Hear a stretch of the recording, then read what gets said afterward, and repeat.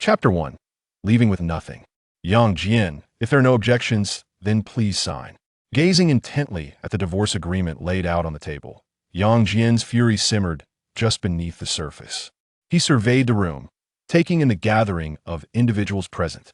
Goodness, it seemed that the Bai family had assembled nearly everyone in their ranks to sever ties, evade repercussions, and coerce him into signing.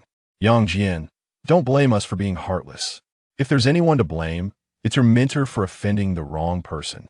Indeed, it has been rumored widely that when Governor Chu returns, the fate of Su Boda will be revealed. I heard it goes beyond mere embezzlement. The disciplinary committee has accused Su Boda of forming cliques, engaging in political favoritism, and establishing the Eastern University Gang. Yes, political collusion and favoritism. Take down one, and a whole chain will emerge. You lot from Eastern University are all Su Boda's accomplices. As the Bai family members chattered among themselves, revealing their grotesque visages, Yang Town Head, who is currently under suspension for reflection, could no longer contain the rage boiling within him. Silence, he bellowed, rising abruptly from his seat. After casting a fierce glare at everyone present, Yang Jian extended his finger, first pointing directly at his father-in-law, Bai Wenbin, who sat opposite him. Without the mentorship of your esteemed teacher, would you have ascended to the position of principal at the vocational school? Bai Wenbin, aware of his culpability and indebted to Su Boda, instinctively took a step back. Seeing Bai Wenbin rendered speechless, Yang Jian then pointed at his mother-in-law, Zhou Huifan. Without my recommendation, would you have transitioned to a permanent position? Zhou Huifan hung her head in silence, her face flushing crimson. Yang Jian's words were irrefutable truths, leaving no room for argument. Witnessing the humiliation of his parents, the eldest son, Bai Zhantong, erupted in anger. Yang Jian, how dare you speak to my parents like that? With that, Bai Zhantong strode forward, clearly intent on teaching Yang Jian a lesson. In a flash, Yang Jian transformed his finger into a palm, delivering a resounding slap, followed by another swift strike. Without my introduction, could you have secured the contract for the Eastern University canteen? Bai Zhantong clutched his stinging cheek, staggering backward repeatedly, for Yang Jian's imposing height of 183 centimeters and weight exceeding 80 kilograms rendered him no match. Even if my mentor is investigated, even if I'm suspended, even if both my mentor and I end up behind bars, I will ensure you crawl out of Eastern University in disgrace. With that, Yang Jian seized Bai Zhantong by the collar, their eyes locked in a fierce confrontation. If you dare frame my mentor, I will be the first to end you. Yang Jian, let go. We have not framed Su Boda. Bai Zhantong's wife, Wang Shanshan, desperately tugged at Yang Jian's arms. Yang Jian released Bai Zhantong and approached Bai Zhanxiang, nearly nose to nose as he questioned, aren't you a police officer? Why don't you arrest me? Bai Zhanxiang swallowed hard, his gaze evasive as he replied, without directives from above, I have no authority to arrest anyone. Yang Jian lightly patted Bai Zhanxiang's cheek, a sardonic smile playing on his lips. You're a clever one, aren't you? Suddenly, the piercing scream of Bai Qianxue pierced the air. Yang Jian, are you done causing a scene? Yang Jian turned at the sound, and was instantly enveloped in a chilling dread, for he beheld his wife, Bai Qianxue, gazing at him with an icy demeanor. If you must blame someone, then blame me. If you must harbor hatred, let it be towards me. If you wish to strike, then strike me. With these words, Bai Qianxue stepped before Yang Jian, her expression devoid of emotion, stating, all I ask is for your agreement to divorce. Yang Jian looked down at Bai Qianxue's exquisite features, his heart wrenching in agony, as if pierced by 1,000 arrows, and his body began to tremble involuntarily. Yang Jian, let us part on amicable terms, at least we can preserve some dignity. Bai Qianxue turned her head away, unable to bear the sight of the sorrow etched in Yang Jian's eyes. Through clenched teeth, Yang Jian managed to utter a reluctant fine. Upon hearing this, the members of the Bai family collectively exhaled, relieved that Yang Jian had consented to the divorce. Since you will be heading to prison anyway, the house and savings will belong to me, you shall leave with nothing, Bai Qianxue stated with a sense of righteousness. Yang Jian raised his hand and struck her across the face with a resounding slap. Smack! Bai Qianxue held her burning cheek, stunned. He actually dared to hit me? Smack! Yang Jian retaliated with another strike. Yang Jian, how dare you strike me? Bai Qianxue erupted in fury, her face twisted in rage as she lunged at him. Yang Jian seized both of Bai Qianxue's wrists with one hand, while the other encircled her slender waist, hoisting her onto his shoulder. Then, before the watchful eyes of the onlookers, he carried Bai Qianxue into the bedroom. "Let me go. What do you intend to do? This is a crime." Bai Qianxue's cries and pleas echoed incessantly. The members of the Bai family exchanged glances, unsure of how to respond, yet none dared to intervene on Bai Qianxue's behalf. "Third brother, you are a police officer. Hurry in and arrest him," Bai Zhantong urged in a panic. Bai Zhantong, his face flushed, stammered in response. "Elder brother, this is a matter between husband and wife. How can I just barge in?" Seeing that no one dared to stand up for Bai Qianxue, the head of the family, Bai Wenbin spoke up. "Let them finish what they're doing first." With that, Bai Wenbin sighed deeply and led the way out to avoid the scene. The others felt too awkward to remain in the living room, deciding they would wait until the couple had concluded their altercation. Moreover, the longer Yang Jian delayed signing the documents, the greater the risk to the Bai family would become. With everyone's lives and fortunes at stake, no one could afford to take such a gamble, nor would anyone dare to offend a criminal who was soon to be imprisoned. Furthermore, at this moment, Yang Jian and Bai Qianxue were still legally married. It was hardly unusual for a couple to have a violent dispute over a divorce. Was it? An hour later, the members of the Bai family gradually returned to the living room. They found Yang Jian slumped on the sofa, contentedly smoking a cigarette, just as the Bai family members were at a loss for words. Bai Qianxue raised the divorce agreement in her hand, her face blooming like a peach blossom as she declared, "Yang Jian has signed. He agrees to leave with nothing." Upon hearing this, the Bai family members revealed expressions of secret delight, and some even gave Bai Qianxue a thumbs up. Yang Jian, wishing to distance himself from the ugly faces of the Bai family, picked up his copy of the divorce agreement and swaggered towards the door. The Bai family hurriedly made way for Yang Jian, fearing they might be tainted by misfortune and calamity. Bai Qianxue longed to rise and bid farewell to her ex-husband, but her body ached with fatigue, leaving her with the desire yet unable to act. All she could manage was a gentle reminder. "Remember to go to the Civil Affairs Bureau tomorrow." Yang Jian turned his head and spat disdainfully. "Bah, a bunch of ungrateful scoundrels." With that, he strode out of the Bai family's residence without looking back, making his way directly to his mentor's neighborhood. Chapter 2. The Imperial Sword is mentor. Su Boda held esteemed positions as a member of the Provincial Committee in Fengdian, a standing committee member of the Xinyang Municipal Committee, and the executive vice mayor. He was undoubtedly a high-ranking official and the prime candidate for mayor. However, following the downfall of the former provincial secretary and the subsequent purges orchestrated by figures like Governor Chu Dashan, the reckoning began with Su Boda. In the ruthless arena of politics, the victors claim dominion while the vanquished become scapegoats. It is a realm where only the cunning thrive. Yang Jian was fully prepared for the impending reckoning. Otherwise, he would not have consented to leave with nothing. Though he and Su Boda had never crossed the line into illegality, the machinations of malicious individuals could easily fabricate accusations, distort truths, and unjustly label them as conspirators. Anti-corruption efforts were not an end in themselves, but rather a means to achieve ulterior motives. The rationale for their double regulation was often couched in claims of reports from well-meaning citizens.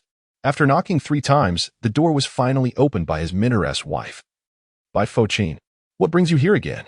she asked. With a playful tone, Yang Jian replied, "And I long for your authentic noodle dish." Bai Fengqin's eyes glistened with unshed tears as other students kept their distance, fearful of being entangled in Su Boda's troubles. Yet, Yang Jian, as Su Boda's devoted disciple, yearned to reunite with his mentor. "Oh, you." Bai Fengqin lightly touched Yang Jian's forehead, affectionately chiding, "You must learn to protect yourself. Aunt, I have grown up. It is now my turn to safeguard you," he said, offering his arm as they strolled into the living room. Upon sitting down, Yang Jian noticed something unusual on the coffee table and inquired, "Aunt, has someone been troubling you again?" Surprised, Bai Fengqin hesitated before responding, No one has come by in the past few days." Yang Jian sensed her disquiet. Her expression was unmistakably deceptive. Someone had indeed visited today. He leaned in closer to ask, "Have they set up surveillance?" Bai Fengqin shook her head. "No, they merely searched all the rooms." Yang Jian remained perplexed. Why was she so anxious? Was there someone hidden within the house? That seemed unlikely. "You should enjoy your tea. I will prepare a meal for you," she said, rising to leave. Yang Jian, ever observant since childhood, pondered how to shield him from the powerful figures hidden away in the study, lest they jeopardize his prospects and Su Boda's safety. Once Bai Fouqin entered the kitchen, Yang Jian began to wander through the house. He soon arrived at the door and, glancing outside, discovered that his suspicions were correct. Someone was indeed being concealed. How else could he explain the pair of size 45 casual shoes? Astonished, he thought. His mentor has not yet been convicted, yet Ant is bold enough to harbor someone. In a moment of frustration, Yang Jian slapped himself and inwardly cursed. How could Ant be that kind of person? But whose shoes were those? He himself wore size 44, indicating the owner must be at least between 185 centimeters and 190 centimeters tall. After scanning for potential suspects fitting that height, he still could not identify anyone who matched the shoes. Just as Yang Jian was preparing to seek clues elsewhere, a knock echoed at the door of his mentor's residence. The moment he swung the door open, a repugnant visage abruptly invaded his sight. Junior. It has been a while. The newcomer, Lu Xiaoyu, was 2 years Yang Jian's senior and had once been a proud disciple of Su Boda. However, on the day Su Boda was taken away by the Provincial Disciplinary Committee for investigation, Lu Xiaoyu publicly severed his ties with Su Boda at the Shenyang Municipal Party Committee office. Upon hearing of this incident, Yang Jian had vehemently denounced Lu Xiaoyu in the alumni group of Dongda University, branding him a traitor to his teacher and forebears. As a result, Yang Jian was expelled from the alumni group by its administrator. Now, finally confronting this ungrateful scoundrel and recalling the impending charges that might befall him, wasn't it just a matter of time before he faced an accusation of intentional harm? First, he resolved to cleanse the threshold of his mentor's home. With determination, Yang Jian raised his leg and delivered a swift kick, simultaneously cursing, "How dare you trespass into private property? I want to let you off easily." Caught off guard, Lu Xiaoyu stumbled back several steps before barely regaining his balance. He slowly lifted his head, his expression twisted with malice, and declared, "I have heard of your sharp tongue. Junior, this kick will surely be repaid in due time." Yang Jian closed and further, retorting, "Aren't you the master of writing reports? Then do report a few more kicks." With that, he lifted his leg for another strike. Lu Xiaoyu, now on guard, ran while shouting, "Help! Someone's attacking me! Call the police!" After circling around, Lu Xiaoyu suddenly darted into Su Boda's home. Enraged, Yang Jian pursued him inside, exclaiming, "Beast! You shall not desecrate my mentor's threshold. Teacher Bai. Someone has sent me to relay a message," Lu Xiaoyu gasped, hiding behind Bai Fouqin. Bai Fouqin interposed herself between them, her voice icy as she demanded, "Speak. What is it?" After catching his breath, Lu Xiaoyu finally said, "As long as you can persuade Teacher Su to confess, everything else can be negotiated. Go to hell." Yang Jian spat, struggling to strike. Bai Fouqin clutched Yang Jian, desperately pulling him back, knowing she could not let him miss the impending job transfer due to a fight. "Are you going to disregard your teacher's wife's words?" Bai Fouqin admonished sharply. Upon hearing this, Yang Jian immediately subdued himself, bowing respectfully and apologizing. "I'm sorry. Teacher's wife. I've caused you trouble." Bai Fouqin paid no heed to Yang Jian, but fixed her gaze on Lu Xiaoyu, coldly asking, "What if I refuse?" Lu Xiaoyu pointed at Yang Jian, relishing the moment. "Then he will be next." At this, Yang Jian erupted once more, gritting his teeth as he bellowed, "I've been waiting impatiently. If you have the guts, just give me a quick end." This was the truth. Yang Jian truly longed to reunite with his mentor. The anxiety of these days, the agonizing wait for judgment, it was unbearably torturous. "Silence. Do not speak nonsense." Bai Fouqin was frantic, not because of Su Boda, but because of Yang Jian's straightforward nature. Could such a temperament be suitable for his role as a secretary? Yet, the influential figures in the study believed that Yang Jian's character was precisely what was needed to break the impasse. If one seeks a reliable and steadfast personal secretary, merely to serve tea, facilitate greetings, and convey messages, such a role is ill-suited for the ambitious pursuit of expansion. Instead, a bold and intrepid individual is sorely needed, an audacious warrior willing to traverse uncharted territories. Yang Jian's impetuousness and spirited nature are precisely what is required to instigate a grand upheaval. Moreover, it is paramount to note that Yang Jian is deeply loyal and will undoubtedly remain faithful to his comrades. Considering the political landscape within Fengtian province, where vigorous remedies are necessary for deep-seated ailments and stringent measures are essential in tumultuous times, Yang Jian emerges as the most fitting candidate.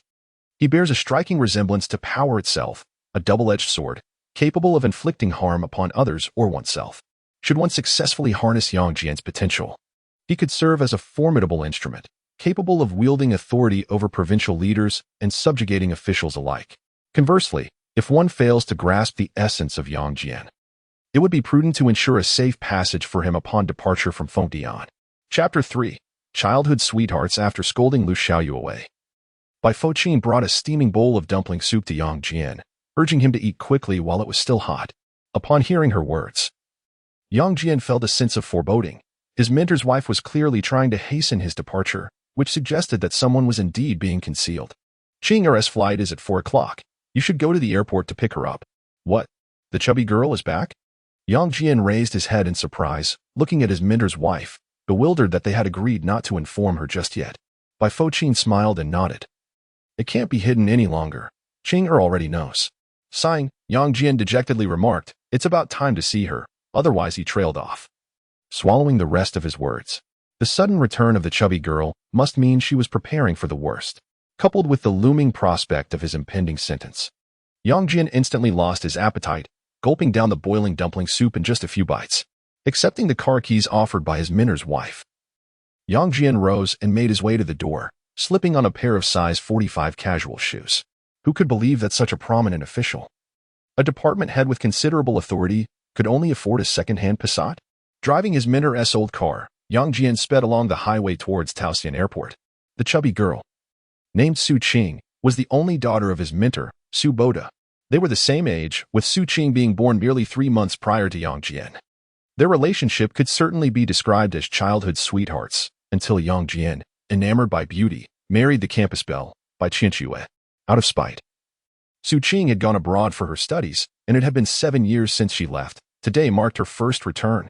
When a woman is determined, she dares to even poison her husband, let alone send a message or make a phone call to a faithless man. For 7 years, Yang Jian and Su Qing had no contact. He only occasionally gleaned fragments of information about her from his mentor and his mentor's wife. International flights can be delayed. And Yang Jian waited until around 5 in the afternoon before he finally saw the notification that the plane had landed. Gathering his spirits and taking a deep breath, he dialed the long-overdue phone number he and T called in 7 years. "Welcome home, chubby girl." The moment the call connected, Yang Jian's heart raced uncontrollably. After a moment of silence, a familiar and affectionate voice came through. "I see you." "Where are you?" "I can't see you." Yang Jian searched in every direction, trying to locate Su Qing's figure. Just then, he heard her voice both through the phone and to his right. "You fool, turn around." Yang Jian turned and was instantly dumbfounded. "Don't recognize me?" Su Qing hung up the phone, playfully flicking her lustrous black hair. In that instant, a delightful fragrance wafted towards him, causing Yang Jian to involuntarily sneeze. Achoo! Stepping back, Su Qing looked at him with a disdainful expression. "You're becoming more and more slovenly." To this, Yang Jian sheepishly replied, "As the saying goes, time never defeats a beauty. Is it that you only target us men?" Upon hearing those words, Su Qing burst into hearty laughter. "Yang Jian, you truly haven't changed at all." With the ice successfully broken, Yang Jian picked up Su Qing's luggage, his face beaming with joy as he remarked, "If it weren't for your voice remaining the same, I would hardly recognize you as that little chubby girl." Su Qing raised her fist, as white as jade, feigning an intention to strike. "If you dare call me little chubby girl again, do you believe I would knock you out?" Yang Jian quickly apologized. "My dear beauty, my illustrious star, please." Witnessing this exchange, Su Qing displayed a satisfied smile and proceeded to walk proudly toward the underground parking lot. Yang Jian, carrying her suitcase, gazed at her figure, pondering in his heart, "No wonder foreign girls are so alluring. It must be something in the air. A little chubby girl like Su Qing could transform into a presence rivaling that of an international supermodel. What a sway in her hips, what a lift in her dairy. What fragrance is this? It's utterly intoxicating." On the way back, Su Qing, seated in the front passenger seat, was engaged in conversation in English. Yang Jian, focusing on driving, could grasp only the gist of it but was 100% certain that this little chubby girl was an exceptionally accomplished lawyer. How splendid! There would be no need to hire a lawyer for both his mentor and himself. Surely, Su Qing could serve as our defender, potentially reducing our sentences significantly. Suddenly, Su Qing ended her call and turned to him, saying, "Come on, confess your crimes honestly." Startled, Yang Jian nearly slammed on the brakes. After steadying the vehicle, he replied with a serious expression, "My issues are minor. Let us first examine my mentor's situation. Su Qing shook her head. My father's matter is far more complicated than I had anticipated. It is beyond the scope of the law. Yang Jian nodded slightly, agreeing that indeed. It was not something that could be resolved through legal means. Currently, they could only place their hopes on the newly appointed provincial secretary, who had just taken office 3 days prior, or perhaps on the influential figures in the capital. But you, on the other hand, still have a chance for redemption. Su Qing raised an eyebrow and remarked, Let us abandon that thought. I have already prepared myself for prison. If you genuinely wish to assist me, just send me some things during the holidays. Hearing this, Su Qing pinched Yang Jian's thigh hard, exclaiming with exasperation, Can't you ever aspire to something more? Are you still that Yang Jian who never backs down? Enduring the pain in his leg, Yang Jian managed a wry smile and said, I accepted a bribe from a businessman, and the county leaders accused me of embezzlement. I helped the Bai family secure a contract for the cafeteria at East University, and the city leaders claimed I was engaging in corrupt practices and shady dealings. Among other accusations, the most infuriating part is a certain leader at East University even alleged that I cheated during exams. I was top of my class every year. Do they really think I need to cheat? Why don't they accuse me of peeking at my female classmates while they bathe? Su Qing chuckled softly. She had already gathered ample information regarding Yang Jian's various accusations, most of which were utterly baseless and could not withstand scrutiny. The only serious concern was the suspicion of him misappropriating funds meant for rural reconstruction. Fortunately, Yang Jian had not embezzled. Instead, he had allocated the funds toward revitalizing local enterprises. However, this single accusation is sufficient for certain individuals to escalate matters and declare guilt. I heard you have gone through a divorce? Su Qing abruptly shifted the topic, catching Yang Jian off guard. Who told you that? Su Qing raised her phone, revealing to Yang Jian that the alumni group had erupted with news that he had been left with nothing. Yang Jian glanced over and cursed loudly. Damn. That wretched woman Bai Qianxue actually shared the image of the divorce agreement in the largest QQ group of Northeast University. How ironic. The woman he once cried and pleaded to marry was the first to throw him under the bus. Yang Jian's judgment. Truly poor. He could only stubbornly retort, I grew tired of it. Naturally, one seeks a change in taste. I will not allow you to be left with nothing. I will file a lawsuit for you tomorrow. Su Qing exclaimed, her anger palpable. Yang Jian stole a glance at Su Qing's heaving chest, swallowed hard, and inwardly cursed his own poor judgment. Truly, it was abysmal. Chapter 4. The Fate of the Daughter. As the door swung open, the mother and daughter embraced tightly, their tears flowing freely. Yet, Yang Jian was preoccupied with searching for a pair of size 45 casual shoes. Once she calmed down, Su Qing retreated to the bathroom for a shower, while Bai Fouqin busied herself in the kitchen preparing dinner. Yang Jian entered his mentor's study to peruse some ancient texts. 7 years prior, Su Boda had stepped into the political arena as a professor, ascending from the position of deputy director of the Municipal Education Bureau to a standing member of the Shenyang Municipal Committee and executive vice mayor. Yang Jian, too, had risen through the ranks from a provincial selection graduate to the mayor of Fengyang City and then Dongfeng Town. Both mentor and disciple were on the brink of reaching even greater heights. Unexpectedly, however, the former provincial secretary abruptly retreated from the political scene. Gazing at the journey to the west on the bookshelf, Yang Jian couldn't help but draw parallels between his mentor and himself. The monsters with powerful backers, regardless of their misdeeds, were whisked away by celestial beings, while those of humble origins were mercilessly struck down by Sun Wukong's golden staff. The former provincial secretary could find another place to continue his political career, but for his mentor and himself, this truly marked the end of the road. His mentor, in his stubbornness, had chosen to oppose the provincial governor, Chu Dashan. Even a 3-year-old knows that the strong dragon cannot suppress the local snake. Just as Yang Jian contemplated the bleak future that lay ahead, Su Qing's voice rang out. Dinner is ready. Turning to look, he saw Su Qing leaning against the doorframe, one hand drying her damp hair. The oversized white t-shirt she wore barely covered the alabaster skin of her thighs. Aside from that, she was clad in nothing but a pair of slippers. Yang Jian swallowed hard, thinking to himself that the little chubby girl, having been influenced by foreign cultures, was completely oblivious to her own modesty. Noticing Yang Jian's gaze, Su Qing shot him a fierce glance before turning away. Once seated, Bai Fouqin pointed to the bottle of white liquor on the table and said, I am delighted that Qing is back. Let us have a drink tonight. Heeding his mentor's directive, Yang Jian promptly stood to pour the drinks, the first glass for his mentor, the second for Su Qing, and the third for himself. A sudden thought struck him. Should he set a place for his mentor and pour him a drink as well? Mom, these past years, you've worked hard, Su Qing said, raising her glass. With tears welling in her eyes, Bai Fouqin shook her head. It's not hard for me.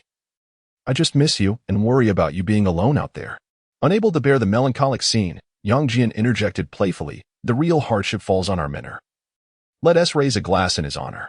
At this, both mother and daughter shot him a reproachful look, as if to say he had struck a nerve. After taking a sip, Su Qing continued, in this second glass, let us toast to the departure of that scoundrel from your life. The term scoundrel was a moniker exclusively reserved for Yang Jian, and it was only Su Qing who dared to use it. Xiao Jian, you've divorced? When did this happen? Bai Fouqin asked, her voice laced with surprise. This morning, Yang Jian replied awkwardly. Not only did he divorce, but he was also left with nothing. Su Qing added gleefully. Hearing this, Yang Jian shot a fierce glare at Su Qing. The little chubby girl remained as vengeful as ever.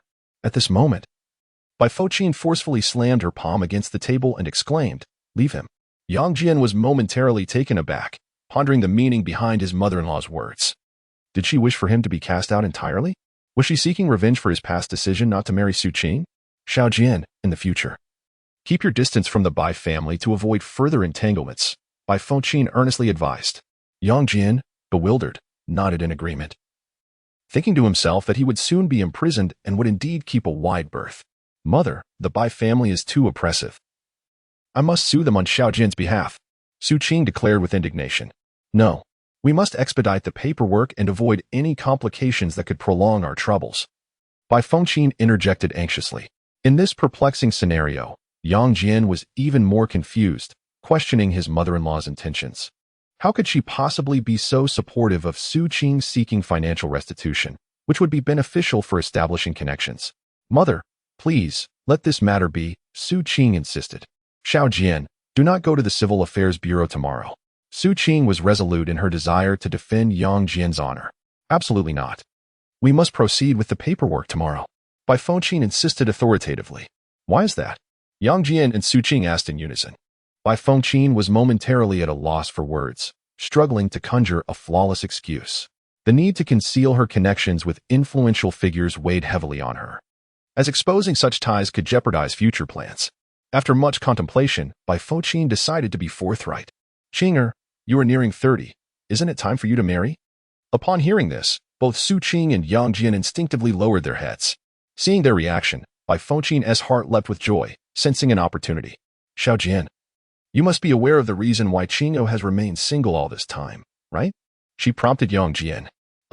Yang Jian fidgeted awkwardly, hesitant to speak. It seemed implausible that the chubby girl had stayed single all this while. Mother, could you please not? Su Qing chided bashfully, stealing glances at Yang Jian. Fate is predetermined. The coming together and parting of people lie beyond our control. Yang Jian, despite being married for 7 years without children, this is simply fate. Bai Fouqin, somewhat superstitious, asserted. Upon hearing this, Yang Jian felt a wave of embarrassment wash over him, wishing to vanish into a mouse hole. He thought to himself, was my mother-in-law implying that I am inadequate? Yang Jian longed to clarify that it was not his shortcomings that led to their childlessness, but rather his ex-wife Bai Qianxue's unwillingness. Qinger, you have not found a suitable partner in 7 years. This too must be fate. Bai Fouqin continued, directing her attention towards Su Qing. Instantly, Su Qing's face flushed crimson, reflecting, it's not that I can't find someone. It's that I have no intention of seeking a partner. With the proverbial window of opportunity now broken, and seeing no objections from either party, Bai Fouqin seized the moment. Let us proceed with the divorce tomorrow and obtain the marriage certificate immediately. Yang Jian and Su Qing exclaimed in perfect harmony once again. What is it? Is there a problem? Bai Fouqin demanded with an authoritative demeanor, scrutinizing them both. Mother, I still need to serve my time in prison. Yang Jian replied softly. Indeed. Xiao Jian must also attend to his sewing machine duties, Su Qing concurred, finding merit in the excuse. Yet, Bai Fouqin remained unfazed. And what of it? At most, one could wait for his return to continue with life. Yang Jian cast a furtive glance at Su Qing's reaction before speaking. Auntie, I appreciate your sentiments, but I can no longer cause Su Qing any harm. Upon hearing this, Su Qing found herself in a state of indecision. Her thoughts swirling. After waiting 7 years, what is a few more? In times of adversity, true affection reveals itself, after a lifetime of teaching. Lao Su has produced but this one student. As she spoke, Bai Fouqin grasped Yang Jian's hand and pressed it firmly against Su Qing's delicate palm. Her voice imbued with sincerity. If something were to happen to both me and Lao Su, you must take good care of Qing'er. The moment those words escaped her lips, Yang Jian's heart sank, a silent alarm ringing in his mind. This is bad. And he intends to follow her mentor into the afterlife. Su Qing stood frozen, contemplating. Surely it won't come to that. My father might face a sentence of about 10 years at worst, but that hardly justifies thoughts of suicide. Chapter 5. A close call by Fouqin S will left Yang Jian and Su Qing with no choice but to comply. The two secretly reached a tacit understanding, deciding to placate the elderly couple for the time being to prevent them from departing this world with lingering regrets. Upon witnessing Yang Jian and Su Qing's agreement to obtain a marriage certificate, Bai Fouqin, buoyed by the effects of alcohol, cheerfully suggested, Xiao Jian, since you've been left with nothing, why not move in with us? With that, she promptly urged Su Qing to accompany Yang Jian to retrieve his belongings immediately. Thus, Su Qing and Yang Jian reluctantly exited the house. Inside the small car, an atmosphere of ambiguity began to envelop them, reverberating within the confined space. Mustering his courage, Yang Jian spoke first. Su Qing, I'm sorry. At these words, Su Qing felt a sudden tightness in her chest. Did Yang Jian intend to reject this fated union? It's all my fault for marrying Bai Qianxue back then. After a brief pause, Yang Jian continued, please help me negotiate my sentence. Su Qing let out a sigh of relief. As long as Yang Jian agreed to marry her, everything else could be managed. As for his sentence, no one would dare to harm Su Qing's man. As long as you cooperate, I will ensure your innocence, she teased. Yang Jian detected a different tone in her voice. Did the chubby girl dare to use his sentence as leverage against him? Wasn't it merely about obtaining a marriage certificate? Wasn't it just an eagerness to consummate their bond and fulfill the wishes of their elders? He, Yang Jian, could not have asked for more. Su Qing, I have a rather pressing question, Yang Jian stammered. Go ahead, Su Qing replied, turning to gaze at his profile.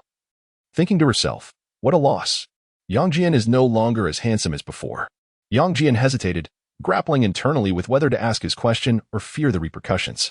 Just as Su Qing's impatience peaked, she demanded, are you going to speak or not? As she seemed ready to pinch him. Yang Jian gathered his resolve and delicately inquired, is it true that foreign countries are quite liberal? Su Qing appeared taken aback by the question. Did it warrant such prolonged contemplation? After a moment of silence, she grasped the underlying meaning of Yang Jian's words and decided to tease him further. Indeed, very liberal. Particularly regarding matters between men and women. Upon hearing this, Yang Jian felt a chill run down his spine, mentally chastising himself for his foolishness, adding unnecessary frustration to his life. Having succeeded in her teasing, Su Qing escalated her jest. Alas, foreigners may be fine, but their scent is unbearable. At this remark, Yang Jian slammed on the gas, nearly wishing for a fatal collision. As the car veered out of control, Su Qing hastily interjected, slow down. I was just teasing you. Who told you not to marry me back then? I've never been with a man. Once those words escaped her lips, the car spiraled completely out of control. Fortunately, Yang Jian, an experienced driver with 8 years behind the wheel, managed to regain some semblance of control over the chaos. After the vehicle finally came to a halt, Yang Jian wiped the sweat from his brow, reflecting with a shudder, I almost became a gray-haired man sending a black-haired one to the grave. Su Qing fiercely pinched Yang Jian's thigh, fuming, Yang Jian, you'll never drive again in your life. Yang Jian quickly apologized, I'm sorry. I'm truly sorry. It won't happen again. Get out. I'll drive. Su Qing unfastened her seatbelt, forbidding Yang Jian from continuing to drive. Reluctantly, Yang Jian settled into the passenger seat. As the door swung open, he questioned whether he had entered the wrong house. Standing in stunned silence for several seconds before daring to confirm that this was indeed his home. Has your house been robbed? Su Qing inquired, astonished. Gazing at the disarray within, Yang Jian erupted in a tirade, that wretched woman, utterly heartless. Ha ha ha, look at you, Yang Jian, reduced to this. Su Qing felt a surge of delight, as Bai Qianxue's actions only served to validate Yang Jian's lack of discernment. Stop laughing and help me find my things, Yang Jian urged, nudging Su Qing. The chubby girl bore a grudge, and he realized he needed to tread lightly in the future. Half an hour later, Yang Jian exited the house, a woven bag in hand, cursing as he closed the door. That wretched woman, not even leaving behind a suitcase. On their way back, Su Qing suddenly turned and drove into a bustling shopping mall. Once parked, she looped her arm through Yang Jian's and unceremoniously dragged him into an upscale menswear store. This one, this one, this one. No, the rest. I'll take a complete set, she commanded with an air of authority. Yang Jian stood dumbfounded, pondering whether lawyers earn such lavish incomes. Had he known, he would have changed careers, sparing himself the arduous path of politics. Not only had he gained nothing, but he also faced years of servitude to a sewing machine. After departing the menswear store, Su Qing whisked Yang Jian into a luxury watch shop. That green one. It perfectly matches his temperament, she mischievously pointed to an extravagant timepiece. Yang Jian's face paled. He silently vowed never to wear that watch or any green attire ever again. After amassing a plethora of items, Su Qing insisted on catching a midnight movie. They returned home around 3 in the morning. After hastily freshening up, Yang Jian entered Su Qing's bedroom with practiced ease. Meanwhile, the recently returned Su Qing was nestled in her mother's embrace, lost in a delightful dream. That night was exceptionally sweet. The following morning, a Monday, Bai Fo-Qing prepared breakfast and departed for Northeast University punctually. Before leaving, she affixed a note at the door, "Make sure to complete the paperwork today." Meanwhile, Yang Jian was abruptly roused from slumber by an unexpected phone call. Groggily pressing the answer button, he grumbled, "Who is it?" "Ex-husband. I'll be there in half an hour. Are you on your way?" Bai Qianshui's voice crackled through the line. "Wretched woman, you truly are insufferable." Yang Jian cursed, instantly wide awake. "Ex-husband, the client is eager to purchase a house. You must understand," she pressed. "At worst you can hit me again. May I never lay a finger on you." Yang Jian seethed with indignation. "All right, just set a time and choose a good place. I'll be there." Bai Qianshui replied cheerfully. "Vile woman, you." Yang Jian found himself at a loss for words, bewildered by Bai Qianshui's peculiar tendencies. "Dear ex-husband, in gratitude for your decision to leave without any claims, I have resolved to be at your beck and call for 24 hours before you are incarcerated." Yang Jian felt a wave of nausea and inwardly cursed. Bai Qianshu, but truly has no shame. How can she utter such words? If only you had acted sooner. Perhaps I would not have sought a divorce. With this thought, Yang Jian completely lost his composure and struck himself across the face. The sound startled Bai Qianshu, who instantly became animated and exclaimed, "Ex-husband, hurry. Let us finalize the paperwork and then retreat to a soundproof hotel." Upon hearing this, Yang Jian felt utterly despondent, wishing he could simply vanish. Chapter 6. Achieving the desired outcome in the vibrant city of Shenyang. At the entrance of the Civil Affairs Bureau, Bai Qianshu, resplendent in her attire, was anxiously stamping her feet. The clock was nearing 10, yet her ex-husband had yet to make an appearance. Had he possibly changed his mind? Or had he been apprehended by the disciplinary committee? There was no other reason for him to ignore her calls. Just as Bai Qianshui was about to dial Yang Jian again, a sleek black Passat screeched to a halt before her. As she prepared to unleash her frustration, a strikingly handsome man emerged from the driver's seat. "Is my ex-husband dressed so impeccably in hopes of rekindling our relationship?" Bai Qianshui mused, a mixture of confidence and infatuation washing over her.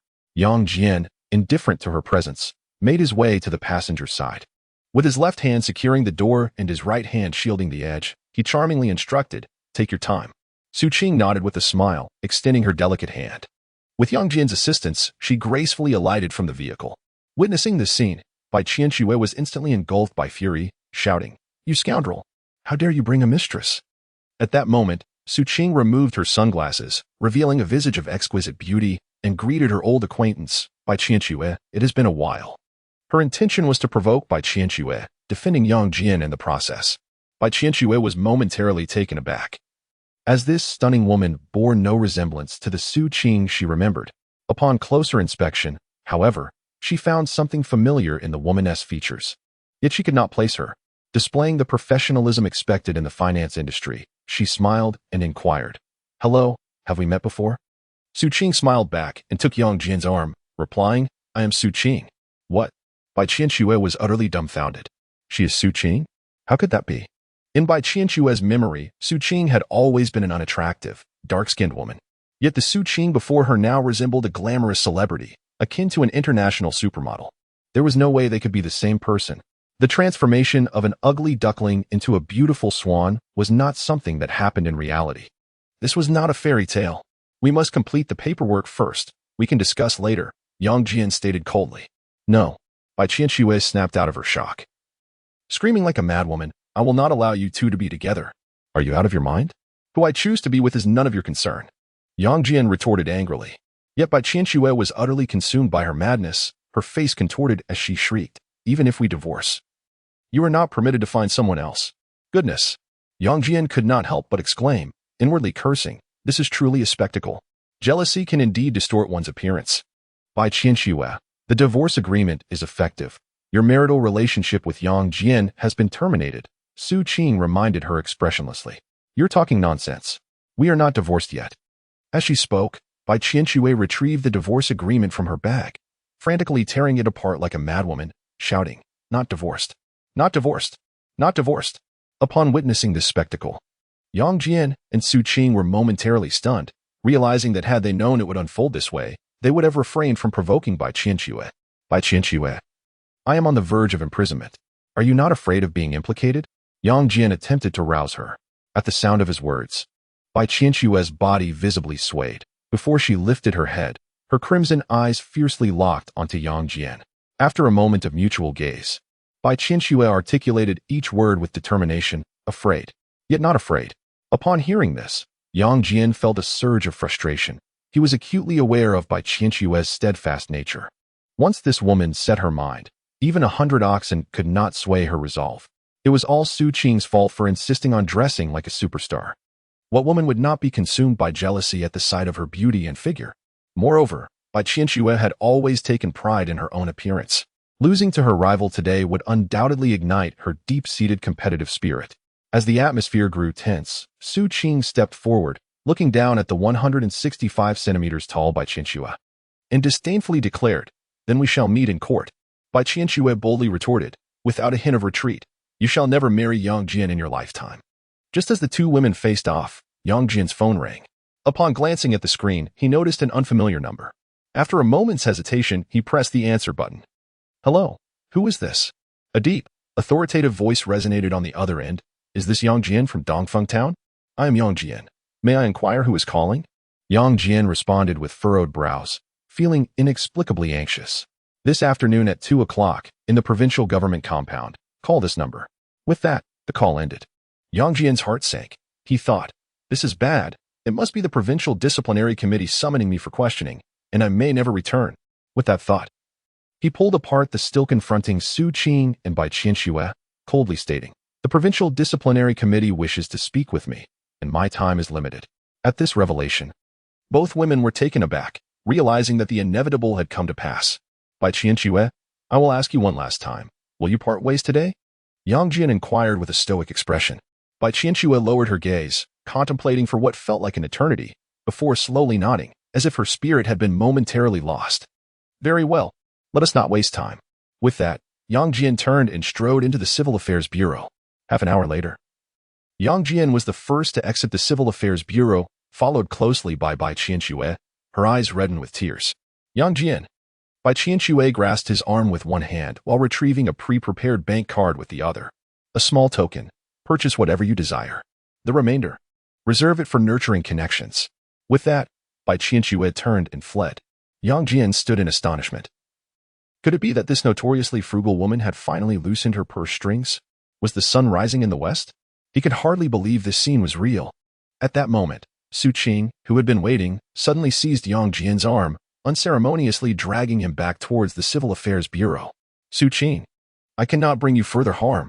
Yang Jian struggled fiercely, determined that Su Qing should not endure a life of loneliness. What if I have to wait another 7 years? I, Su Qing, can wait. I will certainly wait for you.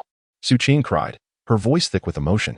In this poignant moment, Yang Jian could no longer suppress the emotion surging within him. He abruptly embraced Su Qing, holding her tighter and tighter. Moments later, amidst the admiring gazes of the staff and the envious glances of several men, Yang Jian and Su Qing officially united as husband and wife, finally achieving their long-awaited destiny. As they stepped out of the Civil Affairs Bureau, Yang Jian glanced at his watch and remarked, we have 3 hours. Let us make the most of it. Upon hearing this, Su Qing blushed deeply, bashfully inquiring, shall we go home, or to a hotel? Yang Jian was momentarily stunned. He had intended to discuss some matters, yet Su Qing's understanding seemed awry.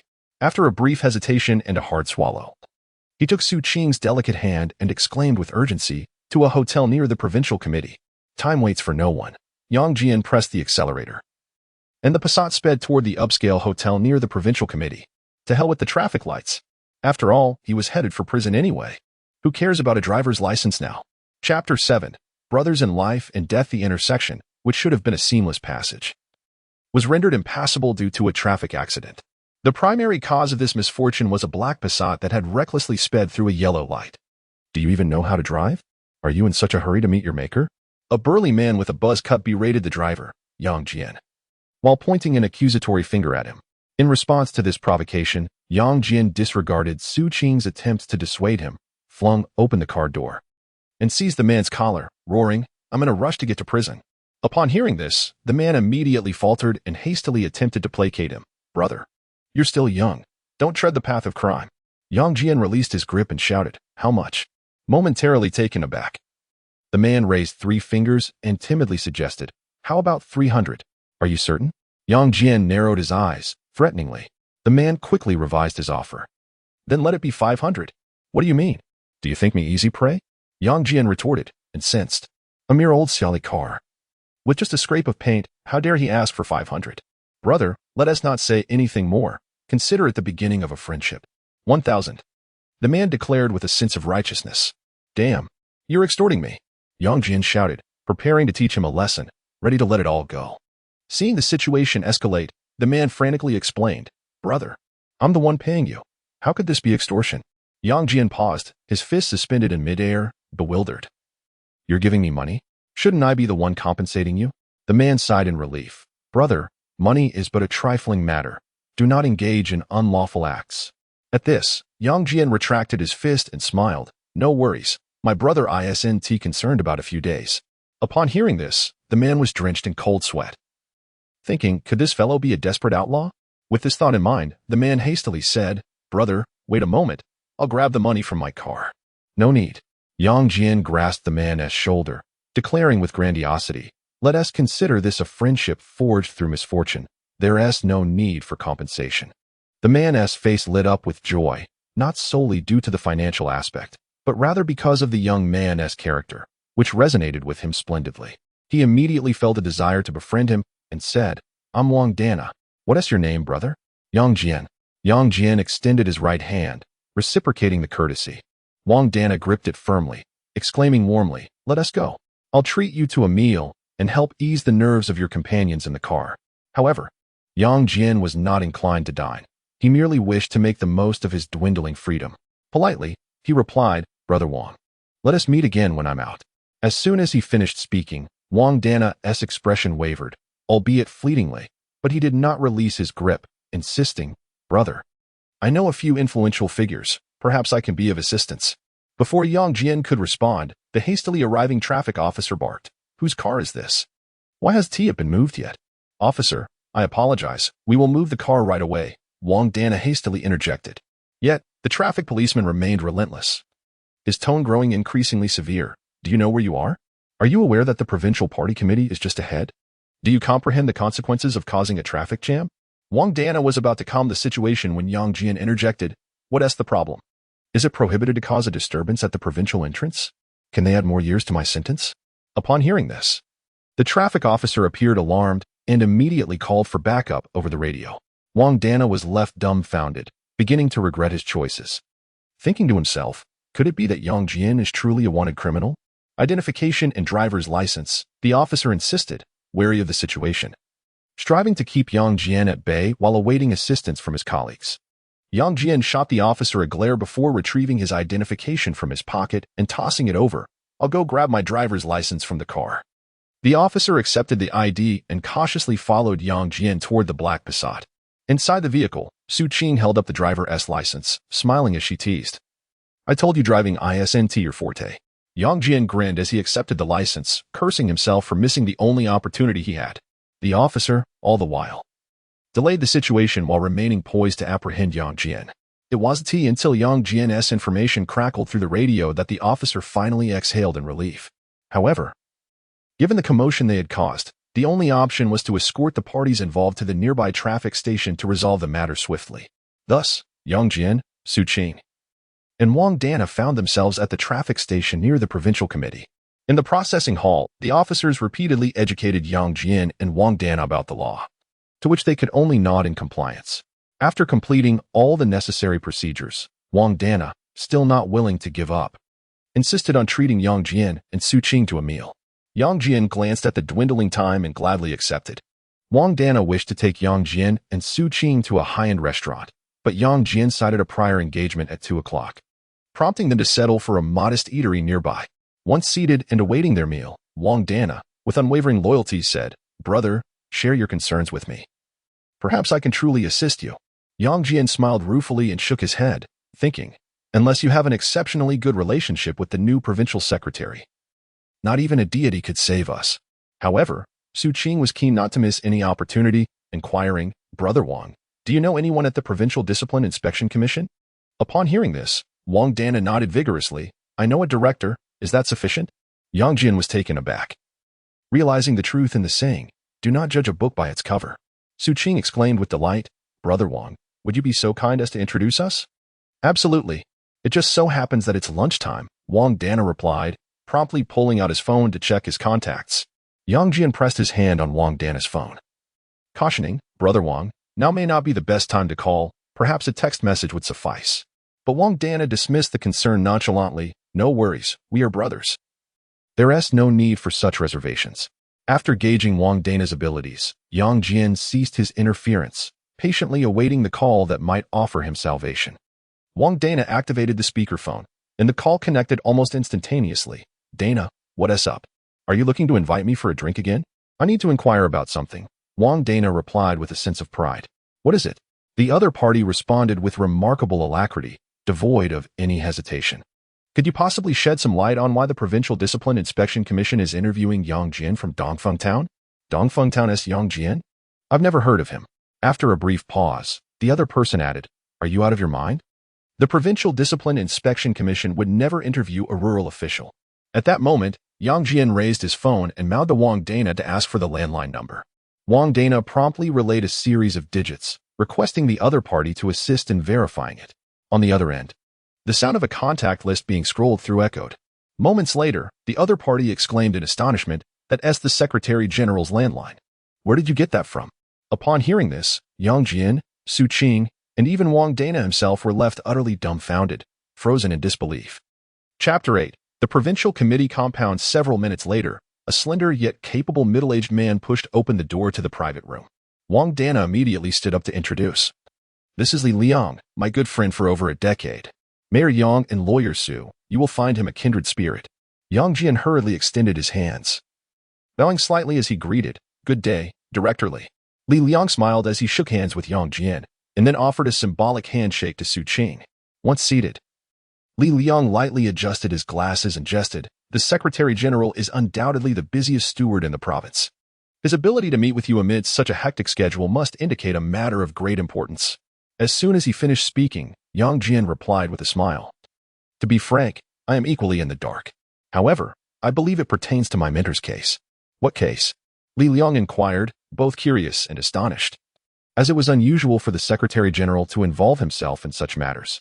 Yang Jian, seizing the opportunity to inquire about his mentor's current situation, responded, "I am a student of Su Bodai. She is the daughter of Su Bodai." Upon hearing this, Li Liang's expression abruptly stiffened, while Wang Dana appeared utterly taken aback. Noticing the shock on their faces, Yang Jian quickly offered his apologies. "Director Li, please rest assured, I have never met Su Qing." In response, Li Liang furrowed his brow slightly and waved his hand, stating, "It is nothing serious, merely a bit surprising." Wang Dana chimed in, "My brother, you are overthinking it. Mayor Su's character is beyond reproach." Yang Jian and Su Qing exhaled deeply, relieved that their identities were not a concern. As for Mayor Su's case, it is within the first supervisory office, while I am merely the deputy director of the second office. Seizing this moment, Li Liang clarified his position. Nevertheless, he had heard some whispers. Considering Wang Dana's standing and Su Bodai's reputation, he decided to share some permissible information, such as the fact that Su Bodai had yet to plead guilty and was being held in a hotel operated by the Provincial Discipline Inspection Commission, along with the name of the official in charge. After absorbing this information, Yang Jian and Su Qing stood together, bowing deeply to express their gratitude to Director Li and Wang Dana for their guidance. Li Liang, being a person of genuine character himself, would not have developed such a close bond with Wang Dana otherwise, and he willingly shared his phone number on the spot. In light of this, Yang Jian and Su Qing offered tea in lieu of wine, each toasting Li Liang and Wang Dana, and they agreed to arrange a banquet at a later date. As the midday break dwindled, Li Liang stood and suggested, "Yang Jian, I shall take you to the provincial committee compound." "Thank you, Director Li," Yang Jian replied. He exchanged glances with Su Qing before following Li Liang toward the provincial committee compound. Upon arriving at the entrance of the provincial committee compound, Yang Jian filled out the visiting information at the gate under Li Liang's guidance. Then, under Li Liang's lead, he took his first step into the power center of Fengtian Province. The Secretary General's office is on the 3rd floor of Building 1. In a moment, you should call him before proceeding to pay your respects, Li Liang meticulously instructed. "Thank you, Director Li. I will wait here at the gate," Yang Jian responded. Yang Jian hesitated to approach Li Liang too closely, fearing he might be looked down upon. It's fine, the discipline committee is indifferent to others' opinions, after all. The tasks at hand are bound to offend someone, Li Liang chuckled, self-deprecatingly. Yang Jian dared not laugh, nor did he feel entitled to interject, while Director Li could jest. He lacked the standing to chime in. "I shall take my leave for now. We can converse another time," Li Liang concluded, patting Yang Jian on the shoulder, who could only extend silent wishes in his heart. Yang Jian bowed slightly and replied with utmost respect, "Director Li, take care. Let us gather again when time permits." After watching Director Li enter building number 3, he glanced at his watch, noting that there were still about 15 minutes until the appointed time. Since this interval was not suitable for a phone call, he decided to find a cool corner to wait patiently. The provincial party compound exuded an air of solemnity. It was replete with the essence of authority. Taking a deep breath, he felt as though the very atmosphere was imbued with a particularly sweet fragrance. With eyes closed, he savored the scent of power, pondering, had the former provincial secretary remained in charge here, surely his esteemed mentor would have gained entry as well. Lost in thought, the time arrived, and he pulled out his phone to dial the Secretary General's number. "Greetings, leader. This is Yang Jian from Dongfeng Town. I have arrived punctually at the main entrance of the provincial party compound." The voice, commanding and robust, responded, "Hand the phone to the gate." "Reporting to you, leader. I have completed the visitation form and successfully entered the provincial party compound. Building number 1, 3rd floor, the innermost office," the Secretary General concluded before hanging up.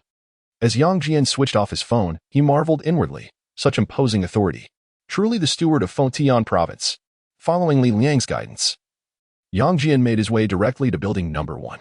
Along the way, he encountered numerous staff members and various leaders hurrying about. He dared not glance around. Maintaining a neutral expression and a measured pace, perfectly attuned to the rhythm of his surroundings. Upon reaching the Secretary General's office, he exhaled deeply. This had been the longest journey he had ever traversed.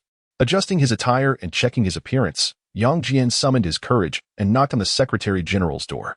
"Come in." The voice, both authoritative and resonant, echoed from within. Hearing the Secretary General's permission, Yang Jian opened the door and entered with composure. Standing before the Secretary General's desk, he greeted with upright formality, "Greetings, leader." The Secretary General, absorbed in his documents, merely acknowledged him with a curt "HM," failing to lift his gaze. Observing this, Yang Jian felt a pang of anxiety, thinking, entering only to be left standing in silence. This could be the end of my ambitions. Resolving to embrace the situation, he fixed his gaze upon the Secretary General. Inwardly mocking, too many schemes and a shining forehead will surely lead one to baldness. After standing for over 10 minutes, the Secretary General finally lifted his head, exuding an unspoken authority, and commanded, "Sit."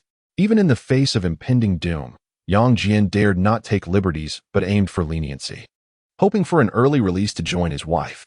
With a smile, he replied, "Thank you, leader. I can stand." The Secretary General leaned back in his chair, scrutinizing him momentarily before stating, "Secretary Liu wishes to see you." After glancing at the time, the Secretary General rose and made his way towards the door. Yang Jian hurriedly followed, scarcely daring to breathe, his footsteps muted as he walked. Despite the tumultuous waves of anxiety within, his mind was a blank canvas, resonating only with a persistent hum. The provincial secretary's office was conveniently located just above the Secretary General's. The door was slightly ajar, and after a gentle knock, a robust voice called out, "Enter." Upon receiving the provincial secretary's permission, the Secretary General pushed the door open and led Yang Jian inside. "Secretary Liu, this is Yang Jian from Dongfeng Town. Thank you for your hard work, Comrade Yulong, came the resonant voice once more. You are too kind, Secretary Liu. This is simply my duty. The Secretary General replied as he picked up a kettle to refill the provincial secretary's cup. At that moment, Yang Jian summoned his courage and spoke up. Hello, Secretary Liu. Chapter 9. Temporary Secondment. Yang Jian dared to gaze at the provincial party secretary for merely 3 seconds. 1, 2, 3. Once the time elapsed, he shifted his focus to a more neutral stance, awaiting the directives from the esteemed leader of the ministerial level. In his mind, he could only conjure a vague silhouette, which could be aptly described as cultured and remarkable, even radiating an undeniable charm. Please, have a seat. Lu Huayuan smiled as he scrutinized Yang Jian. His physique and appearance were commendable, yet his work capabilities remained to be tested. However, his temperament and character required significant refinement. Nevertheless, these aspects paled in comparison to the essential trustworthiness required. That was all that mattered. Thank you, Secretary Liu. I prefer to stand while receiving your instructions. Yang Jian's palms were clammy with perspiration, and beads of sweat began to form on his forehead. He thought to himself, after 28 years of life, this was his first encounter with such a high-ranking official. How could he dare to sit recklessly? What if he made a grave mistake? It seemed wiser to remain standing, for at least that would prevent any potential errors. At that moment, Secretary General Ma Yulong approached with a cup of hot tea, smiling as he encouraged. Secretary Liu has invited you to sit, so please do so. Yes. Thank you, leader. Yang Jian bowed slightly, accepting the teacup with both hands, then cautiously perched himself on the edge of the sofa, utilizing the sitting posture he had learned in Su Boda's office. Finally, it had found its purpose. Secretary Liu, please continue with your work. Do not hesitate to instruct me if needed. With that, the Secretary General turned and gently closed the door behind him, leaving only Secretary Lu Huayuan and the fidgeting Mayor Yang Jian in the office. I have heard of you and wish to have a chat. Lu Huayuan began with a smile. Each word struck Yang Jian's heart like a heavy hammer, resonating within him. He could only maintain a smile, forcing himself to remain calm, resolutely avoiding any tension. Just imagine that the provincial party secretary was merely an ordinary, charming gentleman. The provincial committee has recommended several candidates to me, yet I desire a secretary with grassroots experience. After a brief pause, Lu Huayuan inquired, do you have any thoughts on this matter? As soon as the words left his lips, Yang Jian stood upright, responding earnestly in response to Secretary Liu. Although I have not previously held a secretarial position and may require some time to acclimate, I possess a strong capacity for learning. After a momentary pause, he continued, moreover, serving Secretary Liu equates to serving the people of the entire province. This is both an honor and a challenge. I will endeavor to work diligently, never betraying your trust or the expectations of the populace. Upon hearing this, Lu Huayuan nodded with a smile. Please, have a seat. Yang Jian sat down straight, feeling his back instantly dampen, his forehead now dotted with sweat, and his palms nearly transformed into rivers. His mind remained blank, refraining from any errant thoughts, while his heart raced uncontrollably, relying solely on instinctive reflexes. Given your current situation, you can only be temporarily seconded here. As for what follows, let your actions persuade the comrades of the provincial committee. Yes, I will certainly not disappoint Secretary Liu's high expectations and will strive to deliver a flawless performance. Yang Jian's heart felt as though it were leaping into his throat. Beads of sweat trickled down the back, cascading to the waist. At that moment, Lu Huayuan picked up the landline on the desk and dialed. Comrade Yulong, could you come over, please? Yang Jian stood motionless, exerting every ounce of strength to calm his body and steady his heartbeat, striving to maintain composure. Please, sit and enjoy some tea, Lu Huayuan smiled, raising his teacup, internally praising Yang Jian for his commendable demeanor, as he did not exhibit any signs of panic. Upon hearing the directive from the provincial committee secretary, Yang Jian methodically took his seat, cradling a disposable teacup, daring only to take a gentle sip. Yet, within, he was fervently exclaiming, I am saved. My mentor is saved. The tide has turned. Soon, the secretary returned, smiling as he addressed Liu. Secretary Liu, please give your instructions. Comrade Yulong, I would like to request the temporary transfer of Yang Jian to the provincial office as a full-time secretary, Lu Huayuan stated. Ma Yulong nodded with a smile, affirming, of course, I will attend to it immediately. Despite his astonishment, the seasoned Ma Yulong maintained his composed demeanor. Yang Jian, familiarize yourself with the surroundings with Comrade Yulong. We shall meet tomorrow. With that, Lu Huayuan offered tea as a gesture of farewell. Yang Jian promptly stood, responding, "Yes, Secretary Liu." Noticing the secretary heading towards the tea station, Yang Jian took the initiative, softly suggesting, "Secretary, allow me to handle this." Taken aback, Ma Yulong smiled and remarked, "Secretary Liu has a keen eye. Comrade Yang Jian will surely excel in this role." At these words, Liu Huayuan nodded slightly, elevating his regard for Yang Jian. He desired Yang Jian's proactive approach, eschewing the rigid adherence to conventions. However, Yang Jian dared not reveal any emotion, focusing solely on preparing the first cup of tea with care. Upon exiting the provincial secretary's office, the secretary led Yang Jian next door, gravely stating, "Xiao Wang. This is the secretary appointed by Secretary Liu. Please hand over the responsibilities." With that, he turned and left, sparing not a moment longer, even avoiding a glance at Yang Jian. Initially taken aback, Yang Jian offered a smile, introducing himself. "Greetings, I am Yang Jian. I am not a leader, nor is there much to hand over. You can manage it yourself," Huang Jingquan replied, gathering his personal items. Recently promoted to head of the secretariat, he had anticipated seamlessly becoming the new provincial secretary's dedicated aide. Little did he expect, just as he was settling in, an unexpected contender had emerged. Seeing this, Yang Jian attempted to retain him. "Director Huang, I will only report tomorrow. Is there really a difference? Sooner or later, it will be your position." Huang Jingquan interrupted sarcastically. "Director Huang, I kindly ask you to maintain your post for one last shift. I need to familiarize myself with this environment," Yang Jian retorted, his expression unyielding. "Humph." Huang Jingquan scoffed with a cold smile, discarding his belongings, and icily remarked, "Please adapt to your new surroundings as quickly as possible." With that, Yang Jian turned and left. Having usurped his position, he would inevitably face Huang Jingquan's challenges.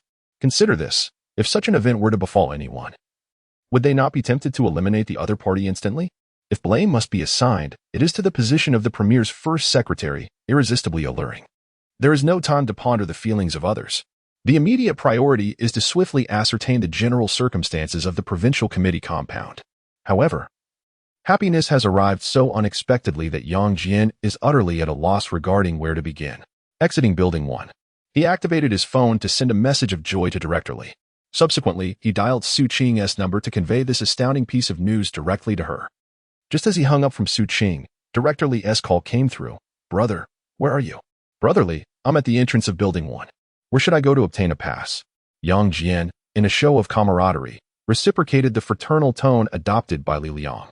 After all, upon first arriving at the provincial committee compound, one surely requires the guidance of influential allies. "Wait for me there. I'll be right over," Li Liang responded with overwhelming warmth. Yang Jian hung up the phone, feeling elated and silently mused. The prestige of the premier's first secretary truly carries immense weight. At that moment, a text from Wang Dana arrived. "Brother, congratulations. See you after work." Yang Jian promptly replied, "Thank you, Brother Wang. Let us not miss each other tonight." Wang Dana had steadfastly remained by Su Qing's side, awaiting Yang Jian's safe return. For this sentiment alone, both Yang Jian and Su Qing ought to treat Wang Dana to a meal. Moreover, Wang Dana had also facilitated Yang Jian's introduction to Li Liang. Providing timely assistance is far more heartwarming than mere embellishments. Chapter 10. Secrets of the Courtyard. With the enthusiastic assistance of Li Liang, Yang Jian successfully obtained the entrance permit to the provincial party compound. Accompanied by Li Liang's warm guidance, he acquainted himself with the power center of Fengtian province. Secretary Liu was temporarily residing in the provincial guest house rather than in the villa of his predecessor. As they walked, Li Liang shared insights.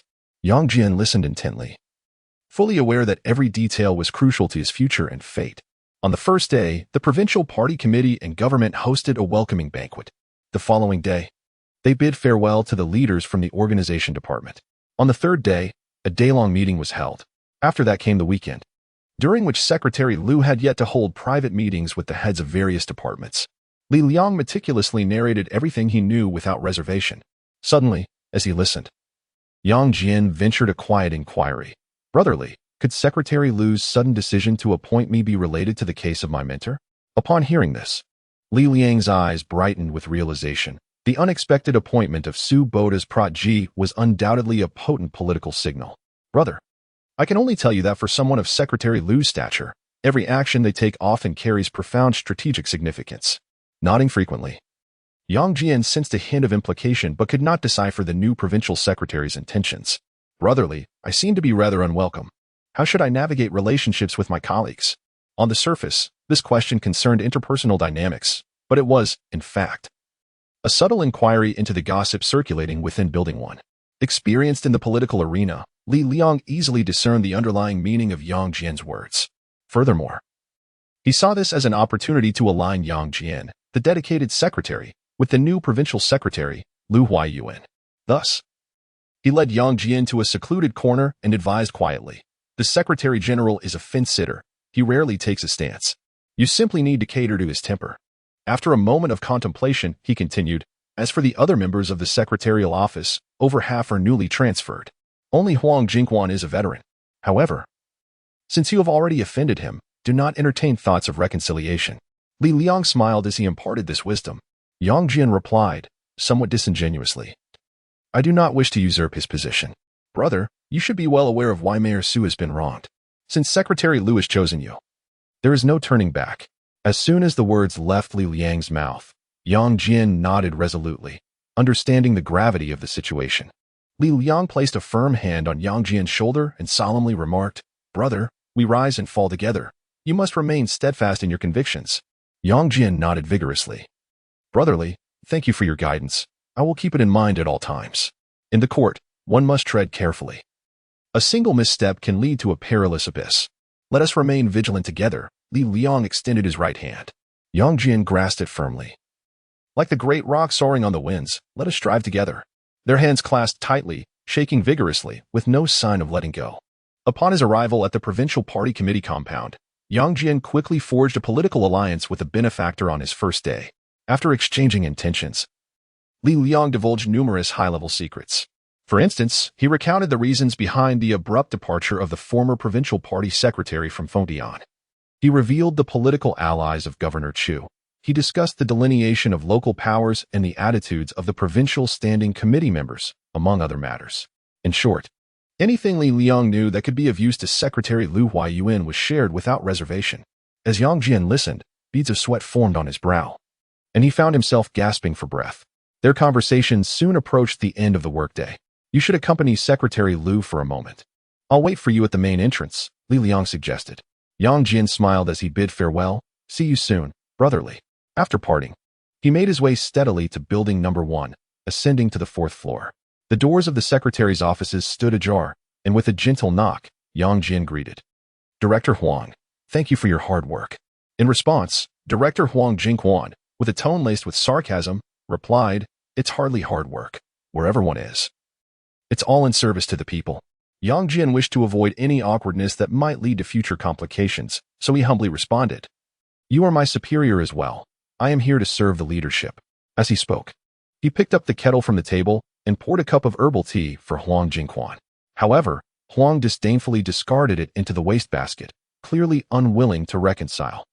Witnessing this, Yang Jian turned to leave, muttering inwardly, "What audacity! Who gave you the courage?" He gently knocked 3 times on another office door before entering, tiptoeing as he reverently poured water for Secretary Lu.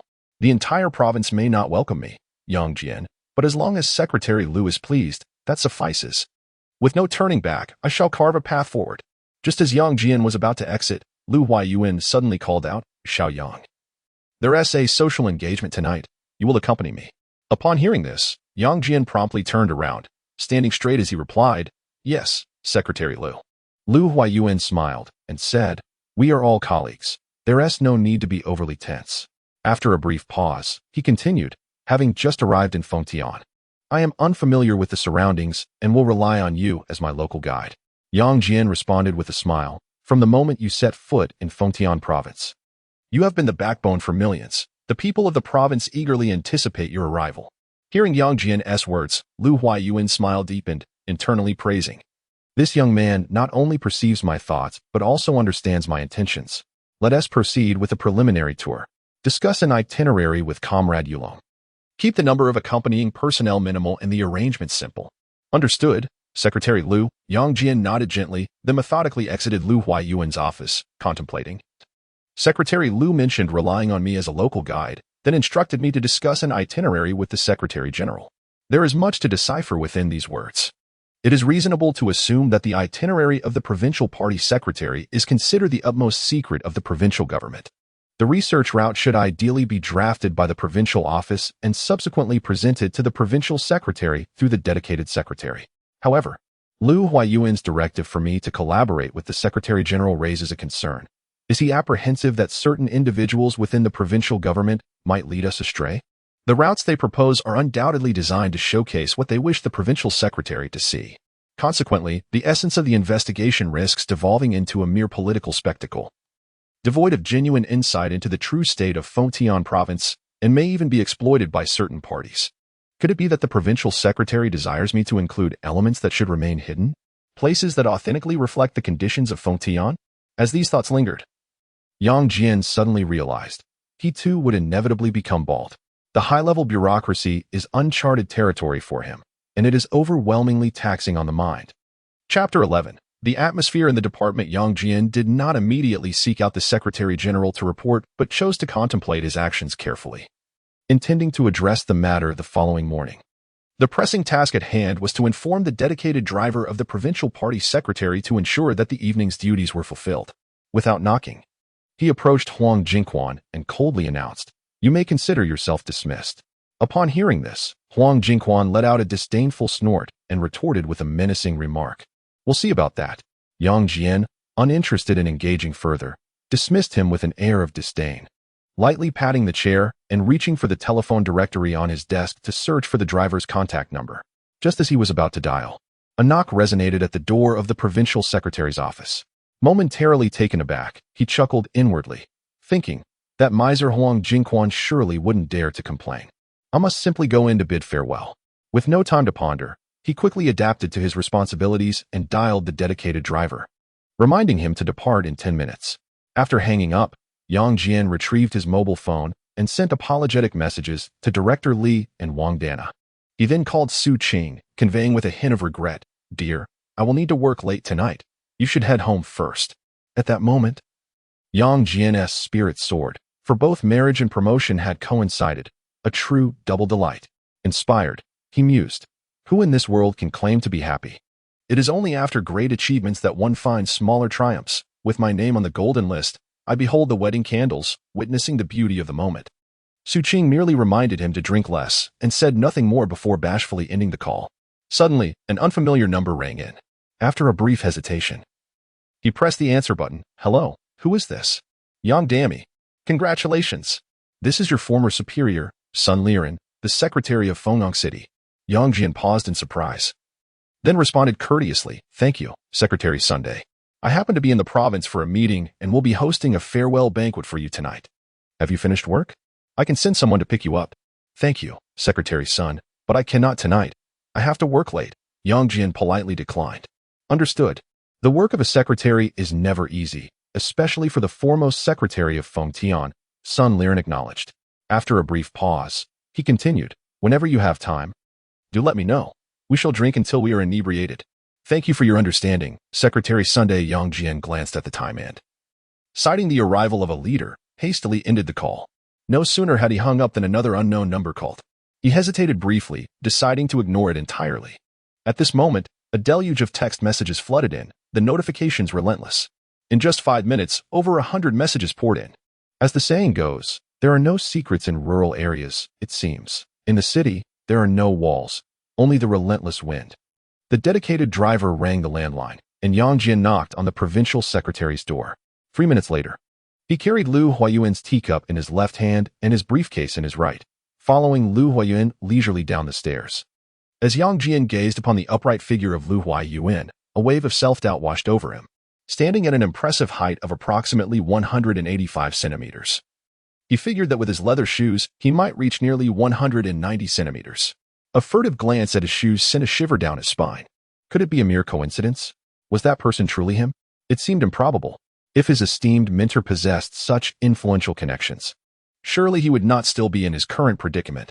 With no time to ponder further, Yang hastily snapped back to reality, quickening his pace to open the car door. He gently closed it behind him, swiftly settling into the passenger seat, fastening his seatbelt tightly, and awaiting Liu Huayuan's instructions. "Xiao Zhang, take me to the Fengtian Grand Hotel." Liu Huayuan instructed softly. Understood, Secretary Liu, replied the young driver, who bore the demeanor of a spirited ex-soldier. With a firm press of the accelerator, the car, bearing the license plate Feng A00001, sped towards the Fontian Grand Hotel. Throughout the journey, Yang Jian remained vigilant, intently observing the road conditions, prepared for any unforeseen circumstances. Noticing his apprehension, Lu Huayin, seated in the back, teased him with a smile. Xiaoyang, why so tense? Do you think anyone would dare to stop the provincial secretary's vehicle? In response, Yang Jian turned with a smile. Not quite. I'm merely concerned about potential red light runners. Lu Huayuan chuckled, remarking, I've heard that people from the north can be quite fiery, especially during traffic jams. Arguments often arise, and sometimes even escalate to violence. After a moment's contemplation, Yang Jian replied, altercations do occur, and while instances of violence are rare, they are not entirely absent. The public order in Shengjing is generally commendable. Lu Huayuan nodded with a smile, appreciating Yang Jian's objective response, devoid of any disparagement towards his hometown. Yet, Yang Jian, seated in the passenger seat, suddenly broke out in a cold sweat, not due to the car's air conditioning, but from the fear that Lu Huayuan might harbor a bias against northerners. In the bustling city of Shengjing, traffic jams were inevitable, but who was unaware of the significance of the license plate Feng A00001? Not to mention the traffic police stationed at the intersections. They would eagerly facilitate the swift passage of Feng A00001 to avoid jeopardizing their jobs or the positions of their superiors. Thus, under the escort of 3 motorcycles, Feng A00001 swiftly arrived at the Fontian Grand Hotel. At the entrance of the Fontian Grand Hotel, before the Audi could come to a complete stop, several older leaders quickly surrounded the vehicle, claiming the task of opening the door that rightfully belonged to Yang Jian. After a brief exchange of pleasantries and symbolic handshakes, Lu Huayuan, amidst the throng of admirers, entered the Fontian Grand Hotel. Throughout this, Yang Jian remained steadfastly by Lu Huayuan's side, ensuring that these high-ranking leaders from state-owned enterprises did not monopolize the presence of the provincial secretary. After placing Lu Huayuan's teacup, Yang Jian, guided by a server, ventured alone into the adjacent private room. As he stepped through the doorway, the secretaries within immediately rose, approaching him one by one to shake hands and engage in cordial conversation, exchanging names and positions. It turned out that every individual present was at least of a deputy department level, with one even holding a ministerial rank. Yet, these prominent figures insisted that it was Yang Jian, a mere section chief, who should occupy the principal seat. Yang Jian, overwhelmed, dared not assume such a position, fearing the repercussions. After some deliberation, the ministerial leader took the main seat, relegating Yang Jian to a subordinate position. Flanked by division-level leaders, the banquet commenced. The ministerial leader rose to propose a toast, proclaiming, Welcome, Secretary Liu, to preside over Fontian. It is a pleasure to meet you, Yang Jian. At this declaration, the entire assembly stood, raising their glasses in salute towards Yang Jian's location. This toast was meant for Secretary Lu Huayuan, with Yang Jian obliged to stand in his stead. Grateful for the esteemed leaders, Yang Jian clinked glasses with each one, then, under the watchful gaze of the assembly, downed his drink in one go. Chapter 12. Diplomatic maneuvers of a secretary. Some libations can intoxicate, while others merely inflict torment. For instance, this evening's banquet was one that Yang Jian dared not indulge in. Yet, abstaining was not an option. He had to partake, to accompany, and to reciprocate toasts, truly a trial of endurance. Fortunately, the esteemed title of the foremost secretary of Fontian commanded sufficient respect, dissuading anyone from urging him to drink excessively. Otherwise, even with the capacity for 1.5 pounds of liquor, he would surely succumb to the flattery of the gathering. As he observed yet another toast approaching, Yang Jian's mind raced. He promptly retrieved his mobile phone, feigning a very important call. Securing the restroom door, he slumped upon the toilet seat, sighing incessantly. Being a dedicated secretary is not an easy endeavor. These individuals are crafty. I cannot outmaneuver them.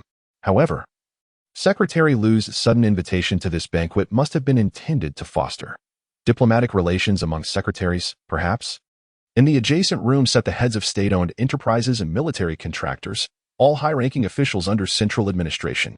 Even if they were not stationed in Fontian province, they would surely ascend to leadership roles in other provinces or return to the capital as influential figures within various ministries. Truly, they are formidable bureaucratic titans. My role, it seems, is to bridge connections among secretaries. With this thought, Yang Jian extended his fingers, as if resolved to a certain determination. For the sake of my superior, for my own sake, I shall commit. With that declaration, he plunged his fingers down his throat, reaching for the back of his mouth. Ugh, bleh, ugh, this is truly unbearable. Leaning against the toilet, Yang Jian expelled a considerable amount of a noxious mixture. After freshening up, he gazed into the mirror and declared to his reflection, Feng Tian's foremost secretary, press on. After approximately half an hour of further drinking, Yang Jian covered the receiver of his phone and approached Lu Huayuan's side. Leaning in, he whispered, Boss, there are no calls. Northerners can drink. So please take care of your health. Upon hearing this, Lu Huayuan smiled and nodded, replying softly, in half an hour. Understood. Yang Jian nodded. Relieved that he had wagered correctly, Lu Huayuan indeed required an excuse to depart early. Seizing this opportunity, Yang Jian boldly addressed him, Boss. Exiting the private room of the influential figures, Yang Jian immediately dialed the driver's number, alerting him to be ready to leave in half an hour. Just as he prepared to return to the banquet, a charming middle-aged woman unexpectedly linked her arm with his. Secretary Yang, I am Zhou Weiman, the general manager of this hotel. May I invite you to my office for a cup of tea? Startled, Yang Jian quickly distanced himself, smiling politely as he declined. Perhaps another time. Tonight is not convenient. It was rumored that the hotel's enigmatic owner was a person of considerable stature. Yang Jian dared not offend, thus, he opted for a strategic retreat, hoping to avoid confrontation until absolutely necessary. Consider it a promise. I look forward to your next visit, Secretary Yang. With that, Zhou Weiman produced a black card and slipped it into Yang Jian's pocket. Witnessing this, Yang Jian hurriedly interjected, Manager Zhou, please do not place me in a difficult position. If you would. Zhou Weiman grasped Yang Jian's hand with a radiant smile and replied, It's merely a membership card, not a bank card. How could I possibly trouble you? Without granting Yang Jian the opportunity to respond, she cast a meaningful glance and turned to leave. Yang Jian exhaled deeply, cursing inwardly, what a truly insatiable enchantress. Upon entering the private room, he overheard the secretaries gossiping. After listening for a moment, he realized, how astonishing. The male compatriots after a few drinks were all of the same ilk. Young secretary, I just heard your partner is the belle of Dongda University. Yang Jian replied with a smile, we've already divorced. Oh my, that's simply splendid. What type do you fancy? We can help you make introductions. It was rather amusing to see a leader of such stature engaging in matchmaking. Yang Jian, slightly embarrassed, clarified, I just got my certificate. My partner is a returning lawyer. My goodness, what an incredible coincidence. Our office happens to have some legal matters to address. With that, the high-ranking leader promptly took out his phone. With utmost seriousness, he continued, Young secretary, please provide your partner's phone number. I wish to enlist her counsel. In this scenario, Yang Jian could only provide Su Qing's number, pondering to himself. Those who can become high-ranking secretaries are all exceptionally astute. A quick glance around revealed that everyone was intently storing phone numbers. After some contemplation, Yang Jian raised his glass. On behalf of my partner, Su Qing, I express gratitude for your support. With that, he downed his drink, reflecting, it's nearly impossible not to prosper. As Yang Jian toasted, the others filled their glasses to the brim. Suddenly, a secretary of a middle-level position suggested, why don't we create a QQ group and aim to gather once a month? This proposal was met with enthusiasm. Even if not everyone could attend, they should at least check in regularly within the group. The high-ranking leader was the first to express agreement, and others quickly echoed their support. Given that Yang Jian was the youngest and held the lowest rank, they decided to take advantage of him and establish the group right there. The moment the QQ group was created, everyone raised their glasses, toasting to Yang Jian. Cheers to the group leader. Faced with this scene, Yang Jian could only accept his new role, declaring, for our group's first benefit, legal representation is free. This declaration brought the gathering to its true pinnacle. As time drew near, Yang Jian employed the same strategy once more, approaching Lu Huayuan's side and extending his phone. After Lu Huayuan took the phone and made a few affirmations, he turned to Yang Jian and commanded, arrange for the car to leave immediately. Yes, Secretary Lu. Yang Jian replied, deliberately raising his voice so that the dignitaries would be aware of the secretary's urgent matters. A few minutes later, Yang Jian returned to Lu Huayuan's side. Bowing slightly, Secretary Lu, the car has arrived. Upon hearing this, Lu Huayuan immediately stood, waving apologetically to everyone. Excuse me, we shall gather again on another day. The crowd hastily rose to see him off. accompanying him to the main entrance of the hotel, once again usurping the door-opening duties that rightfully belonged to Yang Jian. With a swift press on the accelerator, Feng A00001 steered towards the provincial party's guest house. Along the way, Yang Jian extended a teacup with both hands, smiling as he remarked, "Boss, have some tea to ease the effects of the alcohol." Lu Huayuan returned the smile and waved his hand dismissively. "Not just yet. I can hold on a bit longer." The attempt at hospitality fell flat, prompting Yang Jian to straighten himself and resume his vigilant observation of the road ahead. After a moment of silence, Lu Huayuan suddenly inquired, "Is it chaotic around this time?" Upon hearing the question, Yang Jian promptly turned around and replied with a serious tone. "It varies by district. The security presence in the city center is robust, and most people wouldn't dare to cause trouble there. The most disorderly area is to the north of the city, where a transient population tends to congregate." After pondering for a moment, Lu Huayuan instructed, "Xiao Zhang, head to the north of the city." The moment those words escaped his lips, Yang Jian was drenched in cold sweat. Without security this evening, what would happen if an unforeseen incident occurred? Anxiety surged within him. After much deliberation, he discreetly sent a text to Wang Dana, "Bring some men to the north of the city and provide covert protection for the boss." If this was indeed a rare opportunity, it would be an excellent chance to repay Wang Dana's kindness. Chapter 13. Disguised visit. As they approached the northern part of the city, Zhang Mingxiu diligently followed Lu Huayuan's instructions, steering the car into a parking lot by the roadside. Once the vehicle was parked, Zhang opened the trunk, and Yang Jian hurriedly retrieved the equipment necessary for their covert excursion. While Lu Huayuan changed a tire inside the car, Yang Jian pulled Zhang Mingxiu aside, his voice tinged with anxiety, and inquired, "Are there any defensive weapons in the car?" Zhang smiled reassuringly and shook his head. "No need to worry. As a former Special Forces operative, I can handle a few tough men without issue." Yet, Yang Jian remained unconvinced. Borrowing Zhang Mingxiu's phone, he sent a text message to Wang Dana. "My phone is about to die. If you can't reach me, please call this number immediately." At that moment, Lu Huayuan, clad in casual attire, performed a series of stretching exercises. Once warmed up, he waved his hand decisively, proclaiming, "Let us go. It's time to experience the nightlife of Shengjing." Responding to his command, Yang Jian and Zhang Mingxiu flanked him, forming a triangular formation as they made their way towards the bustling night market in the northern district. Along the way, Lu Huayuan frequently nodded in approval, engaging with vendors about their business affairs. After walking for about 10 minutes, he suddenly quipped, "It's not as chaotic as you described." Yang Jian, feeling a bit embarrassed, replied, "That merely attests to the boss's reputation, which is sufficient to keep the rogues at bay." Hearing this, Lu Huayuan smiled and shook his head. "You are not being honest. This is not the true northern district." Upon hearing those words, Yang Jian stood frozen, contemplating the weight of the phrase, "You are not being honest." After a moment of reflection, he stepped forward and stated earnestly, "Boss, I would rather be expelled from the party than risk your safety." Before he could finish, Lu Huayuan abruptly halted, turning to him. "The three of us, averaging 185 centimeters in height, are hesitant to stroll through the northern district. If word of this gets out, wouldn't that be a laughingstock?" Yang Jian managed a wry smile as he explained, "Boss, you misunderstand me. While our height is indeed an advantage, it also serves as a disadvantage. Just consider. With Zhang's stature and looks, he naturally attracts attention from both admirers and envious onlookers. If we add your imposing presence..." He dared not continue, fearing it might create a negative impression and lead to accusations of flattery.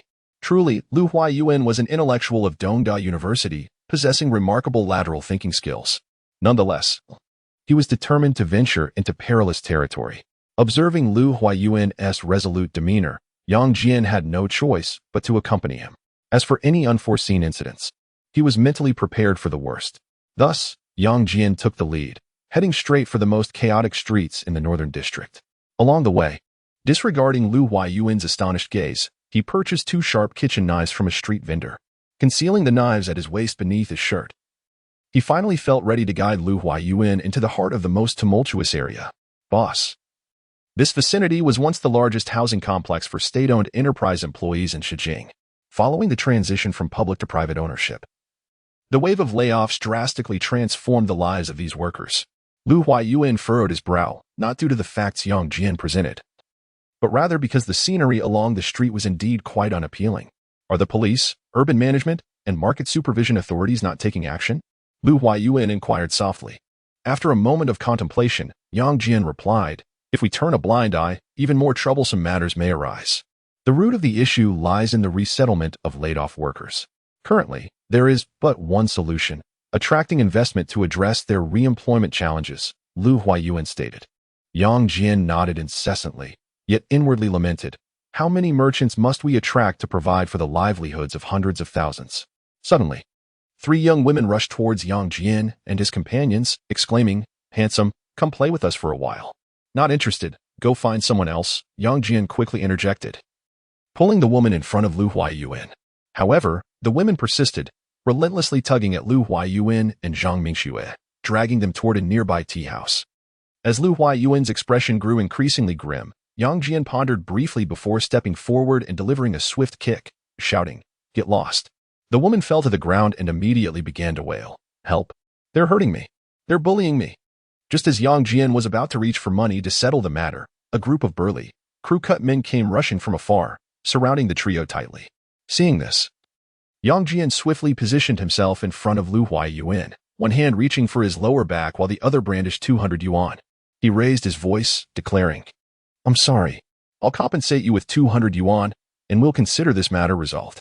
Upon hearing this, the crew-cut men erupted into laughter, as if witnessing a clown's performance. Their mirth soon faded as a middle-aged man covered in tattoos stepped forward, a smirk playing at the corners of his mouth, and said, "Deliberate injury carries a penalty. Do you think 200 yuan is sufficient?" Yang Jian replied with a smile, "Brother, name your price, and I shall see if I can cover it. If not, we can arrange an IOU." One of the younger men chimed in, raising his voice. Yang Jian amplified his tone, deliberately addressing everyone present, "Aren't you afraid I'll call the police?" The crew-cut youths laughed heartily, doubling over as if he had told the most absurd joke. Yang Jian laughed along, fully aware that calling the police would be futile. However, his words were meant for Lu Huayuan. The necessary procedures must be followed. "You need to spend 1,000 yuan, and this woman will be yours for the night." The leader of the group proposed. "Let us see what we can gather," Yang Jian said, moving closer to Lu Huayuan and whispering, "Boss, what shall we do next?" "Refuse them. Let us see what they can do," Lu Huayuan replied, his voice cold as ice, his expression dark enough to be frightening. Yang Jian felt a chill run down his spine, inwardly exclaiming, "The boss intends to escalate this situation. After tonight, at the very least, a deputy director would have to be dealt with. Perhaps even provincial leaders would be drawn into this mess." There was no time to dwell on thoughts. He could only follow the script laid out by his boss and continue to play his part. "We only have 200 yuan, take it or leave it. Or I will call the police and let them adjudicate. Little brat, are you tired of living?" Came the shouts and threats, as some feigned readiness to strike. At this moment, Yang Jian drew a kitchen knife from his waist and pointed it single-handedly at the leader opposite him, stating each word with deliberate emphasis, "Do not compel me to strike." The crowd was momentarily taken aback, only to erupt into hearty laughter. "Ha ha ha. This kid is wielding a kitchen knife. How many could you possibly strike?" Just as the situation reached an impasse, several police officers pushed through the throng, inquiring, "Who is causing trouble?" The crowd collectively pointed at Yang Jian, exclaiming, "Officer, this fellow not only assaulted someone, but he also intends to kill." Yang Jian vociferously countered, "Officer, I came to the night market to purchase a kitchen knife. They conspired to extort me. And when I raised the knife I had just acquired, it was an act of legitimate self-defense." Chapter 14. Inversion of truth. The police officers did not grant Yang Jian a second chance to speak, swiftly drawing their sidearms and aiming at him with an air of impending danger. "Drop the cleaver and place your hands on your head." With a clang, the cleaver fell to the ground, and Yang Jian immediately squatted down, clasping his head with both hands. Following this, 2 officers produced handcuffs from their belts and unceremoniously restrained Yang Jian. Observing this, Lu Huayuan stepped forward and sternly inquired, "Officers, I was the one who reported this incident. Shouldn't you first inquire about the circumstances? Illegal possession of a weapon and intent to harm. Do we really need to ask? Do you require my guidance on how to handle a case?" Yang Jian bitterly shook his head and silently prayed for the officer, wishing him a slumber from which he would not awaken, to spare him from the wrath of his superiors. The crew of buzzcut men looked on with gleeful malice, unable to comprehend the gravity of the situation. Who granted them the audacity to tread upon North Street? Suddenly, Yang Jian heard by Zhang Xiang's voice, "Boss, that's my brother-in-law. Could you please say a word on his behalf?"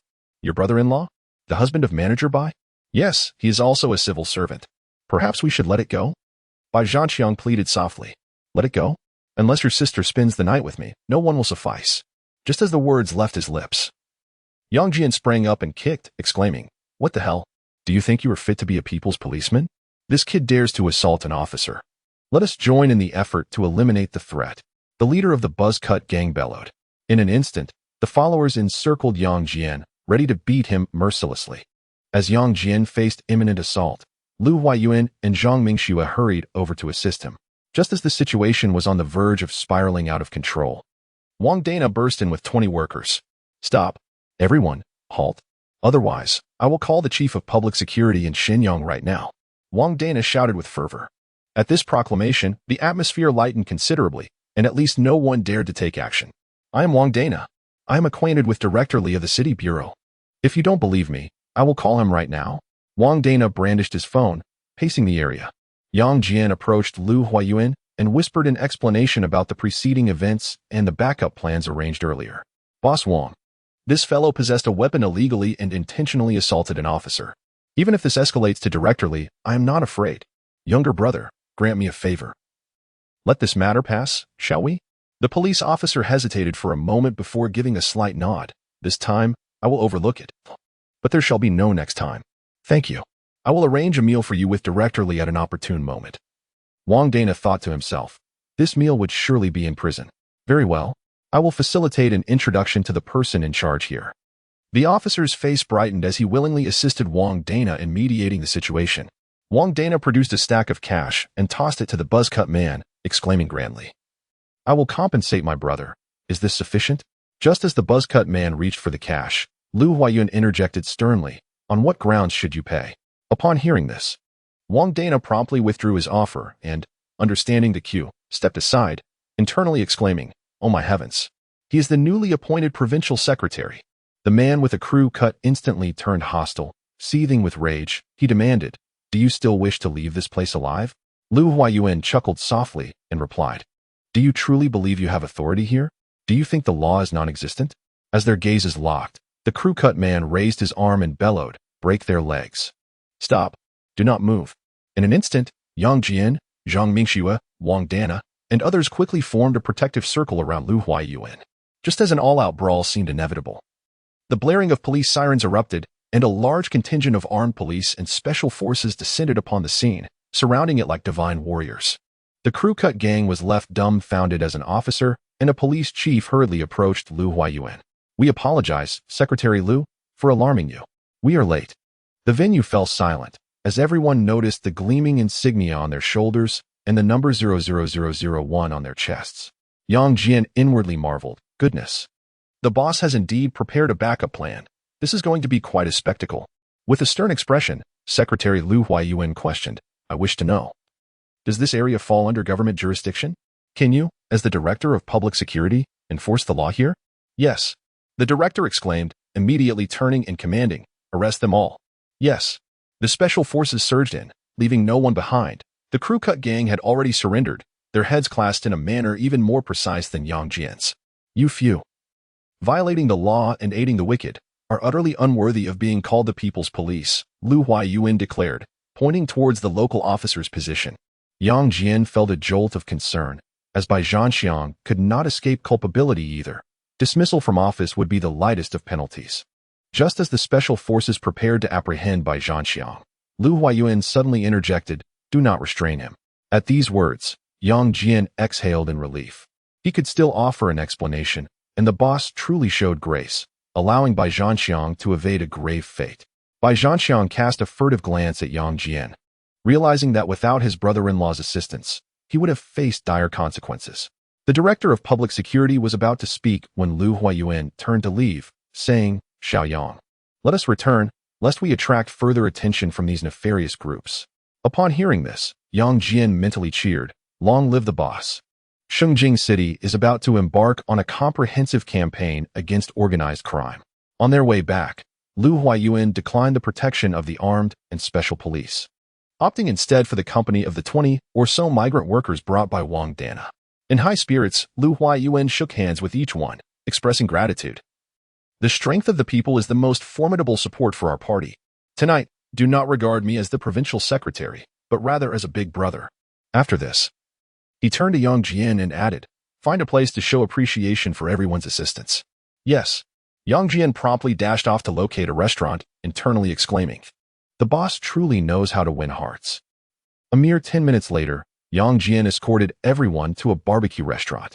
Lu Huayuan dismissed Yang Jian, Zhang Mingxue, and Wang Dana, leaving only the migrant workers by his side. The workers were overwhelmed with excitement, anxiety, joy, and a bit of chaos, beyond measure. Moreover, Lu Huayuan shared a moment of camaraderie with the migrant workers over inexpensive beer. At the adjacent table, Wang Dana quietly inquired, is he truly the secretary of the provincial committee? Yang Jian, with a wry smile, shook his head in uncertainty. Half an hour later, the group bid farewell to Lu Huayuan as he boarded the vehicle. Lowering the window, he smiled and exchanged parting words with everyone. During the journey back, Lu Huayuan suddenly remarked, this has been the most delightful meal I have enjoyed since my arrival in Fengtian. Upon hearing this, Yang Jian turned and said, boss, you are the most approachable leader I have ever encountered. Chapter 15. A nocturnal conversation between spouses. The couple arrived safely at the provincial party committee guest house around 1 in the morning. Lu Huayuan graciously declined at the lobby entrance. However, Yang Jian insisted on escorting his boss inside. It's too late. It's not convenient to take a taxi. Let Xiao Zhang drive you back, Lu Huayuan said. A hint of relief in his voice. Yang Jian placed the slippers at Lu Huayuan's feet and responded, thank you, boss. It's late. I'll take a room downstairs and accompany you to work in the morning. Good. Rest early, Lu Huayuan replied, rising to head towards the bathroom. Understanding the unspoken cue, Yang Jian promptly secured the door before making his way to the front desk on the first floor. He thought to himself, for the sake of my mentor and my own future, what does it matter if I delay my wedding night by a day? The director of the guest house personally arranged a suite for Yang Jian, situated diagonally across from Lu Huayuan. Yang Jian requested a mobile phone charger and asked the front desk to send a set of clean undergarments and to have his clothes dry cleaned overnight. After the director left, Yang Jian, clad in a bathrobe, lay on the soft bed and sent a belated text to Su Qing. Wife, I'm sorry, I won't be coming home tonight. Su Qing called him immediately. Are you done with your work? Yes, I just arrived in my room, staying next to the boss, Yang Jian replied, a sense of unexplainable joy swelling within him. Then you should rest early. You need to get up early for work tomorrow. Su Qing's tone was exceedingly gentle. A slight smile crept onto Yang Jian's lips. Despite his physical fatigue, he was too exhilarated to sleep. Did you tell Mom? Was she excited? Did you show her the marriage certificate?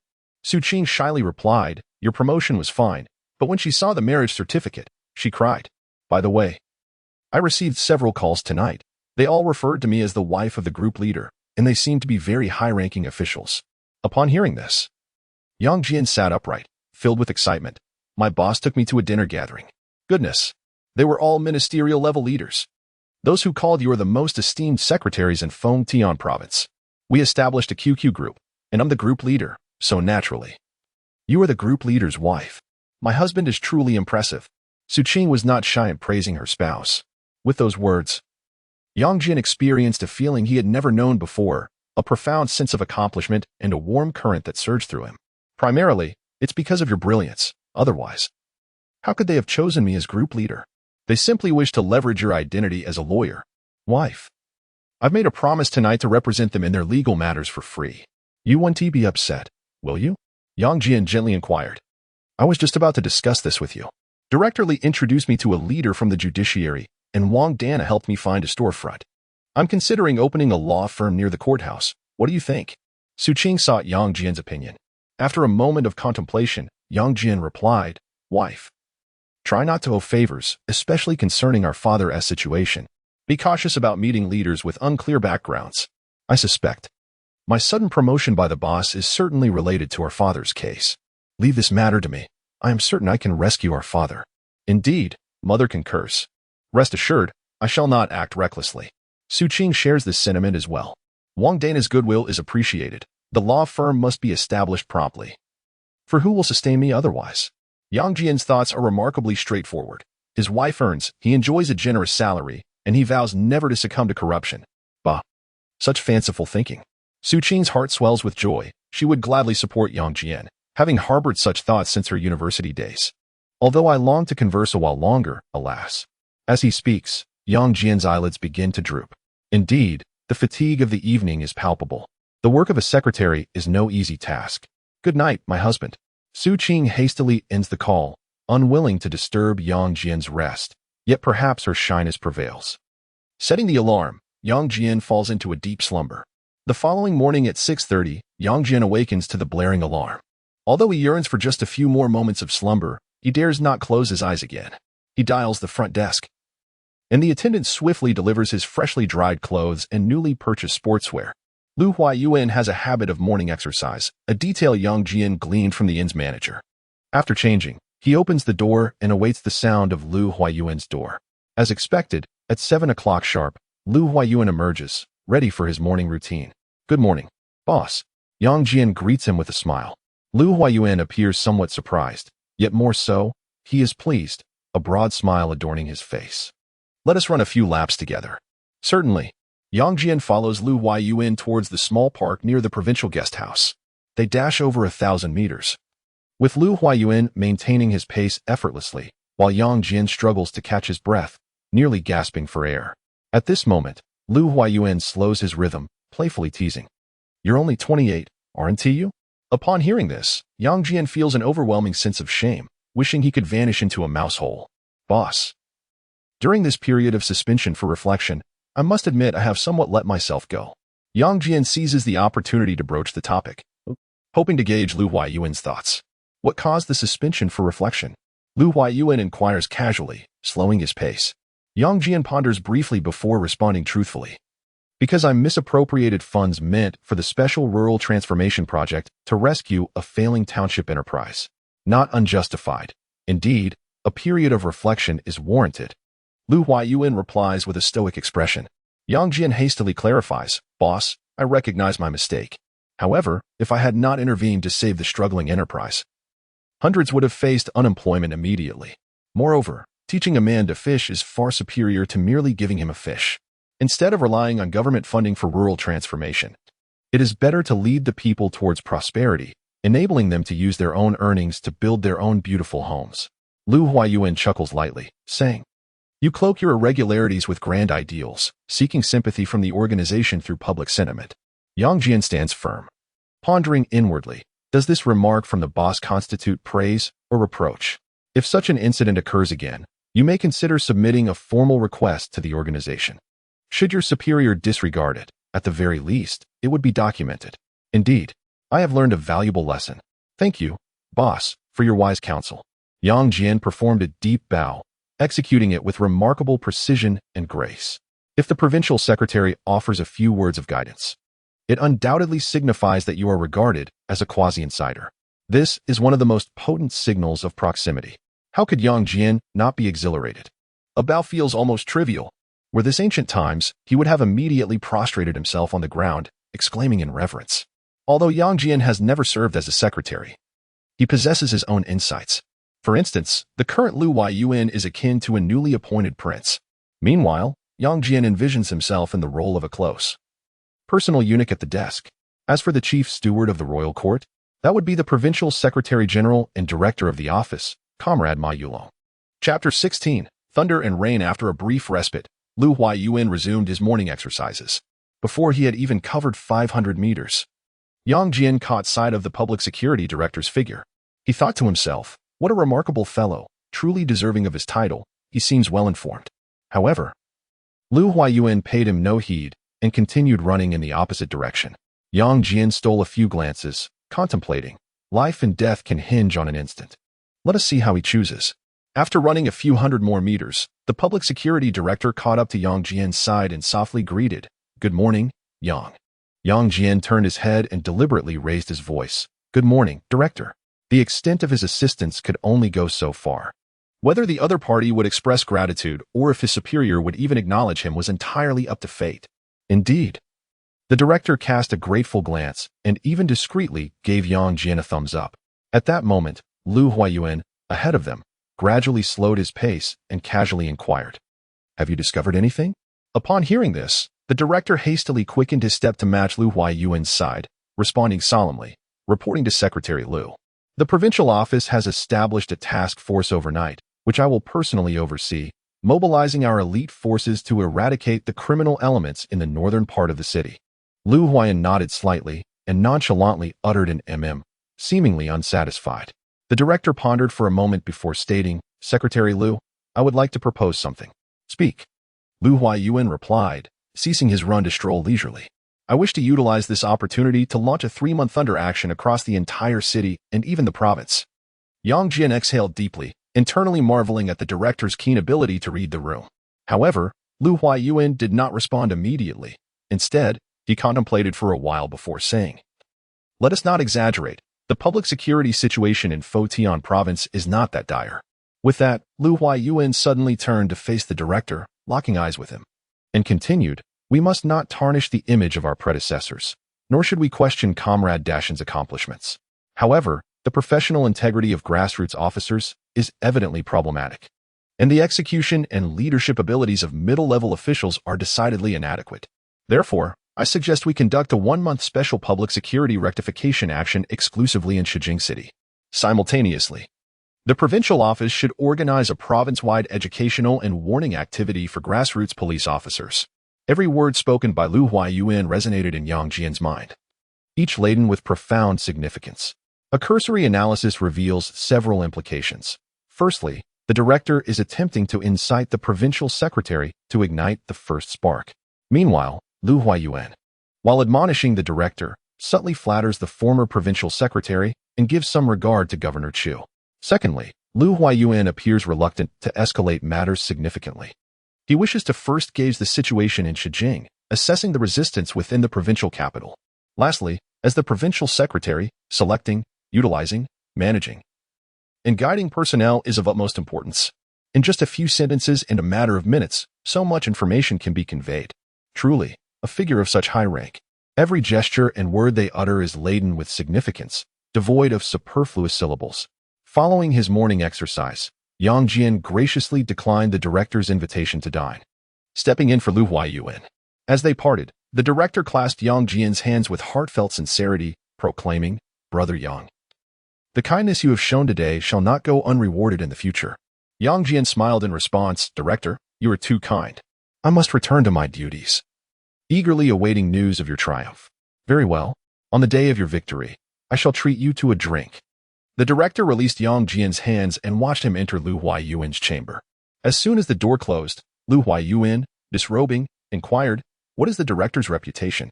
Yang Jian, slightly embarrassed as he accepted Lu Huayuan's soiled garments, replied, "Boss, I am still unaware of the director's esteemed surname, let alone his reputation." Upon hearing this, Lu Huayuan was momentarily taken aback before bursting into laughter. "Ah, you are quite the recluse, it seems. Your sources of information are rather limited." Sensing an underlying tone, Yang Jian promptly declared, "Please grant me some time, boss. I shall soon hone my skills to perceive all and hear everything. Go wash up." Lu Huayuan instructed as he entered the bathroom. Yang Jian hastily dashed back to his room, immediately calling Wang Dana, urging him to gather any and all intelligence regarding the director of public security within 10 minutes. After hanging up, Yang Jian hurriedly bathed, dressed swiftly, and returned to stand in readiness in Lu Huayuan's room. Moments later, Lu Huayuan sat before the mirror, and Yang Jian respectfully took up the hairdryer to attend to his superior. During breakfast, Yang Jian softly reported the freshly acquired intelligence, "Boss, Director Dong has a fairly good reputation, with minimal negative reports." Lu Huayuan, momentarily surprised, smiled and encouraged, "His execution is strong, continue." Receiving his boss's approval, Yang Jian exerted himself further. However, he noted that Director Dong also bore suspicions of inaction, such as the delay in eradicating criminal elements throughout the province. Yang Jian was cautious in his remarks about Director Dong, neither daring to criticize nor shield him, but instead reporting the situation with utmost honesty. Inaction equates to dereliction of duty, complicity, and corruption. Leadership sets the tone. Words must be matched by actions. Lu Huayuan's cold statement seemed to foreshadow Director Dong's fate. Yang Jian dared not speculate further, nor betray a hint of his thoughts, opting instead to observe Lu Huayuan's subsequent moves and Director Dong's actual conduct. After breakfast, Yang Jian, with the director's teacup in his left hand and the briefcase in his right, followed closely behind Lu Huayuan as they made their way toward the provincial party committee compound. The provincial reception house is merely a kilometer from the compound, and Lu Huayuan preferred to walk to work daily, rejecting the use of a vehicle. As they exited the reception house, two plainclothes guards materialized behind Yang Jian. He contemplated, the guards must loathe me. Had there been any mishap last night, everyone would pay the price. Along the way, his phone vibrated incessantly in his pocket. Upon retrieving it, he discovered yet another unfamiliar number. After a moment's hesitation, he pressed the answer button and softly inquired, "Hello, who is this?" "Secretary Yang, this is Li Hongwei from the Municipal Bureau." Before Li Hongwei could finish his statement, Yang Jian abruptly hung up the phone. If his conjecture was correct, Director Li would soon face downfall. Upon reaching the entrance, the armed police saluted in unison. Lu Huayuan nodded slightly and then strode confidently into the provincial party compound. Yang Jian squared his shoulders, closely following in Lu Huayuan's wake. Gazing across the entire provincial party compound, the boss is undoubtedly the most dashing. I rank second. Chapter 17. The Art of Conversation. Setting down the teacup and replenishing it with steaming water, I turned and exited the room. After firmly securing the door to the provincial secretary's office, I made my way directly to the Secretary General's office. After 3 firm knocks, I awaited the Secretary General's permission to enter. With a smile, I stepped inside, addressing him. "Secretary General, I have come to retrieve Secretary Lu's schedule." Within the office, the provincial committee member and Secretary General, Ma Yulong, reclined in his chair, his expression unreadable as he scrutinized me. What transpired last night? Why did Secretary Lu venture there? Caught off guard momentarily, I quickly composed myself and replied earnestly, "In response to your inquiry, Secretary General, after the banquet concluded, Secretary Lu expressed a desire to conduct an unannounced inspection of the public security situation in Shengjing City. I refrained from elaborating further, given the Secretary General's capabilities. Ascertaining the events that unfolded would be effortless for him. I pondered, his inquiry must be a matter of establishing protocol, akin to the initial meeting when I was made to stand at attention. After all, the provincial office is his domain. Though I serve as the dedicated secretary to the provincial secretary, my nominal superior remains the Secretary General. Xiao Yang, in such instances, you must inform me immediately. The personal safety of Secretary Lu is of utmost importance to the entire province." Ma Yulong suddenly admonished with a tone of earnest concern. I was taken aback, but soon realized that the Secretary General's abrupt change of demeanor must pertain to Secretary Lu's invitation to the banquet. Despite any personal grievances the Secretary General may harbor towards me, he must consider Secretary Lu's sentiments. Ah, what is it they say? Indeed, one must regard the master when dealing with the dog. With this in mind, I took a step forward, donning a slightly obsequious smile, and explained, "Secretary General, yesterday was quite hurried, and I did not have the opportunity to save your phone number. Otherwise, I would have reported to you at the earliest possible moment. After all, you are my direct superior." Seeing this display, Ma Yulong offered a faint smile, evidently pleased that I understood the decorum. He then jestingly reproached, "You acknowledge me as your superior, yet fail to save my number at once." Recognizing the Secretary General's goodwill, I promptly retrieved the teapot, respectfully pouring the first cup of tea. With a hint of flattery, I suggested, "Leader, perhaps a cup of tea to soothe your temper. I look forward to your guidance in the future." Ma Yulong lightly tapped the table, chuckling, "The schedule is in the printer. Help yourself." "Yes, thank you, leader," I replied, offering a slight bow, eager to curry favor with the Secretary General.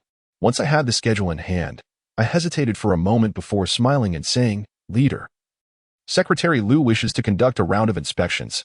He has asked me to discuss the itinerary with you." As soon as I finished, Ma Yulong inquired, "What directives has Secretary Lu provided?"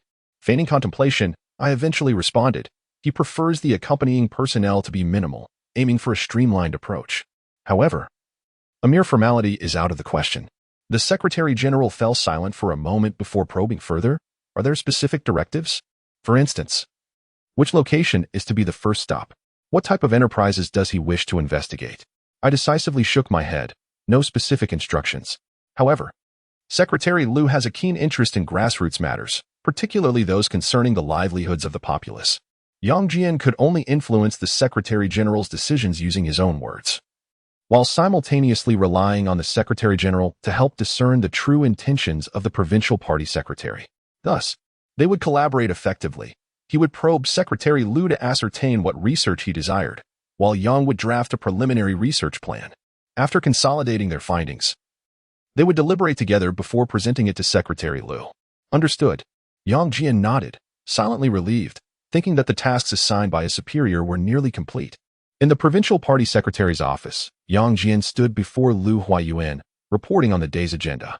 As he delivered his report, he couldn't help but reflect, goodness, there is hardly any time left for the provincial party secretary to rest.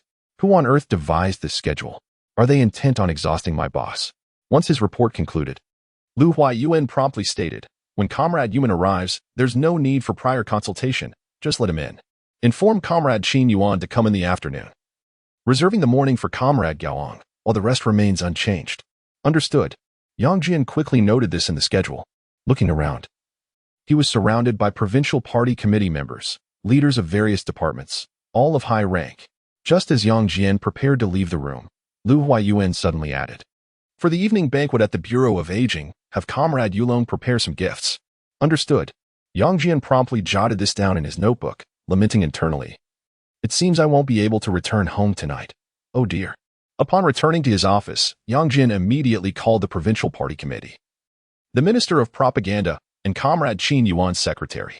Next, he contacted the Secretary General, aiming for a familiar touch. Lastly, he found himself incessantly rejecting various unfamiliar calls, while watching his phone heat up to the brink of combustion. Since yesterday afternoon until this morning, he estimated there were hundreds of unread messages on his phone. Driven by curiosity, he skimmed through a few. Most were from alumni of East University, as well as old friends and colleagues, including distant relatives who hadn't spoken a kind word in ages. His parents had passed away early, and relatives, eager to divide their compensation, had audaciously proposed a rotational guardianship. Were it not for the support of his mentor, Suboda, he might have been cast out and forced into child labor long ago. The messages from his relatives ignited Yang Jian's fury. What a bunch of ungrateful opportunists. Suddenly, a knock sounded at the door. Xiao Yang, is Secretary Liu available? Promptly, Yang Jian sprang to his feet and hurried to the provincial party's full-time deputy secretary, Qi Yuman. Bowing slightly, he said, Secretary Qi, Secretary Liu is waiting for you. With a smile, Qi Yuman replied, at my age, my legs aren't what they used to be. I kept Secretary Liu waiting. Yang Jian dared not speak out of turn and simply stepped aside to guide the full-time deputy secretary to the office of the provincial party secretary. Comrade Yuman, it's a pleasure to see you again, Lu Huayuan said, stepping out from behind his desk with a smile and extending his right hand.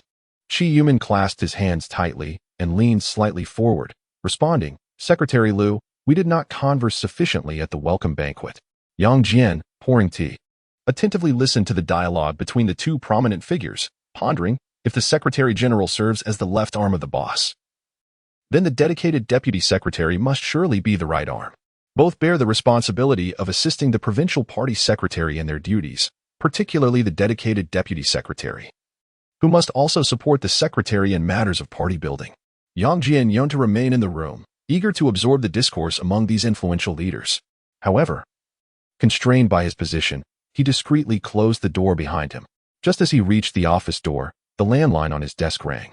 Before Yang Jian could utter a word, a voice that made him feel nauseous came through the receiver. Former brother-in-law, congratulations to you. Chapter 18. Performance art. Upon hearing Bai Qianxue's voice, Yang Jian promptly hung up the phone, mentally cursing that wretched woman, truly a persistent specter. Since last night until this morning, Bai Qianxue had bombarded him with numerous calls and dozens of messages, all of which Yang Jian had resolutely ignored. To his astonishment, she had managed to reach the office of the provincial committee. Upon reflection, it was not surprising, with her connections in the financial sector. Acquiring the office's landline number was likely not a formidable challenge. Yang Jian had presumed that Bai Qianxue would take a hint. Yet, the phone continued to ring incessantly, and his ex-wife's obstinate temper was flaring up once more. With a silent curse, Yang Jian rose to his feet, deciding it was time to refill water in his boss's office. Quietly pushing open the door, he stealthily picked up the kettle, carefully filling it with hot water, all the while intently listening to the conversation between the two prominent figures. Once he had filled the kettle, Yang Jian made his way to the adjacent pantry. He deliberately left the door slightly ajar, eager to eavesdrop a little longer. Although their discussion revolved around superficial pleasantries, there were still many explosive insights to glean from their words. For instance, was Qi Yuman's lamentation a bid to curry favor with the boss? Did this signify an early alignment? Moreover, when the boss offered to introduce Qi Yuman to a doctor in the capital, Could this be a subtle hint that as long as Qi Yuman aligned himself with him, he would not hesitate to recommend him to some high-ranking individuals? Conversations among the elite often seemed shrouded in ambiguity, rarely delving into overtly candid discussions.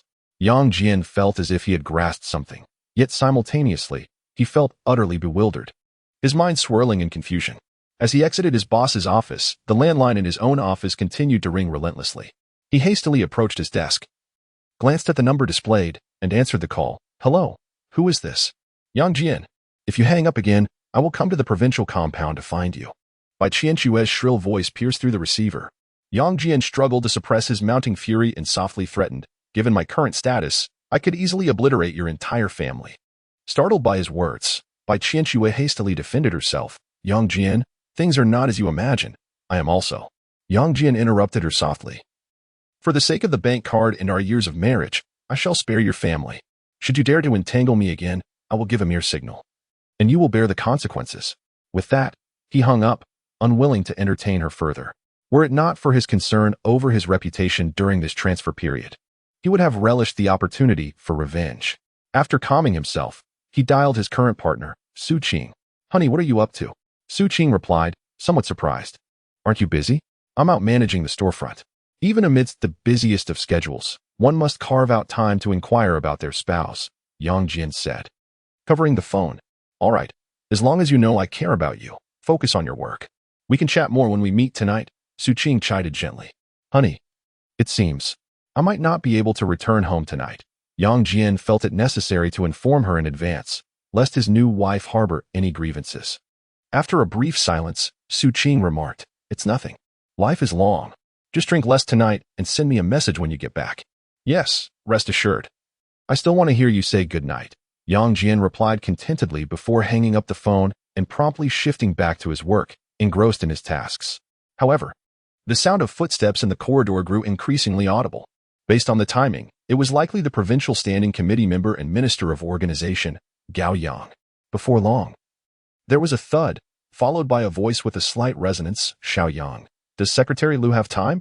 Upon hearing this, Yang Jian quickly rose and hurriedly approached. Bowing slightly to respond, Minister Gao, Secretary Liu is currently in a meeting. Please enjoy some tea with me for the time being. Good.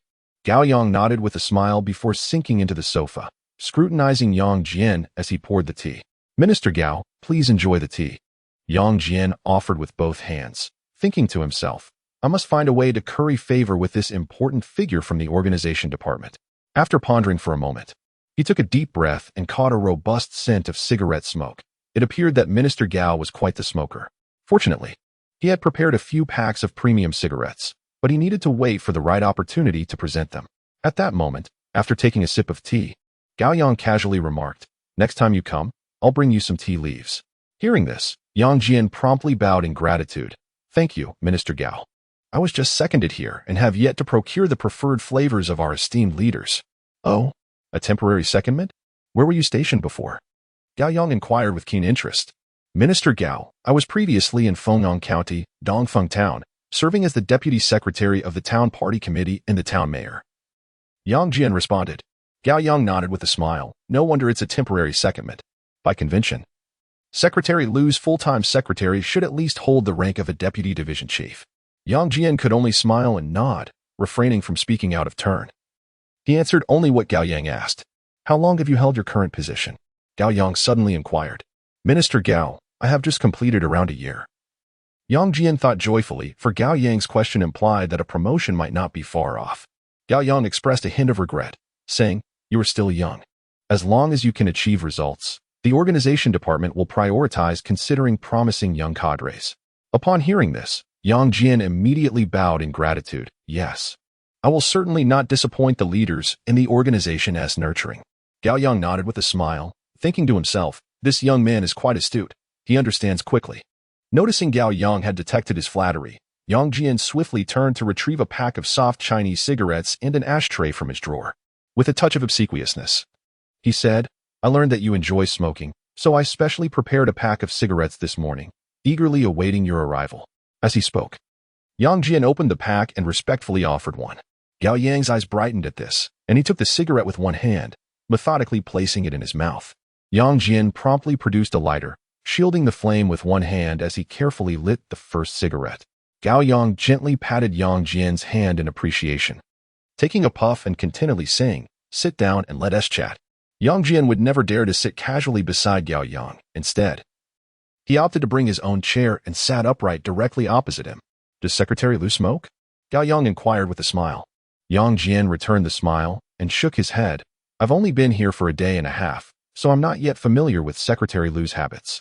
The personal habits of the boss are, after all, the most confidential of secrets, and Yang Jian would never divulge them easily. No matter who asked, it would be futile." "And what about you? Do you smoke?" Gao Yang continued with his smile. Yang Jian swallowed hard, responding with a disingenuous tone, "I used to, but I've quit now." In truth, Yang Jian was already feeling the urge and was nearly desperate to sneak into the restroom for a few puffs. Even just a single drag would suffice. Chapter 19. Testing the waters as a member of the Provincial Committee and Minister of Organization, who would dare refuse a cigarette offered? Certainly not Yang Jian. He sought to align himself with the organization department, striving for annual progress. He accepted a pack of unopened soft yellow Crane Tower cigarettes, swiftly accompanying it with a cigarette of his own, taking a gentle puff. He pondered, could the cigarettes brought by Minister Gao carry a deeper significance? Perhaps it was a precautionary gesture to curry favor with the newly appointed provincial secretary. Or maybe it was a subtle reminder of his amicable relationship with the former provincial secretary, as he reflected on the poignant farewell at the Yellow Crane Tower. Considering his superior's tone and arrangements, postponing his meeting with Minister of Propaganda Qin Yuan and favoring Minister of Organization Gao Yang in the morning, Yang Jian felt an urgency to act, to possibly suggest something that might aid his superior in garnering votes among the provincial committee members. Resolute, Yang Jian stood and said, "Minister Gao, excuse me for a moment. I need to refill the water." As he rose, he leaned closer to Gao Yang's ear and whispered, "Please bear with me a little longer. The remainder of the time is entirely yours, as the boss has postponed other meetings." Upon hearing this, Gao Yang appeared momentarily startled but quickly regained his composure, responding nonchalantly, "No problem. You go ahead. I'll wait here." Yang Jian smiled and nodded, filling Gao Yang's cup before finally stepping out of his office, while pouring water for his superior. Yang Jian softly reminded, "Minister Gao has arrived."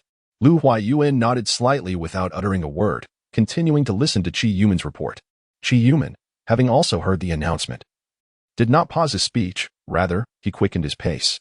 Recognizing the unspoken cue, Yang Jian discreetly exited the room, thinking, the boss wishes to listen a while longer. Otherwise, he would have long since offered tea and dismissed the guests. Returning to his office, Gao Yang handed Yang Jian another cigarette. Yang Jian smiled and waved his hand, saying, "Thank you, leader, but the smoke is too strong. I worry about the negative effects." Gao Yang's eyes brightened at his words, and he tossed the freshly opened pack of cigarettes onto Yang Jian's desk. After smoking for half a lifetime, it's truly difficult to quit," Gao Yang remarked with a rueful smile. Yang Jian opened his drawer, retrieved a box of gum, and offered it with both hands, saying, "It's all the same. Just chew for a while." Gao Yang took a piece, leisurely placing it in his mouth and chewing contentedly, a look of admiration and appreciation evident on his face. During their initial encounter, Yang Jian refrained from being overly enthusiastic or speaking out of turn. Instead, he sat at his desk, feigning engagement with his work.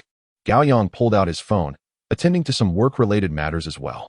After a moment of silence, the sound of Lu Huayuan's door echoed suddenly. In an instant, both Gao Yang and Yang Jian rose simultaneously, making their way toward the door. "Secretary Lu, please continue with your work. I will report to you another day," Qi Yuman declared with enthusiasm. Yang Jian watched Qi Yuman depart, then promptly entered to tidy up his superior's office, disposing of Qi Yuman's disposable cup and other items.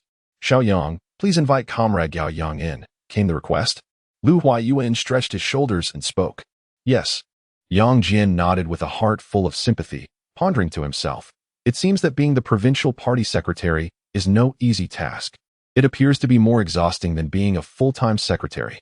Upon returning to his office, Yang Jian smiled and said, "Minister Gao, Secretary Lu requests your presence." As he spoke, he picked up a disposable cup of water from Gao Yang and, turning slightly, led the way. After gently knocking, he pushed the door open.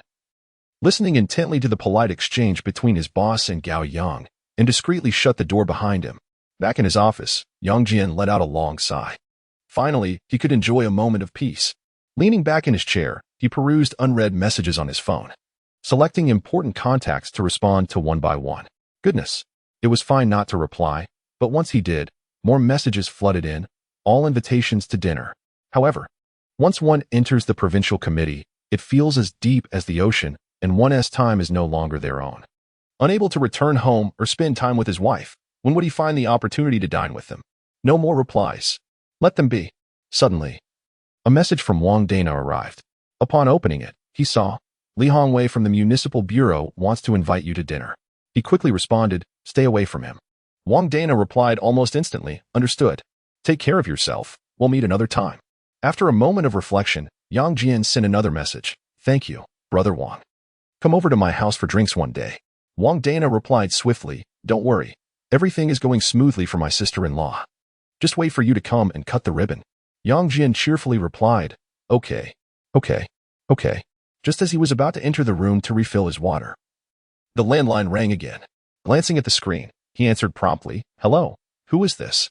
Is this Secretary Yang? I am Huang Yuan. Does Secretary Liu have time this afternoon? Yang Jian pondered for a moment before replying, I'm sorry, Mayor Huang, but I'm afraid there won't be time to meet with you. What about tomorrow? Surely there will be time then? The caller persisted.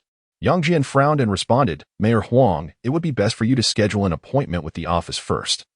I cannot provide a response from here. I hope you understand. Secretary Yang, it's not that I don't understand the rules. It's just that I can't get an appointment at all. Could you possibly help me find a solution? The caller pleaded.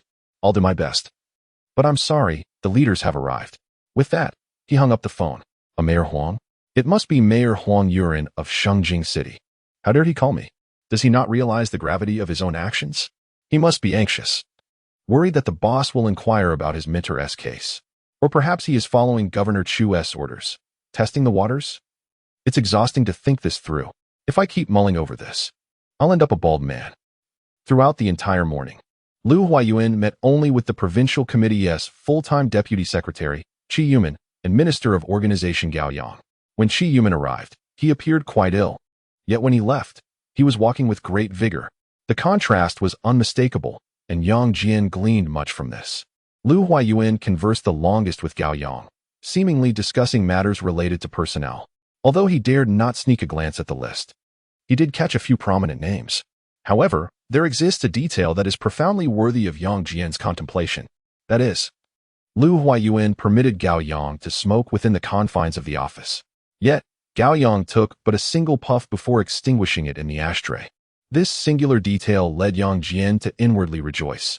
He had surmised correctly. The boss indeed sought to establish a rapport with Gao Yang. Furthermore, subsequent actions served to further validate Liu Huayuan's intentions. He invited Gao Yang to join him for lunch in the cafeteria. Thus, Yang Jian trailed closely behind the two esteemed figures, making his way towards the provincial canteen. Chapter 20. Exhausted yet joyful. Building 1 not only features a rear entrance but also offers direct access to the side door of the dining hall via an elevator. Under the guidance of the attendant, Liu Huayuan, Gao Yang, and Yang Jian entered a small private room. No sooner had they seated themselves than 3 strikingly attractive waitresses approached with professional smiles, presenting steaming hot towels with both hands. Yang Jian refrained from casting glances around. Accepting the teapot from one of the waitresses and personally preparing tea for his boss and Gao Yang. Xiao Yang, how do you find the provincial party compound? Gao Yang suddenly inquired, perhaps to break the silence. In response, Yang Jian smiled and replied, I feel quite well, though I am uncertain whether the leaders are satisfied. Secretary Liu possesses a keen eye, being able to select such an outstanding young cadre like you from the grassroots, Gao Yang remarked, turning to look directly at Liu Huayuan. With a tone of deep respect, I must learn from Secretary Liu. It is crucial to meticulously and thoroughly unearth excellent grassroots cadres. Liu Huayuan smiled at Yang Jian, but chose not to speak. Yet, Yang Jian discerned a flicker of pride in his boss's eyes. He thought to himself, Minister Gao truly excels in flattery. A single compliment suffices for 2, yet he manages to strike a chord with the boss. I must learn from Minister Gao. Once the dishes were served, Liu Huayuan suddenly raised his teacup, smiling as he said, Comrade Gao Yang, let us replace wine with tea. I appreciate your hard work. In response, Gao Yang lifted his water cup, tapping its base against the teacup and bowing slightly, saying, Serving Secretary Liu is no trouble at all. After a clink, both Liu Huayuan and Gao Yang took substantial sips, rather than merely a symbolic taste. Yang Jian remained still, pondering. Have the boss and Gao Yang formed an alliance? Lu Huayuan was the first to pick up his chopsticks, with Gao Yang promptly offering him the first bite. Quick-witted, Yang Jian followed suit and presented his first bite to Gao Yang. Thereafter, they immersed themselves in the meal, with the provincial party's kitchen leaving no room for criticism. The only regret for Yang Jian was his reluctance to indulge in onions, ginger, or garlic, fearing an unpleasant odor. After the meal, Lu Huayuan took the initiative to discuss the differences between the cuisines of the capital and Shenyang. Gao Yang occasionally chimed in, while Yang Jian remained silent, merely nodding in agreement. After finishing a cup of tea, Lu Huayuan was the first to rise, followed closely by Gao Yang, with Yang Jian exiting last. At the side door of Building 1, Gao Yang, sensing the moment, bid farewell and returned to his office for a midday rest. Yang Jian followed closely behind his boss, stepping for the first time into the small suite of the boss's office. After closing the window, drawing the curtains, and turning on the air conditioning, he respectfully announced, "Boss, everything is ready." Lu Huayuan smiled and stood up, teasing, "You should also take a moment to rest. We have a tough battle ahead tonight." Indeed. Yang Jian nodded vigorously and gently closed the door behind him. Upon returning to his office, he left the door slightly ajar and lay down on the sofa for a nap. However, the phone incessantly vibrated, and he dared not miss a call from a significant figure, glancing at it from time to time. How could one possibly rest under such circumstances? After much contemplation, he switched the phone to silent mode, forcing himself to take a nap. Last night, I scarcely slept, my mind incessantly turning over thoughts. How could I not feel weary? Just as I was on the verge of slumber, the phone rang. I rose to glance at the caller ID. It appeared to be the office landline. I promptly answered, "Hello, who is this?" It was Huang Jingxuan's voice, dripping with his usual sarcastic tone. "Yang, there's a group event at the First Division. Would you care to participate?" Yang Jian silently cursed, calling at this hour, clearly intent on disrupting my afternoon rest. He replied coldly, "If it's a collective activity, I'll certainly attend. It's tentatively scheduled for tomorrow evening. The specific time and location will be communicated later." He concluded before hanging up. Frustrated, Yang Jian placed the phone down, thinking, "Just wait. I shall make you pay for this." After this commotion, he found it impossible to fall asleep, his head buzzing incessantly. Resolved not to sleep, he opened the drawer and retrieved the Huangala cigarettes left by Gao Yang. Heading to the restroom for a robust smoke. The leader's cigarettes are truly delightful. Why not indulge in another? After all, they cost nothing. Upon returning to the office, Yang Jian reclined on the sofa, perusing missed calls and unread messages on his phone. He sifted through numerous notifications, selecting a few close friends and alumni, and began returning their delayed calls. One must not forget their roots. It's essential to maintain contact diligently. Otherwise, how could one cultivate the ability to perceive all around, both visually and orally? 10 minutes early, he gently knocked on his boss's door, offering a cool, damp towel with both hands before commencing to tidy the small suite. "Xiaoyang, please procure some essential supplies," his boss instructed. In this northern society, one must adhere to local customs. "Understood," Yang Jian replied with a smile, inwardly exclaiming, "No more worries about running out of cigarettes. After a year, I must have saved quite a bit." The materials sent from the research department are far too vague. Procure detailed information from each city, especially those relatively underdeveloped areas. I want to see the most authentic data. "Understood. I will take care of it immediately," Yang Jian asserted vigorously, thinking, the areas my boss wishes to investigate must indeed be those economically disadvantaged regions. Upon returning to his office, he promptly dialed the secretary's office, speaking sternly, "Director Huang, Secretary Lu requires detailed materials from each city. We need accurate data. And we need it now." After hanging up, he muttered under his breath, "I won't let you off easily." He then called the provincial reception office. "Hello. This is Yang Jian. I urgently need some essential hospitality items. Please expedite their delivery." The voice on the other end, a woman, was exceedingly cordial, assuring him that they would certainly arrive by morning. With a satisfied smile, Yang Jian hung up, reflecting, the more prepared, the better, by sampling various preferences. I can discern what the leaders enjoy. Just then, footsteps echoed down the corridor. Yang Jian held his breath, attempting to hone his ability to identify individuals by their footsteps. After a thud, the voice of Qin Yuan, a member of the provincial committee and the publicity minister, resonated. "Secretary Yang, good afternoon." Yang Jian promptly rose. Returning the greeting with a smile, "Minister Qin, Good afternoon. I heard you smoke, so I brought you a pack. As he spoke, Qin Yuan retrieved a pack of soft Zhonghua cigarettes from his pocket and tossed it onto Yang Jian's desk. Yang Jian hurriedly picked up the cigarettes and, filled with excitement, exclaimed, "Thank you, Minister Qin. Please, have a seat." Without hesitation, Qin Yuan settled into the armchair by the door, as if he were a frequent visitor. Yang Jian presented a cup of hot tea with both hands before proceeding to knock on the boss's office door. A minute later, Yang Jian, holding the teacup, invited Minister Qin into the boss's office. Chapter 21. The Beauties of Jinling. It is said that former secretaries could memorize hundreds of landline numbers, while the contemporary Yang Jian merely needs to store the mobile numbers of various leaders in his phone's contact list. However, the sheer volume of numbers overwhelms him, leaving his eyes dazzled and his fingers aching. Suddenly, a knock sounded at the boss's door, prompting Yang Jian to rise promptly to investigate. He observed that the Minister of Propaganda, Qin Yuan, was gently closing the door behind him, his expression inscrutable as he approached. Yang Jian dared not move or inquire. Pondering to himself, had Minister Qin already been dismissed after merely 10 minutes? At that moment, Qin Yuan smiled and spoke. "Secretary Liu is on the phone. I just need to visit the restroom. Any internal calls from the upper echelons must not be left unattended in the office." Yang Jian nodded with a smile, watching as Qin Yuan made his way toward the restroom. Unsure of how long the boss would be occupied, he resolved to prepare another cup of tea for Minister Qin. Upon Qin Yuan's return, Yang Jian presented him with the steaming tea, smiling as he said, "Minister Qin, please enjoy your tea." "Thank you," Qin Yuan replied, accepting the cup with one hand and placing it directly on the coffee table, seemingly devoid of the inclination to indulge in tea. Observing this, Yang Jian settled back into his chair, continuing to immerse himself in his work while casting furtive glances at Qin Yuan. He appeared to be on the verge of speaking yet held back. Could it be that his initial report had not gone smoothly? Had the boss not received him well? Or was there an underlying issue with Qin Yuan himself? Suddenly, the landline rang. Yang Jian glanced at the caller ID and was instantly startled. It was the boss's office number. He quickly answered, refraining from initiating conversation, waiting for the boss's instructions. "Come to my office." "Yes." Yang Jian placed the phone down and hurried to the boss's office. After a light knock, he awaited permission before entering. "Boss," he greeted. Liu Huayun sat in his chair, his brow slightly furrowed as he inquired, "Has Qin Yuan left?" "No," Yang Jian replied, shaking his head. After a brief silence, Liu Huayun spoke again. "Inform him that I am on a call and that he may leave for now."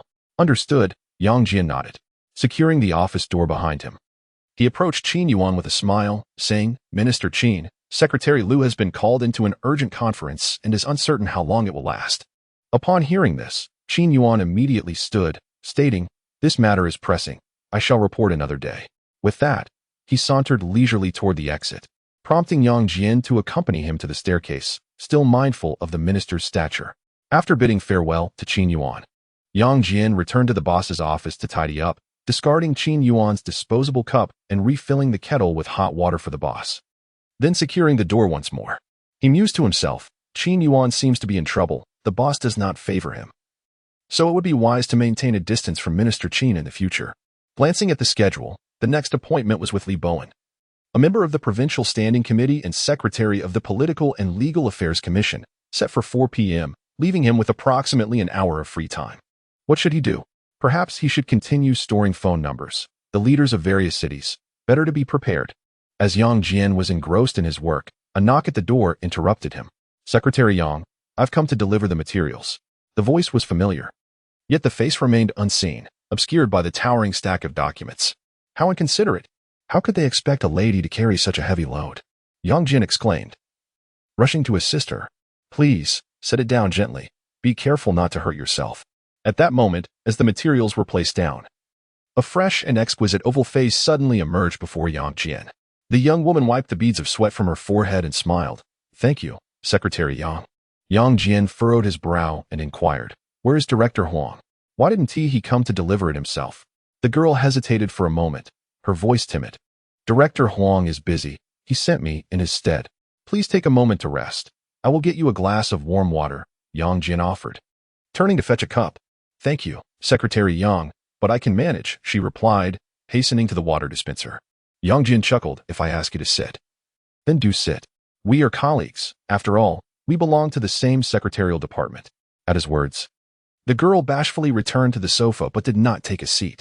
Yang Jian handed her a cup of warm water, and she graciously accepted it, saying, "Thank you." Secretary Yang.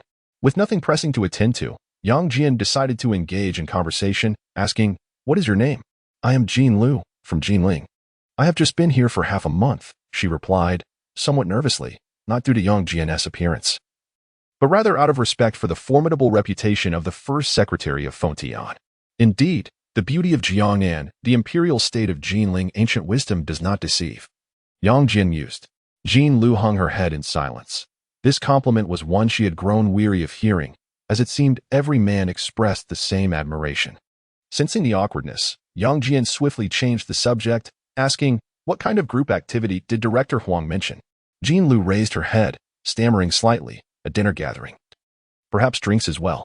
He has organized it several times. Is everyone expected to attend, or is participation voluntary?" Yang Jian pressed further. Director Huang said, "Participation is mandatory, otherwise." Jean Lu's expression grew conflicted. Yang Jian understood immediately. Huang Jingquan was a notorious lecher, and he had intentions towards Jean Lu. "Please inform him that I am too busy. You all can go ahead," Yang Jian stated coldly. "Understood," Jean Lu nodded gently, admiration flickering in her eyes as she gradually relaxed. "Next time you come to deliver documents, don't bring so many at once. You can call me in advance, and I will help you carry them," he continued. "It's all right. I can manage," Jean Lu shyly replied. "Then you may return to your work. I will reach out if I need anything." Yang Jian smiled as he stood up. "Yes, Secretary Yang," she acknowledged, leaving while also taking a disposable cup with her. As Yang Jian watched Jean Lu's retreating figure, he reflected, the more beautiful a woman is, the more likely she is to face adversity. One either remains resolute or finds oneself dependent on others. He shook off his musings, realizing he needed to focus on selecting the materials required by his boss. Gazing at the towering stack of documents, Yang Jian felt overwhelmed, pondering why he was not provided with a dedicated secretary. "I initially selected the materials from Fengyang City and casually glanced through them. Goodness, had it not been for my 7 years of experience in Fengyang, I might have been deceived. These individuals truly possess an audacity to boast." I picked up a pencil and meticulously annotated the authentic data I knew. One can deceive many, but not the boss. I was engrossed in my tasks until the sound of footsteps echoed in the corridor. The standing committee member of the Provincial Party Committee and Secretary of the Political and Legal Affairs Commission, Li Bowen, had arrived. "Comrade Xiao Yang. Does Secretary Lu have a moment?" "Hello, Secretary Li. Please have a seat. I will report immediately." Following the customary protocol, I first poured tea before stepping out of the room. 3 minutes later, as usual, I held the teacup and guided the esteemed guest into the room. Chapter 22. The Bond of Protection. Within the span of an hour, I had refilled my water 3 times. And the discussions I overheard predominantly revolved around matters pertaining to public security and the judiciary. Li Bowen was the last to arrive today. He would likely join us around the time we were finishing work.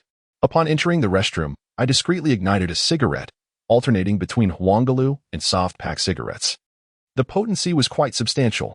After dissipating the lingering scent on my clothes, I silently returned to the office. As soon as I stepped inside, I greeted, "Hello, leader." There sat Secretary General Ma Yulong, sprawled on the sofa, scrutinizing a document with a furrowed brow. "Is this what Secretary Lu requested?" Ma Yulong tossed the file back onto the desk. "Yes. The materials submitted earlier did not meet Secretary Lu's expectations," Yang Jian replied softly. After a moment of silence, Ma Yulong stated with gravity, "Pass it to Department 1 and have them annotate it." Upon hearing this, Yang Jian immediately expressed his admiration. "Leader, you are truly wonderful. You are the most considerate leader I have ever encountered." Ma Yulong retorted playfully, "Is that all you can do? Express gratitude with words?" "Leader, I have refrained from indulging in the fine cigarettes that Minister Gao forgot. I have been saving them for you," Yang Jian declared, producing a Huangalu from his pocket and respectfully offering it to Ma Yulong. As Ma Yulong accepted the cigarette, he shot Yang Jian a disapproving glance, saying, "What is this nonsense about forgetting? It was meant for you." "Hee, I was merely concerned about the potential repercussions," Yang Jian replied sheepishly. After lighting the cigarette, Ma Yulong requested one for himself, and Yang Jian, fearing refusal was not an option, complied. "In the evening, we will be tested by alcohol. You must help shield Secretary Lu from it," Ma Yulong instructed.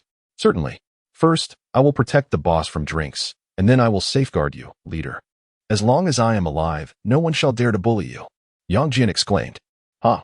You certainly have the audacity to speak boldly. Just don't let your bravado lead to folly, Ma Yulong chuckled in response. Leader, I am aware of my shortcomings. The only merit I can claim is my gratitude. Secretary Lu has shown me kindness, and you have demonstrated a protective affection towards me, Yang Jian professed, rising to meet Ma Yulong's gaze with sincerity. Thank you, he added. Bowing deeply, Ma Yulong refrained from offering assistance, and Yang Jian resolutely remained in his position. Excellent. Secretary Lu and I have not misjudged your character, Ma Yulong said. Rising to support him, undeniably moved. Leader, allow me to fetch you some water. Please take a seat for a while longer. Yang Jian turned to retrieve the water jug. Pondering, there is no shame in flattering one's direct superior. However, Ma Yulong mistakenly believed that Yang Jian's actions were subtly orchestrated by Lu Huayuan. Could it be that Secretary Lu has taken a liking to me? He seems unconcerned about my previous adaptability to circumstances. With this thought, Ma Yulong felt a surge of optimism.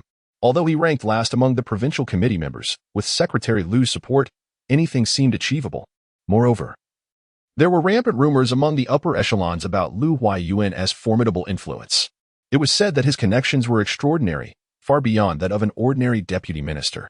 Considering Lu Huayuan's age at 52, a position at the ministerial level. Leader, would you care for another?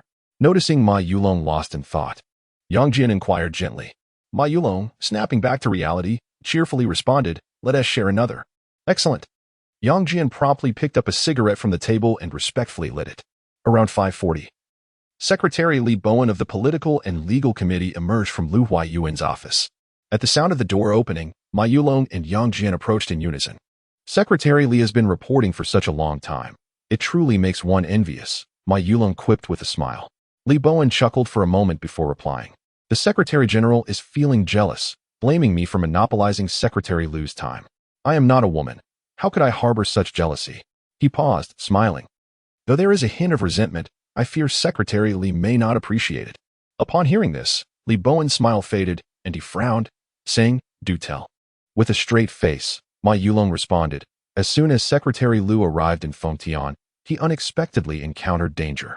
As the chief steward of the provincial committee, how could he not feel aggrieved? At this remark, Li Bowen immediately interjected, Secretary General, please calm down. I assure you, I will provide a proper explanation to Secretary Lu and the provincial committee regarding this matter. In just a few sentences, Yang Jian felt a chill run down his spine. He thought to himself, the boss's office door is ajar, which implies, are Li Bowen and Ma Yulong merely putting on a performance for the boss? Secretary Li, do not blame me for my anger. Secretary Lu is the backbone of the entire province. We cannot afford any slip-ups. Ma Yulong stepped forward, firmly grasping Li Bowen's right hand, earnestly imploring him. Li Bowen nodded vigorously, rest assured, the provincial committee will not face such incidents again. Eager to observe the boss's expression, Yang Jian entered the office, bowing slightly as he tidied up. Stealing a few glances, the boss's face was devoid of emotion, as if he had heard nothing at all.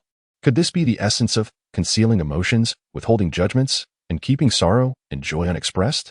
At that moment, Ma Yulong entered with a smile, saying, Secretary Lu, the gifts are ready.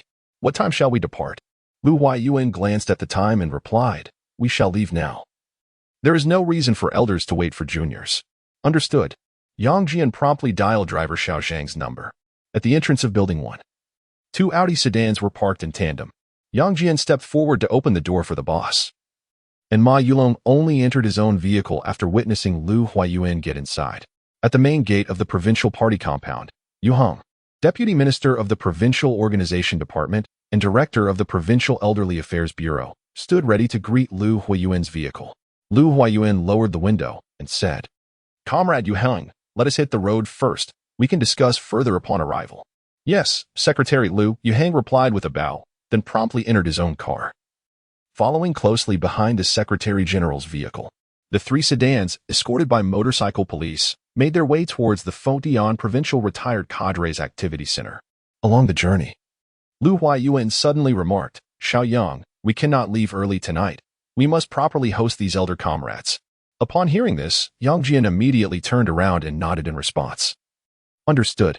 The Secretary General has instructed that we must attend to these senior leaders well. Lu Huayuan nodded with a smile. Not just senior leaders. They are the treasures of our party, precious like living fossils. Indeed. Yang Jian smiled and nodded, pondering to himself, could this be considered as establishing connections? Is the boss attempting to curry favor with those influential former leaders? First, he aims to secure the high-ranking officials of state-owned enterprises, central enterprises, and military industries within the province of Fengtian, followed by extending goodwill to the local powerhouses who have already retreated to the sidelines. After these two steps, he would have nearly met all the significant figures in Fengtian. The remaining ones are all within the provincial party committee and the provincial government. What could the third step entail? How will the boss proceed? Will he engage in a direct contest of strength with Governor Chu? Chapter 23. Selective Choices. The grand banquet was held in the auditorium of the activity center, and as I surveyed the room, I was met with a sea of silver-haired elders. Amidst the enthusiastic applause, Lu Huayuan ascended the podium and delivered a brief address under the watchful eyes of the attendees. Following this, the Deputy Minister of the Provincial Organization Department, who concurrently served as the Director of the Elderly Affairs Bureau, Yu Hong, extended a warm welcome on behalf of all members of the Provincial Elderly Affairs Bureau to Secretary Lu. Subsequently, a retired leader, carefully chosen by the Bureau, conveyed the most heartfelt blessings from all retired cadres within the province of Fengtian. After a straightforward yet standard procedure, the comforting banquet officially commenced. Yang Jian found himself seated in a corner, approximately 10 meters away from Lu Huayuan's table. His accompanying leaders included the Secretary's secretary, the Deputy Minister's secretary, the Deputy Director of the Elderly Affairs Bureau, the Office Director, and an enchanting lady whose position he had failed to grasp. As Yang Jian poured drinks, the atmosphere was lively with chatter. The Deputy Director, though relatively young, was quite the chatterbox, predominantly directing his remarks towards Yang Jian. With a smile and a shake of his head, Yang Jian thought to himself, the boss is nearby, so I shall refrain from initiating the first toast. It does not align with my role. At that moment, the Secretary of Ma Yulong interjected, Director Jiang as the host. You must be the one to propose the first toast. Director Jiang chuckled lightly, raised his glass, and said with a smile, first and foremost, let us extend a warm welcome to Secretary Lu. Secondly, it is a privilege to meet all of you. Lastly, I shall drink, and you may follow suit. With that, Director Jiang tilted his head back and downed his drink in one go. The others quickly followed suit, including the captivating lady, leaving Yang Jian to ponder the implications of such a scene. Before Yang Jian could lower his glass, the enchanting lady had already seized the wine jug, exclaiming, Young Secretary, allow me to fill your glass. Yang Jian gently covered his glass and replied with a smile, please serve the leaders first. I am merely a secretary. The lady grasped Yang Jian's hand, gazing at him with warmth, and said, the secretary of Secretary Lu is not just a secretary. You are a leader, a significant leader. At this declaration, everyone nodded in agreement, chiming in, indeed. Yang Secretary is the highest-ranking leader at this table. He must be served first. With a wry smile, Yang Jian withdrew his right hand, contemplating the predicament. This is a disaster. I am bound to drink excessively tonight. Yet, he quickly remembered that he must also shield his boss from alcohol, and thus resolved to find a reason to step away from the table. Just then, his phone rang. Upon checking, he was surprised to see it was Mayor Huang Yuran of Shangjing. He promptly answered, speaking loudly, Mayor Huang, what instructions do you have for me? As he spoke, he turned on his heel and exited, preferring to take a call from an adversary rather than indulge in excessive drinking with his colleagues. Young Secretary, I am waiting at the door. Would it be convenient for you to step out? The esteemed Deputy Minister, typically commanding respect, was now making a soft plea. Granting him the courtesy due to his rank, Yang Jian replied, please hold on for a moment. I will be right out. A few minutes later, Yang Jian jogged to meet Huang Yuran, bowing slightly as they shook hands. Mayor Huang, thank you for your patience. Huang Yuran clasped Yang Jian's hands with a look of gratitude, saying, I apologize for interrupting your meal. Mayor, it is not that I am unwilling to assist you. Rather, Secretary Lu's schedule is too packed to spare any time. I understand. Hence, I took a chance. Huang Yuran directly stated his intentions. After a moment of contemplation, Yang Jian inquired, please wait inside for a while. If a suitable opportunity arises, I shall mention it to Secretary Lu. Excellent. I appreciate your assistance. I am at your beck and call, Huang Yuran affirmed earnestly. Yang Jian smiled and nodded, then turned to leave, pondering whether he should mention it to his superior or perhaps take the opportunity to make things difficult for Huang Yuran for the evening. After much deliberation, Yang Jian approached Lu Huayuan and discreetly shared the matter with him. Upon hearing this, Lu Huaiyuan smiled and rose, saying, "Excuse me for a moment." With that, Yang Jian followed his boss out into the hallway. Guided by a server, Lu Huaiyuan and Yang Jian entered a lounge. Once seated, Lu Huaiyuan spoke, "Call him in." "Certainly." Yang Jian dialed Huang Yuan's number, relaying the specific location. In under 3 minutes, a knock sounded at the door, and Yang Jian welcomed Huang Yuan inside. He poured a cup of tea, secured the door tightly, and leaned against it, assuming the role of a sentinel. How he wished to eavesdrop. Surely it would pertain to his Minter's case. The agenda for the following day should involve the Secretary of the Discipline Inspection Commission, right?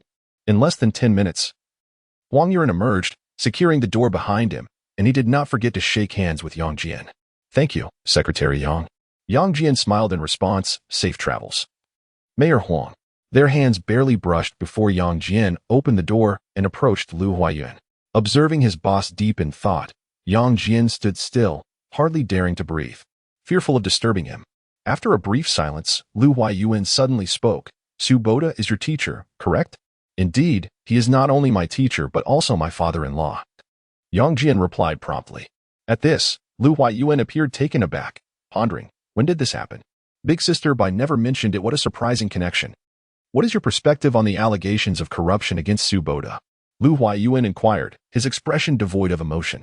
Yang Jian had anticipated this moment, eagerly awaiting the question. He responded, "These are baseless accusations, slanderous fabrications, unjustly assigned blame, and an act of retaliation."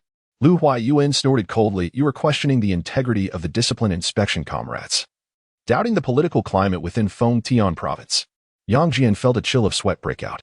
However, if forced to choose between the top secretary of Feng Tian and his mentor Su Boda, he would unhesitatingly opt for the latter, for Su Boda was family for life. As for Secretary Lu, no one knows my mentor better than I do. I would stake my life and party membership on the truth that Su Boda is undoubtedly the most loyal comrade of our party. Upon hearing this, Lu Huaiyuan smiled and shook his head. "Before the investigation is complete, refrain from making definitive statements or grand claims. True gold fears no fire, and genuine sincerity withstands scrutiny. We shall discuss this matter once the Discipline Inspection Commission concludes their investigation." With that, Lu Huaiyuan rose and walked towards the door. Yang Jian exhaled deeply, then hurriedly followed in his boss's wake. Upon returning to the hall, Yang Jian found no desire to drink, as his mind was consumed by Lu Huaiyuan's words. If the disciplinary committee continues its investigation, what might they uncover? It is uncertain, and Yang Jian feels apprehensive. Should certain individuals continue to frame others and coerce confessions, the situation could become dire. What is to be done? One cannot simply stand by and watch. It is unacceptable to revel in personal pleasures while his esteemed mentor suffers in confinement.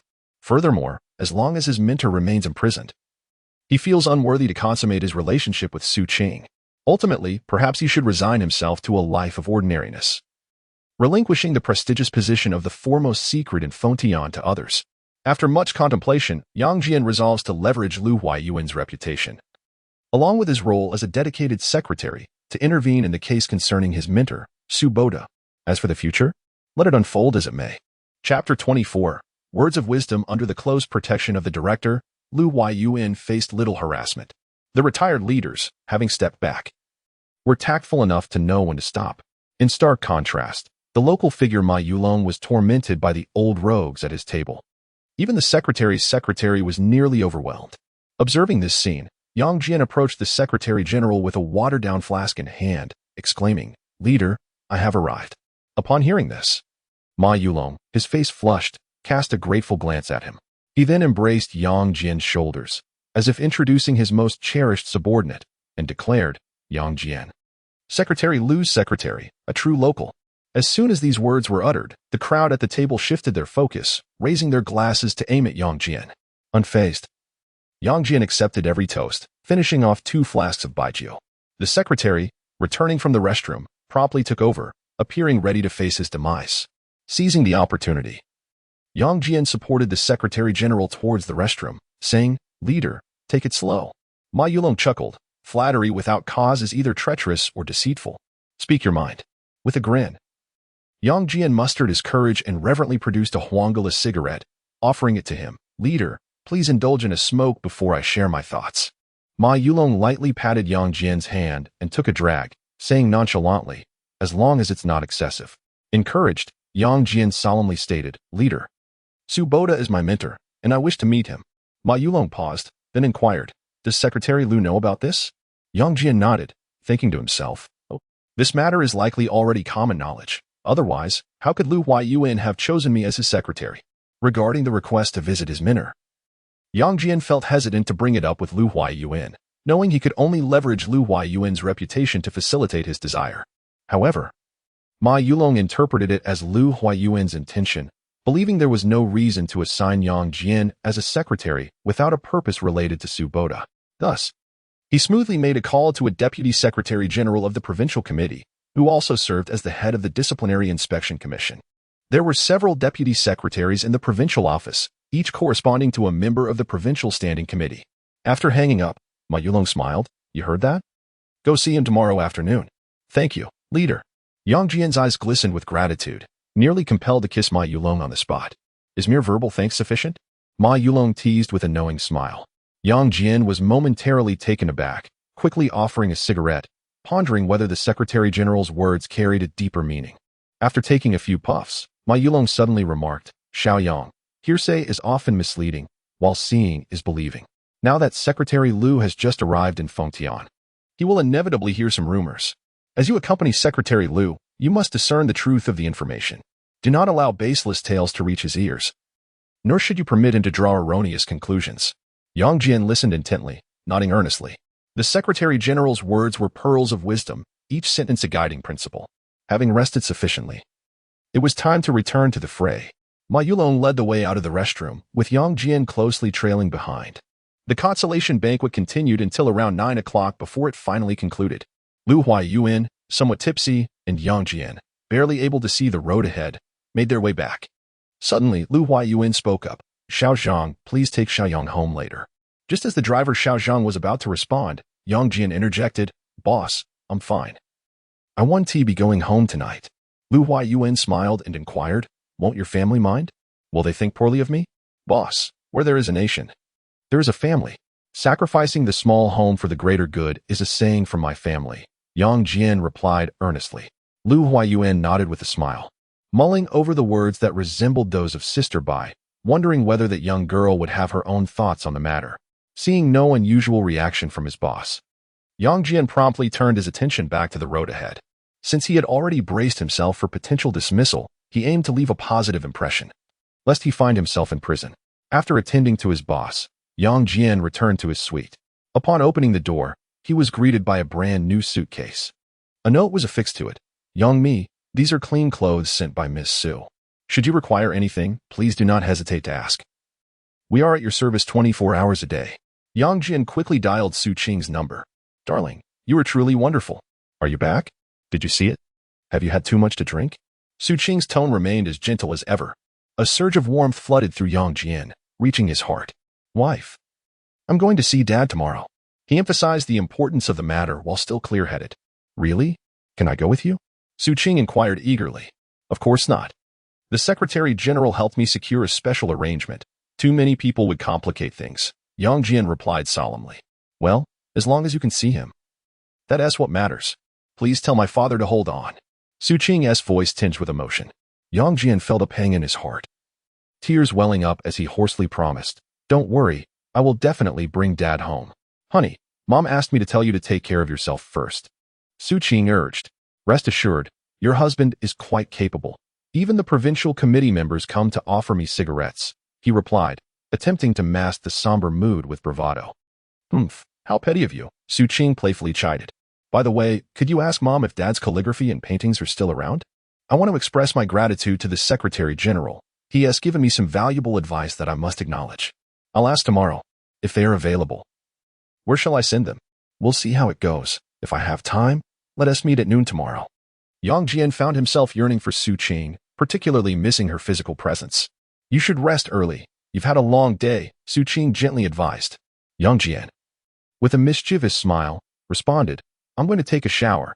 Stay on the line a little longer with me." The following morning at 6:30, Yang Jian was jolted awake by the alarm. After downing a glass of ice water, he felt instantly refreshed. At 7 o'clock sharp, Lu Huayuan departed as scheduled, and Yang Jian greeted him with a smile. "Good morning, boss." Lu Huayuan nodded with a smile and then, as usual, sprinted towards the nearby park. After running a distance of 1,500 meters, he gradually slowed his pace and transitioned to a leisurely stroll. Just as the two were reveling in the tranquility of the morning, a voice suddenly exclaimed, "Hello, Secretary Lu." Yang Jian turned towards the sound and beheld a middle-aged man with a round face and a stout figure, panting as he approached with increasing urgency. Lu Huayuan furrowed his brow and inquired, "Who is he?" After a moment of contemplation, Yang Jian replied, "He should be Li Hongwei, the chief of the Public Security Bureau of Shengjing City." Chapter 25. The Cup Trap. Upon hearing Yang Jian's response, Lu Huayuan began to jog lightly. Yang Jian immediately understood. His employer did not wish to see him. He promptly intercepted Li Hongwei, maintaining a stoic expression, and said, directly, "Secretary Lu is currently engaged in morning exercise and is unavailable for a meeting." Li Hongwei, panting heavily, pleaded, "Yang, let me pass. I must address Secretary Lu in person." Yang Jian shook his head impassively, thinking to himself, if apologies were effective, why would we need the police? Seeing the situation unfold, Li Hongwei softly implored, "Yang, please convey a message for me. Just tell him. I will certainly provide Secretary Lu with a satisfactory explanation." Yang Jian acknowledged with a grunt and then turned to sprint after his boss. On the way back, Lu Huayuan did not inquire about Li Hongwei, and Yang Jian refrained from mentioning it. The provincial secretary was far too occupied to concern himself with a mere department head. Even if he was the police chief of the provincial capital, after breakfast, they continued their customary walk to the office. Once he had prepared tea for his superior, Yang Jian headed straight for the Secretary General's office. "Leader, are you feeling unwell?" Yang Jian boldly approached Ma Yulong from behind, gently pressing his fingers against the Secretary General's temples. With age comes frailty, Ma Yulong sighed while reclining in his chair, eyes closed in contemplation. "Leader, you jest. In the entire provincial party compound, who does not commend the capabilities of the chief steward?" Yang Jian retorted, "I heard the other day that if the Secretary General takes a day off, the entire compound descends into chaos." At this, Ma Yulong playfully swatted Yang Jian, laughingly scolding him. "Fetch the schedule and be off with you." Yang Jian chuckled, retrieving a pack of fine cigarettes from his pocket and placing it gently on the desk. "Leader, these exquisite cigarettes from Minister Qin are beyond my worth. I offer them as a humble tribute." Ma Yulong burst into laughter, exclaiming, "You little rascal. You've come here to swap for cigarettes." He then opened his drawer, casually tossing a pack of cigarettes onto the desk, adding with a grin, "A gift demands reciprocity. Lest I be accused of taking advantage of the younger generation." Yang Jian quickly responded, "Leader, who would dare speak ill of you? I would be the first to silence them." Ma Yulong smiled and waved his hand dismissively. "All right, enough of that. Get back to work." "Yes, sir." Yang Jian stood at attention, then picked up the printed schedule before turning to leave. "Take the cigarettes with you," Ma Yulong suddenly called out. "Certainly. Thank you, leader." Yang Jian grinned sheepishly, bowing slightly as he retrieved the pack from the desk, delighted to return to his work. After placing the cigarettes safely, he knocked on his boss's office door and promptly reported the day's agenda. At 9:30, there is a standing committee meeting with the following members present. This afternoon at 3, a secretary's meeting with the attending leaders. While reporting, Yang Jian secretly rejoiced. Today was filled with meetings, granting him ample opportunity to rest. Once he finished, Lu Huayuan nodded slightly without adding any remarks. Yang Jian felt a weight lift. When the leaders were in meetings, the secretaries enjoyed the most freedom, allowing them to pursue their own interests. Returning to his office, he glanced at the time. There remained about half an hour before the provincial standing committee meeting. What should he do? It seems there is little to occupy my time. Perhaps I shall indulge in a moment of distraction with my phone. Suddenly, the sound of footsteps echoed down the corridor, prompting Yang Jian to rise swiftly and investigate. "Secretary Yang, I have brought what you requested," spoke a middle-aged woman, flanked by two robust young men. Each of the young men carried a hefty cardboard box, appearing quite substantial. Yang Jian greeted them with a smile. "Thank you. You have my gratitude for your efforts." "Not at all. Serving you is akin to serving Secretary Lu. To serve Secretary Lu is to serve the people of the entire province." Yang Jian chuckled internally, reflecting on the adeptness of the reception office staff in their verbal finesse. After the young men placed the items down and departed, the female colleague from the reception office lingered for a moment, sipping tea before she too took her leave. Once the female colleague had exited, Yang Jian hurriedly began to inspect the contents of the delivery. To his astonishment, he was nearly blinded by the sheer brilliance of what he found. Selecting a few exquisite items, he carried them to the boss's office, while the rest he stored in his own room. In that instant, a sensation akin to sudden wealth enveloped him. As the clock approached 9:30, Yang Jian knocked on the boss's door, retrieving the water cup and following the boss down to the conference room on the first floor. The provincial committee meeting typically convenes twice monthly, and today marked the inaugural session under Lu Huayuan's leadership. Aside from the absent vice governor and Governor Chu Dashan, who was away on investment solicitation, all others were already seated in the conference room. After placing Lu Huayuan's water cup down, Yang Jian promptly exited the meeting room. As he passed the tea station along the wall, a chill of dread coursed through him. White ceramic cup, white ceramic cup, white ceramic cup. Important matters warrant repetition. No wonder Yang Jian always sensed something amiss. The issue lay with the water cups. Specifically, the disposable cups in the office. Cursed Huang Jingquan. He must have orchestrated this mischief. No wonder the leaders paused while drinking tea. It was due to the disposable cups. Yang Jian had assumed this was the usual practice, not giving it much thought. Little did he know, it was Huang Jingquan's subtle sabotage. Concealing the ceramic cups was a grave matter. At best, it would reflect poorly on Yang Jian's efficiency. At worst, it could escalate to the implication that Lu Huayuan looked down upon those who came to pay their respects. The thought made Yang Jian wish to slap himself in frustration. He rushed back to his office, searching frantically for the ceramic cup. Indeed, a pristine set of white ceramic cups lay hidden in a corner of the cabinet, with a sharp slap to his own face. Yang Jian vowed to never forget this lesson. Once he had calmed himself, he immediately washed the ceramic cup and arranged it neatly before hurrying to the secretary's office. The secretary's office was located on the third floor, the door wide open. Yang Jian lightly tapped at the entrance before stepping inside. Secretary Yang, greetings. The room erupted in polite acknowledgments, and Yang Jian smiled as he nodded and shook hands. After a round of introductions comprising 9 gentlemen and 1 lady, most appeared to be of refined demeanor. Jean Lu, which office belongs to Director Huang? Yang Jian inquired with a smile. That one right there, came the reply. Jean Lu pointed with a single finger towards the room by the window. Thank you. Please continue with your tasks. We shall converse later. With that, Yang Jian rapped firmly on Huang Jingquan's door, the sound resounding unexpectedly loud. After 3 resounding knocks, Huang Jingquan's voice emerged. Enter.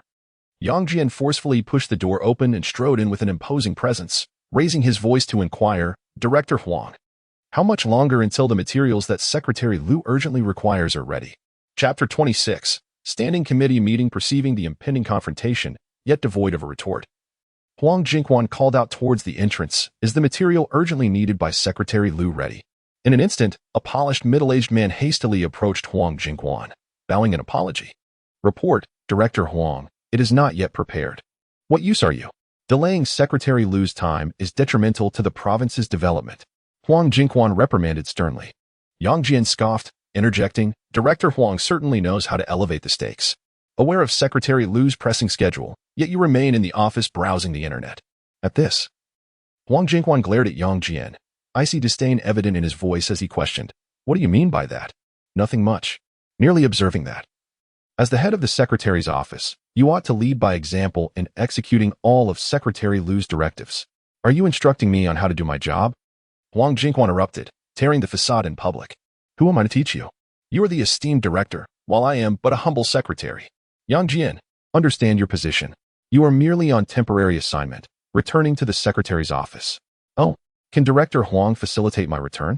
I would welcome it, rather than suffer exclusion in the general office. You. Huang Jingquan pointed a finger at Yang Jian, yet found himself at a loss for words. The members of the secretary's office held their breath, finally witnessing someone stand up to Director Huang. As Huang Jingquan seemed poised to respond, Yang Jian seized the initiative, declaring loudly, If Secretary Lu is dissatisfied, have someone else clean the office and surrender the keys.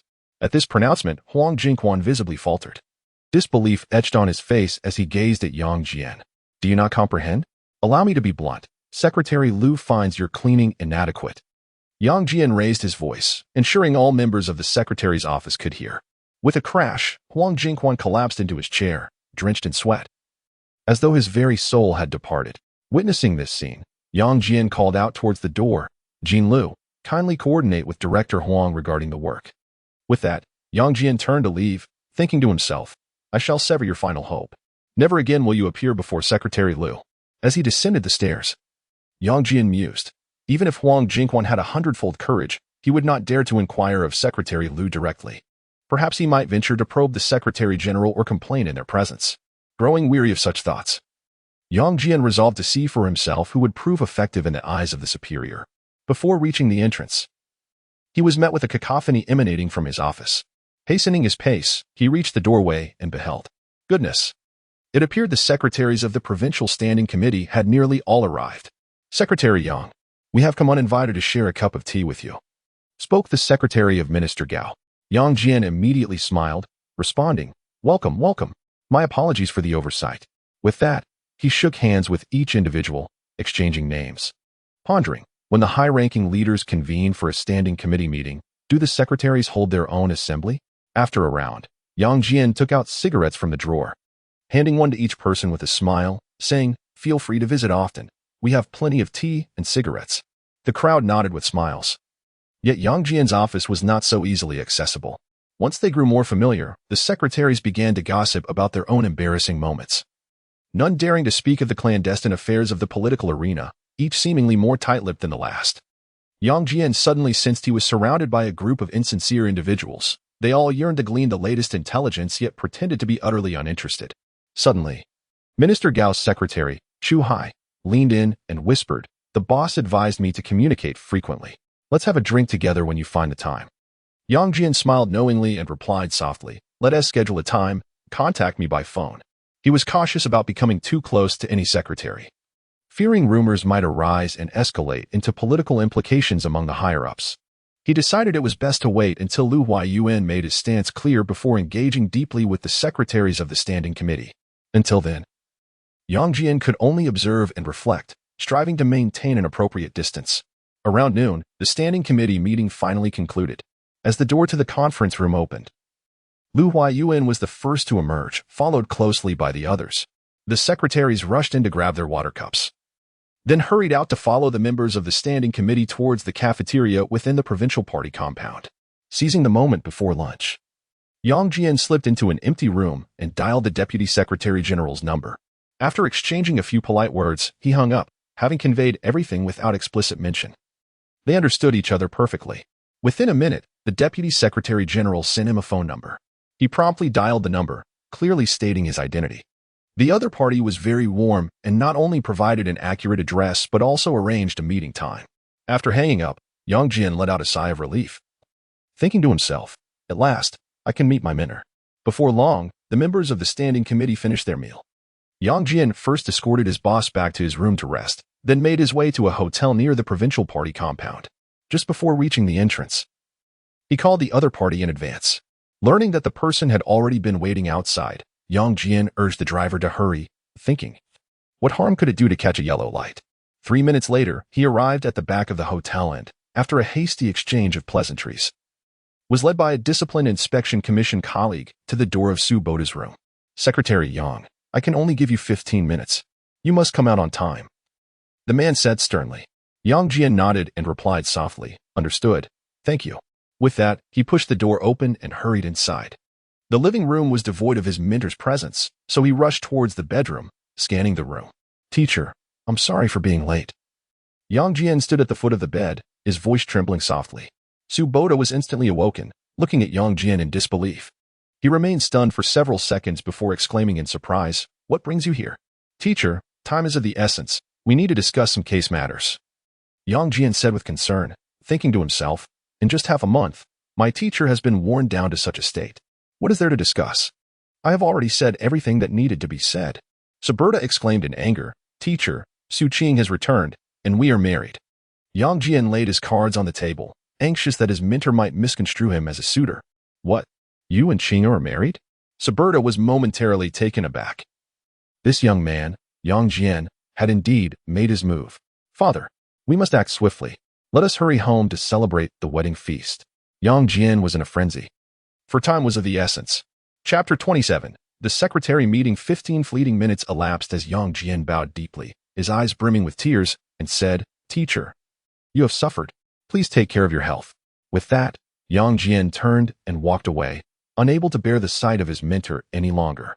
There was an urgent matter at hand. He must swiftly resolve the false testimony of his mentor's secretary. The disciplinary committee officer, stationed at the entrance, escorted Yang Jian to the hotel's back door. At parting, Yang Jian extended his hand, sincerely expressing his gratitude. "Thank you." The man grasped his hands in return, visibly moved, and replied, "You're welcome. I believe Mayor Su is innocent." Yang Jian tightened his grip, conveying unspoken understanding. Surely the man would grasp the underlying significance. Indeed, the man's face brightened, and he kindly hailed a taxi, opening the door for Yang Jian. As Yang Jian rolled down the window, he waved goodbye with a smile. The taxi heading towards the tea house near the provincial party committee. With about half an hour until work hours began, Yang Jian pushed open the door to the tea house, where Su Qing had been waiting anxiously. "How did it go? Did you see him? Is father well?" she inquired. Rising to her feet, Yang Jian embraced Su Qing and whispered, "I saw him. He is well and told us not to worry." Su Qing pushed him away shyly, saying, "Why didn't you come home?" Yang Jian chuckled softly, shaking his head. "I wish I could, but my identity doesn't allow it. Tonight should be fine." At his words, Su Qing blushed even more, her fair cheeks resembling a ripe peach. Yang Jian swallowed hard, glanced at the time, and enveloped Su Qing in his arms. 20 minutes later, Yang Jian entered the main gate of the provincial party compound, carrying a woven bag. He encountered several newly acquainted acquaintances along the way but had no time to linger, merely nodding with a smile. After placing the woven bag down, he entered his boss's office, preparing wet towels and tea in advance. When the time came, he knocked on the door to rouse his boss, then proceeded to tidy up the small suite. "Xiao Yang, arrange for a private car to take a drive tonight," Lu Huayuan suddenly instructed. "Boss, should I notify Xiao Zhang and the security?" Yang Jian felt a jolt of anxiety, his heart racing. Another covert outing? Was this becoming an addiction? Where did the boss intend to go this time? What was he hoping to see? No need to notify them. Return to the guest house first, and we will depart later, Lu Huayuan replied with a smile. "Understood. I will arrange it immediately," Yang Jian responded solemnly, quickly deducing they were headed to North Street. The boss aimed to assess Director Dong's execution capabilities. A private car? He would call on Wang Dana, since they had met last time. There was no need to obscure the boss's identity. Back in the office, he promptly dialed Wang Dana's number, requesting a sedan and discreetly assigning a few laborers for protection. Should he inform the Secretary General? After a moment's contemplation, Yang Jian dismissed the thought. Would it be prudent to warn Director Dong in advance? After much deliberation, Yang Jian resolved to leverage Lu Huayuan's surprise inspection for a chance to rescue Su Boda. This was crucial, as Su Boda's secretary was currently detained in the provincial office's detention center. If Director Dong could intervene, there would be a significant opportunity to turn the tables. After much contemplation, Yang Jian sent Director Dong a text message containing only 4 words. "Tonight, North Street." Director Dong replied without delay, "A great favor does not require thanks. We shall meet regarding our matters." After deleting the message, Yang Jian gasped for air, his shirt instantly drenched, his palms slick with sweat. He retreated to the restroom for a smoke, forcing himself to regain composure, reassuring himself, this is for the safety of the boss, even if discovered. He would not be angry, right? Glancing at the time, he noted that there was still about half an hour before the secretary's meeting. He called Jean Lu, instructing her to prepare the small conference room on the 4th floor. Jean Lu promptly agreed, arriving within a minute, excitedly exclaiming, "Secretary Yang, thank you." Yang Jian smiled and casually inquired, "Have you obtained the keys?" "Yes, I have. Starting tomorrow, I will be responsible for cleaning Secretary Lu's office." Jean Lu replied with utmost seriousness. "Excellent. You are meticulous, and I am confident you will excel in this role." After offering his encouragement, Yang Jian took the lead in tidying the conference room. As the clock approached 3, Organization Minister Gao Yang was the first to arrive at the meeting room, followed by Political and Legal Affairs Committee Secretary Li Bowen, Discipline Inspection Commission Secretary Fang Tianming, and Deputy Secretary Qi Yuman. Yang Jian served tea to each of them. Pondering, is this a meeting of the Secretary's expanded committee, or are they merely aiming to assemble a 5-member group? Perhaps they had called the Political and Legal Affairs Secretary to fill the absence of Governor Chu. Noticing no one else was arriving, Yang Jian approached Lu Huayuan. "Boss, all participants are present." Lu Huayuan rose and walked toward the conference room. Yang Jian followed, carrying his boss's teacup, and was about to exit when Lu Huayuan suddenly remarked, "Xiao Yang, you will be responsible for the meeting minutes." Yes, though he had anticipated this assignment, Yang Jian could not suppress his inner excitement. The 5-member group gathered around the oval conference table, with Yang Jian seated at a solitary table against the wall. And the meeting commenced formally. Lu Huayuan began with a smile. Comrade Dashan is absent due to official duties. I have temporarily invited Comrade Bowen to ensure we have 5 members, thus avoiding unnecessary divergences. The 4 nodded in unison, none daring to speak, particularly in light of Lu Huayuan's caution against unnecessary disagreements. During the standing committee meeting, everyone expressed their opinions, which ultimately distilled to 3 key points. Here, I would like to reiterate my personal perspective. Lu Huayuan paused before continuing. We must focus on the province's economic development, striving to swiftly resolve the repercussions of state-owned enterprise reform. We must be vigilant to prevent the continued loss of state assets and do our utmost to prioritize the reemployment of laid-off workers. Comrades, stable public sentiment ensures societal stability. And only with stability can we discuss development. Development is the fundamental truth. Yang Jian diligently recorded the proceedings, internally exclaiming, "Long live the boss." Truly a remarkable figure from the capital. Lu Huayuan's insights nearly encapsulated the provincial committee's stance and the developmental roadmap for the forthcoming years. Upon concluding his remarks, Deputy Secretary Qi Yuman stated, "I fully endorse Secretary Lu's viewpoint and resolutely support the party and the nation's policies. Development is indeed the fundamental truth." Yang Jian pondered. Secretary Qi's words are quite impressive. First, he praises Secretary Lu, and then he extols the party and the nation. At that moment, the Secretary of the Discipline Inspection Commission, Fang Tianming, interjected, "The foundation of development lies in stability. The essence of stability is the people's sentiment. And the cornerstone of the people's sentiment is trust. But from where does this trust emanate?" He paused briefly before continuing. "I believe it is rooted in the image of the government and the work ethic of grassroots leaders." Yang Jian sensed an unusual undertone and suddenly felt that Secretary Fang Tianming seemed to be seizing the opportunity to make a point. Chapter 28. Seizing the opportunity as anticipated. After receiving the approval of Lu Huayuan, Fang Tianming commenced a vigorous critique of the work ethic of grassroots officials. He particularly emphasized the integrity and self-discipline of mid-level leadership, repeatedly identifying issues and articulating demands, even providing illustrative analyses. Just as Yang Jian was engrossed in taking notes, Fang Tianming unexpectedly mentioned the name Suboda. Instantly startled, he nearly lost grip of his pen.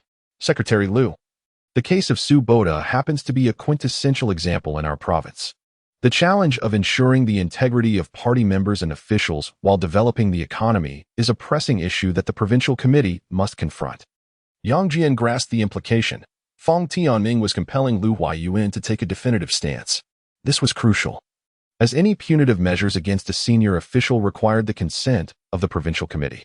At that moment, the Secretary of the Political and Legal Affairs Committee, Li Bowen, interjected, "Secretary Fang, I have also heard a bit about the Suboda case. It seems there hasn't been any concrete evidence uncovered yet, has there?" "Indeed. Hence, I would like to consult Secretary Lu on whether we should intensify the investigation and possibly employ certain measures." Yang Jian's heart raced, his palms slick with sweat, rendering him incapable of holding his pen. After a brief pause, Lu Huayuan responded, "Comrade Tianming is an expert in this field. I personally believe that his suggestions are worth considering. However, the methods of investigation, the extent of inquiry, these are matters I hope our comrades in the Provincial Discipline Inspection Commission will approach with the principles of openness, fairness, and justice, within the bounds of the law. Of course, since we are dealing with a case, some methods may inevitably be employed." Pausing again, Lu Huayuan turned to Li Bowen and continued, "Comrade Bowen is also an expert in this area. Therefore, I propose that the provincial committee establish a joint investigative task force, comprising members from the Discipline Inspection Commission and the public security and judicial sectors, to thoroughly investigate the Suboda case." No sooner had he finished speaking than Li Bowen immediately expressed his agreement. "I support Secretary Lu's proposal." I concur. Followed the dedicated Deputy Secretary Qi Yuman and Organization Minister Gao Yang in quick succession. "I also support this. Let us proceed according to Secretary Lu's instructions and establish a joint investigation team, led by the provincial committee, to thoroughly investigate the case of Suboda," Fang Tianming concluded. Lu Huayuan smiled and remarked, "Comrades, our immediate priority is the development of the provincial economy. We must strive to avoid any stagnation due to the rectification of conduct." The 4 nodded in unison, and Yang Jian discerned Lu Huayuan's caution: maintain stability, avoid chaos, focus on development, and refrained from internal strife. The meeting continued until 4:30 p.m. Upon returning to his office, Lu Huayuan suddenly spoke. Xiao Yang, have Comrade Bowen come over in half an hour. Yes. Yang Jian was instantly elated. The sudden summons of the Secretary of the Political and Legal Affairs Committee, Li Bowen, must be related to the case of his esteemed mentor. He pulled out his phone to promptly inform Li Bowen, pondering whether the half-hour delay was due to concerns about Fang Tianming accompanying them downstairs. After securing the office door, Yang Jian returned to his workspace, diligently organizing the meeting notes before sending them to the secretary for archiving. Approximately 10 minutes later, Li Bowen knocked on Yang Jian's door. Xiao Yang, I hear you enjoy smoking? Upon hearing this, Yang Jian promptly rose, a hint of embarrassment evident in his demeanor, and replied, good things remain unspoken, while bad news travels far and wide. I hope I have not caused you any amusement, Secretary Li. What constitutes a bad thing? Which man does not indulge in smoking? Looking across the entire provincial committee compound, only Secretary Lu possesses the strongest resolve. Yang Jian smiled and nodded, then immediately prepared tea for Li Bowen. The moment he grasped the ceramic cup, Li Bowen appeared momentarily taken aback. However, he quickly regained his composure, took a gentle sip, and remarked with a smile. I arrived a bit early to inquire about Su Boda. Yang Jian responded earnestly. What would you like to know, Secretary Li? I will speak candidly. Li Bowen gestured for Yang Jian to sit down and converse. Yang Jian, standing rigidly, shook his head and said, Secretary Li, Su Boda is my mentor. Consider me merely a witness in this investigation. Li Bowen teased with a smile, you stand while I sit. My neck cannot bear it. Do you wish for me to look up to you? Upon hearing this, Yang Jian hurriedly bowed in apology. I am sorry, Secretary Li. Li Bowen patted Yang Jian's shoulder and chuckled. Do not be so tense. Let this be a friendly exchange. Indeed, Yang Jian replied, pulling up a chair to sit directly across from Li Bowen, maintaining an upward gaze. You should be more aware of Su Boda's case than anyone else, correct? Li Bowen inquired seriously. Yang Jian nodded but refrained from speaking. He believed that responding directly to the questions posed would be the wisest course. What are your thoughts? Or rather, how do you perceive Su Boda's character? Li Bowen posed the question. Yang Jian responded without hesitation, in response to Secretary Li. My mentor was an exemplary teacher, guiding with patience and diligence, akin to a wise mentor and a dear friend, a life guide for countless students. During his tenure in politics, he was diligent and selfless, akin to a father figure to the common people, earning the deep affection of the populace. Yang Jian's response subtly reminded Li Bowen that rather than inquire about his perspective, it would be more prudent to seek the opinions of the broader community. Li Bowen nodded with a smile, contemplating. This young man harbors some grievances, much like the Secretary General. I would like to recommend you to Secretary Lu as the liaison for the joint investigation team. What do you think? Yang Jian appeared momentarily taken aback before promptly declining. Thank you for your kind offer, Secretary Li. However, it is prudent that I avoid any appearance of bias. Li Bowen chuckled. It is not as serious as that. You would only be serving as a liaison, not conducting the investigation.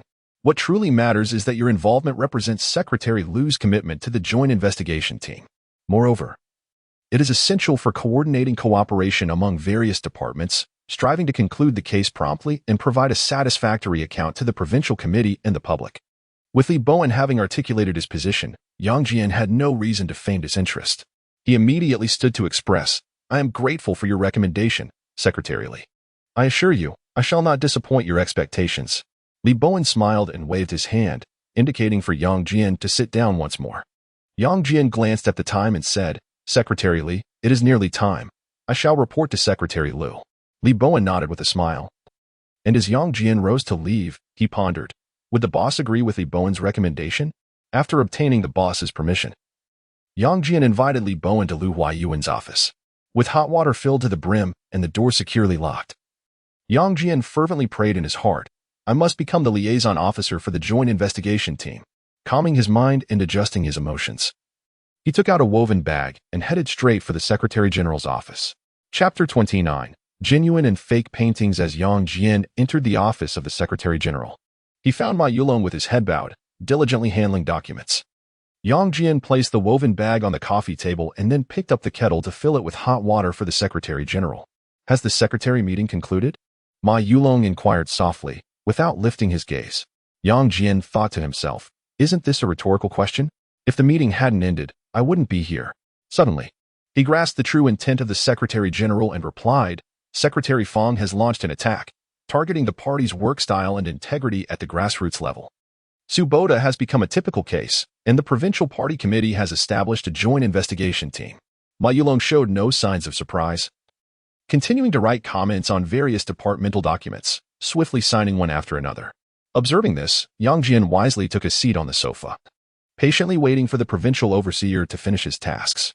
A few minutes later, Ma Yulong set down his pen, removed his glasses, leaned back in his chair, and smiled as he inquired, Have you seen it? Yes, thank you, leader. Yang Jian replied with a smile, rising as he reached into his pocket for a cigarette. He lit one for the leader first, then took one for himself, sitting upright in front of the desk, absorbed into smoking, awaiting the leader to speak first. You're in a good mood. Is there some joyous news? Ma Yulong asked with a smile that was both enigmatic and teasing. Yang Jian chuckled awkwardly and responded, Well, I came across a painting and would like your assistance in discerning its authenticity. Ma Yulong, holding his cigarette, playfully scolded, You rascal. Do you think such good fortune comes easily? Do you believe others are fools? Sensing a different tone, Yang Jian replied somewhat awkwardly, Leader, you once said that what one hears may be false, but what one sees is true. I can't keep such joy to myself. I believe it should be shared for everyone's happiness. Ma Yulong nodded with a smile. Indeed, it's far better to share joy than to indulge in it alone.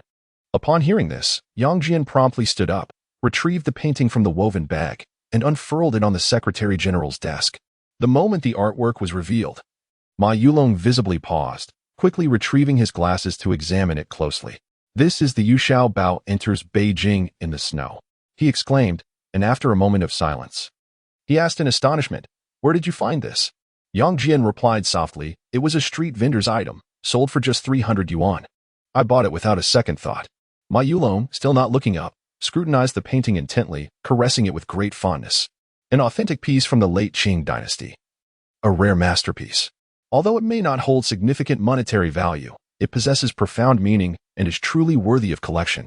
Suddenly, Yang Jian pointed at the figure of Yu Xiaobao in the painting and recited emphatically, with his own strength, he reversed the tide of despair and supported the crumbling edifice, striving to restore the Ming dynasty.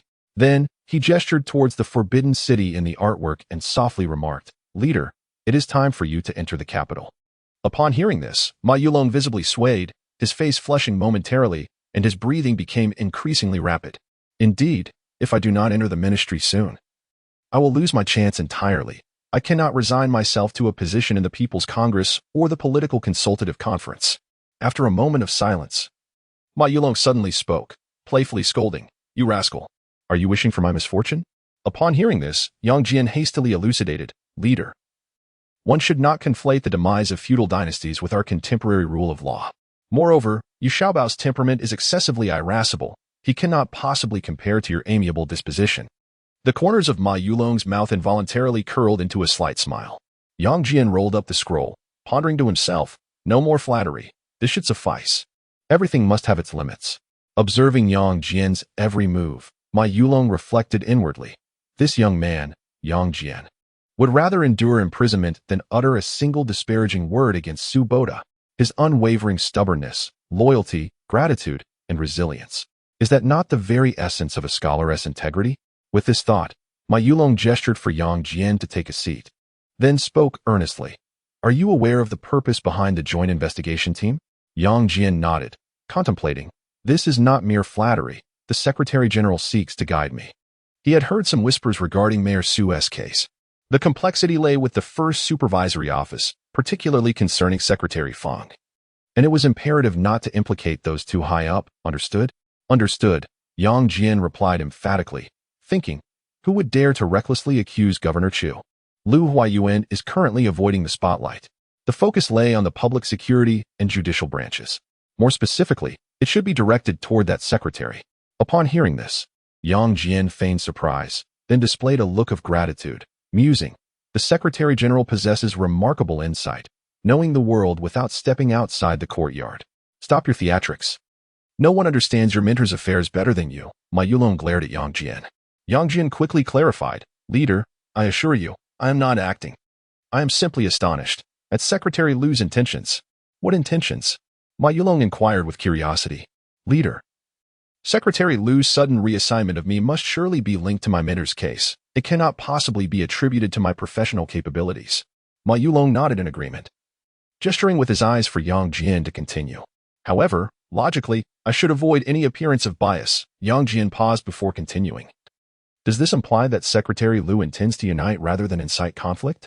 Yang Jian spoke in a roundabout manner, wary of openly discussing leadership struggles or threats to unity. Ma Yulong instantly grasped the underlying meaning of Yang Jian's words, as Yang Jian's unexpected appointment was indeed a profound political signal. Only a fool would fail to comprehend Secretary Lu's intentions. Lu Huayuan seeks to protect Su Boda, which is evident to any discerning eye. This serves as both a signal of unity and a warning from higher-ups. To safeguard Su Boda is to preserve the influence of the former provincial party secretary, as Lu Huayuan aims to consolidate the remnants of those in power. Protecting Su Boda also serves as a caution to the political faction led by Chu Dashan, urging them to temper their actions and avoid excessive repercussions. With a new secretary in office, it is inconceivable that he would lack resolve. Should Chu Dashan and his associates cease their actions in a timely manner, all would be well. However, if they escalate their efforts, the consequences are too dire for anyone to contemplate. Furthermore, considering the statements made during the Standing Committee meeting and the reiterations at the Secretary's meeting, Lu Huayuan's intent for unity and development is no mere rhetoric. It serves as a directive to all officials across the province who would dare to continue their infighting would undoubtedly reap no rewards. Chapter 30. The Bond of Master and Servant. After departing from the Secretary General's office, I gently tapped on Lu Huayuan's door.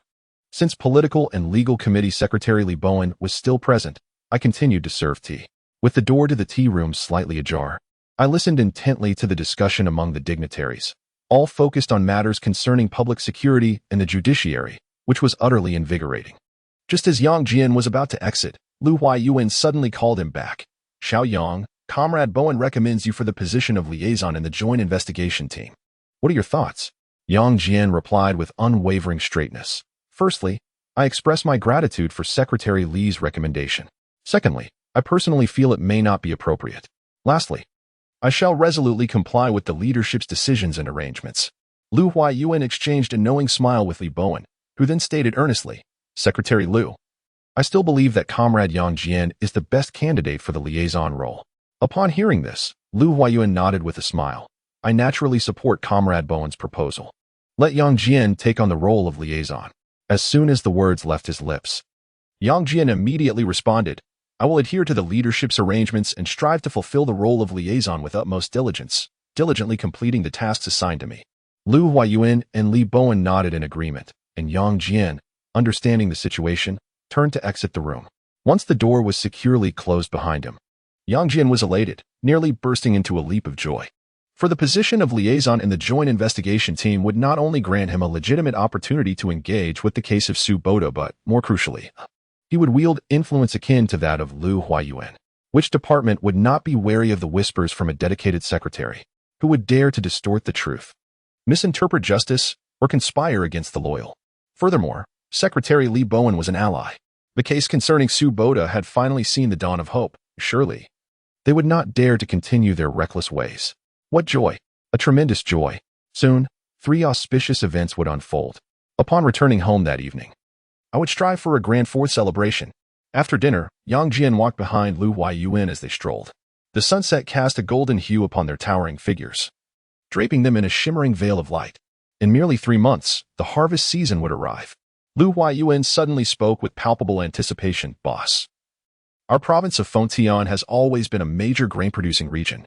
Grain production has consistently increased year after year, garnering accolades from the party and the nation. Lu Huayuan smiled and generously praised the remarkable contributions and proud achievements of Fengtian province. Yet, as a local, Yang Jian felt increasingly ashamed. His mind echoing, a true hero does not boast of past glories, a plum blossom does not flaunt its early bloom. The crow returns the favor, and the lamb kneels in gratitude. The party and the nation will never allow our province to languish in backwardness. After a brief pause, Lu Huayuan exclaimed with emotion, an elder brother is like a father. In that moment, Yang Jian's eyes glistened with unshed tears, overwhelmed by an indescribable sense of gratitude. Upon concluding their walk, Lu Huayuan, accompanied by Yang Jian and his bodyguard, returned directly to the provincial party guest house. After shedding his official attire for casual wear, Lu Huayuan In high spirits, eagerly took to practicing calligraphy. Yang Jian stood directly opposite him, fully engrossed in admiring his boss's artistry. What a spectacle. The calligraphy is truly magnificent. If it were to be sold, it would surely command a hefty price, wouldn't it? As Yang Jian gazed, he couldn't help but swallow hard. At the moment of finishing the stroke, Lu Huayuan playfully remarked, "If you like it, choose one, lest you drool and dirty the floor." In response, Yang Jian chuckled awkwardly. "Thank you, boss. I couldn't hold back and must have embarrassed you." After speaking, he picked up the most impressive piece, cradling it in his hands as if it were a treasure, and bowed deeply. "Thank you, Secretary Lu." Lu Huayuan nodded with a smile, and Yang Jian turned to run. Thinking to himself, a little exaggeration might yield better results. After carefully placing Lu Huayuan's gifted calligraphy, Yang Jian couldn't hide his delight as he tidied up the table. The matter of money was trivial. What truly mattered was the bond between master and servant. As the clock approached 9 o'clock, Yang Jian dialed Wang Dana's number and learned that he had arrived at the back door of the guest house. He promptly reported, "Boss, the car has arrived. You may set off now."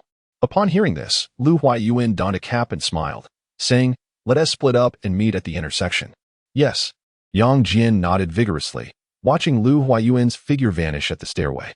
A minute later, Yang Jian took the elevator down to the lobby of the guest house, casting a quick glance around to confirm that the guards were present.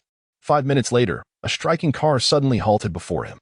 He opened the passenger door and quickly took a seat, immediately looking to the back seat. "Boss, everything is smooth sailing."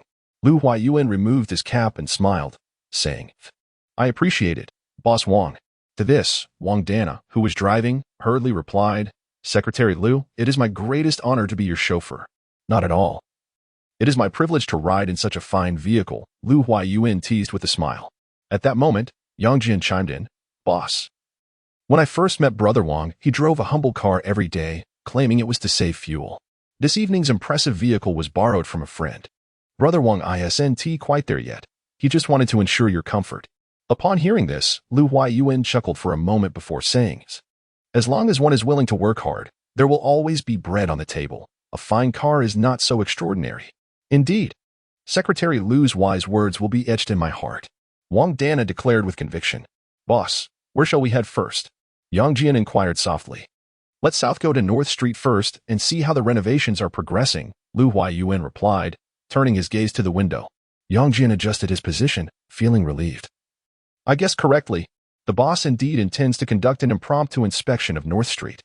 The conversation ceased as the car swiftly reached the northern part of the city, where street vendors were operating as usual. As they neared the most chaotic street, they were met with a large presence of police officers and city management personnel. Lu Huayuan instructed Wang Dana to stop the car, opting for a foot inspection instead. The three formed a triangular formation and proceeded deeper into North Street.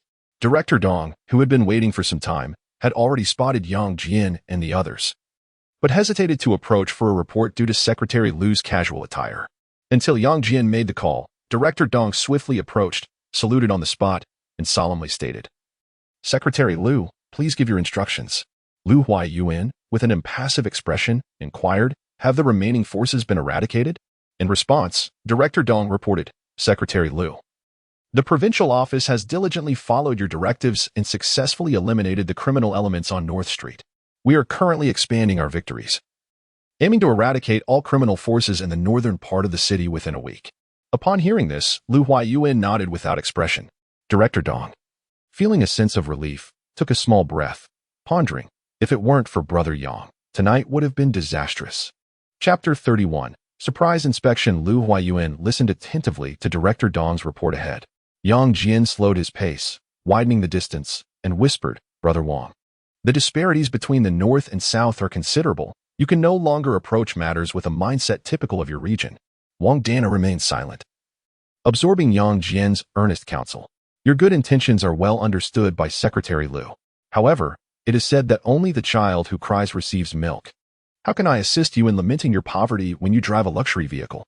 Yang Jian remarked with a wry smile. "Brother, I was reckless tonight. I thought. Sigh. I will definitely be more low-key in the future and follow your lead," Wang Dana vowed earnestly. Yang Jian patted Wang Dana on the shoulder and responded, "This is not your fault. It is the insatiable appetites of those high-ranking officials that have conditioned your reactions. Brother, your words resonate deeply with me. Wang Dana replied, lowering his voice further. If you don't drive a luxury car or indulge in fine liquor, people simply look down on you. Yang Jian could only smile ruefully and nod. Such was the reality in Fujian province, where businessmen often bore unspoken burdens. Some things are best left unsaid, to avoid planting unnecessary thoughts in Wang Dana's mind. It was better to catch up with Lu Huayuan and listen to the subsequent actions of the provincial office. Suddenly, Yang Jian's phone vibrated again. He pulled it out to find a message from Li Hongwei at the city bureau, instantly hung up. Undeterred, the other party sent another message. Secretary Yang, I am right behind you. Please inform Secretary Lu. Yang Jian did not turn around. Instead, he quickened his pace to join Lu Huayuan's side and lightly mentioned it. It is better to offend a gentleman than a rogue. Given that the other party was lurking in the shadows, it was prudent to acknowledge him. Lu Huayuan appeared oblivious, continuing to listen to Director Dong's report.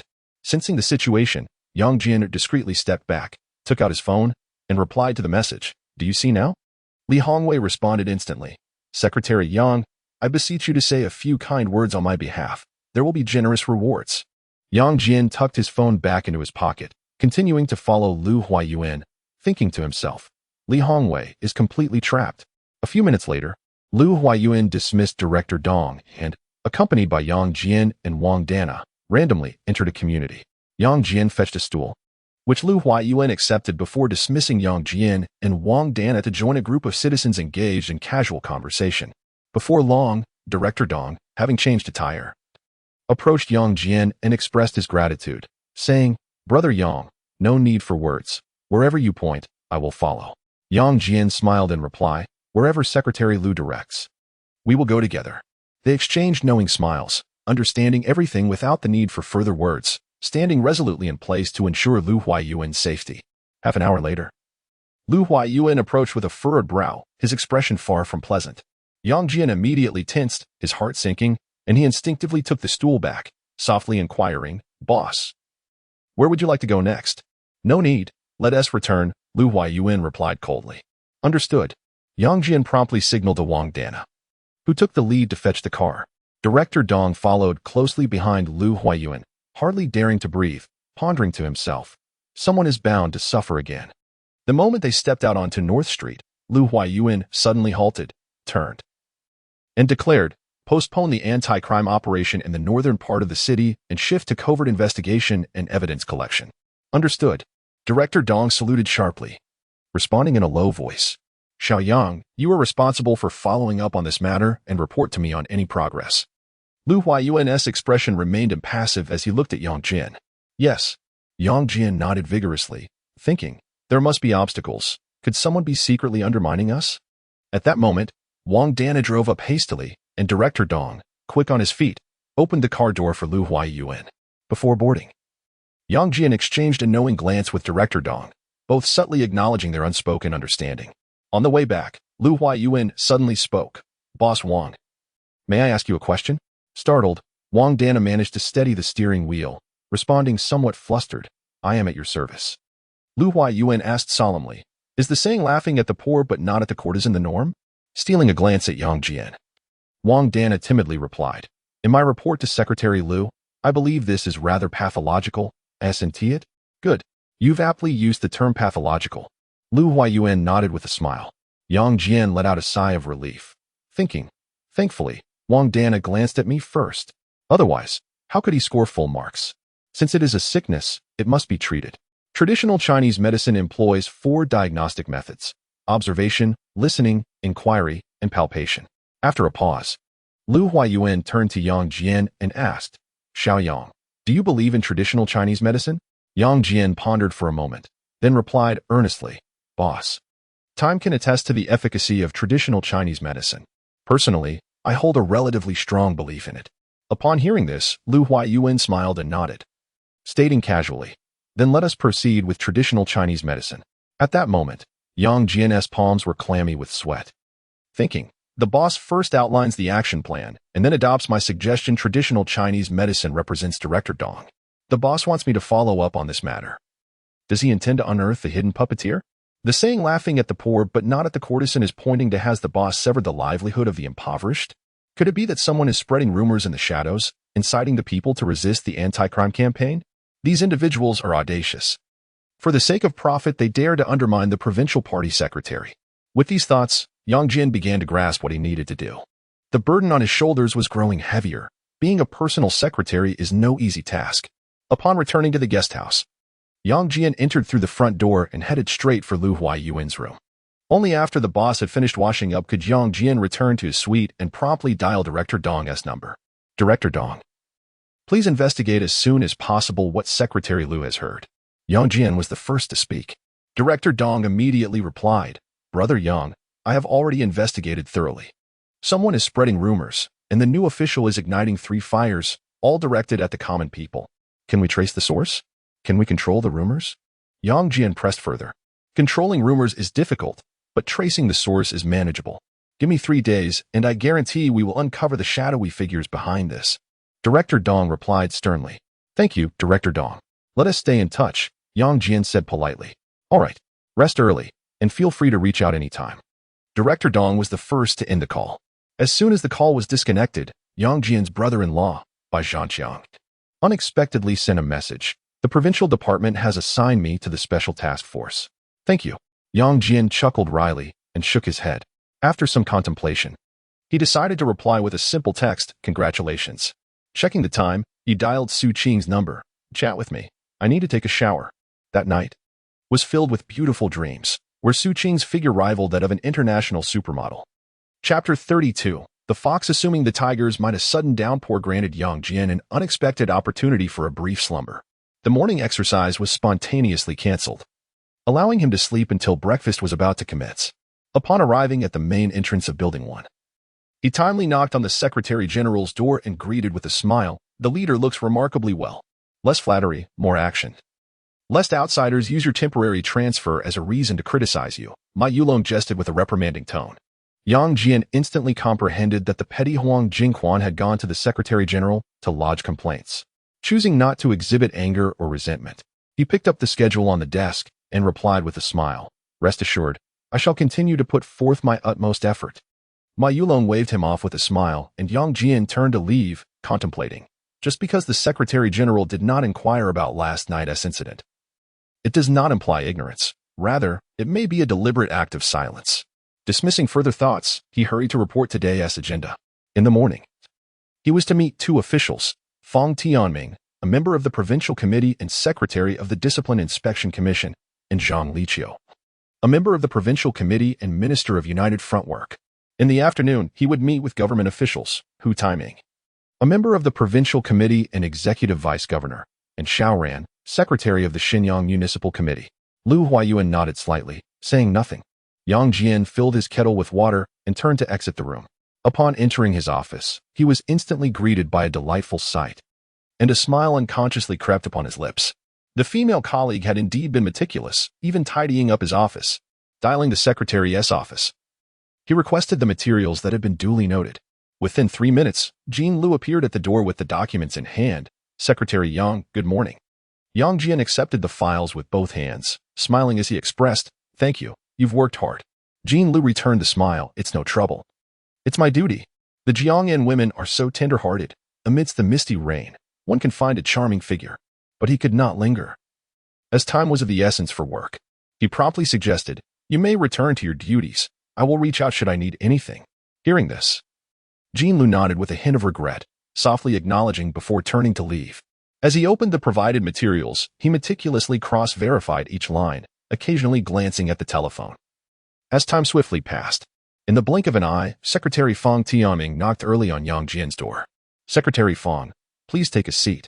I shall inform Secretary Lu. Yang Jian said with an impassive expression.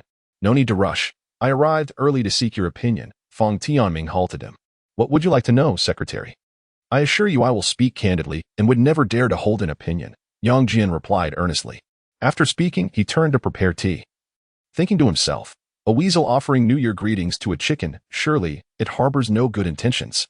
Fang Tianming accepted the teacup with one hand, placing it directly on the coffee table. You are also a member of the Joint Investigation Team. You are entitled to voice your opinions. Yang Jian stood firm in his response. Secretary Fang, I am merely a liaison. I have no standing to propose any opinions.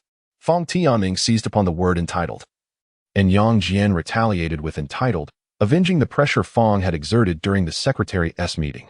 When the master is humiliated, the servant perishes. When the master falls, the servant dies. Who dares to bully Lu Huaiyuan? I, Yang Jian, will not let him go unscathed. The old fox could certainly discern the young fox's counterattack. However, due to the tiger lurking behind the little fox, he could only maintain a smiling demeanor and kindly said, Xiao Yang, please take a seat and let's chat. Yang Jian shook his head expressionlessly, replying, Secretary Fong, under normal circumstances, I should avoid any appearance of impropriety. Nevertheless, I am resolutely obedient to the arrangements made by leadership and the organization. After a brief pause, he continued, I will keep my mission firmly in mind and execute this task with utmost dedication. Fong Tianming detected an unusual undertone and chuckled, while scrutinizing Yang Jian before him. Suddenly, the landline rang, prompting Yang Jian to walk over and answer, Hello, who is this? Secretary Lu is currently occupied. Please call back later. After hanging up, he said, Secretary Fong, please enjoy your tea. I must take my leave for a moment. He exited his office and approached Lu Huaiyuan, whispering, Boss, Secretary Fong has arrived early. Lu Huaiyuan nodded, engrossed in the documents on his desk, showing no inclination to meet early. Observing this, Yang Jian took a kettle and went to the tea room to boil water, preferring to avoid further banter. After boiling the water and tidying the tea table, he resolved to be a cautious turtle rather than return to endure any hardship. 10 minutes later, upon receiving Lu Huaiyuan's permission, Yang Jian stepped out of the office, inviting Fong Tianming to meet Lu Huaiyuan. With the kettle filled with hot water, he turned to leave, firmly closing the door behind him and muttering under his breath, Damn it. He headed straight to the restroom, lighting a cigarette and repeatedly reassuring himself, Stay calm. It's not worth it. Yet, the more he thought about it, the angrier he became, ultimately smoking 2 cigarettes before feeling slightly better. Regaining his composure, he sent a text to Li Liang, Let's meet during the lunch break. Li Liang replied instantly, Okay. Knowing oneself and the enemy ensures victory in countless battles. Li Liang must certainly be privy to most of the information from the Provincial Disciplinary Committee. The strongest fortress often begins to crumble from within. Yang Jian could not believe that there were no comrades within the Provincial Disciplinary Committee who aspired for progress. How dare they bully my boss? Fong Tianming. You will regret this. Taking advantage of the time, he returned to Lu Huaiyuan's office. With the kettle filled again, he turned to leave, not bothering to glance at Fong Tianming once more. As for the content of their discussion, Yang Jian had no interest whatsoever, as it certainly did not involve his mentor. Suboda, back in his office, before his seat had even warmed, the United Front Work Minister, Zhang Liqiu, had also arrived early. Xiao Yang, I heard you enjoy smoking? He said, tossing a pack of cigarettes toward Yang Jian. Yang Jian was instantly taken aback, realizing someone was spreading rumors with ill intentions. Curiously, he asked, Minister Zhang, who told you that? Zhang Liqiu replied with a half-smile, Some secrets cannot be revealed. Yang Jian smirked and teased, Minister Zhang, then please convey a message for me. I, Yang Jian, have quit smoking. Chapter 33. Almost terrified after settling down, Zhang Liqiu took the teacup with both hands and suddenly said, From now on, please call me senior. Upon hearing this, Yang Jian was momentarily taken aback, then joyfully responded, Hello, senior. Zhang Liqiu smiled and nodded, patting the sofa beside him. Let us sit and converse. Yes, senior. Yang Jian took a seat beside Zhang Liqiu, delightfully gazing at his senior, pondering, Is Dong University on the verge of forming a fellowship? While smoking is generally regarded as a vice, it is not to the extent that it should evoke dread. You are still young. It is best to quit. If you cannot, then accept it with equanimity. Yang Jian nodded solemnly, understanding that the senior's words referred not merely to a habit, but to the rumors that arise from smoking. It is not easy to be a student of Dong University. Those who can assist will do so, and those who cannot are powerless to help. After a brief pause, he added softly, I hope you can comprehend. Moved. Yang Jian nodded and replied gently, Rest assured, senior. I will convey your words, and our mentor will return safely. Zhang Liqiu lightly patted Yang Jian's hand, admiration and affection evident in his expression. Yang Jian covered Zhang Liqiu's hand with his own, gratitude and respect radiating from him. Suddenly, there was a knock at Lu Huaiyuan's door, prompting Yang Jian to rise and investigate. He saw Secretary Fong Tianming approaching with a neutral expression. Secretary Fong, please proceed slowly. Yang Jian said with a professional smile, bidding him farewell. Fong nodded slightly, not pausing for a moment, and headed straight for the staircase. Yang Jian returned to Lu Huayuan's office and quietly reported, "Boss, Minister Zhang has arrived." Lu Huayuan stretched his shoulders and smiled, saying, "Please invite Comrade Li Qiu in." Seeing this, Yang Jian felt an urge to help his boss unwind. If others were indifferent, he had no reason to be. However, as it was still working hours, he could only escort the senior to Lu Huayuan's office for now. After filling the teacup with hot water, he picked it up, secured the door, and spat 3 times into Fang Tianming's cup. Afterward, it had to be cleaned. What a bother. Upon returning to the office, he resumed verifying materials, but before he could settle into his chair, his phone rang again. Glimpsing the screen, he immediately answered, "Secretary Li, how may I assist you?" The first collective meeting of the Joint Investigation Team is scheduled for tomorrow at 3:30 p.m. Please remember to attend punctually. Rest assured, Secretary Li, I will be there on time, as long as my schedule permits, Yang Jian responded with a raised voice. Thinking to himself, is it necessary for the Secretary of the Political and Legal Committee to personally call regarding a meeting? Could it be? He wants me to notify all members? Good. I look forward to your participation, Li Bowen concluded before hanging up. Yang Jian was left momentarily bewildered. What does this mean? Even if I am to notify them, it would be reasonable to receive a list of members, wouldn't it? Should I make a call to inquire? But that seems a bit inappropriate. Just as Yang Jian was caught in his thoughts, the phone rang yet again. He glanced at the unfamiliar number, hesitated for a moment, then pressed the answer button. Hello, who is this? My name is Tang Chuan, and I am a member of the Joint Investigation Team. I have been entrusted with the task of informing you that a meeting is scheduled for tomorrow at 3:30 p.m. Thank you. I shall make every effort to attend punctually. Yang Jian let out a sigh of relief, grateful that he did not have to notify everyone individually. The meeting will take place in Building 2 on the 3rd floor, in Conference Room 301. Should there be any changes, I will inform you immediately. Received. Thank you. Yang Jian replied, I just sent you an email. If you haven't received it, I will promptly resend it. Please hold on for a moment while I confirm. With that, Yang Jian opened the internal email system, hastily verifying the status. It has been received. Thank you. As he spoke, Yang Jian opened the email, scrutinizing its contents. Good heavens. A joint investigation team has mobilized dozens of personnel. The leader, Secretary of the Discipline Inspection Commission, Fang Tianming, Deputy Leader, Secretary of the Political and Legal Affairs Committee, Li Bowen, Liaison Officer, Yang Jian from the First Secretariat. The remaining members are all department-level officials from Public Security, Prosecution, and Law, as well as heads of various departments from the Provincial Discipline Inspection Commission. The hierarchy is exceptionally high, and the members are extraordinarily impressive. Just how many people are they planning to investigate? Yang Jian was nearly taken aback. He pulled out a cigarette from his drawer and headed straight to the restroom. What is the point of quitting now? Let us calm down first. After lighting the cigarette, he dialed Director Dong's number. Brother Dong, did you receive the notification? Yes. Tomorrow at 3:30 p.m. I'll arrive early and come to your place for some tea, Director Dong replied cheerfully. What kind of tea do you prefer? Yang Jian casually inquired. Whatever you have, I will drink. You provide the tea, and I will bring the cigarettes. It's settled then. Yang Jian added, Brother Dong, could you help me find out who is spreading rumors about me, particularly one who loves smoking? He said jokingly. Director Dong burst into laughter, chuckling for several seconds before responding, Brother, your fondness for smoking is probably known throughout the province. Yang Jian was momentarily stunned. What the heck? It's nothing, just a smoke. Nobody is perfect, Director Dong comforted. Yang Jian, feeling quite indignant, declared, Brother Dong, from this moment on, you shall supervise my efforts to quit smoking. After a brief pause, he added, if I can't quit, you must take measures. Haha, no problem, I will supervise you.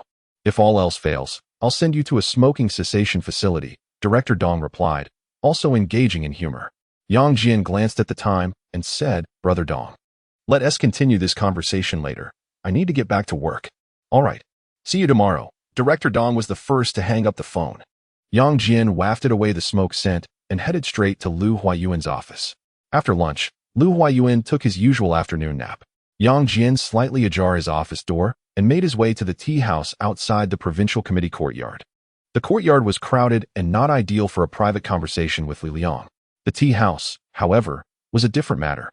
He had previously enjoyed some time there with Su Qing. Upon knocking and entering the room, Yang Jian not only saw Li Liang but also another individual present. As he closed the door behind him, Li Liang immediately spoke up to introduce. Brother, let me introduce you. This is my former leader, Deputy Secretary of the Discipline Inspection Commission, Su Yongyan. Before he could finish speaking, Yang Jian swiftly extended his hands and bowed forward, exclaiming, Secretary Su. It is a pleasure to finally meet you. Su Yongyan vigorously shook his hand, smiling as he replied, Secretary Yang, it is a delight to finally see you. After exchanging pleasantries for a while, the three of them finally took their seats, with Li Liang pouring tea for Su Yongyan and Yang Jian. Su Yongyan cut straight to the chase and began discussing the case of Su Boda. Yang Jian listened attentively, responding earnestly, as the matter pertained to his esteemed mentor. And he could not afford to be negligent in the slightest. They continued their conversation until the lunch break was about to end, at which point Yang Jian made his way out of the tea house's main entrance. On his way back, his mind was filled with Su Yongyan's words. I not only have faith in Su Boda, but I also have great confidence in you, Yang Jian. Chapter 34. Leaving a way out in the office of the provincial party secretary, upon seeing the spirited Lu Huayuan, Yang Jian silently vowed to adhere to regular lunch breaks, aspiring to emulate his superior's lifestyle. Just as he was about to exit the room, Lu Huayuan unexpectedly spoke up. Xiao Yang, you've worked hard. Yang Jian promptly turned around, smiling as he replied, Boss, most of the credit belongs to the first secretary's office. I merely verified the data from Fengyang City. Upon hearing this, Lu Huayuan slightly nodded and, with a smile, remarked, a good memory is not as useful as a poor pen. Make sure to bring all of them along during the research. Understood. Yang Jian responded earnestly, pondering whether the boss intended to conduct an inquiry. With no time to dwell on it, he promptly secured the office door behind the provincial party secretary and returned to his own office. With nothing pressing to attend to, the dedicated secretary pondered his next steps. What else could he do? After some contemplation, he logged into QQ and declined repeated invitations from the Eastern University group leader. He decided to reach out to a few trusted old friends to gather the necessary intelligence for his boss. The conversations were inconsequential at first, but soon turned to invitations for meals, some even proposing to meet right at the entrance of the provincial party compound. Yang Jian temporarily acquiesced, leaving the outcome to fate, as he could only hope for the best. Nevertheless, he felt compelled to set aside time to treat his steadfast friends to a meal. As he was engrossed in thought, the sound of heavy footsteps echoed through the corridor. A glance at his schedule indicated that Hu Taiming, the executive vice governor and a member of the provincial standing committee, was arriving. Pretending not to hear, he feigned a diligent demeanor. After a knock, a deep and hoarse voice resonated. Secretary Yang, is Secretary Lu available?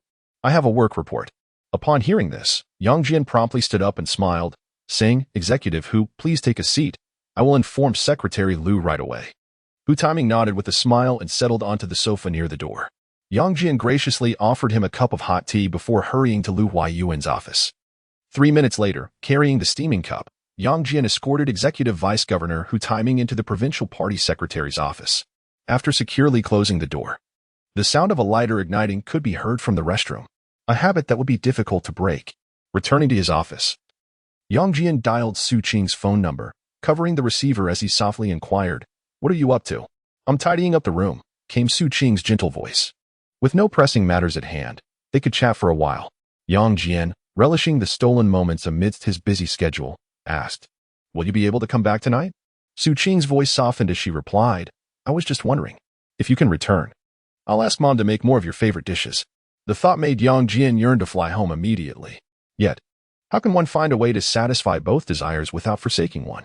Gritting his teeth, he resolutely declared, I will strive to come home tonight. All right. I'll be waiting for you. Su Qing responded bashfully. In the subsequent hours, one could only exchange sweet nothings, refraining from discussing the matters of the joint investigation team. This was due to the fact that Yang Jian's door could not be securely closed, and who could guarantee that footsteps would not echo? As the clock approached 4, the provincial committee member and secretary of the Shenyang Municipal Party Committee, Xiao Ran, knocked on Yang Jian's door. Yang, it has been a long time. The nearly 50-year-old Xiao Ran appeared to be merely in his late 30s. Secretary Xiao, we crossed paths at the standing committee meeting. Yang Jian replied with a smile.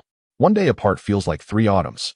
Moreover, with a handsome figure like yours, I sincerely wish to have you by my side every day, Xiao Ran said, taking a seat with an air of charisma unique to mature women. When my secondment concludes and I find myself without a destination, I humbly request that Secretary Xiao grant me an avenue of retreat. With this, Yang Jian presented a cup of hot tea with both hands. It is a promise. Should Secretary Liu be willing to release you, you will be the first I call upon, Xiao Ran replied readily. Thank you, Secretary Xiao.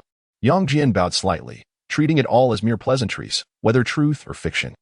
In the ensuing conversation, Xiao Ran initiated a discussion about Su Boda, expressing sympathy and sorrow.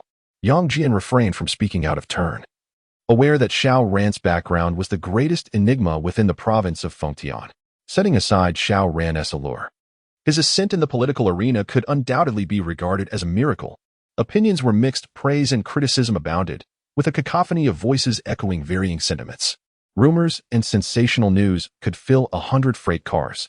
Yet, regardless of the winds of east, west, south, or north, Xiao Ran remained a perennial figure in Fengtian's political landscape. The intricacies of this situation were well worth Yang Jian's exploration and learning.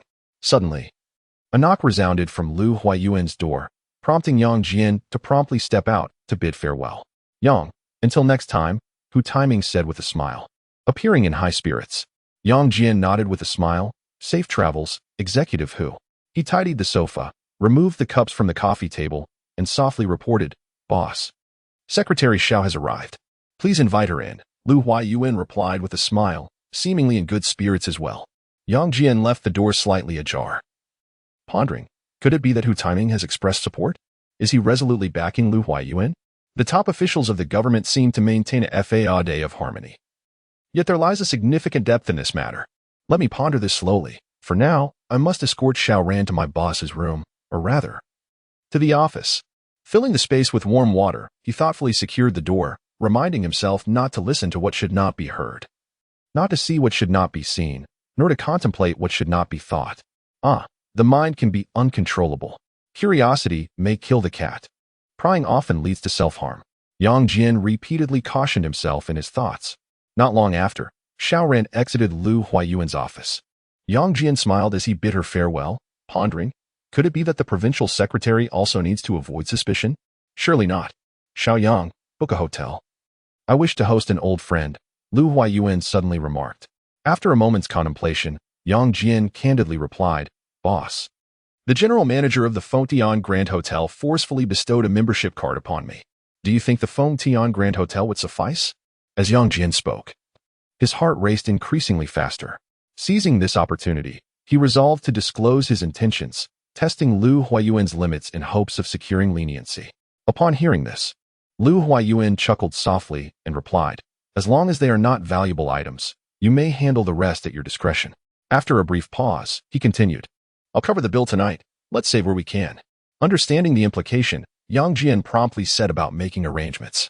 As he turned to leave, he breathed a sigh of relief upon securely closing the door, inwardly exclaiming, the membership card, no violations. What else could be considered? Not too valuable. What the hell could that be? He hastened to organize the evening's affairs. Returning to his office, he retrieved the membership card and dialed the number of Zhou Weiman, the general manager of the Fengtian Grand Hotel. For Liu Huayuan's request, he reserved a small private room, allowing the establishment to determine the menu while he would supply the beverages. After ending the call, he immediately contacted Su Qing to inform her, Darling, I want to be back tonight, sob. Su Qing merely advised him to drink sparingly before intuitively hanging up. Gazing at the clock, he noted there remained about an hour until the end of the workday. What shall he do in the meantime? After much contemplation, he rummaged through the office. It was filled with everything imaginable except for alcohol. Chapter 35.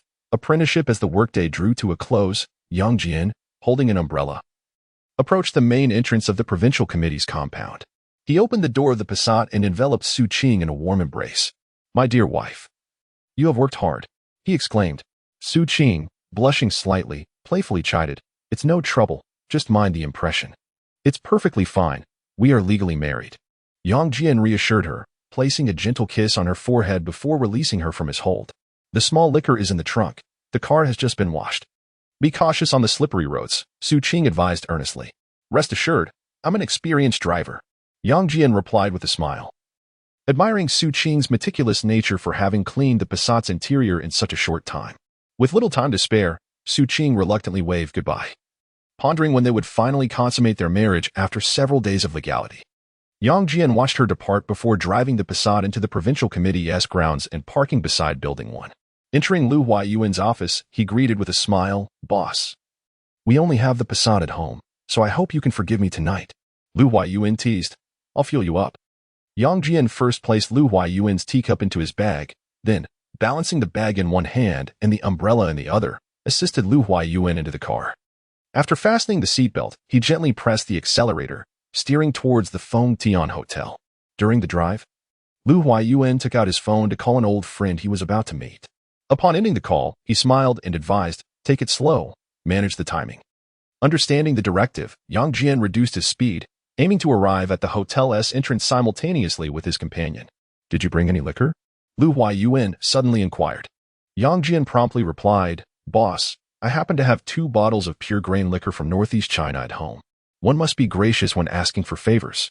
If the opportunity arises, I shall speak well of you to my family," Lu Huayuan chuckled.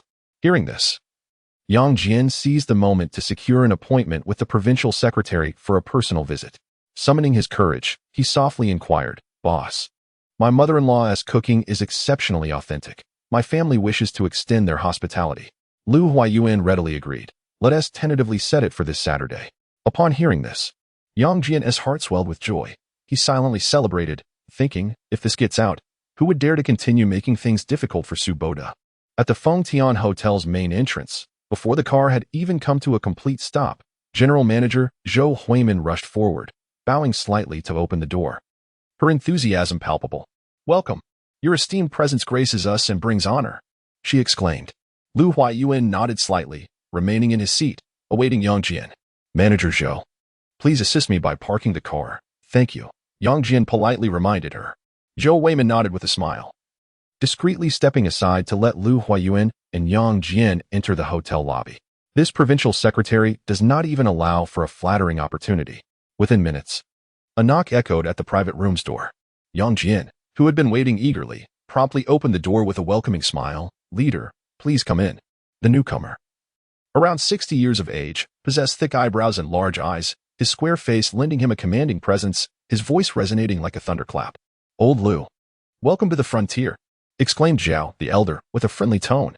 "Brother Zhao, it is your incessant chatter that has brought us here. Now, we find ourselves closer than ever, ready to engage in our delightful banter once again."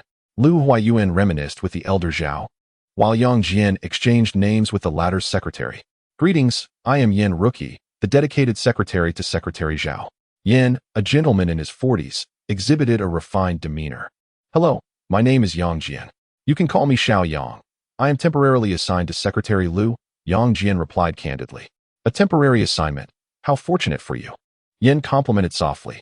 Yang Jian smiled and nodded, pondering to himself, who truly holds the upper hand, the foremost secretary of Feng Tian or that of Jixing? After settling down, Yang Jian poured wine while Yan Rookie served tea. The two secretaries toasted before sharing a few bites of their meal, then discreetly excused themselves from the private room. Once the door was secured, Yang Jian took the initiative. "Brother Yan, the snacks at this hotel are quite delightful. Allow me to take you to sample them?" "Excellent." Yan Rookie replied with a smile, his regard for Yang Jian notably elevated. Despite his youth, Yang displayed an impressive versatility. They reserved a private room and ordered a few dishes to satiate their appetites. The two dined in silence until the unexpected arrival of General Manager Zhou Huimin interrupted the tranquility. "Secretary Yang, I have brought you some freshly arrived tea as a token of respect for you and this esteemed leader." Zhou's demeanor was rather flamboyant. Observing this, Yang Jian regretted his choice of the Feng Tian Grand Hotel, as it seemed to suggest an ulterior motive in inviting Zhou. He replied curtly, "Thank you." After taking a delicate sip from his teacup, Yang Jian's intent to serve tea to his guest was unmistakable. Yet, Zhou Huimin remained oblivious. Her enthusiasm unabated as she continued, "Secretary Yang, on the 3rd floor of our hotel." Yang Jian promptly interrupted, "Manager Zhou, could you please assist me by ordering a plate of fruit?" "Thank you." "Certainly."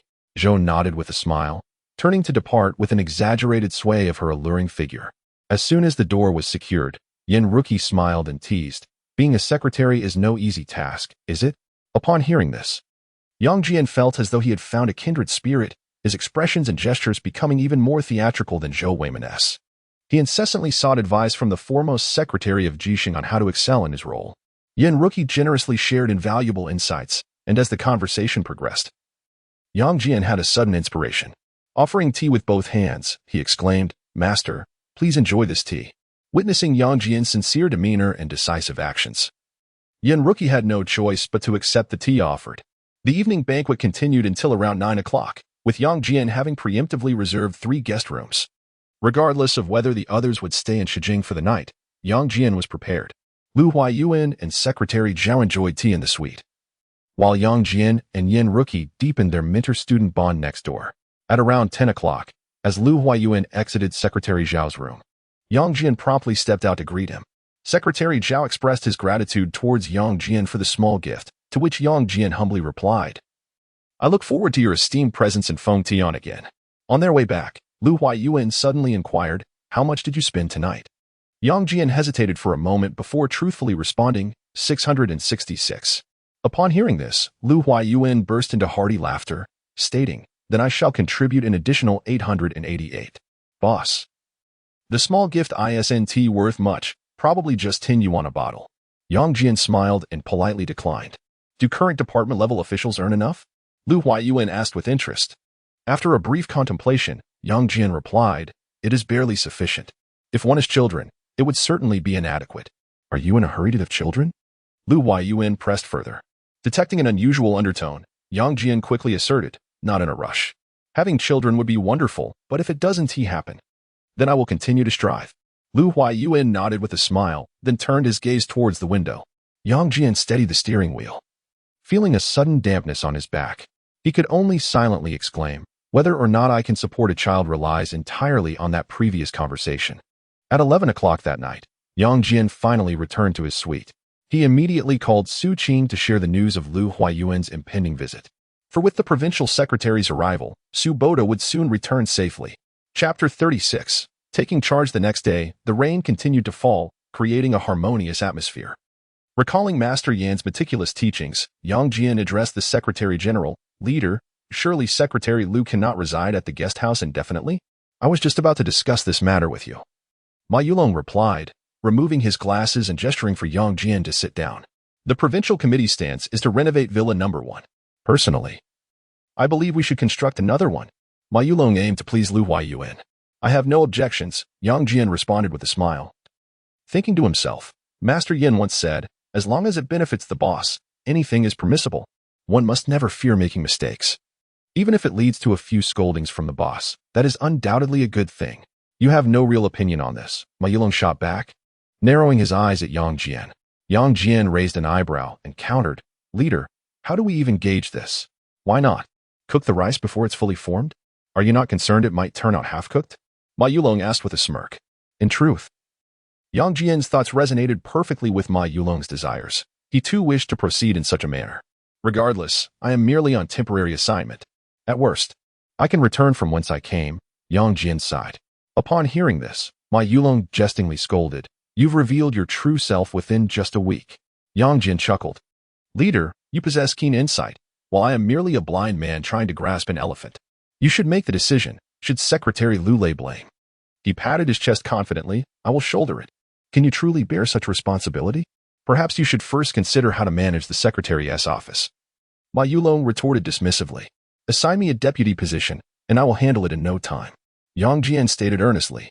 "Get lost," Ma Yulong exclaimed without hesitation. "Understood." Yang Jian stood up to leave, ready to report back on his work. Friday's agenda was nearly non-existent, entirely at Lu Huayuan's discretion. Yang Jian mused. The provincial office seems to possess a semblance of conscience, showing some consideration for the provincial secretary.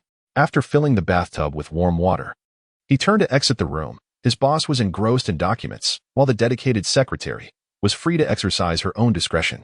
As per routine, he headed to the restroom, smoked a cigarette, and engaged in self-reflection.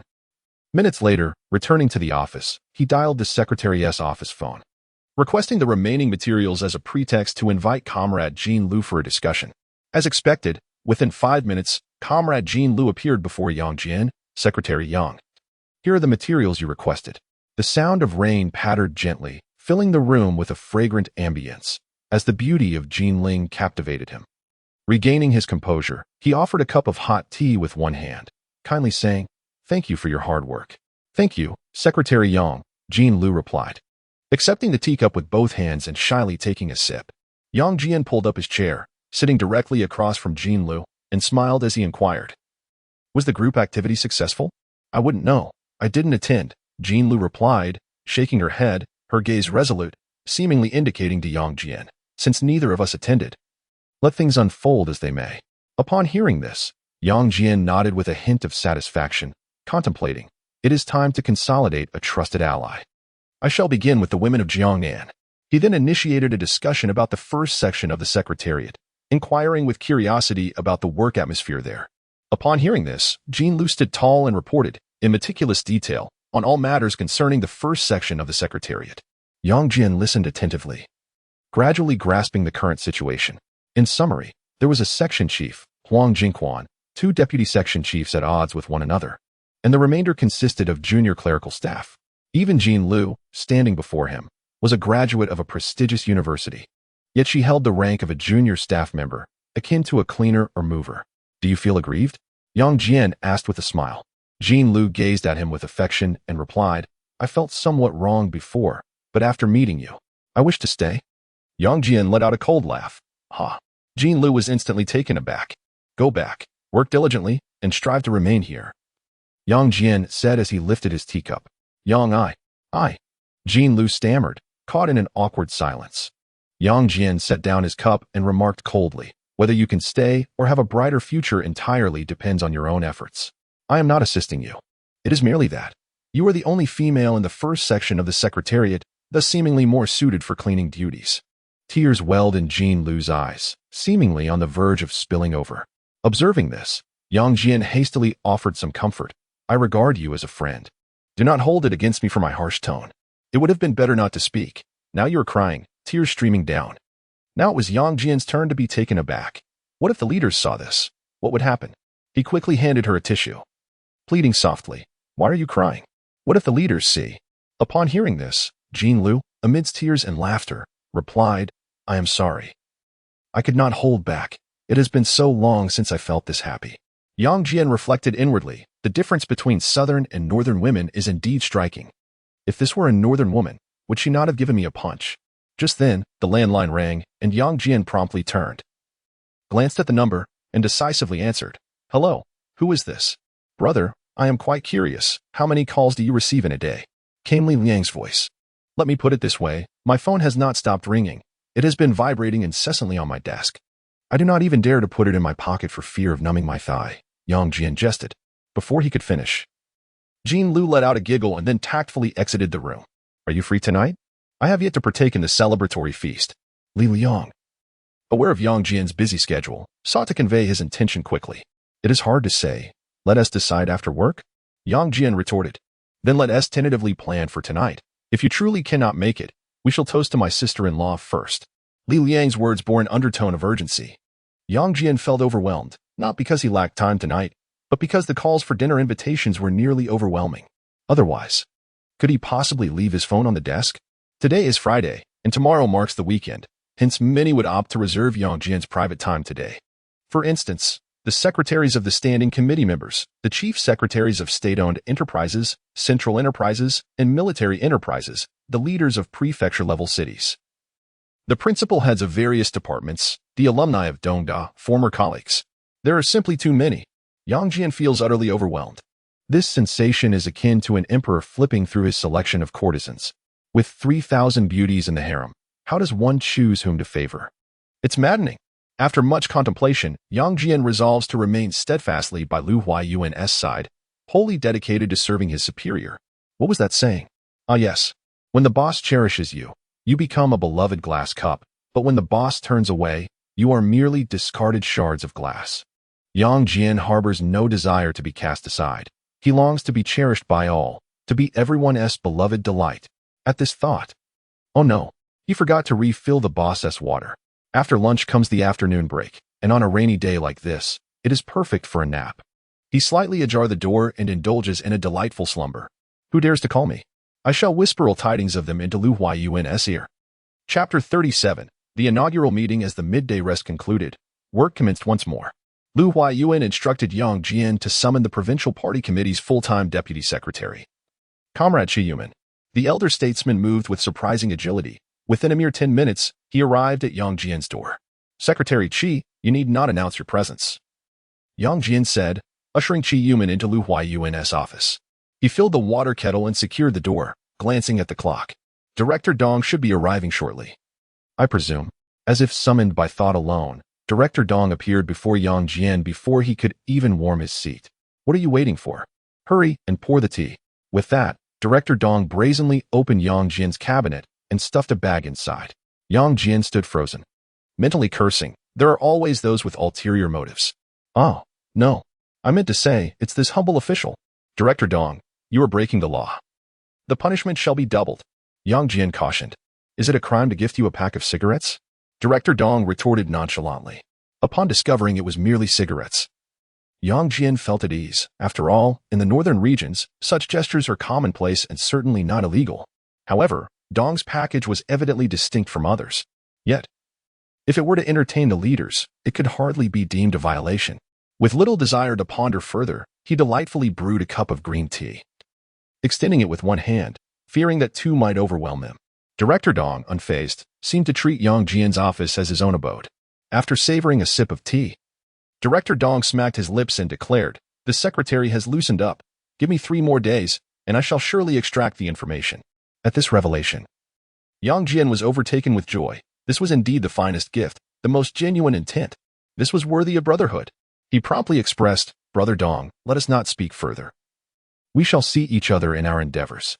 They exchanged knowing smiles, an unspoken understanding passing between them as they delved into the subtle secrets of the bureaucratic realm. Around 3 in the afternoon, Secretary General Ma Yulong unexpectedly appeared at the door. "I seek to report to Secretary Liu. You may proceed to the second building for a meeting." "Leader, is this appropriate?" Yang Jian cautiously inquired. "What? Without you, Secretary Liu cannot even sip water?" Ma Yulong shot back, glaring. "Leader, who has angered you? Please tell me," Yang Jian implored. "Get lost," Ma Yulong snapped without hesitation. "Understood," Yang Jian replied, grabbing his notebook and scampering off to the meeting. As he entered the Provincial Party Committee's second building for the first time, curiosity filled him. Everything appeared novel, and every face was unfamiliar. He could only smile and nod in silent acknowledgement. Upon reaching the door of room 301, he fortuitously encountered Director Dong, who looked surprised and asked, "What brings you here?" "I am the liaison," Yang Jian replied cheerfully. "You are no mere liaison. You are the provincial secretary's trusted sort," Director Dong remarked softly. "The chief is busy and requires no company. Hence, I merely came to fill the space," Yang Jian replied, somewhat reluctantly. Director Dong signaled for Yang Jian to proceed ahead. Yang Jian lightly rebuked Director Dong. "You lead. You are the pioneer." After a brief exchange of glances, the two walked side by side into the conference room. Upon entering, they were met with the sight of a vast chamber nearly filled to capacity. Director Dong quickly located his designated seat, while Yang Jian also found his, yet hesitated to sit down inappropriately. "Who, pray tell, placed my nameplate at the podium? Is this a deliberate attempt to undermine me?" After a moment's hesitation, Yang Jian seized his nameplate and, under the watchful eyes of the assembly, made his way to a corner of the room. He casually set it down and declared to himself, "I shall sit here, let it be as it may." A few minutes later, the deputy team leader and others entered the room, followed by the secretary of the Political and Legal Affairs Committee, Li Bowen, and lastly, the secretary of the Discipline Inspection Commission, Fang Tianming. With everyone present, the doors were closed, and the meeting commenced. On the podium, team leader Fang Tianming and deputy team leader Li Bowen conspired in hushed tones for a moment. Li Bowen then proclaimed, "The inaugural meeting of the Joint Investigation Team is now officially underway." As he finished, applause erupted, and everyone seemed to exert themselves enthusiastically. Yang Jian could only join in the clapping. Li Bowen began to convey the latest directives from the Provincial Party Committee and government when Fang Tianming raised his hand to interrupt. "Comrade Yang Jian, please return to your designated seat." At this pronouncement, every gaze in the room immediately turned toward Yang Jian in the corner. Embarrassingly, he rose, hurriedly walked to the podium, and obediently took his place beside the deputy team leader. The awkwardness was palpable. He could only feign note-taking, unable to bear looking down. As for the directives from the Provincial Party Committee and government, not a single word registered in his mind, his head buzzing. He had intended to maintain a low profile but ended up drawing attention to himself. What a pity. After Li Bowen finished reading the directives, Secretary Fang Tianming delivered a passionate speech. Yang Jian summarized it in his notebook with just 4 words: just get it done. Subsequently, Secretary Li Bowen also addressed the assembly. Yang Jian, uninterested in summarizing, doodled in his notebook, sketching only one creature, a little turtle. Following that, several deputy team leaders took turns sharing their opinions. Just as he thought the meeting was nearing its conclusion, team leader Fang Tianming unexpectedly called upon Yang Jian to speak. Team leader, I am merely a liaison. Perhaps I should refrain from speaking? Yang Jian smiled and politely declined. Fang Tianming shook his head with a smile. You are not just a liaison. You are also a supervisor dispatched by the provincial committee. You are entitled to oversee everyone present. Upon hearing this, Yang Jian turned to the assembly and stated earnestly, I hereby pledge to serve all the leaders present 24 hours a day. This declaration could also be interpreted as, I will supervise you all around the clock. It remained to be seen how the attendees would interpret his words. Excellent. Li Bowen initiated applause, followed closely by the others, while Director Dong cast a look of admiration in his direction. After the meeting concluded, Yang Jian had hoped to escape amidst the chaos. But Fang Tianming and Li Bowen would not let him off the hook. Thus, Yang Jian was once again summoned to participate in a meeting of the senior members of the Joint Investigation Task Force. The attendees included only the team leader, Fang Tianming, the deputy leader, and the liaison, Yang Jian. Time was of the essence, and the team leader spoke sternly, outlining 3 demands. First, we must resolutely implement the directives and requirements of the Provincial Party Committee and government and conduct a thorough investigation. Second, we must strictly adhere to Secretary Liu's instructions, upholding principles of fairness, transparency, and justice with no room for favoritism or corruption. Third, I am allowing only 7 days for this task. Upon the expiration of this period, results must be presented. Yang Jian, head bowed, took notes, inwardly cursing the display of authority, thinking to himself, what an inflated sense of power. My own boss does not boast such bravado. Once Fang Tianming concluded his address, Li Bowen took the floor, affirming the full cooperation of the Public Security and Judicial Departments with the Disciplinary Inspection Committee's efforts. Subsequently, several deputy leaders expressed their support, reiterating their commitment to adhere to team leader Fang's directives. When it was Yang Jian's turn to speak, he reiterated the same sentiment. I am at your service. 24 hours a day. As for what Secretary of the Discipline Inspection Commission, Fang Tianming, might think, that was of little concern. As he exited the second building, glancing at the time, he realized it was nearly the end of the workday. He hurried to Lu Huayuan's office, eager to inquire whether overtime would be necessary that evening, secretly hoping for the opportunity to work late. However, Lu Huayuan merely smiled and said, why not head home early? Upon hearing these words, Yang Jian felt an inexplicable pang of disappointment wash over him, contemplating, could it be that affection is fleeting? Or perhaps Lu Huayuan is beginning to tire of my constant presence. Chapter 38. Sudden incident. As I stepped out of Building 1, a sense of emptiness enveloped my heart. Sitting in the car, I indulged in a cigarette, reluctant to leave the provincial party compound. I pondered within myself, perhaps I have grown accustomed to this place. Have I, indeed, developed a sense of dependency? With a wry smile, I shook my head and dialed Suqing's number. Darling, where are you? Brotherly invited me to dinner, and I'm just about to head out. What about you? Will you be home tonight? Suqing inquired. Wait for me at home. I'll come to pick you up. With that, Yang Jian started the car, lightly pressing the accelerator. Tonight, my desires must be fulfilled. A short while later, Yang Jian arrived at the entrance of the community to pick up Suqing, and they greeted each other with a passionate kiss, savoring the moment. They headed towards the countryside restaurant. Half an hour later, Suqing, linked arm in arm with Yang Jian, made a grand entrance before the crowd.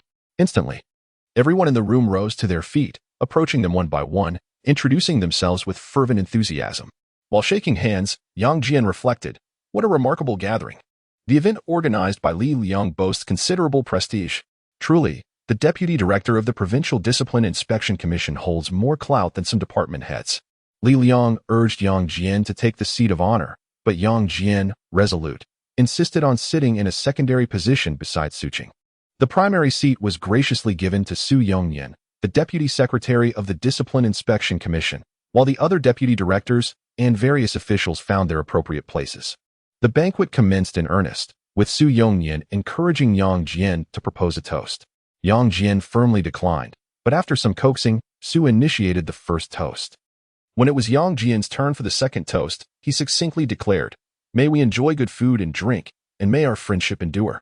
As the rounds of toasts continued, a pot of liquor was consumed, with Suqing pouring drinks for Yang Jian, who seized the opportunity to respond to a few dining invitations via text. Just as a director was about to propose a toast, a phone call interrupted from the table. Glancing at the caller ID, he excused himself to take the call from Secretary Feng Tai of the Municipal Party Committee in Tianyu. Secretarian, what are your instructions? A minute later, Yang Jian returned to the banquet room, his expression grave. I apologize. Something urgent has arisen. Please, continue. After exchanging a knowing glance with Suqing, he leaned in to whisper to Li Liang. The others were left in confusion, but they could sense something significant must have occurred. Suqing took the wheel, and in the passenger seat, Yang Jian swiftly dialed Lu Huayuan's private number. Boss, there has been a sudden landslide in Fonghai City. After ending the call with Lu Huayuan, Yang Jian immediately contacted the driver, Zhang Mingxue, hurried to the provincial guest house and switched to anti-slip tires. We need to take the mountain route. Just as he hung up, he received a call from Ma Yulong, the provincial committee member and secretary general, Xiao Yang. Meet at the toll station. Understood. Yang Jian replied, ending the call and dialing the provincial emergency management department. This is Yang Jian from the provincial committee. Please have Director Dou return my call promptly. As soon as he hung up, another call came through from Hu Taiming, the provincial committee member and executive vice governor. Is Secretary Lu available? I'm on the road and should arrive in about 5 minutes, Yang Jian responded. Is Secretary Lu aware?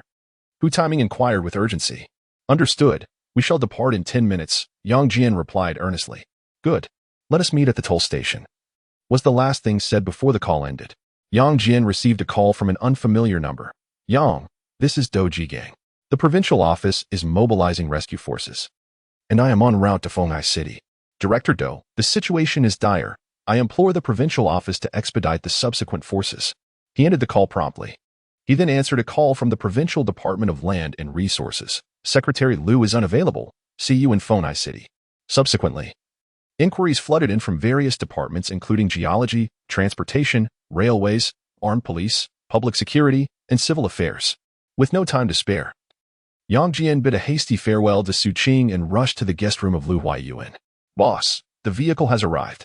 I need the latest updates. Lu Huayuan's expression was grave as he moved swiftly. Yang Jian followed closely behind Lu Huayuan, reporting in a low voice, 3 villages are affected, and the casualty count remains uncertain. We anticipate around 100 casualties. Have the relevant departments been notified? Lu Huayuan demanded sharply.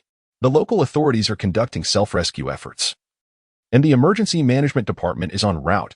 Other departments are also heading to the disaster site spontaneously. As the car started, Lu Huayuan commanded sternly, call Fonghai City and have the on-site commander take the call. Yang Jian promptly dialed the phone number of the Fonghai City Party Secretary in Tianyu. Secretarian.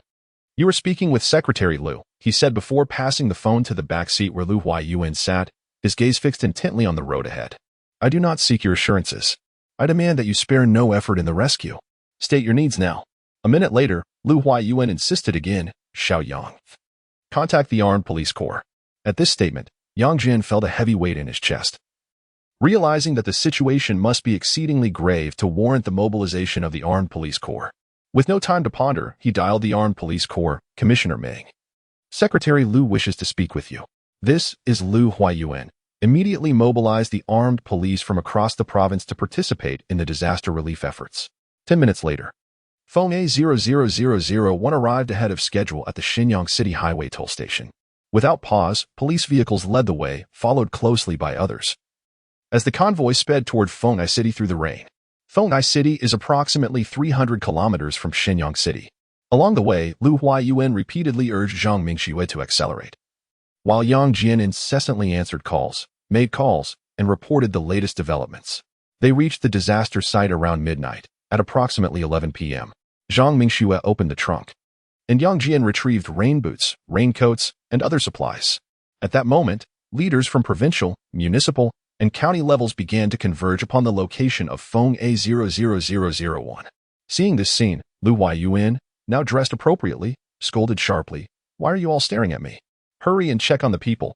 With that, he led the charge toward the disaster area, and Yang Jian closely followed, prepared for any sudden emergencies.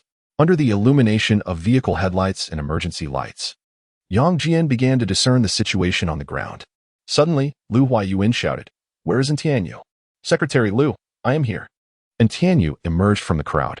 Lu Huayuan forcefully swatted away Yang Jian's umbrella and stepped forward, demanding in a stern voice, "Why the delay in reporting?" Reporting to Secretary Lu, the incident occurred unexpectedly, and Tianyu stammered, struggling to formulate a satisfactory excuse. Lu Huayuan trembled with anger, yet quickly regained his composure. He turned and commanded, "Immediately establish a temporary command center, aside from the heads of relevant departments. Everyone else shall proceed to assist in disaster relief." "Understood." The crowd shouted in unison, then dispersed to fulfill their respective duties. "Xiaoyang, delve into the central area for me. I need to ascertain the most accurate situation," Lu Huayuan said, his tone laced with urgency. "Yes, Secretary Lu."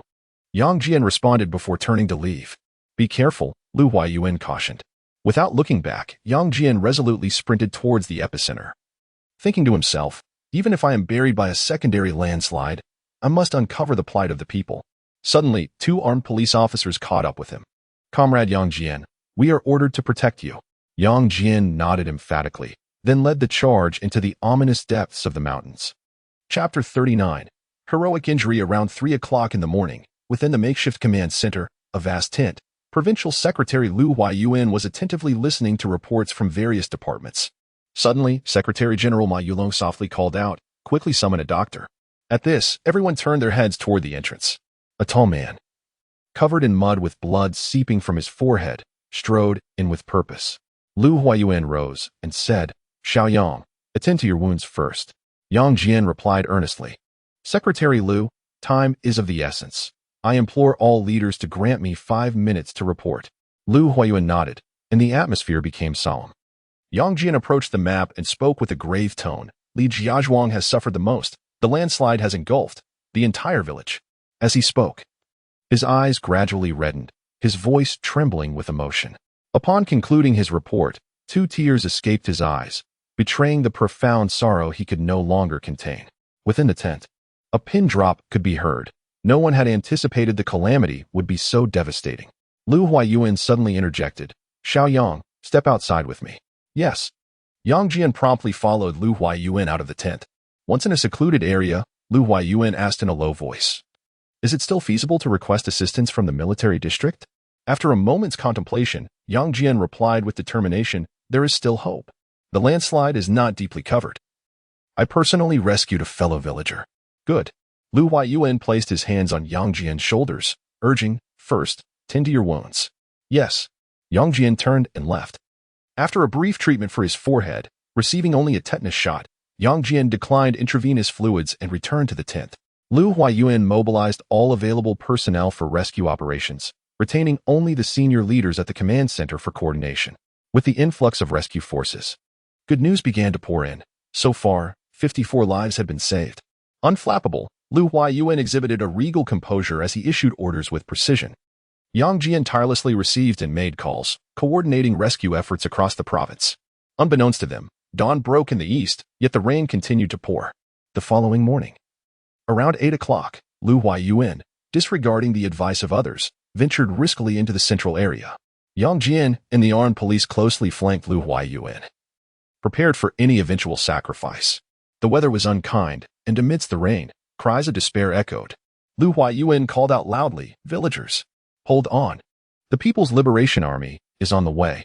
With that, Lu Huayuan led the disaster relief efforts, impervious to any pleas to retreat. It was not until Director Dong arrived with a large contingent of police that Yang Jian and others managed to pull Lu Huayuan from the danger zone. By 10 o'clock, the People's Liberation Army arrived ahead of schedule, akin to divine reinforcements, swiftly altering the course of events. "Secretary Lu, we have rescued 12 more." Yang Jian rushed to Lu Huayuan's side, delivering the uplifting news he had just received. "How many remain missing?" Lu Huayuan, who had not slept all night, continued to coordinate operations within the tent. The latest statistics reveal that, as of now, there are still 46 individuals missing. Yang Jian replied in a solemn tone.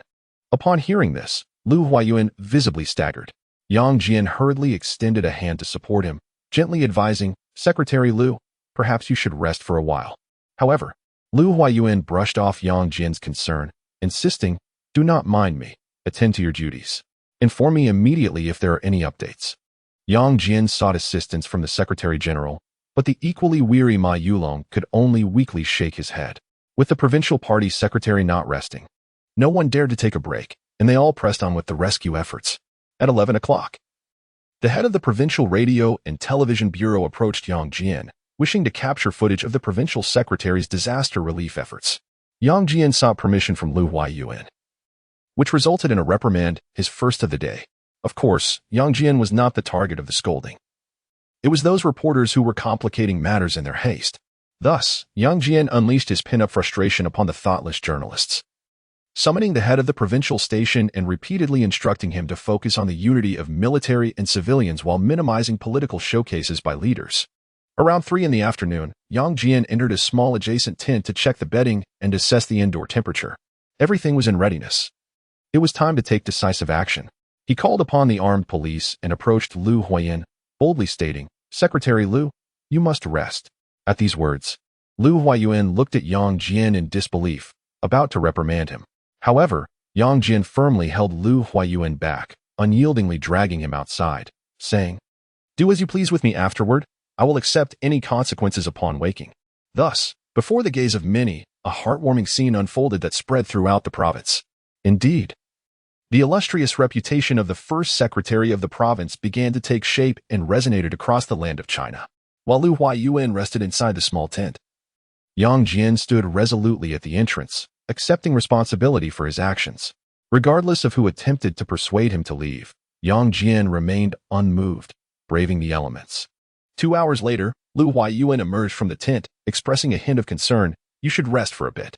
Yang Jian resolutely shook his head, continuing to stay by Lu Huaiyuan's side, busying himself with various tasks. Around 10 o'clock in the evening, reports from the front lines confirmed that all missing persons had been located, and the death toll was compiled. After listening to the briefing from Executive Vice Governor Hu Taiming, Secretary Lu let out a long sigh of relief. Just as everyone was quietly celebrating, there was a sudden thud. Yang Jian collapsed to the ground, instantly losing consciousness and completely unaware of his surroundings. When Yang Jian awoke, he was greeted by a stark white ceiling and enforced stand. Saline solution. He could only recall fainting. Everything else was a blur. "Yang, you have finally awakened. I will notify the dean," a voice exclaimed. Following the sound, he could only see the retreating figure of a nurse. Struggling to rise, he found himself too weak and resigned to lying back down. In less than 3 minutes, the corridor filled with the sound of hurried footsteps. Moments later, a dozen physicians hastily gathered around Yang Jian's bedside, enveloping him in a tight circle. "Comrade Yang Jian, on behalf of all the staff at the First People's Hospital of Fonai City, I extend our utmost respect to you." Upon the conclusion of this statement, the group bowed in unison, creating an atmosphere reminiscent of a farewell ceremony. Witnessing this scene, Yang Jian could only manage a smile and a nod. Though internally he was cursing, "Is the director foolish?" "Thank you. I must have troubled you," he said, struggling to rise. The director immediately leaned in to assist him, gently advising, "Comrade Yang Jian, your health is paramount. Please lie down a little longer." Yang Jian furrowed his brow and inquired, "What is the situation with the disaster? How long have I been asleep?" "The leaders from the capital have just arrived. Secretary Lu is currently reporting on site. You have been in a coma for approximately 18 hours. The director softly reminded him. Upon hearing this, Yang Jian felt a tightening in his chest. High-ranking officials had come? This matter had escalated significantly. Would there be repercussions for Lu Huaiyuan? Would there be blame directed at the Fengtian province for inadequate rescue efforts? Even in the face of natural disasters, accountability for the relevant leaders is often pursued. Chapter 40. Renowned in Fengtian. After the hospital authorities departed, Yang Jian, with the assistance of a nurse, managed to prop himself up. He reached for the telephone on the bedside table, glancing at it. Goodness. Over 100 missed calls. Several hundred unread messages. Driven by curiosity, he decided to take a look. Most were inquiries about his health, while a few were dinner invitations. There were even questions about whether the secretary of the Fengtai Municipal Committee, and Tianyu, would face downfall. Uninterested in these sycophants, he prioritized notifying Su Qing of his safety, followed by seeking updates on his superior's arrangements. Suddenly, Kong Qiming, the secretary of the provincial committee member and Secretary General Ma Yulong, rushed in. Leaning close to Yang Jian's ear, he said, somewhat excitedly, "Secretary Yang, the leaders will arrive shortly. Please prepare yourself." Upon hearing this, Yang Jian was momentarily taken aback, staring blankly at Kong Qiming. unable to process the information as the latter adjusted his attire. The senior officials are currently extending condolences to the injured citizens, and Secretary Liu is accompanying them downstairs. I have been sent to inform you. Kong Qingming lowered his voice, leaning in closer, and added, fortune for misfortune, you have become renowned in Fengtian. Upon hearing this, Yang Jian's pallid visage involuntarily twitched. He pondered, renowned in Fengtian? For what reason? Noticing his confusion, Kong Qingming leaned in to elucidate. The incident concerning your military maneuvering has become widely known. At this revelation, Yang Jian snapped out of his daze, nearly collapsing once more. Suddenly, a cacophony of footsteps and deep, resonant conversations echoed from outside the door. In an instant, Kong Qingming pressed Yang Jian back onto the hospital bed, whispering, appear weak, do not feign strength. Yang Jian blinked in acknowledgement, though internally he disagreed with Kong Qingming's suggestion. At that moment, senior officials from the capital, accompanied by Lu Huaiyuan and others, entered the hospital room where Yang Jian lay. Upon their arrival, Yang Jian promptly rose from his bed, turning to greet the officials who came to express their condolences. The leader from the capital, appearing to be in his 60s or 70s, with graying hair and a genial demeanor, stood beside Yang Jian's bed and spoke with kindness. In battle, one must be valiant. In council, one must be prudent. You bravely ventured into the heart of disaster to save the victims, unafraid of public censure for the greater good. As he spoke, the distinguished leader extended his hand for a handshake, smiling as he declared, you embody both martial and literary prowess. You are exemplary. As his words concluded, applause erupted, cameras clicked, and a video camera nearly intruded upon Yang Jian's personal space. A few minutes later, the senior official, accompanied by the group, exited Yang Jian's hospital room. Yang Jian turned to the doorway, silently exclaiming, the temporary assignment is over. I want the deputy division chief position. A few hours later, Director Dong entered, carrying a basket of fruit and in high spirits. He greeted Yang Jian with a jest. So how are you? Did you injure yourself in a critical area? Will you still be able to have children? Yang Jian shot him a glare, retorting irritably, give me a cigarette. Director Dong shook his head with a gleeful smirk. No way. You asked me to help you quit. If you can't, then you'll face consequences. Yang Jian reached for him, and only then did Director Dong produce a cigarette. Gently sipping a mouthful, an instant clarity enveloped me, my dear brother. Do you know what the most pressing topic of discussion is at present? Director Dong, with an air of mystery, inquired. What topic? Yang Jian hastily pressed on, anxious it might pertain to negative news about Lu Huaiyuan. After a brief pause, Director Dong revealed the first secret of Fengtian, the abduction of the provincial secretary. Upon hearing this, Yang Jian was momentarily petrified. Director Dong, raising his thumb in admiration, proclaimed, Comrade Yang Jian, you are truly remarkable. After Director Dong's departure, numerous leaders from various departments arrived in succession. Some brought flower baskets, others fruit, yet Yang Jian resolutely refused all offerings. It was not until around 11 o'clock at midnight that Yang Jian finally found a semblance of peace, allowing himself a moment's respite. Just as he was about to close his eyes in slumber, Provincial Secretary Lu Huaiyuan and Secretary General Ma Yulong arrived to offer their condolences. Lie down. There are no outsiders here, so why pretend to be a hero?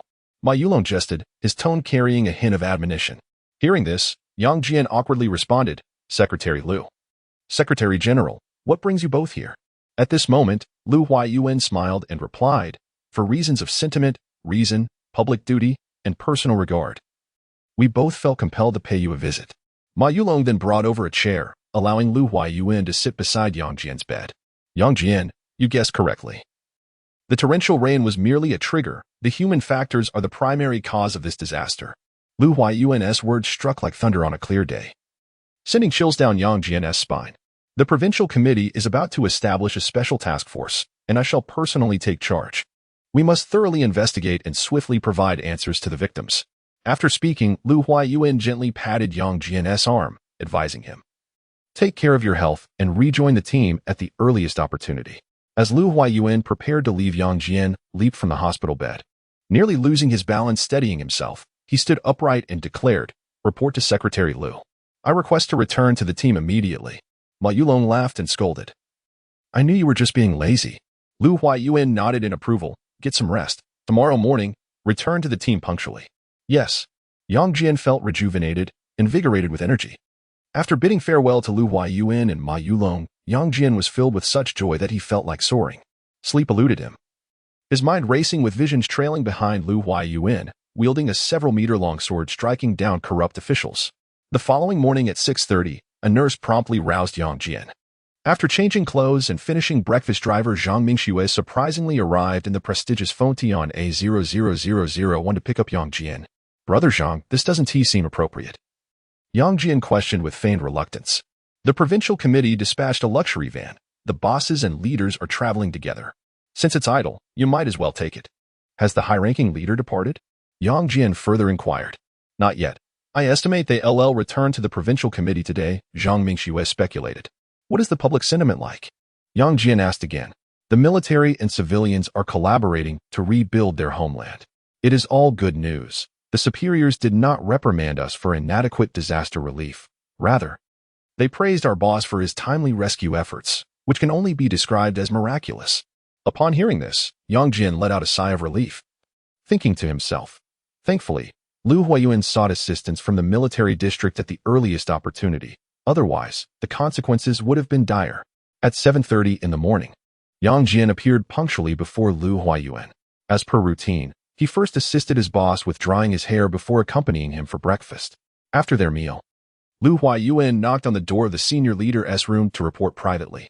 Yang Jian moved next door to engage in casual conversation with the senior leader's secretary. The secretary from the capital was approachable, modest, and unpretentious, even providing his phone number. Yang Jian concealed his inner excitement, striving to leave a favorable impression on the prominent figures from the capital. At exactly 9 o'clock in the morning, the convoy of the provincial party committee and government retraced its route back to Xinjiang. Yang Jian, lacking the privilege to ride in the luxury van, was left to enjoy the solitary company of the vehicle marked A00001. At noon, the Fengtian Provincial Party Committee and government hosted the senior leaders in the party canteen. By 3 o'clock in the afternoon, the principal leaders of the Fengtian Provincial Party Committee and government collectively bid farewell to the senior leaders as they boarded their flight back to the capital. At 5 o'clock in the afternoon, the provincial party secretary, Lu Huayuan, convened an impromptu expanded meeting of the Provincial Standing Committee. Yang Jian was also specially invited to attend the meeting, entrusted with the responsibility of recording the proceedings. Chapter 41. The Special Envoy Building 1, Conference Room. Please stand for a moment of silence in honor of the victims, remarked Secretary of the Provincial Committee, Lu Huayuan. As his words echoed through the room, everyone present rose to their feet, bowing their heads in solemn silence for 3 minutes. Once the time elapsed, Lu Huayuan was the first to resume his seat, and the others followed suit in an orderly manner, taking their places according to their ranks. Following the seating, Secretary Lu Huayuan commenced by conveying the latest directives from the party and the state. Yang Jian diligently took notes, ensuring not a single word was missed. Subsequently, Lu Huayuan reiterated the imperative for all levels of party committees and governments to earnestly implement the recent instructions, emphasizing the urgency of post-disaster reconstruction efforts and the need to ensure the proper resettlement of the affected populace. In conclusion, Lu Huayuan took the initiative to reflect on his shortcomings and the errors made during the disaster relief process. Yang Jian was taken aback, pondering whether this was a strategic retreat to gain ground. After Lu Huayuan concluded his address, Hu Taiming, a member of the Provincial Standing Committee and Executive Vice Governor, represented the Fengtian provincial government in a self-critique. Following this, Hu Taiming proposed the immediate dismissal of Fengtai Municipal Party Secretary and Tianyu, Deputy Secretary and Mayor Zhao Chang's, along with other accountable parties. The Provincial Standing Committee voted on the matter, and the resolution was unanimously passed. At this juncture, the Discipline Inspection Commission Secretary, Fang Tianming, inquired whether an investigation should be initiated. Secretary Lu Huayuan promptly declared the formation of a special task force to conduct a thorough investigation. Subsequently, Gao Yang, the Minister of Organization, presented a list of personnel for consideration. After deliberation, the Provincial Standing Committee resolved to appoint Comrade Chao Bo, the former Deputy Secretary and Mayor of Feng'an City, as the new Municipal Party Secretary of Fengtai, and Comrade Zhang Wenyuan, the former Standing Committee member and Executive Vice Mayor of Fengtai, was appointed as acting mayor. Thereafter, the principal officials from various departments took turns reporting on the antecedents and consequences of the unforeseen incident, summarizing their experiences. The atmosphere in the conference room grew increasingly oppressive, as all present understood that the repercussions for Tianyu and his associates were merely the beginning. As the clock struck 7 in the evening, the meeting was temporarily adjourned, and everyone proceeded to the cafeteria for dinner. During the walk, Lu Huaiyuan suddenly addressed Yang Jian. After dinner, you will depart with the task force for an overnight investigation. Understood. Yang Jian nodded, eager to forego the meal, and head immediately to Fontai City to pursue the case. Conduct on-site interrogations and expedite the resolution, Lu Huaiyuan admonished. Got it. Yang Jian silently vowed that no one would escape justice. During the meal, Deputy Secretary of the Discipline Inspection Commission, Su Yongyan, called to finalize the departure time with Yang Jian. Once they finished dining, Yang Jian bid farewell to Lu Huaiyuan and handed over his responsibilities to the secretary before making his way directly to the main gate of the Provincial Committee compound.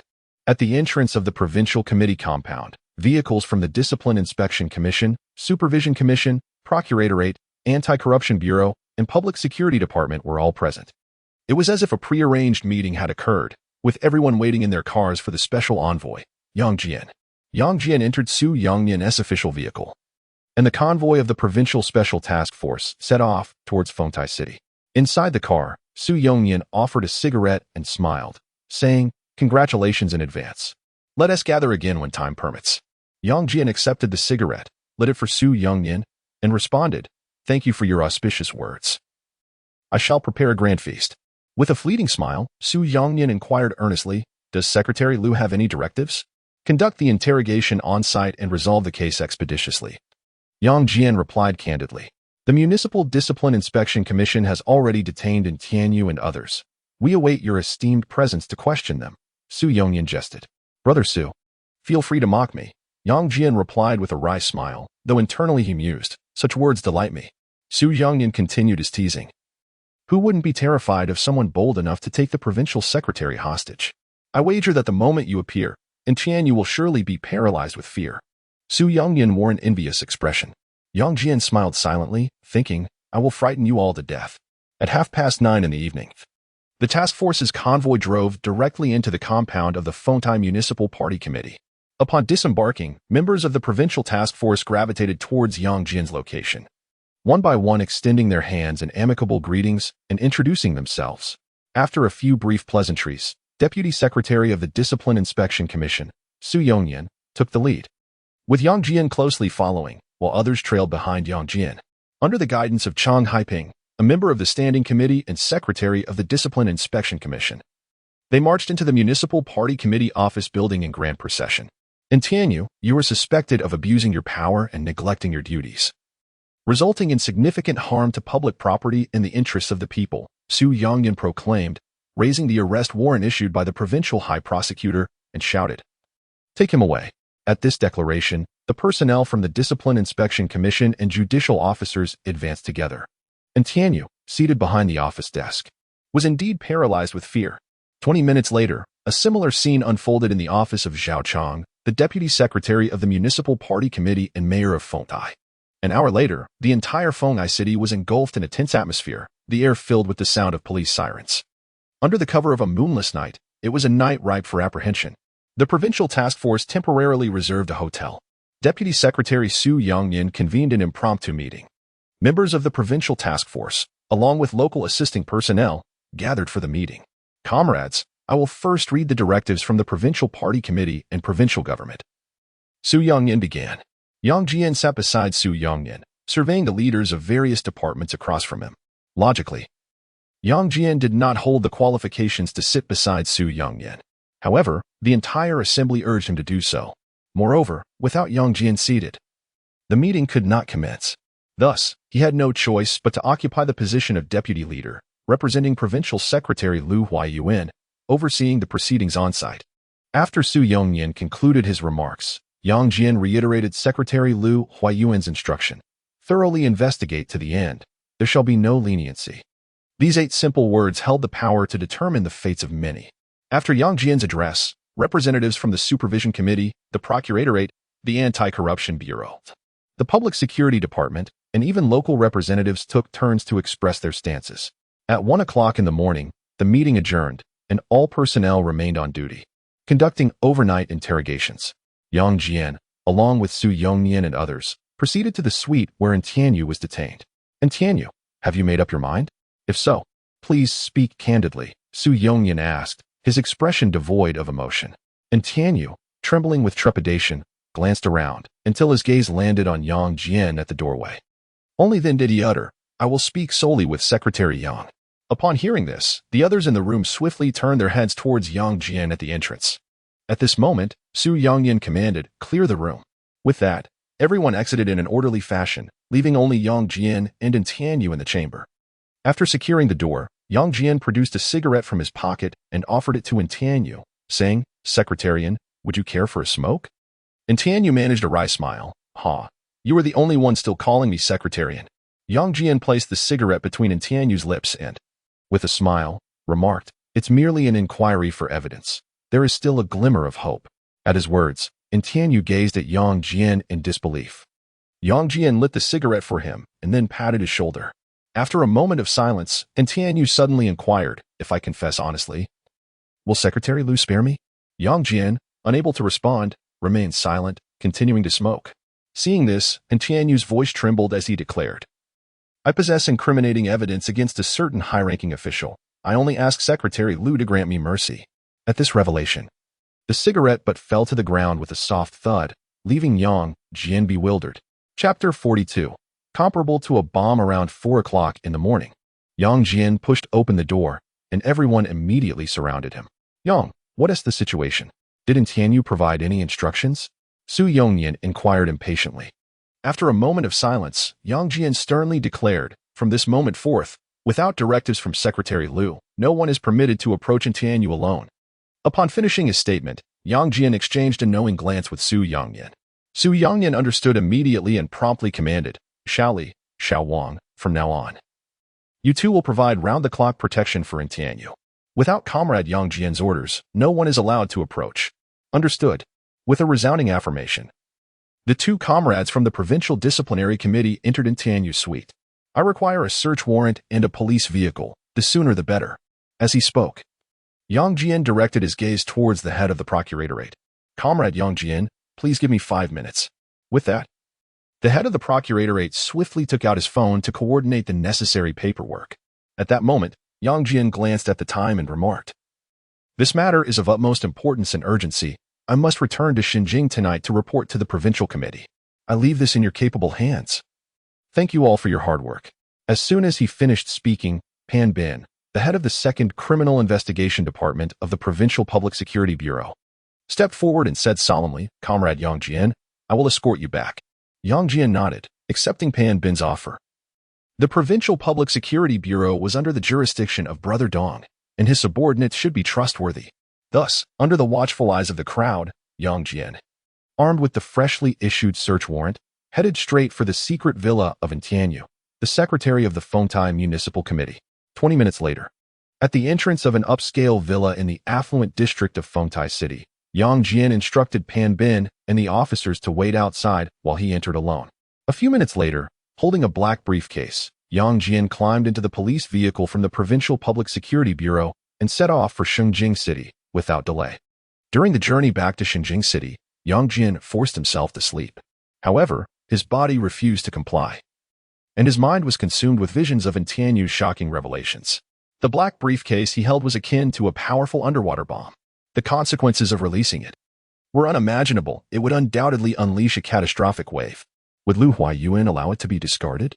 How would the provincial secretary handle it? Could the political landscape of Fengtian province withstand such an explosive revelation? At 8:40 in the morning, the police vehicle that had rushed back arrived at the front entrance of Building 1. Having just recovered from injuries and deprived of sleep, Yang Jian, clutching the black briefcase, made his way directly to the 4th floor. As he passed by his office, he heard Huang Jingxuan's voice. "Yang Jian, Secretary Lu is in a meeting.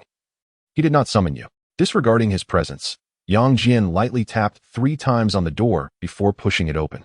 Inside the office, Lu Huayuan was engaged in a conversation with Chao Bo, the incoming secretary of the Fengtai Municipal Committee, accompanied by Organization Minister Gao Yang.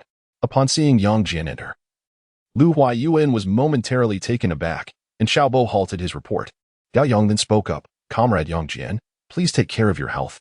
With bloodshot eyes and an overwhelming sense of fatigue, Yang Jian still managed to smile as he replied, "Thank you, Minister Gao, for your concern. It's nothing serious." As he spoke, he picked up the water jug and proceeded to refill the cups of the leaders present. At that moment, Lu Huayuan raised his teacup, prompting Gao Yang to interject, "Secretary Lu, Comrade Xiaobo, and I will take a brief respite in the next room." Lu Huayuan nodded in acknowledgement, and Gao Yang, along with Xiaobo, quickly departed, not daring to linger. Just as the door was securely closed, without waiting for Yang Jian to speak, Lu Huayuan emerged from behind the desk. As he walked, he remarked, "If your health permits, you may report now. If not, return to rest immediately. I can wait for you." Yang Jian responded firmly, "Secretary Lu, this matter is of great significance, and I must return overnight to report to you in person." Lu Huayuan gestured towards the sofa, and Yang Jian promptly took a seat, for the first time sitting at the same level as Lu Huayuan. "Speak," Lu Huayuan instructed, his concern and worry for Yang Jian evident in his expression. Yang Jian opened his black briefcase and methodically laid out a multitude of incriminating evidence against prominent figures on the table. As the evidence filled the surface, Yang Jian reported in a solemn tone, "Secretary Lu, and Tianyu has only confided his crimes to me. The company responsible for triggering the landslide has been illicitly mining for 4 years. On the day of the incident, someone coerced Zhao Chang and Tianyu into silence, threatening to handle the matter discreetly. It was only upon realizing the gravity of the situation that Tianyu reported to the provincial committee. His delay allowed local enterprises the opportunity to cover up the evidence." He continued, "The head of the mining company has already been detained. However, based on Tianyu's testimony, I suspect this individual is merely a scapegoat.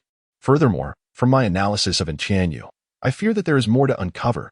He possesses additional evidence and seeks your clemency." Meanwhile, Lu Huayuan's brows furrowed in deep concentration as he silently absorbed Yang Jian's report, scrutinizing the evidence laid before him. Clearing his throat, Yang Jian pressed on, "Secretary Lu, during the disaster relief efforts, there were secondary explosions aimed at burying all evidence." At these words, Lu Huayuan slammed his hand on the table, rising in outrage. "This is utterly lawless." Yang Jian instantly stood, feeling the weight of the provincial secretary's wrath. Cold sweat dripped down his brow, his scalp tingling, his heart racing with fear. "This is terrifying." Lu Huayuan quickly regained his composure, his expression darkening as he inquired, "Who is involved?" Yang Jian swallowed hard before responding, "The director of the Ministry of Land and Resources, Mao Wei, the deputy director of the Emergency Management Department, Zhang Yu, the deputy director of the State-Owned Assets Supervision and Administration Commission, Jiang Lina, and the vice governor, Han Jia." A heavy silence fell, chillingly profound. Even the act of breathing felt like a luxury. Only the sound of their heartbeats echoed in the room. In truth, there were many more local leaders that Yang Jian did not have time to report on, only selecting those of sufficient rank. These revelations, supplied by Tianyu, were explosive in nature, akin to tactical nuclear weapons. Would the higher-ups withstand this? Could the political landscape of Fengtian endure such a seismic upheaval? Would a political earthquake ensue? After a moment of silence, Lu Huayuan spoke. "Merit is merit, and fault is fault. One cannot offset the other." Yang Jian nodded, understanding that this message was meant for Tianyu. As for the subsequent investigation, after a brief pause, Lu Huayuan softly added, "The immediate priority is to stabilize the overall situation." Yang Jian found himself perplexed. Why abandon such a golden opportunity? Wouldn't it be more advantageous to eliminate the threat entirely? There would be no shortage of capable successors eager to step up. Yang. Governing a vast nation is akin to delicately preparing a small dish. One must not act with undue haste in any matter, Lu Huayuan noted, recognizing Yang Jian's confusion. Yang Jian bowed in acquiescence, pondering, could it be that his superior intends to simmer slowly and then reduce the heat for a concentrated finish? At that moment, Lu Huayuan gestured towards the sofa, prompting Yang Jian to take a seat. With evidence in hand, the decision to apprehend or not was merely a matter of timing. Justice may be delayed but will never be absent. However, lives must be accounted for. To arrest them now would be somewhat too lenient. Instantly, Yang Jian felt every hair on his body stand on end, his scalp tingling as if struck by lightning. "I command you to conduct a covert investigation into these individuals. Ensure that every crime is uncovered and not a single one is overlooked," Lu Huayuan declared vehemently, pointing emphatically at the table. "Understood." Yang Jian responded as he rose to accept the task, feeling the immense weight of responsibility resting heavily upon him. Chapter 43. Hopeful Alliance. The depth charge was temporarily locked away in a safe, lying beneath the desk of the provincial party secretary. Apart from Lu Huayuan, Yang Jian, and Tianyu himself, It is likely that no one else is aware of the existence of this tactical nuclear weapon. Rest well and forge ahead, anticipating your good news. With these words, Lu Huayuan gently patted Yang Jian's shoulders, cautious not to apply too much pressure, fearing that Yang Jian might stumble again. Yang Jian smiled in response, saying, "I can rest on the way. I will return now." After having lunch, he would accompany Comrade Xiaobo, having someone to look out for him on the road. He must pay attention to safety, Lu Huayuan advised. Yang Jian nodded with a smile, then turned to leave the room to summon Gao Yang and Xiaobo back for further discussion. "Comrade Yang Jian, we will leave together shortly. I need to speak with you on behalf of the Provincial Organization Department," Gao Yang stated with seriousness. Yang Jian smiled and nodded, thinking to himself, it is merely a deputy division chief. Does it warrant a personal conversation with the Provincial Organization Minister? "Congratulations, Director Yang," Xiaobo extended his hand, empathizing. Yang Jian clasped his hands and bowed slightly, replying, "Same to you. May Secretary Chao achieve success swiftly." Gao Yang and Xiaobo entered the room to converse. While Yang Jian returned to his office, he was greeted by a sarcastic tone. "Oh, the #1 secret of Feng Tian has returned? Then I shall take my leave." Yang Jian blocked Huang Jingquan's path, glaring fiercely. "If you dare to be sarcastic again, I will end you." Huang Jingquan involuntarily stepped back, unnerved by the redness in Yang Jian's eyes, akin to a predatory beast. Sensing the other's retreat, Yang Jian turned and strode directly to the secretary's office. He needed to have a word with Ma Yulong. How could Huang Jingquan still occupy his office when the secretary's division was left unattended? He gently knocked 3 times on the door and entered the secretary's office. After a moment of daze, Yang Jian collapsed onto the sofa, feigning unconsciousness. Ma Yulong ignored him, continuing to deal with the documents on his desk. Suddenly, there was a knock at the door, and the secretary softly said, "Come in." Upon entering, the newcomer was momentarily taken aback. How dare someone sleep in the secretary's office? However, after a quick glance, oh my, it was Yang Jian. How did he return? Just as the secretary was receiving a report, Yang Jian's snoring unexpectedly echoed.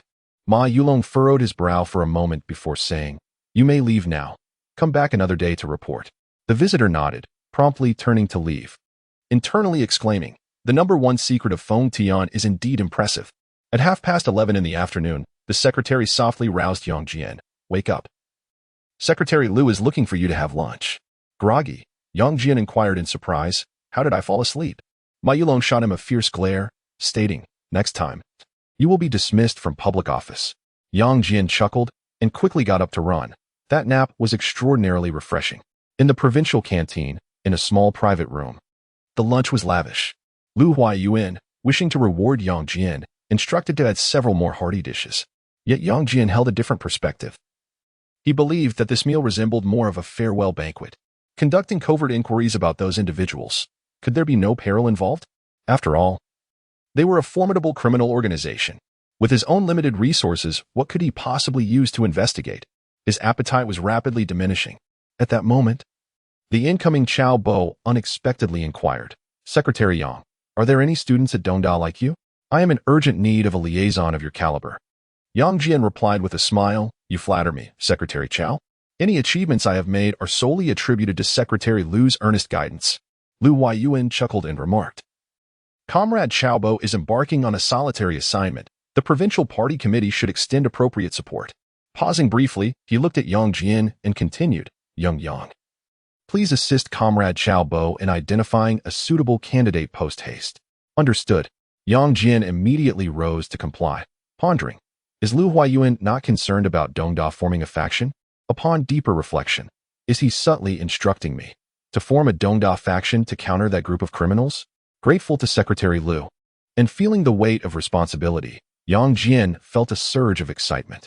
Xiaobo, overwhelmed with joy, promptly raised a cup in place of wine, toasting them both.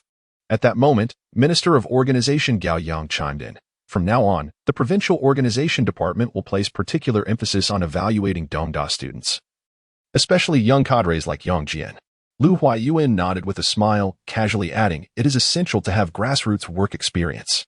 Upon hearing this, Yang Jian was utterly astounded, for he could almost ascertain that he was destined to become the leader of the faction. After the lunch concluded, Lu Huayuan graciously declined Yang Jian's offer of service, once more advising him, "Take a good rest and take care of your health." Yang Jian was so moved he felt tears welling up. wishing fervently to work overtime every day, always by his superior's side. After watching Lu Yuan enter building number 1, Gao Yang pulled Yang Jian aside, stating earnestly, "You will ride in my car. I need to speak with you on behalf of the Provincial Organization Department." Upon hearing this, Yang Jian internally exclaimed, "The anticipated moment has finally arrived. Deputy Director. Deputy Director. I desire the position of Deputy Director." Suppressing his excitement, he notified the Provincial Public Security Department's vehicle, "Clear the way for Provincial Organization Minister Gao Yang." After hanging up the phone, Yang Jian sat in the passenger seat of the car, returning to Fenghai City. During the return journey, Gao Yang retrieved a cigarette from his pocket, first offering it to Chaobo beside him, then tossing one to Yang Jian in the front seat.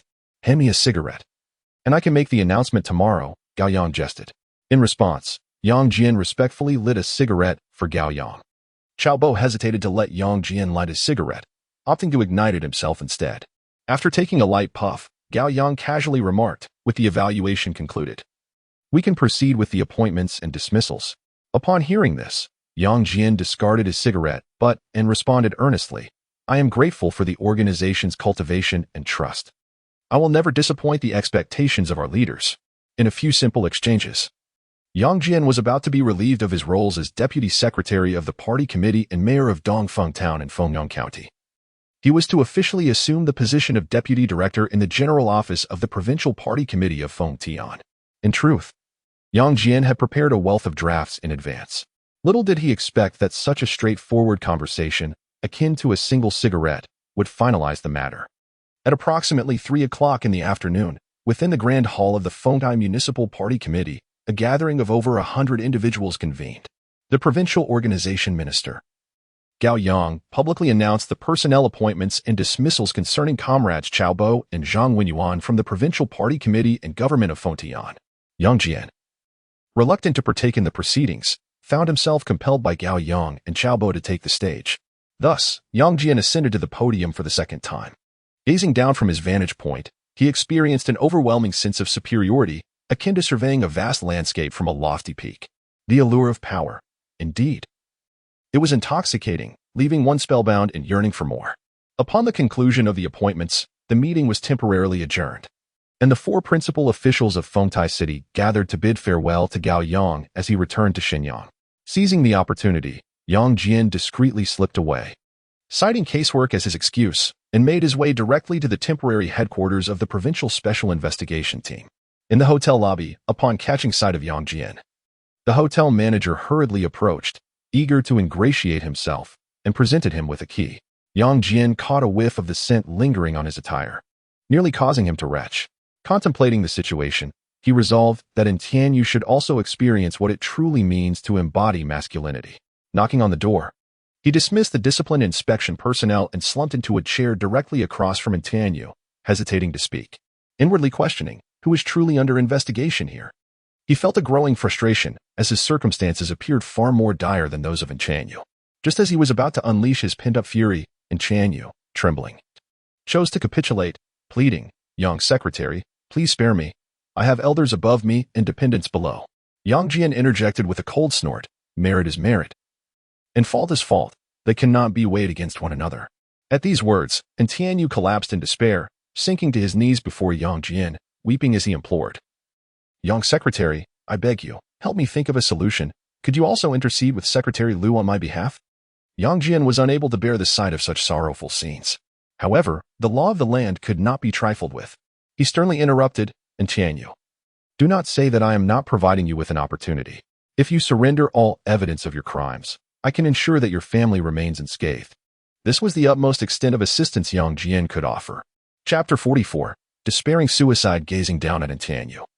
The self-proclaimed emotional man Yang Jian could not help but feel a profound sense of melancholy, akin to the sorrow of a rabbit mourning a fox. He had never witnessed a once prominent city secretary, so high and mighty, kneeling on the ground, pleading as if he were a mere tradesman. With a sudden kick, Yang Jian's voice thundered, "Now you regret it?" The sight only fueled his anger, and he delivered another kick. "It's too late. Do you know why I can't sleep?" As he spoke, Yang Jian seized Tianyu, his bloodshot eyes locking onto Tianyu's gaze with fierce intensity. Through gritted teeth, he continued, "Because I am terrified. I am haunted by the souls of the wronged. Even if you had reported just a minute earlier, We could have saved more lives. After uttering these words, Yang Jian released Tianyu, panting heavily, the weight of exhaustion overtaking him. Tianyu repeatedly struck his forehead against the ground, muttering, "I am guilty. I am guilty. I am so sorry." Yang Jian collapsed onto the sofa, devoid of any energy left to continue the confrontation, his body completely drained. Suddenly, a knock echoed through the door. Yang Jian mustered the strength to rise and opened it. "Yang Secretary, it's dire, Zhao Chang has committed suicide." The voice trembled. The pallor of Su Yongyan, the Deputy Secretary of the Discipline Inspection Commission, evident in his expression, panic apparent. Yang Jian was momentarily stunned. Mayor Feng Tai has committed suicide? How could this happen? A sense of dread washed over him. "What now, Secretary Yang?" The head of the Supervision Committee pressed urgently. Yang Jian surveyed the faces of those present. "What are you all looking at me for? I didn't kill him." He slammed the door shut, leaning against it, gasping for breath. After a moment of contemplation, he retrieved his phone from his pocket and immediately called Lu Huayuan. "Boss, Zhao Chang is dead. I suspect someone is trying to silence him. Handle it as you see fit," Lu Huayuan replied before hanging up. Yang Jian was left in shock. "Handle it as I see fit? What am I supposed to do? I'm all alone, what the hell can I do?" Frustrated, he grasped his hair tightly, resigning to the fact that he might lose it all. Lighting a cigarette, he forced himself to calm down. After a moment of reflection, he promptly called the first secretary of Jixing, his voice laced with desperation. "Master, please save your disciple." After ending the call with Yan Rookie, he dialed Director Dong's number. "Brother Dong, this concerns a brother's life. I need to ask you one thing. Can I trust Director Pan?" Upon hearing Director Dong's solemn vow, Yang Jian called Director Pan. "I don't care what means you employ, at 3 o'clock sharp, clear a path for me without anyone around." After hanging up with Director Pan, Yang Jian approached Tianyu, coldly stating, Zhao Chang was silenced. "You can infer the rest." With that, he turned away, unwilling to witness Tianyu's cowardice any longer. The priority was to swiftly relocate the sole witness, ensuring his protection above all else. No wonder Lu Huayuan chose to remain silent for the time being. These local toughs possess an uncanny ability to manipulate events, leaving one utterly defenseless. Are they so audacious as to silence even their mayor? Could they dare to eliminate me as well? The thought sent a chill down Yang Jian's spine. Drenched in cold sweat, it must have been his hasty return to the provincial party compound that leaked the information. Damn it, there's a mole in Building 1. Within his suite, Yang Jian slumped on the sofa, incessantly smoking and sipping tea to invigorate himself as he pondered and scrutinized for traitors. The phone rang incessantly, yet he refrained from answering, as it seemed that only Lu Huayuan could offer him salvation. Suddenly, there was a knock at the door. Peering through the peephole, he caught sight of Su Yongyan's silhouette.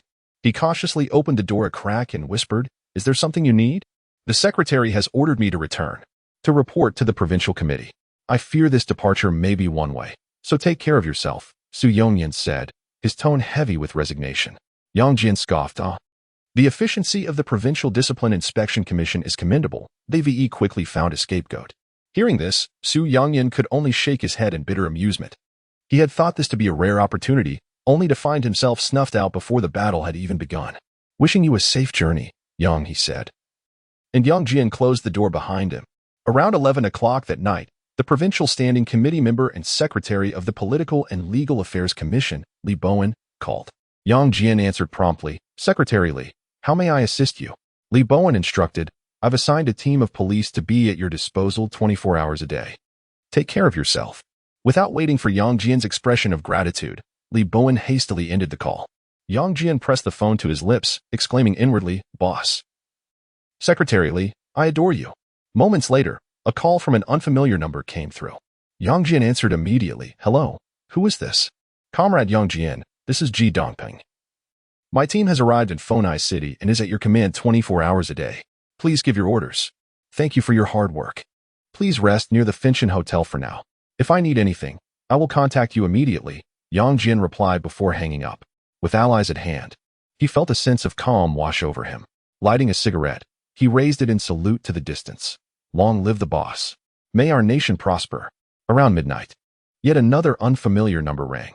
Yang Jian answered, "Hello, who is this?" "Comrade Yang Jian, this is the Provincial Public Security Department.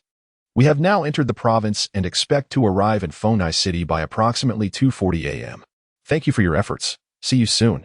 Yang Jian waited for the caller to hang up before he did so himself. He roused the exhausted Tianyu, tossing his phone to him. Notify your family to meet at the highway toll station at 3:30. We won't wait for anyone. At this, Tianyu nodded fervently as he dialed his family. After informing them, he picked up a pencil and scribbled down several addresses and codes. Observing this, Yang Jian took the note and jested, "You've shown your understanding. I assure you, I will follow through." At 2:55 in the morning, Director Pan made a call. "Secretary Yang, we can depart now." Yang Jian held the phone, peering through the peephole to glance at the corridor outside. Confirming that the hallway was vacant, he swiftly opened the door, grasping the arm of Tianyu as they made their way into the dark staircase. Just as they reached the back door, Director Pan, dressed in plain clothes, unexpectedly emerged from the shadows and softly said, "Let me take over, Secretary Yang." Yang Jian entrusted Tianyu to Director Pan and promptly took his seat in the passenger's side. A nameless van, shrouded by the night, sped towards the entrance of the Fonai Expressway.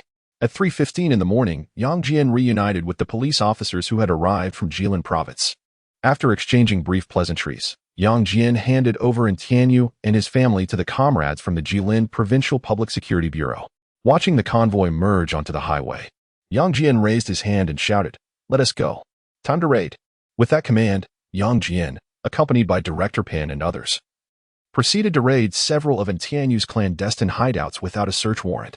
Inside a certain villa, Yang Jian stood before his safe, venting his frustration. Damn it. This corrupt official really dares to be greedy. At that moment, he regretted not having kicked him harder. Tianyu, this corrupt official, was too adept at deception. Only collecting incriminating evidence, he wondered about the other treasures. After all, simply taking a whiff of luxury goods wasn't illegal. Throughout his years, Yang Jian had never encountered such an abundance of valuables.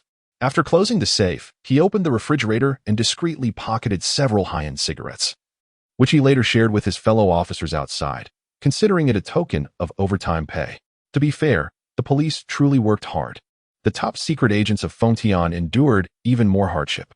What is wrong with taking a few packs of cigarettes? Chapter 45. As dawn broke over the east, Yang Jian returned to the residence of the Provincial Special Investigation Team, utterly exhausted. He was so fatigued that he could hardly open his eyes. Too drained even to take a shower, and he collapsed straight onto the soft bed. It was a case of falling asleep at once, with the fear of never waking again.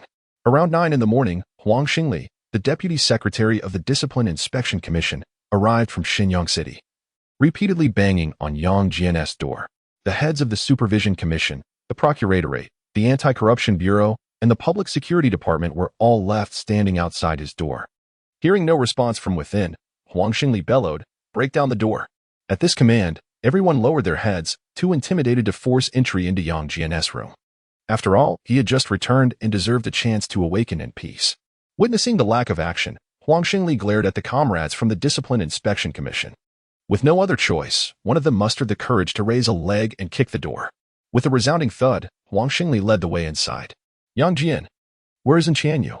he shouted with authority, hoping to rouse Yang Jian and extract the whereabouts of Tianyu. However, his calculations were flawed. The sight of Yang Jian on the bed, unresponsive and drooling, suggested he was in a deep and blissful slumber. Seeing this, Huang Xingli's anger surged. Meanwhile, the others dared not breathe a word, fearing they would disturb Yang Jian's sleep. "Bring water. Douse him awake." Huang Xingli, unwilling to wait any longer, resorted to this drastic measure to assert his authority. However, no one dared to move, not even the comrades from the Provincial Discipline Inspection Commission. Who would dare to splash water on the personal secretary of the provincial party secretary? It would be akin to signing their own death warrant. Unable to contain his frustration any longer, Huang Xingli surveyed the gathered crowd with a fierce glare. He then seized a bottle of mineral water from the bedside and poured it over Yang Jian's head. What the hell? Yang Jian was jolted awake, bewildered and disoriented. "Yang Jian, where is Tianyu?" Huang Xingli inquired, his expression devoid of emotion, his tone measured yet firm. Yang Jian squinted at Huang Xingli, hesitating to respond, pondering. Who is this person? What gives him the audacity? "Secretary Yang, this is the Deputy Secretary of the Provincial Discipline Inspection Commission, Huang." The head of the Supervision Commission kindly offered a towel. Yang Jian accepted the towel with a smile, wiping the water from his head and face, yet he remained silent, clearly unperturbed. Witnessing this, Huang Xingli's patience wore thin, and he shouted, "Yang Jian, if you do not disclose Tianyu's whereabouts, I will report you for legal violations." In response, Yang Jian snorted dismissively and retorted, If you wish to know where Tianyu is, I suggest you inquire with Secretary Liu. At this, Huang Xingli was momentarily speechless, internally lamenting. Who the hell would dare question the provincial party secretary? As Huang Xingli stood there in stunned silence, Yang Jian picked up his phone and handed it to him. You don't have Secretary Liu's number, do you? No worries, I do. As he spoke, Yang Jian raised his phone, inching closer, and said, Come, ask your question now. And I will call Secretary Liu for you. Just as he was about to dial, Huang Xingli firmly grasped Yang Jian's hand, utterly bemused, and pleaded, Yang Mi, I beseech you, please hand over Tianyu. Upon hearing this, Yang Jian's demeanor changed instantly, confronting him with an accusatory glare. Is this how one pleads? Is this how you conduct an investigation? Who do you think you can bully at will? Retracting his phone, he pointed toward the door with a single hand. Get out. I need to sleep. Before his words faded, the head of the supervisory commission led the others out of the room, leaving only Huang Xingli, the deputy secretary of the Discipline Inspection Commission, blushing in embarrassment. To leave would be shameful. To stay could cost him his position. After a moment of contemplation, Huang Xingli turned and departed, discreetly securing the door behind him. At precisely 11 o'clock, the newly appointed secretary of the Fengnai Municipal Committee, Chao Bo, arrived at the Special Task Force's base to attend an urgent meeting. Upon taking his seat, he inquired, Where is Comrade Yang Jian? Yang Mi hasn't rested for a few days. Let him sleep peacefully, a nearby colleague replied softly. Chao Bo nodded, feeling a pang of sympathy. Indeed. It was not right to disturb him, as Comrade Yang was utterly exhausted. Once all attendees were present, Huang Xingli, the deputy secretary, initiated the meeting. His first query was, Can anyone tell me where Tianyu is? Chao Bo was momentarily taken aback. The former municipal secretary in Tianyu had gone missing. His second question followed. Can anyone tell me how Zhao Chong died? Chao Bo was utterly bewildered. The former mayor Zhao Chong had perished. He didn't quite catch Huang Xingli's third inquiry, as his thoughts were consumed with whether it was still possible to return to his position in Fengmen City. Around 1 p.m., Yang Jian finally awoke, glancing at his phone, chuckling to himself. Is Fang Tianming in a panic? Why has he called me so many times? Surely, it can't be this urgent. How can a dignified member of the Provincial Standing Committee, the secretary of the Discipline Inspection Commission, lose his composure? He must be concerned for my well-being. Yes, that's it. He promptly called Lu Huayuan. Intending to share his grievances, your most beloved secretary is being bullied by outsiders. However, as soon as the call connected, Yang Jian began with a confession. Secretary Liu, I took the liberty of transferring Tianyu to Jixing. Upon hearing this, Lu Huayuan responded with a non-committal HM. Yang Jian continued to report, Secretary Liu, the Provincial Discipline Inspection Commission is demanding his return. Lu Huayuan merely replied with another HM. Yang Jian hastily clarified, I did not hand him over. Lu Huayuan remained unfazed. Responding with yet another HM, Yang Jian yearned to ask, Secretary Liu, could you perhaps use a different expression? Yet, the words transformed into, I understand. After Lu Huayuan concluded the call, Yang Jian reflected. The depth of Huaxia culture is profound. How one syllable can convey multiple meanings. Remarkably, Lu Huayuan managed to issue several directives with a single word, articulated in 4 tones. In the entirety of Fengtian province, it seemed only I, Yang Jian, could comprehend him. Perhaps trying a different full-time secretary would yield less success. With the imperial edict in hand, the world is mine. Bathing, dining, and strolling outdoors. While bathing, Yang Jian dialed Su Qing's number. How is it that one has become so addicted? Around 3 in the afternoon, after concluding an urgent meeting, Chao Bo finally located Yang Jian. He opened with a tone of accountability. Director Yang, where is the liaison promised by the provincial committee? Yang Jian chuckled awkwardly. My apologies. Secretary Chao, I shall contact you immediately. I've been so busy that I nearly forgot about the development of the Dongda Gang's members. He extracted his phone and promptly called a roommate, emphasizing, a fair share should remain within our own circle. After ending the call, he introduced. This is Lu Degue, currently serving as the propaganda committee member in Fengnai City, Qiyuan County, and Majia Town. We were classmates, well acquainted. His competence is unquestionable, and his character impeccable. He has toiled diligently for years, merely lacking a discerning patron. Chao Bo nodded with a smile, thinking to himself, while capability is secondary, aligning with Secretary Liu is paramount. Drawing closer to Yang Jian, please give him a try, if he does not meet your expectations. Yang Jian left a margin for flexibility, hesitant to overcommit. Chao Bo interrupted, I am confident I will be satisfied with your recommendation. Yang Jian mused. If this matter were to leak out, would it not lead to all corners of the world submitting and nations coming to pay their respects? The students of Dongda, the banner has already been raised. Let us rally to our esteemed leader. Subsequently, Qiaobo, under the pretext of introducing a secretary, led Yang Jian into a small restaurant. Yang Jian had no choice but to comply, taking the opportunity to introduce his hurriedly arriving roommate to the new boss. Before the dishes arrived and the wine had been poured, the phone incessantly rang. Muting it, he thought, let it be as it may. This celebratory feast must be savored. Even celestial beings descending would not deter this. Chapter 46. The immortals dream. Though the celestial beings may lack the time to descend to the mortal realm, they can certainly send dreams through others. For instance, Yang Jian was taken aback by an unexpected phone call. I am Fan Xian from the Central Commission for Discipline Inspection. Are you Yang Jian?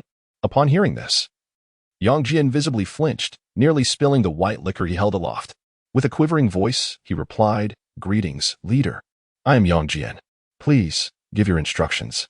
Fan Xian let out a cold snort before continuing. I have heard of your disregard for party discipline and national law, having unlawfully detained a suspect. Is this true?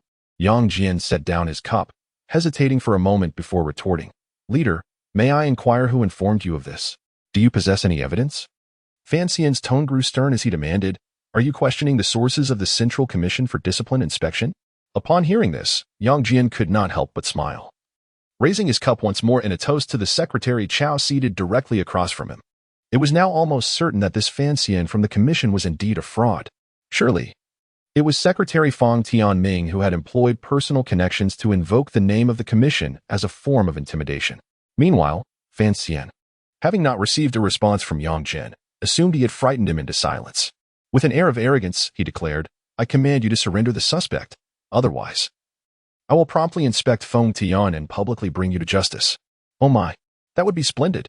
Leader, please hurry. Feng Tian province desperately requires a comprehensive examination.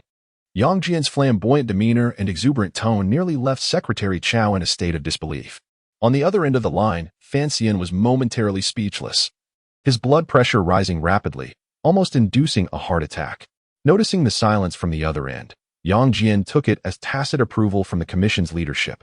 Thus, he eagerly confirmed, Leader, when will you arrive? I shall meet you at the airport. He thought to himself, this is work. It is essential to inquire, lest I fail in my hospitality. Beep, beep, beep. The call was abruptly terminated.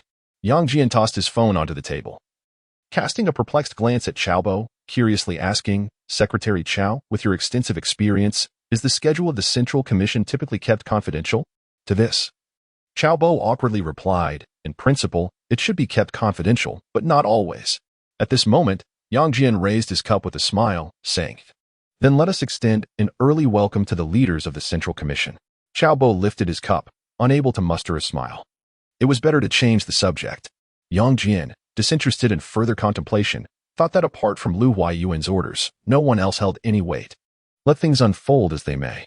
Furthermore, would Fang Tianming and his associates dare to escalate the case of Tianyu? They would be too busy covering their own backsides. Who would be foolish enough to expose their own scandals and offer themselves as a sacrifice? Moreover, behind Tianyu stood a powerful network of interests. As the drinking session progressed, Yang Jian's phone screen lit up once more. Concerned about missing Lu Huayuan's instructions, he discreetly glanced at it. Immediately answering, he spoke with a hint of flattery. Madam, please, give your instructions. I have arrived in Fengtai City. Where are you? Su Qing, worried for Yang Jian's well-being, had come uninvited to check on him. I shall send you a location. Do come here to find me, Yang Jian remarked, glancing at Qiaobo opposite him. Gauging his willingness. Is it convenient? Or perhaps I should wait for you at the hotel? Su Qing gently probed. It is convenient. There are no outsiders. And Huazai is also here. Do come quickly, Yang Jian concluded, hanging up the phone, effortlessly asserting his role as the head of the household.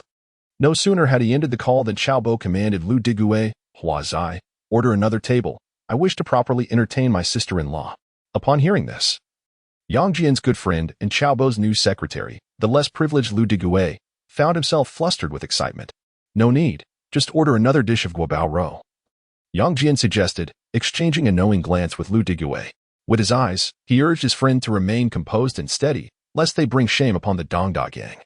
In truth, Yang Jian empathized with Lu Digue's disorientation. After all, when he was seconded to the provincial committee, he was not much better off. Both had spent several years navigating the grassroots, grappling with the challenges of their roles. How could they have ever encountered a leader as significant as Xiaobo, let alone share laughter, drinks, and banter with him? With this in mind, Yang Jian sought to pave the way for his friend. He raised his glass in a toast to Xiaobo, stating earnestly, "Secretary Qiao, Digui can be a bit impetuous. Please be patient with him." Xiaobo, smiling, waved his hand dismissively. "It's nothing to worry about. The youth must grow. Besides, I have a penchant for protective instincts." As soon as the words left his lips, an idea struck Yang Jian. "Brother Qiao, I too am a young one. You must look out for me as well." This remark took Xiaobo by surprise, and he promptly replied, "You have Secretary Lu to watch over you. What need do you have of me?" Detecting the subtle undertone, Yang Jian cautiously suggested, "Brother Qiao, henceforth, Secretary Lu will safeguard you. You will protect me, and I shall look after the younger ones below us. How does that sound?" "Excellent." Xiaobo raised his glass, and Yang Jian met it with his own. With a clink, the 2 glasses of baijiu were consumed. Yang Jian and Xiaobo exchanged knowing smiles, understanding the camaraderie that lay within the drink. 20 minutes later, Su Qing and Li Liang entered the private room in succession. Yang Jian stood to introduce. "Allow me to present the newly appointed secretary of the Fengtai Municipal Committee, Xiaobo. Brother Qiao, let me introduce you to." He drew Li Liang closer, smiling as he continued, "Vice Director of the Second Inspection Room of the Provincial Discipline Inspection Commission, Li Liang, my dear brother." "Greetings, Secretary Qiao," Li Liang said. Shaking hands with Xiaobo. "Hello, Director Li," Xiaobo replied courteously. At that moment, Yang Jian wrapped an arm around Su Qing's shoulders and grandly introduced, "My beloved wife." A distinguished lawyer, Su Qing. "Good evening, Secretary Qiao." Su Qing extended her hand warmly. However, Xiaobo feigned displeasure, turning slightly away and saying, "That address is incorrect. Please use a different title." Seeing this, Su Qing promptly corrected herself, expressing warmly, "Good evening, Brother Qiao." "Ah, now that is more appropriate," Xiaobo exclaimed, extending both hands with immense warmth. "What would my sister-in-law like to eat? I shall treat you with a feast. Whatever you choose, Brother Qiao, I shall happily partake." Su Qing replied, embodying the spirit of hospitality. Su Qing's demeanor and actions nearly left Yang Jian utterly bewildered. Attuned to his guest's desires, the elder brother inquired what his sister-in-law wished to eat, readily promising to procure it. Xiaobo's responses were impeccably discreet. Yet, Yang Jian found himself increasingly displeased. Pondering internally, why does he refuse to let go? Hasn't he held on long enough? After a moment's contemplation, he continued the introduction. "Darling, do you see who that is?" Upon hearing this, Su Qing withdrew her delicate hand and turned to the direction Yang Jian indicated, smiling as she remarked, "Hua Zai, it's been a while." Lu Digui, emerging from his astonishment, earnestly exclaimed, "Kill me. I can hardly believe you're Su Qing." After exchanging pleasantries, the banquet resumed, reaching a crescendo. Around 10 o'clock in the evening, Yang Jian conceded defeat, refusing to drink regardless of who toasted, his sole desire being to return home and sleep. Xiaobo and the others, understanding the unspoken sentiment, collectively bid farewell to Yang Jian and Su Qing as they departed first. In the police car, Yang Jian restrained his exuberance, cautiously explaining, "There's danger in Fengtai. We must return early tomorrow." Su Qing leaned against Yang Jian's shoulder, softly replying, You should get home early as well." 20 minutes later, within the confines of an upscale hotel, Yang Jian stood at the restroom door, persistently urging Su Qing, "Could you hurry up? It's just a shower. Is it really that?" His sentence was interrupted by another phone call. Damn it. Even divine calls are utterly useless. Moments later, the room's landline rang. Upon answering, he launched into a tirade. "Who is this? Are you insane? Can anyone?" "Yang Mi, I apologize. The situation is urgent. Everyone is waiting for you to convene the meeting." After hanging up, Yang Jian picked up the pair of shorts from the bed, set them down, picked them up again, then set them down once more. Perhaps I should just wear them. Before stepping out, Yang Jian sighed skyward. Being the foremost secret of Feng Tian is truly no easy task. Chapter 47. Yang Jian's outburst around 11 o'clock at night, in the spacious conference room of the Provincial Special Task Force's base. A long rectangular table divided the members of the Provincial Task Force from the Standing Committee of the Fengtai Municipal Party Committee. Representatives from both sides occupied their respective sides, distinctly separated, gazing across the table at one another, all awaiting Yang Jian's arrival. The slightly inebriated municipal secretary, Chao Bo, smiled at the deputy secretary of the Provincial Discipline Inspection Commission, Huang Shengli, opposite him, thinking to himself, the couple is currently engaged in their own affairs. How dare Huang Shengli interrupt such a moment? Surely something will go awry tonight. Huang Shengli, in turn, smiled back at Chao Bo, contemplating. I will certainly take the lead in smoking soon. Secretary Yang will be pleased. Suddenly, the door to the conference room swung open, and many leaders instinctively rose to welcome the arrival. After all, he was the personal secretary to the provincial party secretary, and a mere whisper from Yang Jian could be worth a fortune. At that moment, everyone turned their gaze toward the door. There appeared Yang Jian, his expression stern and angry, striding closer and closer. Sensing the atmosphere was amiss, Huang Shengli immediately rose, pointing to a chair beside him with enthusiasm, saying, Comrade Yang Jian, please take a seat here. Yang Jian let out a cold snort, walked to Huang Shengli's side, and instead of sitting down, he picked up his nameplate and turned to leave, showing no regard for appearances whatsoever. Witnessing this, the members of the Fonai Municipal Standing Committee promptly vacated their seats, eager to invite Yang Jian to join them. Yang Jian, with a smile, politely declined, casually pulling a chair to sit at the corner of the conference table, closer to the Fonai side. This action spoke volumes, the intent unmistakable. Those present, all astute individuals, understood. Yang Jian was backing Chao Bo. Once Yang Jian was seated, the meeting formally commenced, with Deputy Secretary Huang Shengli taking the floor. He solemnly stated, Comrades, the Provincial Party Committee and government have repeatedly emphasized the 613 incident. Yang Jian, uninterested in Huang Shengli's droning, took out his phone and sent a message to Su Qing. Don't leave tomorrow. Stay for another day. He thought to himself, it has been nearly a month, and we still haven't consummated our relationship. Will there be an opportunity tonight? Yang Jian had initially assumed the Provincial Special Task Force had urgent matters to discuss, which was why he had come to the emergency meeting. To his surprise, this urgent meeting was merely a political spectacle orchestrated by Deputy Secretary Huang Shengli. In simple terms, a means to admonish local leaders and assert the authority of the Provincial Task Force, even though this was a common tactic in the officialdom. And the Provincial Task Force had a responsibility to warn local officials. Yang Jian had no objections. He could cooperate with the Provincial Task Force and even afford Deputy Secretary Huang Shengli some respect. However, to choose this evening, thereby impacting his chance to be with Su Qing, how could Yang Jian not be furious? Yet, constrained by organizational principles and discipline, Yang Jian endured until Huang Shengli finished speaking. Just as it was time for Municipal Secretary Chao Bo to express his stance, a sudden click resonated through the air, the sound of a lighter igniting. Yang Jian was taken aback, instinctively turning his gaze toward the source of the voice. There stood Deputy Secretary of the Discipline Inspection Commission, Huang Shengli, casually holding a cigarette in one hand, a smile gracing his face as he looked at Yang Jian. His obsequious demeanor, coupled with a sycophantic grin and the awkwardness of a novice smoker, was evident to all present. Witnessing this scene, Yang Jian silently cursed. What's the point of pretending to smoke when you can't even do it? Without hesitation, he produced a cigarette and demonstrated what it truly meant to be a seasoned smoker. In response, the attendees of the meeting began to pull out their own cigarettes, not merely for the sake of a stimulant, but primarily to join Yang Jian in his indulgence. Consequently, the meeting room resonated with the sound of snapping cigarette packs, an incessant chorus. Yang Jian surveyed the room and thought, goodness, everyone, both the adept and the inexperienced, is smoking. This year's military budget could certainly be increased. Deputy Secretary Huang Shengli truly set a commendable example. After a cigarette break, the meeting resumed. Newly appointed Mayor Chao Bo represented the Fontai Municipal Party Committee and government, offering self-criticism to the Provincial Special Investigation Team, expressing his commitments and promises. Once Chao Bo concluded, it was time for Yang Jian, the liaison officer from the Provincial Special Investigation Team. All eyes turned toward him. Yang Jian calmly lifted his teacup, not to show off, but to moisten his throat before speaking. However, the moment he set the teacup down, his expression shifted dramatically. With an imposing calm, he declared, Firstly, I wish to express my personal views. Fixing his gaze squarely on Huang Shengli, he articulated with precision.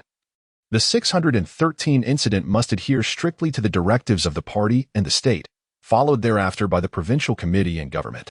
He struck the table emphatically to emphasize his words, questioning sternly, what are the directives of the party and the state?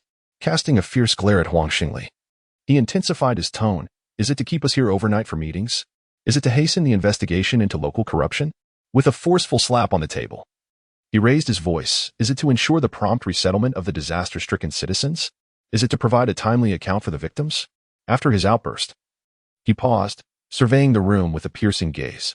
An oppressive silence enveloped the gathering. No one dared to meet Yang Jian's eyes, as if they were all bowing their heads in submission. For everyone understood that the sentiments Yang Jian expressed not only echoed the directives of the party and the state, but likely also reflected the intentions of Provincial Secretary Liu Huayuan.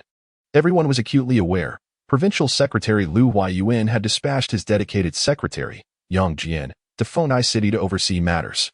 Mayor Chao had just assumed office that morning, was summoned for a meeting at noon, and then dispatched to inspect post-disaster reconstruction in the afternoon.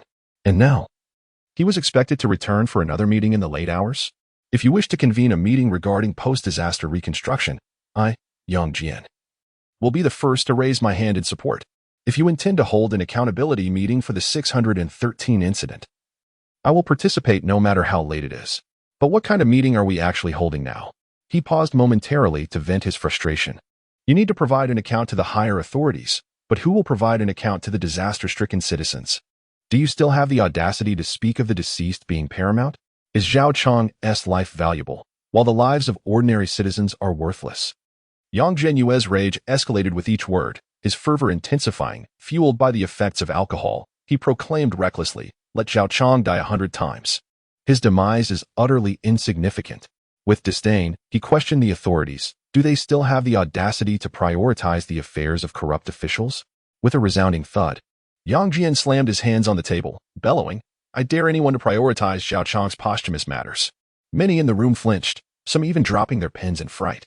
Yang Jian leaned menacingly over the conference table, asserting, "Zhao Chang can perish right under your noses, yet you have the gall to seek my assistance for Tianyu? You can trace my whereabouts to the hotel I'm resting in, yet you cannot uncover the cause of Zhao Chang's death? Is it that you cannot investigate? Or that you choose not to? Or perhaps you are simply incapable? You all know the truth." After a brief pause, he surveyed the attendees, discerning who among them felt guilty. "I, Yang Jian, declare this. Only when the plight of the disaster-stricken populace is fully resolved will I hand over Tianyu. Otherwise, not even divine intervention will suffice." With that, he returned to his seat and lifted his teacup to soothe his throat.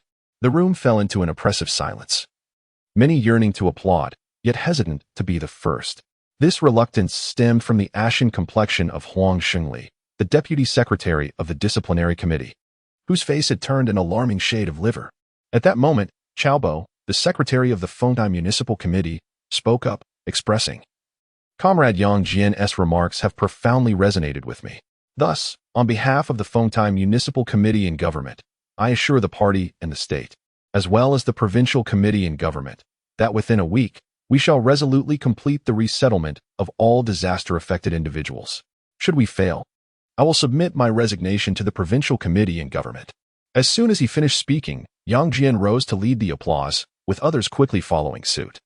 Once the clapping subsided, Huang Xingli awkwardly interjected, "I am deeply moved by the speeches of Comrade Yang Jian and Comrade Chao Bo.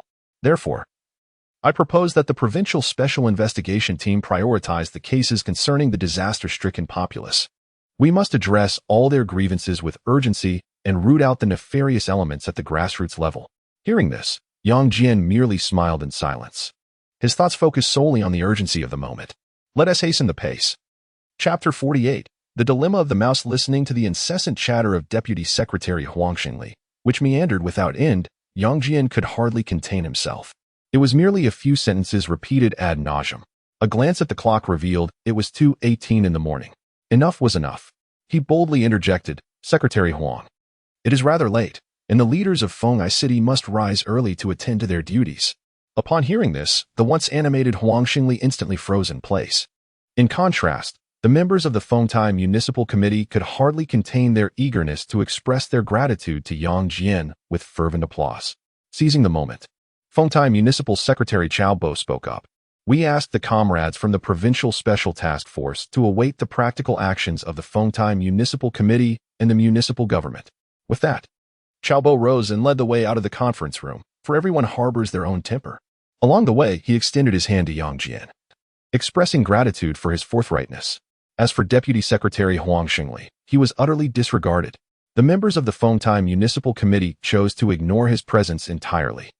After all, they were all department-level officials. The title of Deputy Secretary of the Discipline Inspection Commission held little weight. Yang Jian bid farewell to each individual, escorting them to the door, saying, "Thank you for your hard work. I represent the Provincial Special Task Force in seeing you off." Just as Yang Jian seemed ready to leave, Huang Xingli promptly stood and chased after him. "Secretary Yang, please wait a moment. I have something important to discuss with you." Huang Xingli grasped Yang Jian's arm as he was about to enter his vehicle. "What is it?" Yang Jian retorted, suppressing his anger, maintaining a dignified composure. "Secretary Yang, may I have a word?" Huang Xingli slyly gestured with his eyes. With a disdainful snort, Yang Jian proceeded to a secluded corner. "Secretary Yang, I have good news to share," Huang Xingli said with an air of mystery. Yang Jian, cigarette in mouth, gestured for him to continue. Lowering his voice, Huang Xingli ingratiated. "The case of Mayor Su has been clarified. He was wrongfully accused and will return home by tomorrow morning." With a soft thud, the cigarette fell from Yang Jian's fingers, leaving him momentarily stunned. Disbelief etched across his face. "This is absolutely true. I am not deceiving you," Huang Xingli asserted firmly. At these words, Yang Jian snapped back to reality, narrowing his eyes at Huang Xingli, pondering, could this be a case of caution in dealing with the mouse? And Tianyu had been secretly detained, and certain individuals were in a state of panic. They feared Lu Huayuan would continue his investigation.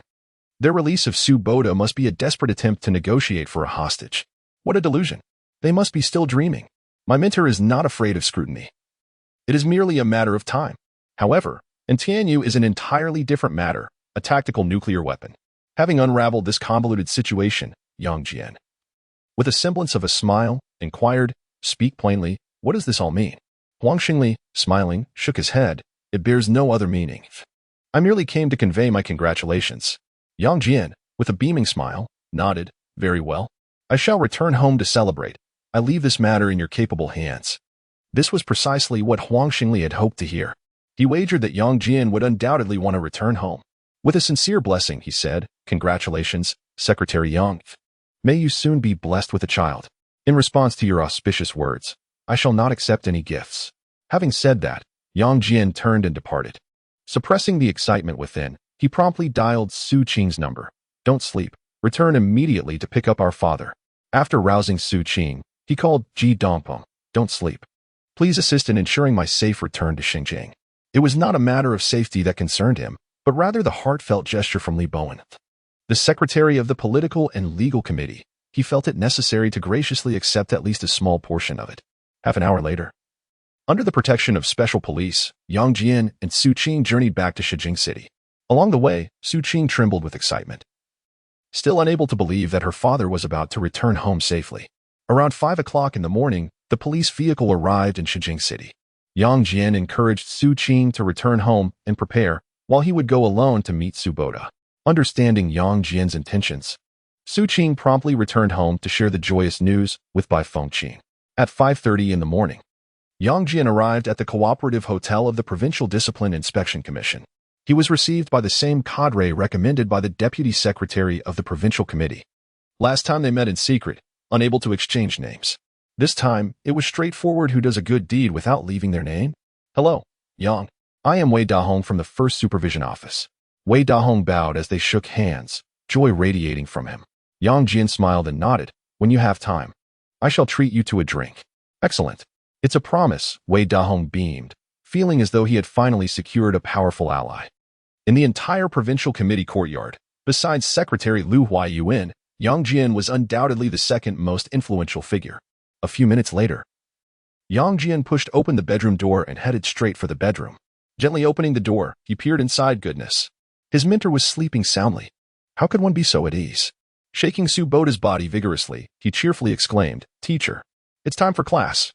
Upon hearing this, Su Boda was instantly awakened, bewildered and looking around. "Which class is today?" Witnessing this scene, Yang Jian laughed heartily, tears of joy streaming down his face, dispelling the gloom that had lingered before. Upon awakening, Su Boda raised his hand and delivered a slap, scolding, "What are you laughing at? Why are you here again?" At that moment, Yang Jian wiped the tears from his eyes and gently said, "Teacher, we are home." At his words, Su Boda stood frozen, his eyes instantly welling with tears. Yang Jian could not bear to witness such a sorrowful sight. He stepped forward to assist Su Boda, smiling, "Come, let me take you for a rejuvenating bath. Let us wash away any lingering misfortune." With that, the mentor and disciple, akin to a father and son, walked toward the sun, pursuing the light.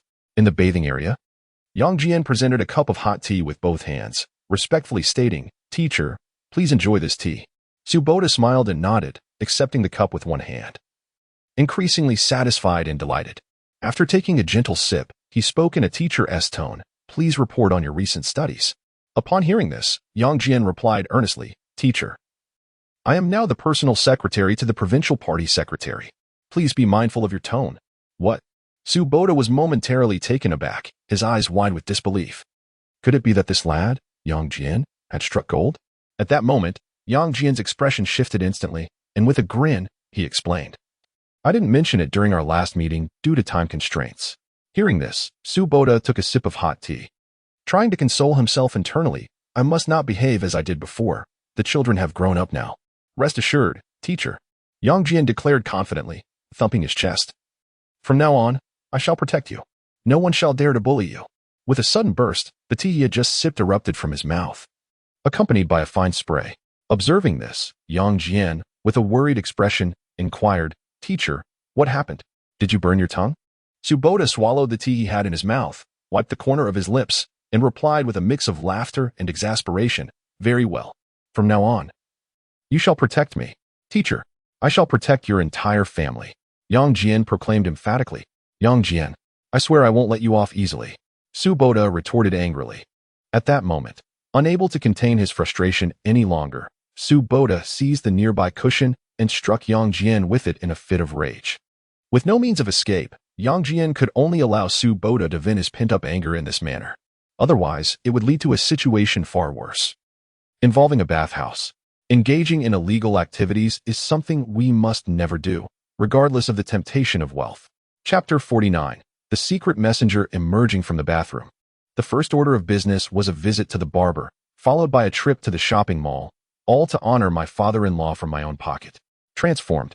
Su Boda radiated a newfound vitality, reverting to the genteel and refined demeanor of an academic gentleman. "Humph, I suppose you do possess a semblance of conscience, my lad."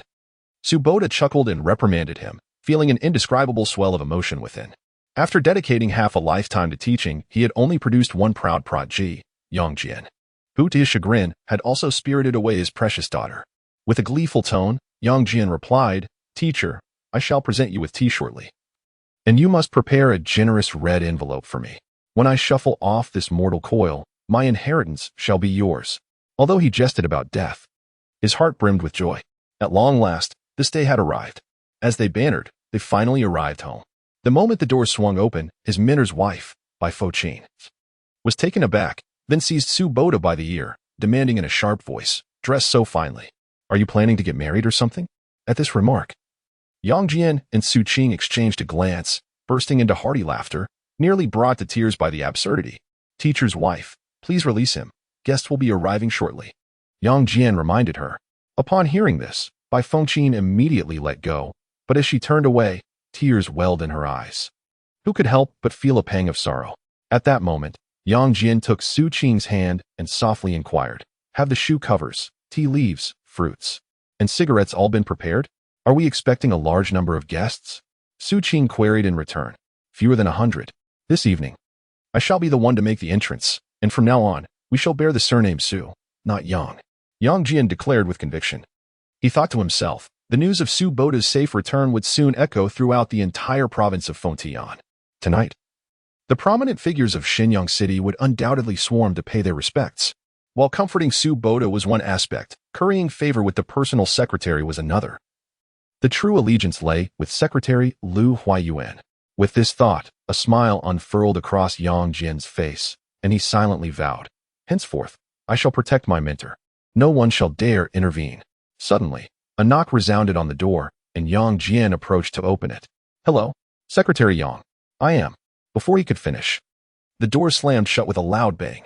The visitor stood there, bewildered, cursing the first secretary of Fengtian for being so pretentious. "Who was that?" Su Qing inquired curiously. Yang Jian scoffed dismissively, "I don't know. They must have knocked at the wrong door." His principle was clear: no matter who arrived bearing valuable gifts, they would not be permitted entry, let them do as they wished. The individual who had just knocked was evidently a businessman. Su Qing linked her arm through Yang Jian's, suggesting, "Why not ask your father? What if?" "There is no what if," Yang Jian interjected firmly. "If I do not know them, no one shall enter." At that moment, Su Boda emerged from his study, grinning widely, and remarked, "Let him have his way. He is in charge here." Just as Yang Jian was about to respond, Su Boda raised his hand and delivered a sharp reprimand, demanding, "Where is my painting?" In light of this inquiry, Yang Jian chuckled mischievously. Guess. Witnessing this exchange, Su Boda clutched his chest and muttered through clenched teeth, "You incorrigible spendthrift." During the lunch break, Director Dong was the first to arrive, greeting Mayor Su. "Welcome back to the team, Director Dong. It has been a while," replied Su Boda, shaking his hand. Although they were acquainted, their interactions had been minimal. At that moment, Yang Jian interjected, "Did you come empty-handed?" Hearing this, Director Dong nodded in confusion. "What's the matter?" Yang Jian then exclaimed, "Wife, no need to brew tea. Just bring a bottle of mineral water." With this remark, both Director Dong and Su Boda burst into laughter, instantly lightening the atmosphere and clarifying their relationship. After taking their seats, Yang Jian graciously offered a cup of hot tea. While humor is welcome, one must be wary of harboring grudges. What if Director Dong held a grudge? Director Dong, not wishing to linger too long for fear of inconveniencing other guests, hurried back to work. After bidding farewell to Director Dong, several businessmen arrived, but Yang Jian turned them all away. During this period, he received numerous calls from alumni. The approach was straightforward, cordial with good friends, and quick to hang up on those who were not. Around 3 in the afternoon, the leadership from Dong University arrived in a group for a visit. While Su Boda engaged in conversation with the university leaders, Yang Jian took on the role of serving tea. Suddenly, one of the leaders remarked, "Yang Jian is truly a campus star of Dong University." In response, Yang Jian smirked. "Leader, did you not say I cheated on exams during my time at school? How did I become an idol?" This statement left the leader blushing. Unable to muster a response for quite some time, Su Boda remained silent, appreciating Yang Jian's forthrightness, which was now warranted given his status. Noticing the tension in the air, the president of Dong University stepped in to ease the situation, warmly asking, "Yang Jian, when will you return to your alma mater? Perhaps you could share some insights with the junior students." Yang Jian smiled and replied, "Leader, I wish I could return, but alas, I simply do not have the time." The president insisted, "You must carve out some time to visit. We will be waiting for you." Yang Jian nodded nonchalantly, thinking to himself, "You're just a mere department head. I won't be waiting for you. Besides, where were you when my mentor was in distress? Regret has come too late." Feeling disinclined to engage further, he hurried off to Su Qing's room to explore matters of a more personal nature. After the departure of the university leaders, a group of Dong University students also came to visit. Yang Jian embraced Su Qing, showering them with affection, determined to make a statement. If they can't be overwhelmed, he would ensure they were well informed. A wedding would be held during the National Day celebrations. As night fell, dinner was served promptly. The evening's repast was exceptionally lavish, consisting entirely of Yang Jian's favorite dishes, seemingly disregarding Su Boda's preferences. Suddenly, Su Boda turned to Bai Fengqin, asking, "Where's my northeastern liquor?" Yang Jian interjected on behalf of his mother-in-law, "Guess." Upon hearing this, Su Boda clutched his chest, feeling utterly despondent. This family. One day it will be the end of him. Dinner concluded hastily as guests continued to arrive in droves. It appears that the principal leaders of the Shenyang municipal government have all gathered, with the notable exception of Mayor Huang Yuan.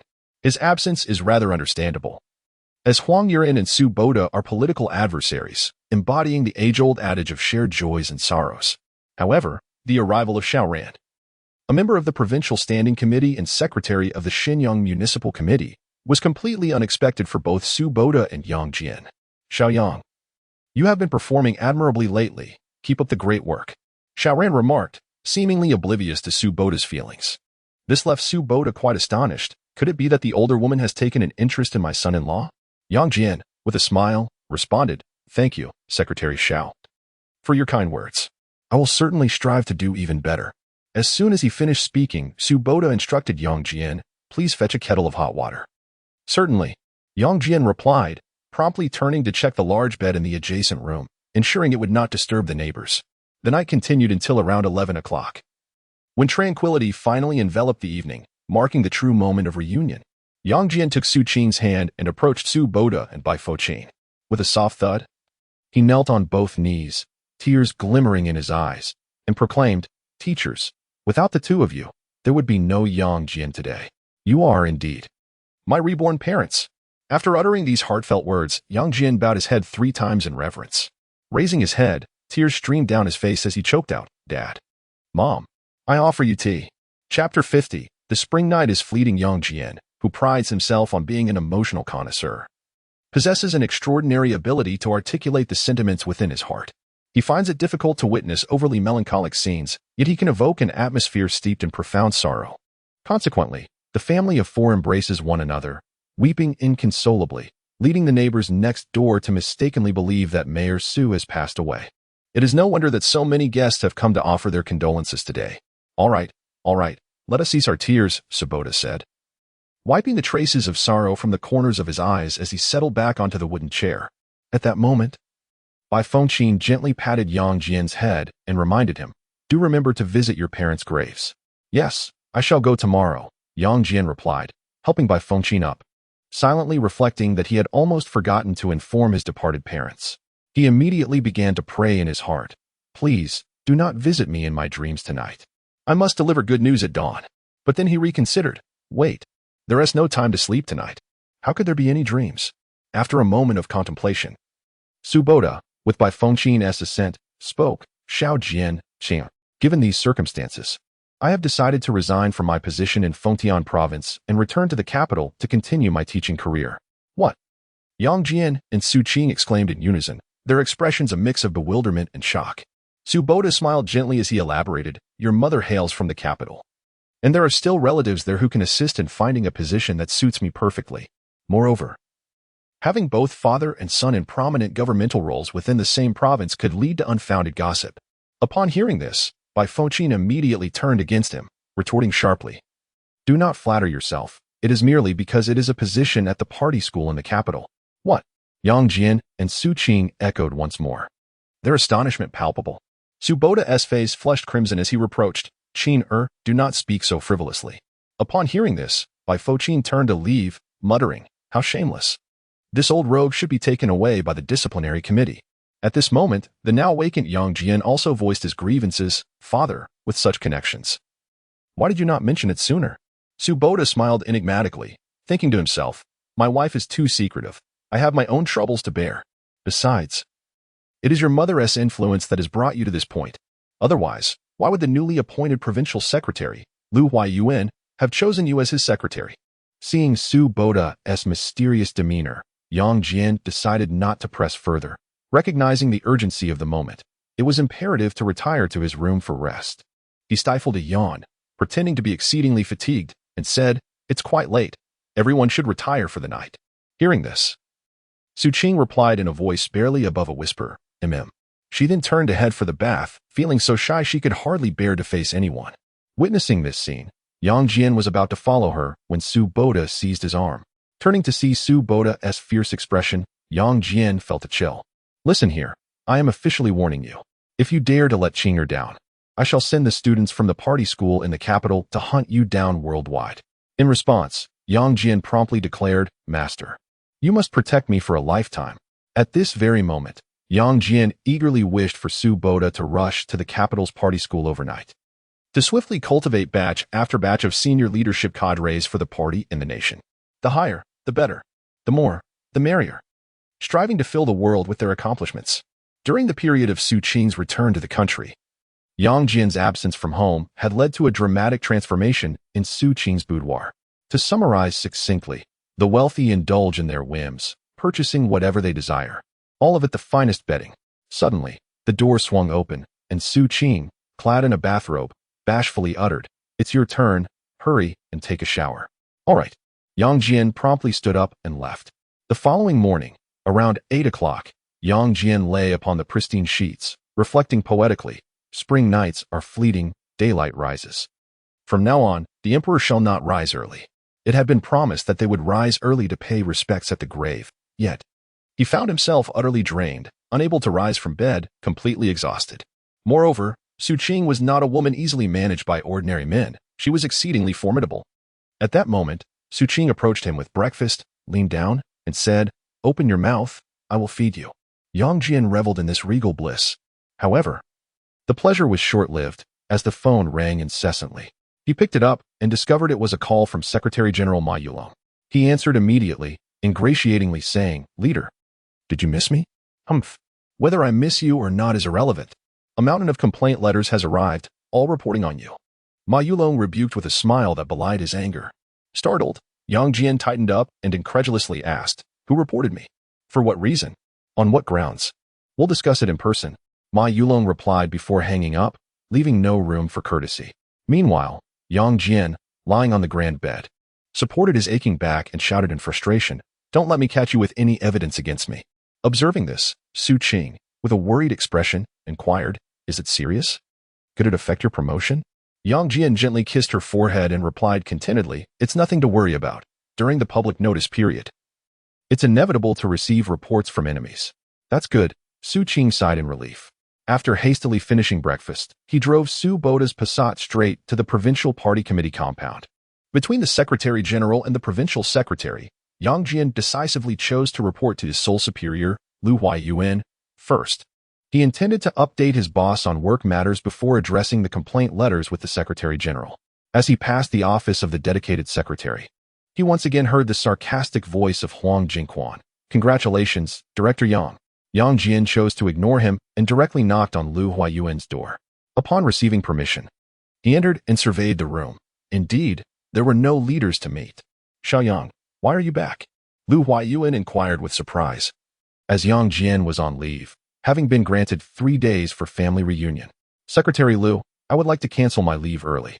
With that, Yang Jian handed over a black leather bag. The narrative is replete with references to Tianyu and the tactical nuclear weapons disclosed for the second time. Lu Huaiyuan comprehended instantly it was yet another piece of incriminating evidence. Who else could be implicated this time? Although his curiosity was piqued, Lu Huaiyuan refrained from perusing the details immediately and instead engaged in a discussion with Yang Jian regarding subsequent arrangements. "Comrade Yang Jian, since you are eager to work, why not consult Comrade Yulong to confirm the research route?" "Certainly," Yang Jian replied with a smile, yet internally he was lamenting, "A business trip is imminent. There will be no opportunity to return home for a restful night's sleep. I haven't had enough rest yet." Chapter 51. Itinerary Planning with Determination. Yang Jian pushed open the door to the office of the Secretary General, leaving Huang Jingquan to endure the meeting alone, vowing to settle the score later. He gently knocked 3 times and, upon receiving the Secretary General's permission, approached Ma Yulong with a hint of grievance. "Leader, who reported me?" he inquired, as he casually placed a pack of his favorite cigarettes on the desk. Upon hearing this, Ma Yulong set down his pen, opened the drawer, and pulled out a thick stack of complaint letters, which he unceremoniously dropped onto the desk. "Read for yourself," he said curtly. At the sight, Yang Jian felt a sudden tightness in his chest, thinking, "Incredible. How could there be so many complaints? Have I offended that many people?" Without time to ponder, he randomly picked up a letter, skimming through it rapidly. "This is slander. All of it is defamatory. I have never peeped on my female classmates while they bathed." Meanwhile, Ma Yulong leaned back in his chair, observing Yang Jian with a sardonic smile. The complaints were merely a pretext. The real intention was to call Yang Jian back to discuss the itinerary for an upcoming inspection. Of course, a bit of admonition and reminder was an inevitable expression of care. "Take your time to review these later. Let's address the main issue first," Ma Yulong suggested. "Ah, understood." With that, Yang Jian casually grabbed a file folder and took the damning anonymous complaints to analyze later, convinced he would uncover some clues, and then he would make sure they regretted it. At that moment, Ma Yulong produced a schedule, laying it open on the desk. "Take a close look and see if there are any issues." Yang Jian bent over to examine it. Wow, this must be the legendary inspection tour, complete with a ceremonial procession and public funding for travel, a coaster bus, 2 police cars, 3 official vehicles, and that's it? From Shenyang City.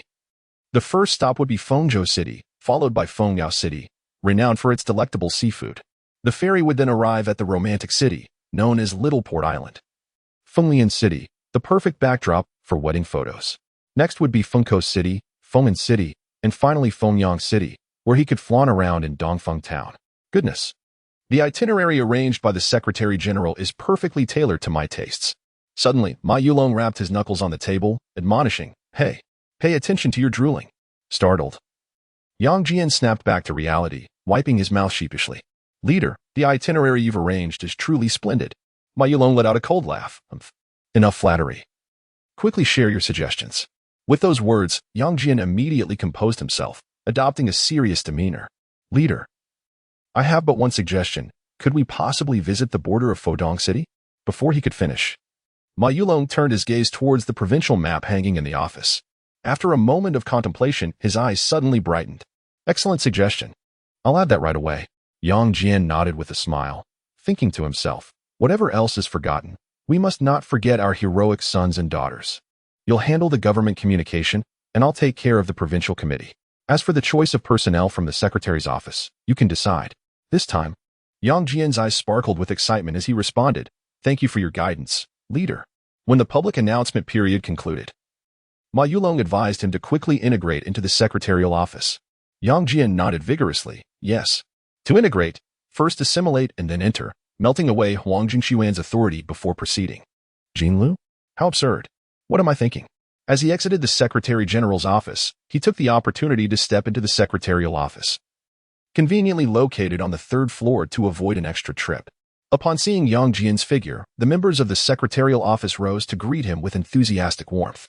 Particularly, Comrade Jean Lu presented him with a cup of hot tea, her lively eyes seemingly beckoning. Director Yang, please savor the tea, my tea.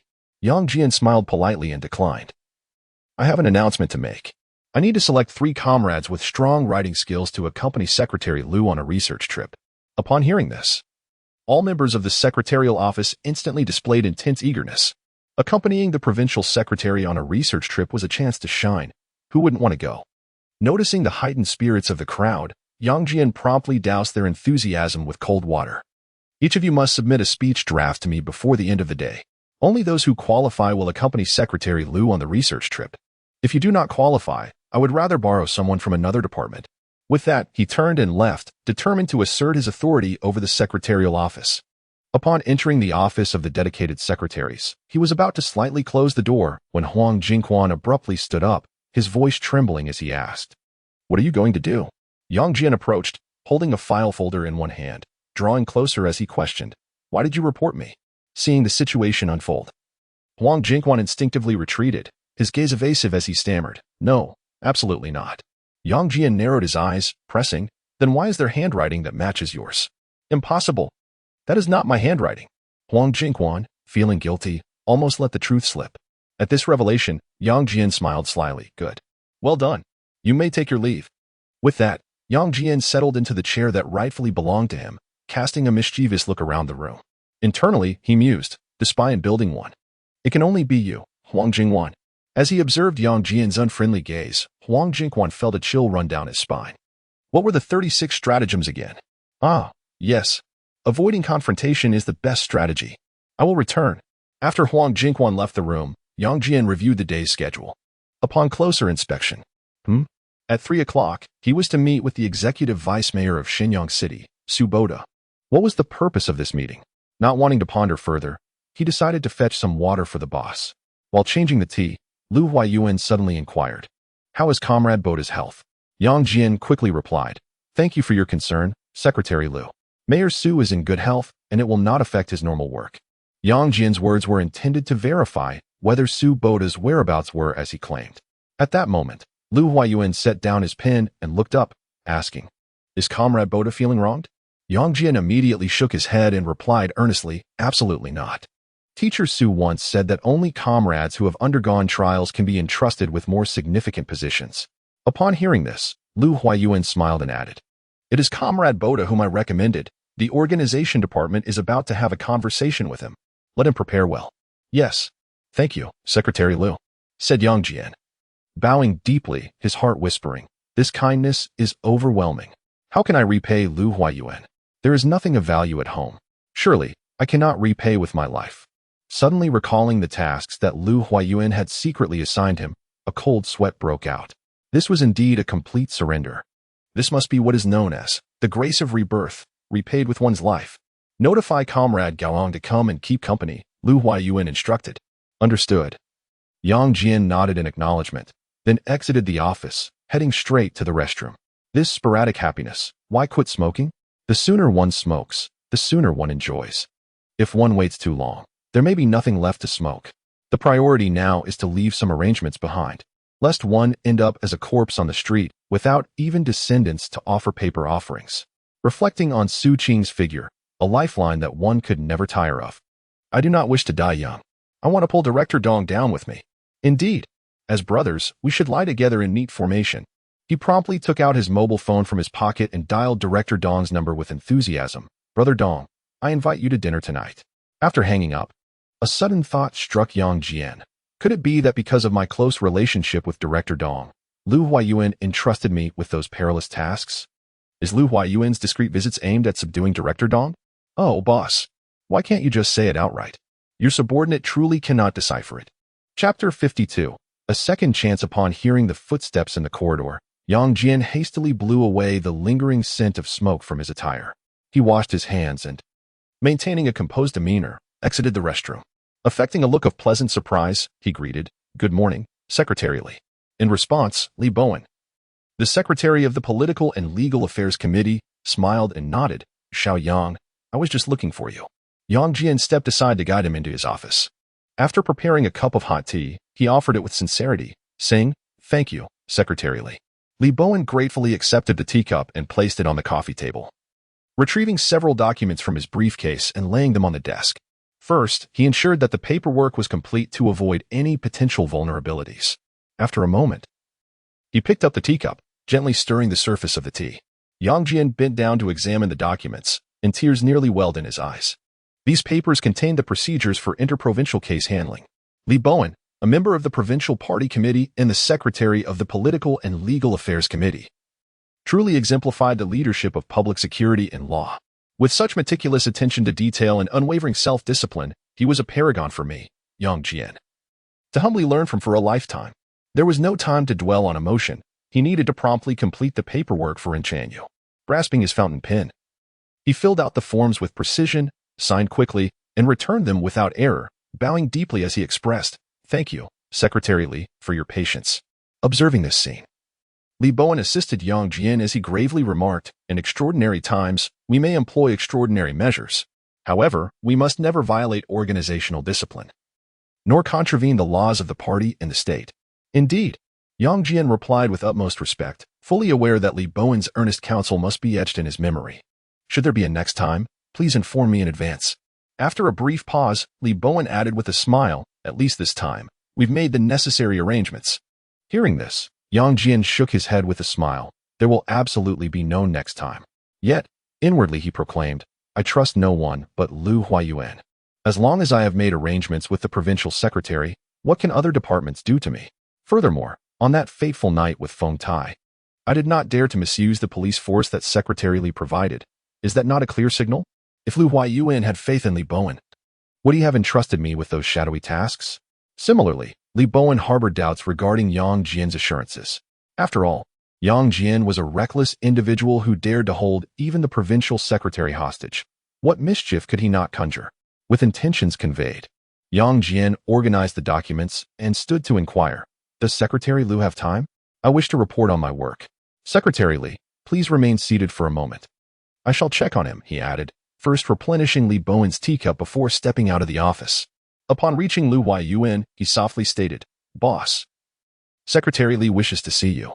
Upon hearing this, Lu Huayuan set down his pen and looked up, asking, "Have the documents been completed?" "Just finished." Yang Jian affirmed with a nod, though inside he was exuberantly shouting, "The boss cares about me. The boss thinks of me. The boss would never send me to my demise without cause." "Very well, please ask him to come over," said Lu Huayuan as he tidied up the documents on his desk and returned them to the drawer. "Understood." Yang Jian turned to leave, silently cursing himself for being so preoccupied with self-preservation that he had forgotten to sneak a glance at national affairs. He carried Li Bowen's teacup and invited the secretary of the Political and Legal Committee into Lu Huayuan's office. After firmly securing the door, he returned to his own office, resolutely focusing on solving the case at hand. He opened the file and extracted the anonymous complaint letters, examining each one thoroughly, eager to discern the matters at hand and the handwriting of the individuals involved.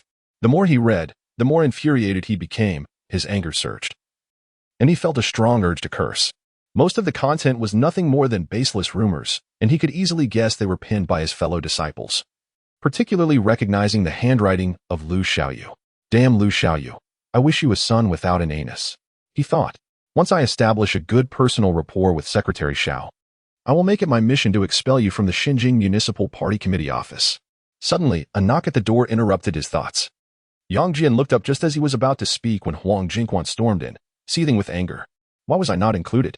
Why am I not part of this? Faced with this scene, Yang Jian let out a cold chuckle from his nostrils. Huang Jingquan, I am the director of the secretary's office. I have the right to accompany Secretary Lu for the investigation. Huang Jingquan grew anxious. Yang Jian dismissively replied, Go ask Secretary Lu. Upon hearing this, Huang Jingquan trembled with rage, yet he dared not confront Secretary Lu directly, nor did he have the courage to question the Secretary General. He still possessed some degree of self-awareness. However, he was unwilling to let this rare opportunity slip away. After a moment of contemplation, he chose to lower his proud head and pleaded softly, Could you grant me another chance?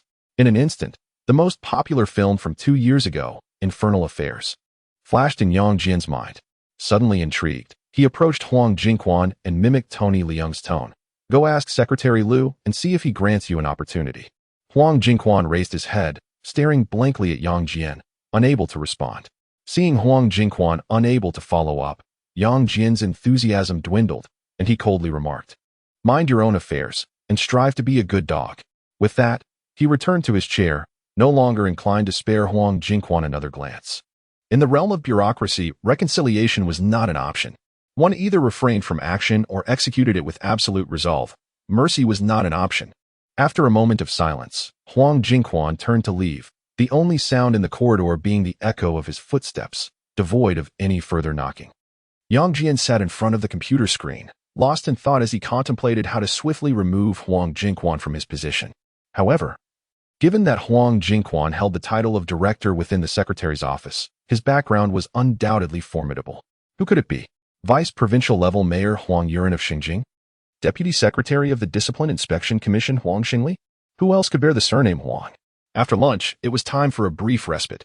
Having attended to Lu Huayuan's needs, Yang Jian slightly ajar the door and reclined on the sofa, recharging his energy. Perhaps due to the exhaustion from the previous night, he inadvertently drifted into slumber, until the alarm jolted him awake, prompting him to hurriedly freshen up before rousing Lu Huayuan. Xiaoyang, have there been any developments on North Street? Lu Huayuan suddenly inquired about the situation on North Street. Yang Jian was caught off guard and, feeling somewhat anxious, replied, Boss, rumors are difficult to control, but their source is relatively easy to trace. It may take some time. Upon hearing this, Lu Huayuan nonchalantly replied with an The utterance of this sound allowed Yang Jian to exhale in relief, as it seemed Lu Huayuan had no intention of pursuing the matter further. However, upon deeper reflection, something felt amiss. Lu Huayuan would never simply ask a solitary question without reason. But what could it mean? Was he subtly suggesting that I should discreetly inform Director Dong that it is time to take action?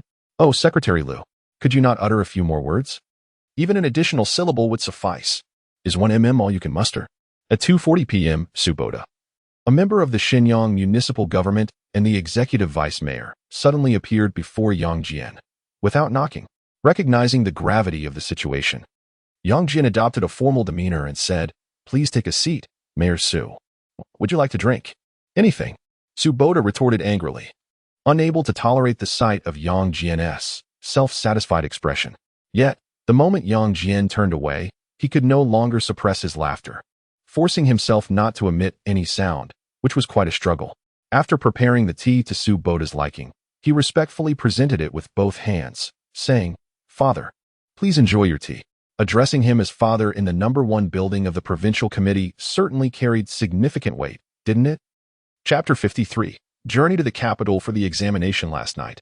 Yang Jian and Su Qing toiled throughout the night. Su Boda, who slept next door, was not idle either. He listened to Bai Fo Qin recount old tales for an entire night. It was not due to insomnia, but rather the noise from next door was somewhat loud, prolonged, and resonant. Consequently, the elderly couple found themselves somewhat irked, leading them to converse about the relationships between the Lu and Bai families. After a night of deliberation, Bai Fengqin and Su Boda agreed it was not yet time to confront Yang Jian and Su Qing with the truth. Thus, As Su Boda made his inaugural visit to the newly appointed provincial secretary, he feigned a demeanor of caution, repeatedly inquiring about Lu Yuan's affairs. Yet, Yang Jian remained tight-lipped, his silence impenetrable. Not even Su Boda, his own father, could elicit a word from him. Su Boda was not angered. Instead, he felt a sense of relief, for Yang Jian had matured significantly through these experiences. Once a cup of tea had been consumed, Minister of Organization Gao Yang arrived to accompany them on behalf of the Provincial Organization Department.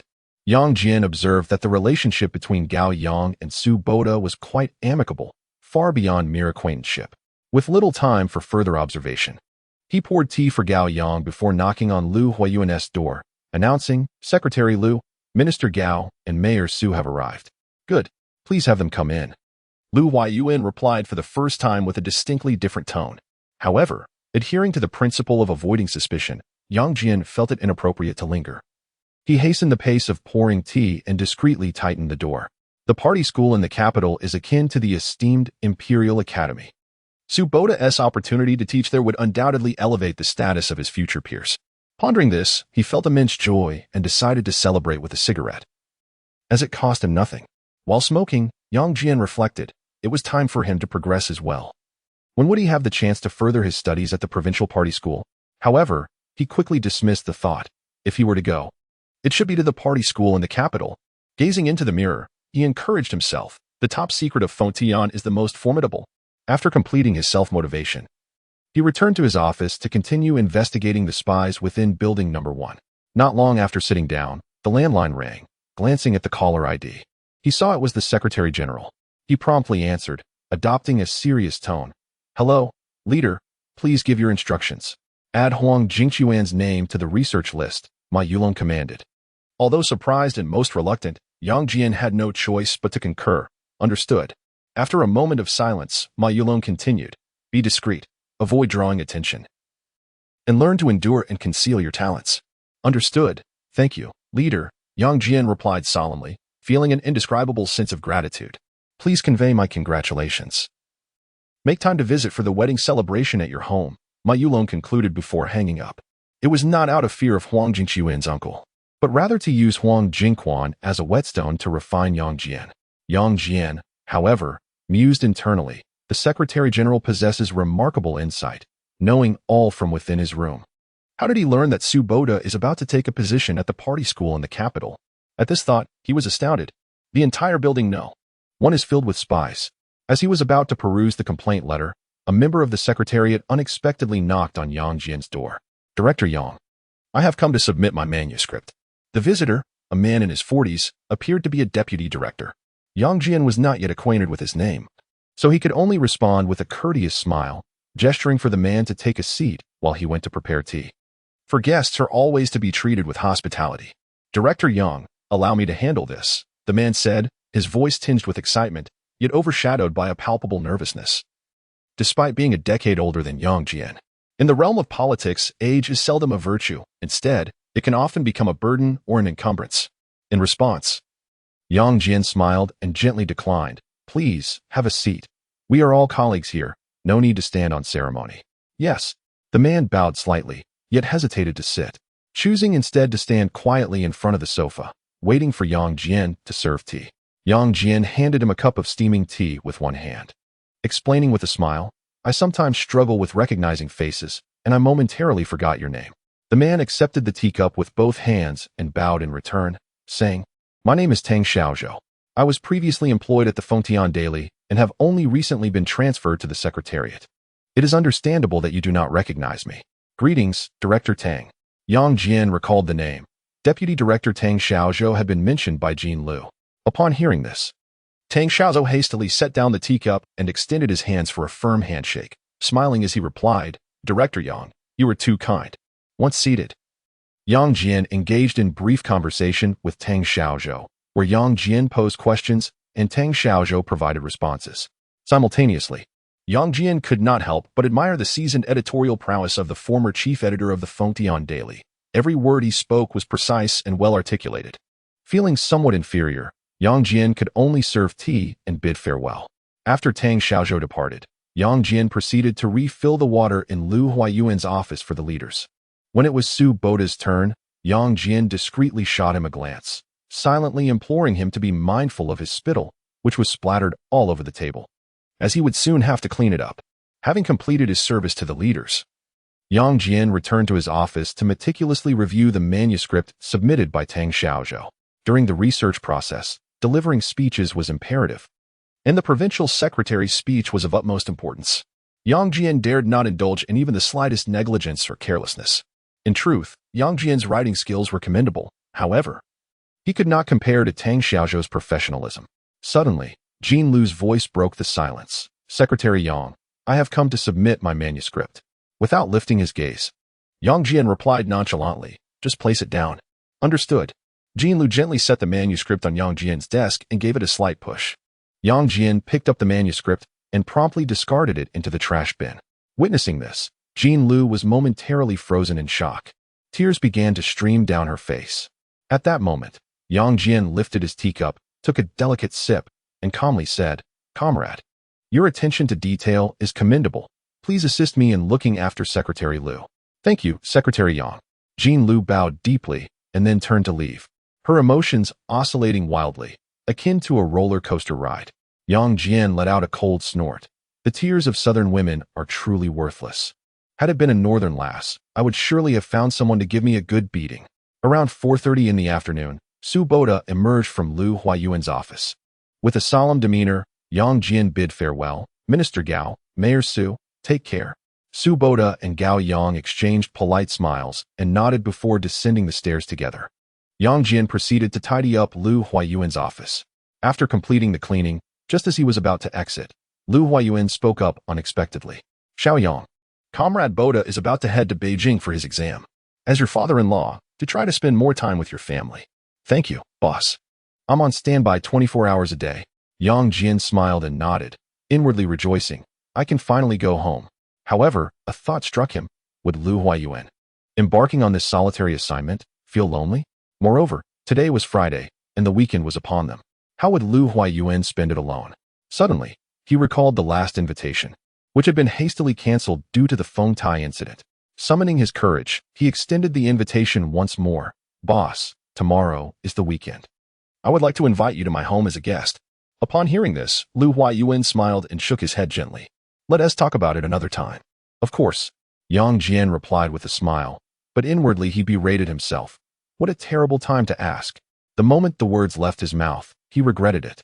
For Su Boda's joyous occasion would soon become common knowledge, and their home would once again be bustling with visitors. Furthermore, at this juncture, it was inappropriate for Lu Huayuan to make an appearance, let alone visit socially. Damn it, what was wrong with him? How could he make such a naive mistake?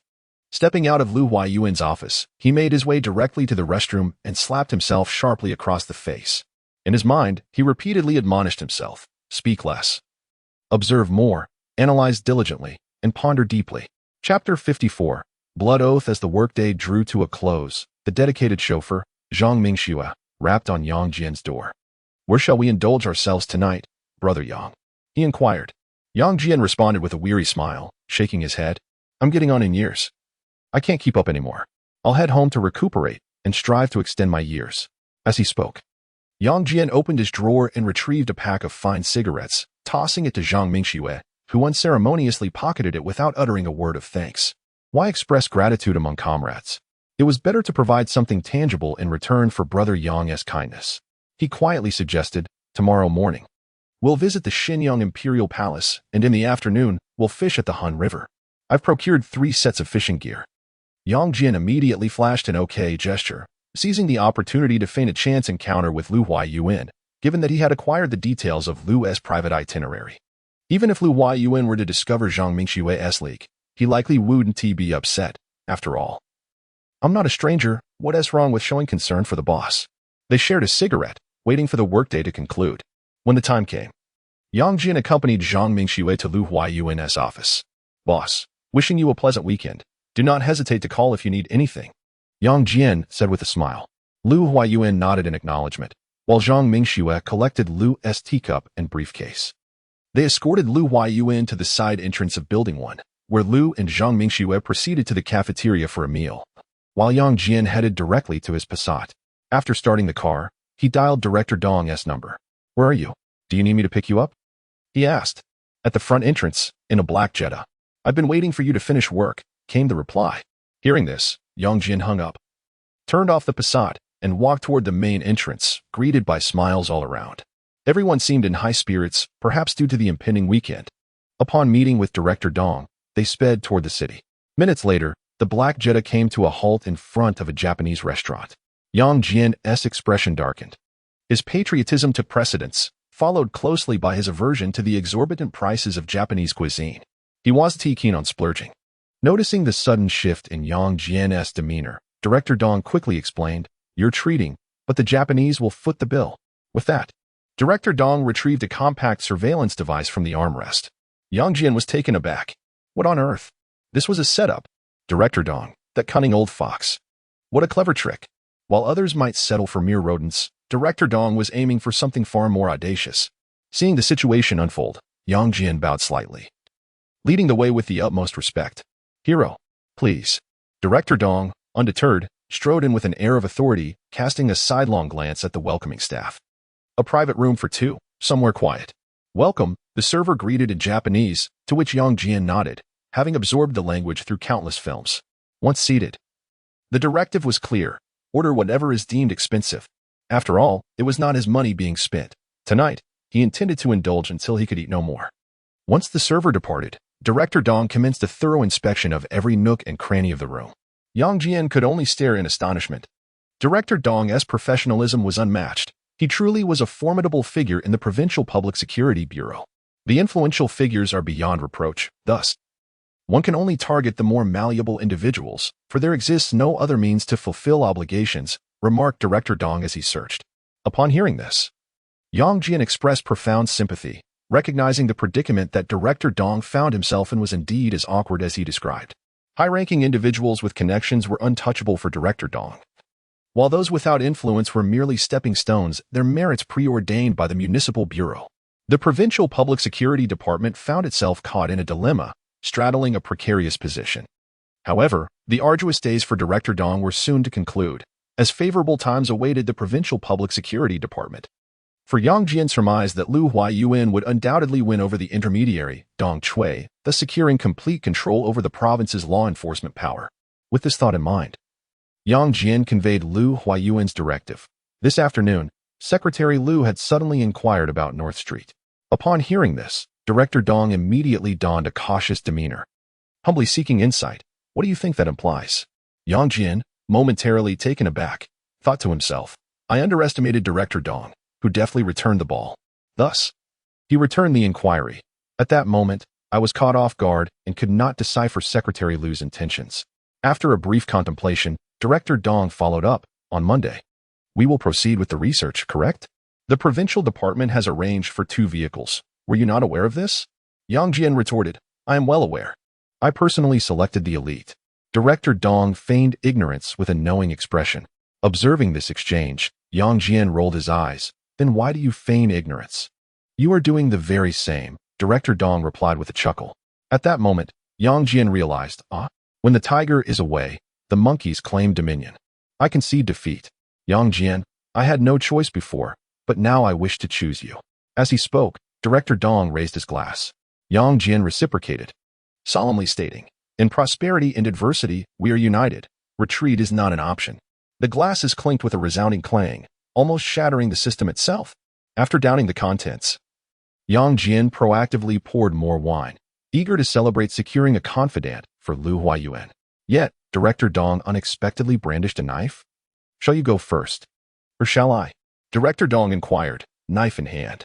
Upon this display, Yang Jian felt overwhelmed, furrowing his brow and asking, can we engage in a battle of wits? Perhaps curse with oaths involving our parents? No. Director Dong resolutely shook his head, adding, your parents passed away early. Mine are still alive. That would be unfair. Before he could finish, Yang Jian raised his middle finger at Director Dong. After a moment's hesitation, he brought the knife down. Director Dong swiftly followed suit, allowing their blood to drip into the glasses. Locking eyes, they drank in unison. Director Dong, summoning his courage, declared, I am Dong Chui. Dare to mock me, and I shall sever our ties. Upon hearing this, Yang Jian nearly burst into laughter. No wonder so many avoided this topic, for this was the reason. stifling his amusement. He inquired with a playful tone, "Don't our parents prefer daughters?"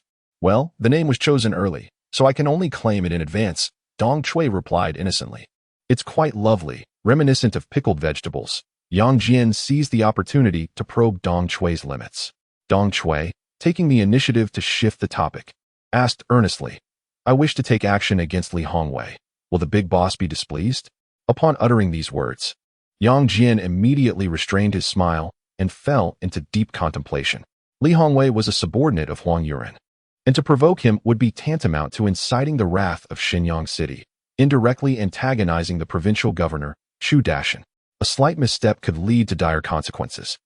He believed he would remain unharmed. After all, it was a case of may the friend perish, but not the Taoist. Perhaps he could first send Dong Chui to test the waters. Yet, upon further reflection, having just sworn brotherhood, such an action seemed rather uncouth. Yang Jian found himself in a quandary, uncertain whether to acquiesce. Noticing Yang Jian's expression of distress, Dong Chui resolved firmly, "Brother, fortune favors the bold." As Dong Chui embraced the notion of facing danger, Yang Jian seized his counsel. "Go ahead. If trouble arises, I shall support you." Upon hearing this, Dong Chui nearly toppled. "Jesting, you truly are a good brother." Yang Jian replied nonchalantly, "Rest assured, I am no Chao Mingda. I will ensure your family's safety throughout their lives."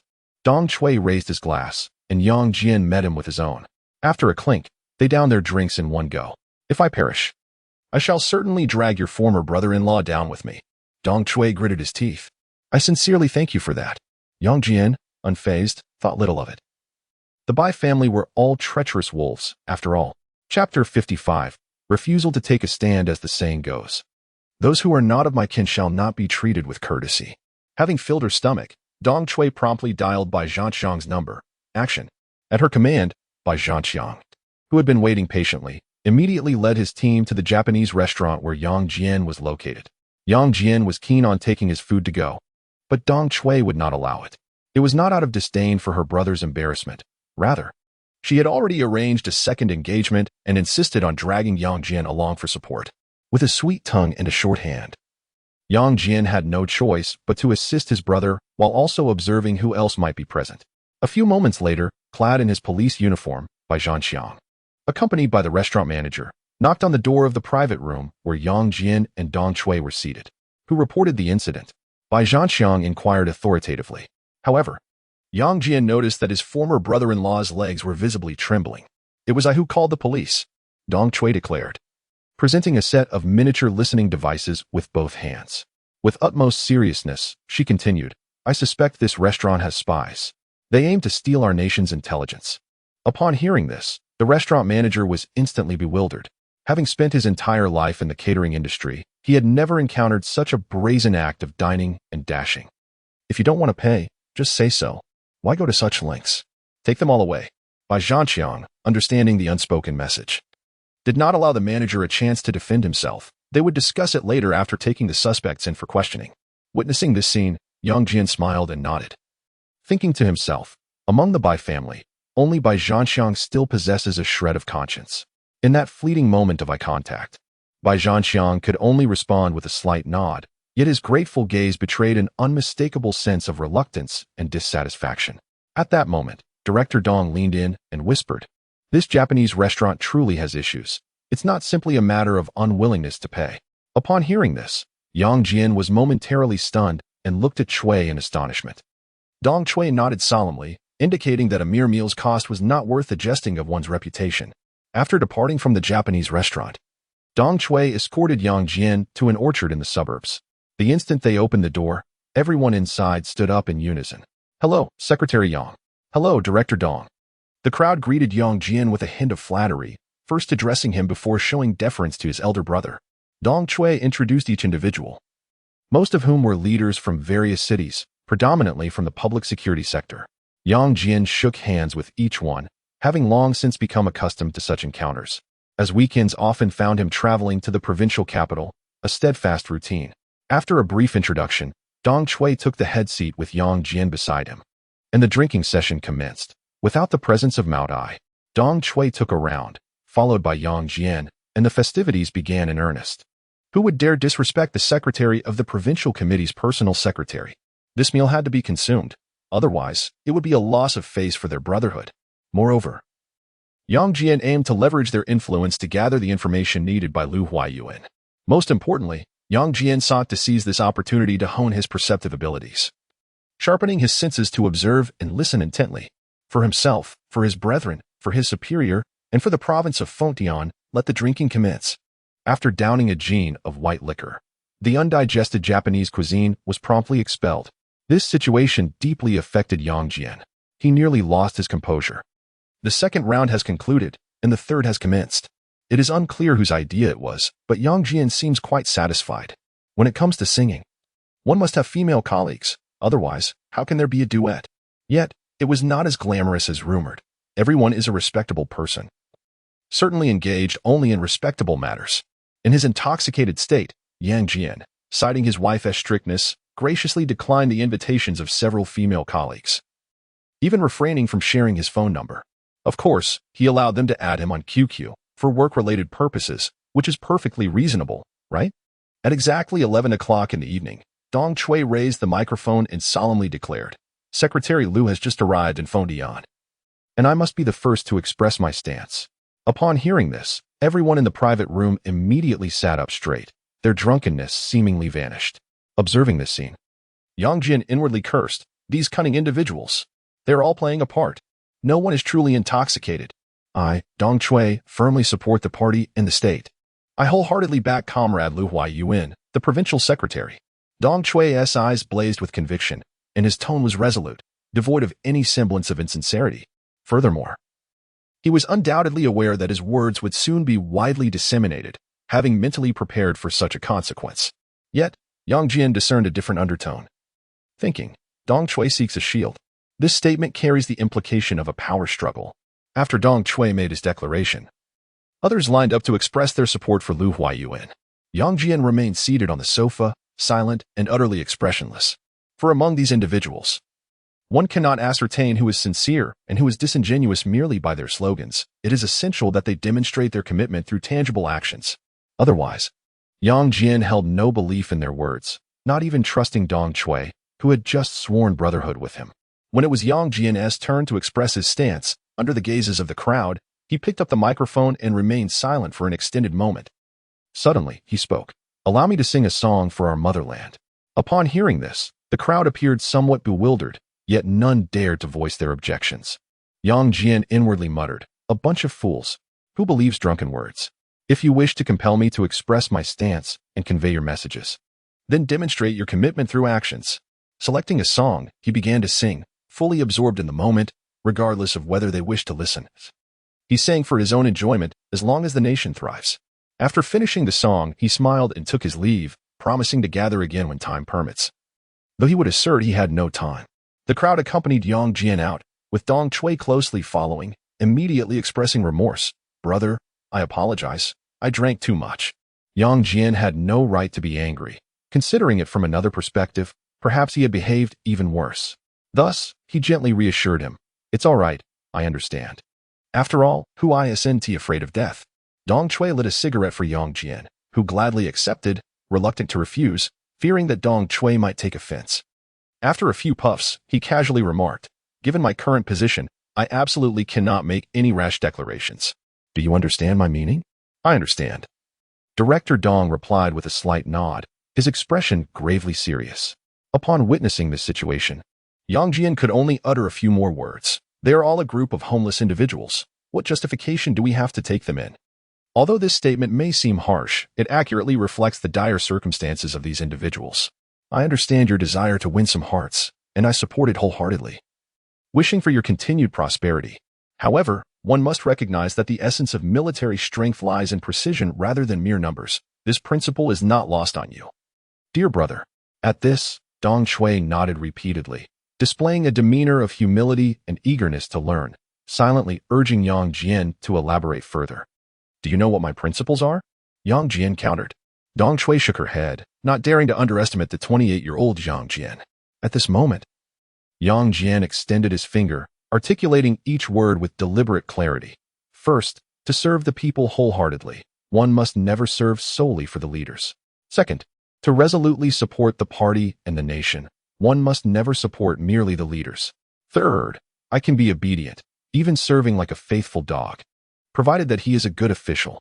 After a brief pause, he emphatically declared, otherwise, I will resign. Yang Jian's thoughts were quite straightforward. Since Su Boda has emerged, the worst that could happen is returning home to a life of leisure. Chapter 56. The ancestor's tomb smokes as Yang Jian approached his home. The door swung open of its own accord. Even at around 1 in the morning, Su Qing awaited his return with unwavering patience. What man could remain unmoved by such devotion? Which husband would not feel dazed by the sight? Are you hungry? Do you wish for something to eat? Su Qing shyly urged Yang Jian, who reeked of alcohol, to enter. Her concern was not for his state, but rather the possibility of being discovered by her parents, who had only just fallen asleep. A whole bowl of dumpling soup, please. With that, Yang Jian resumed his playful antics, relishing the moment, his slight plumpness deemed delightful. Very well, you shall bathe first, she replied, gently nudging him along, not out of fear of ticklishness, but rather for concern over his well-being. Thus, humming a tuneless melody, Yang Jian happily made his way to the bath, reflecting on the immense joy of having a loving partner. Memories of his time with Bai Qianxue flitted through his mind, a bittersweet reminder of unfulfilled longing. Su Qing's culinary skills were impeccable, perhaps honed by her solitary existence abroad. Yang Jian savored the meal with gusto, having long been deprived of garlic and ginger, seizing the opportunity to indulge. Observing him intently, Su Qing rested her chin on her hands, her gaze fixed on Yang Jian as he ate, a moment she had anticipated for a decade. The intensity of love in her eyes was unmistakable. While men often find myriad excuses in moments of vulnerability, tomorrow we shall pay respects to my parents. Let us retire early tonight, Yang Jian suggested, holding Su Qing close, cautious not to overexert himself. Good night, my husband, she whispered, bestowing a gentle kiss upon his cheek.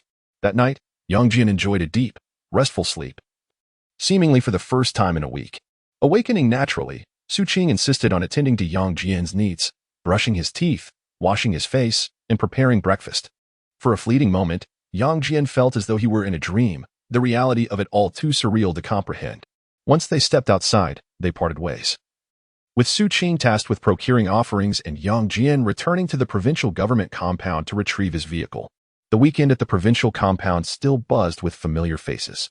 Yang Jian greeted acquaintances with a smile, his thoughts wandering. Is there compensation for voluntary overtime? I must find an opportunity to ask the Secretary General. On his way back, his phone rang incessantly, inundated with calls from senior leadership and messages from close friends. He disregarded all unfamiliar numbers, and as for those invitations to meals, only those of a rank below department head were cast aside. After preparing the paper money, he reunited with Su Qing, heading straight for the royal cemetery in the northern part of the city. Along the way, Su Qing curiously inquired, Did you bury your parents near Qingling? Yang Jian smiled and nodded, memories long buried resurfacing with vivid clarity.